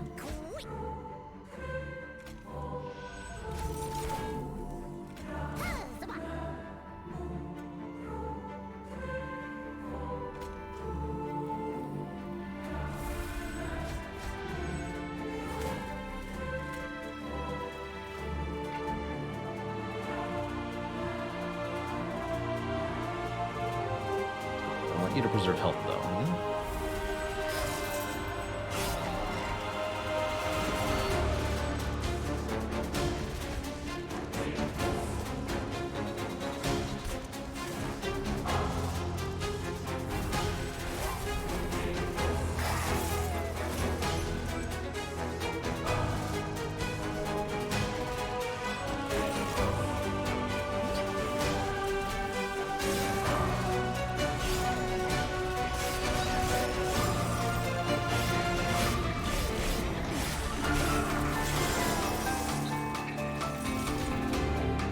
This is not the end. Uh-oh. Or is it? It's looking rather ominous, I have to admit. For our poor glug here. Fortunately, I'm not even able to generate a morsel this turn. I don't know, chat. That looks a little worrisome to me. 0 cards available in the discard, too. Chunk through some stuff.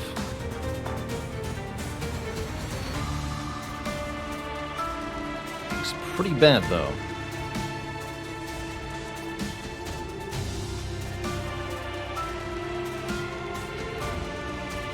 Oh, that's consume, actually. So I'm going to get that back anyway. Well, heck.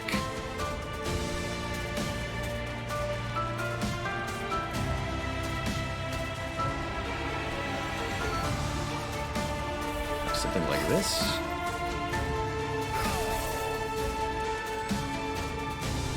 Looks like we're way, way short here. Dang. This is not to be the day that we get Glugsider mastered, I suppose. For shame. GG.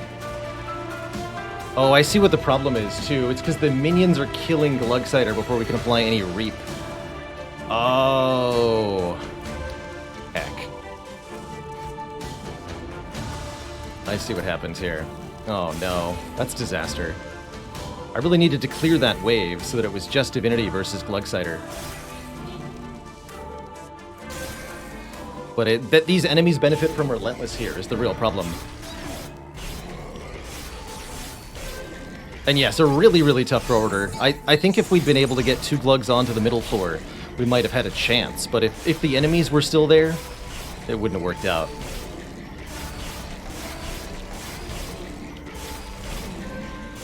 So we actually barely get to apply any Reap because the minions are doing all the damage. Yeah. GG. This is the thing I forgot to factor for entirely. And we can't make use of the Endless Glugs because Divinity goes straight to the Pyre here. GG. We'll have to try again with mastering Glugsider. Still was a really fun run. But not good enough. Greg says, I think making the Crucible consume would give more chances for it to be played. Yes, that was what the Eternal Soul was for, or the Return Soul. But because we literally bottom decked the Crucible, I couldn't give it consume. Oh well. GG. A new record for how much damage we took, at least. Alright, folks, it's been a long, wonderful stream. That is gonna be it for me tonight. Thank you so much for watching. Ta-ta for now. And we will be back tomorrow, not later than noon Eastern time. And we will be back tomorrow, later than... No, don't listen to me.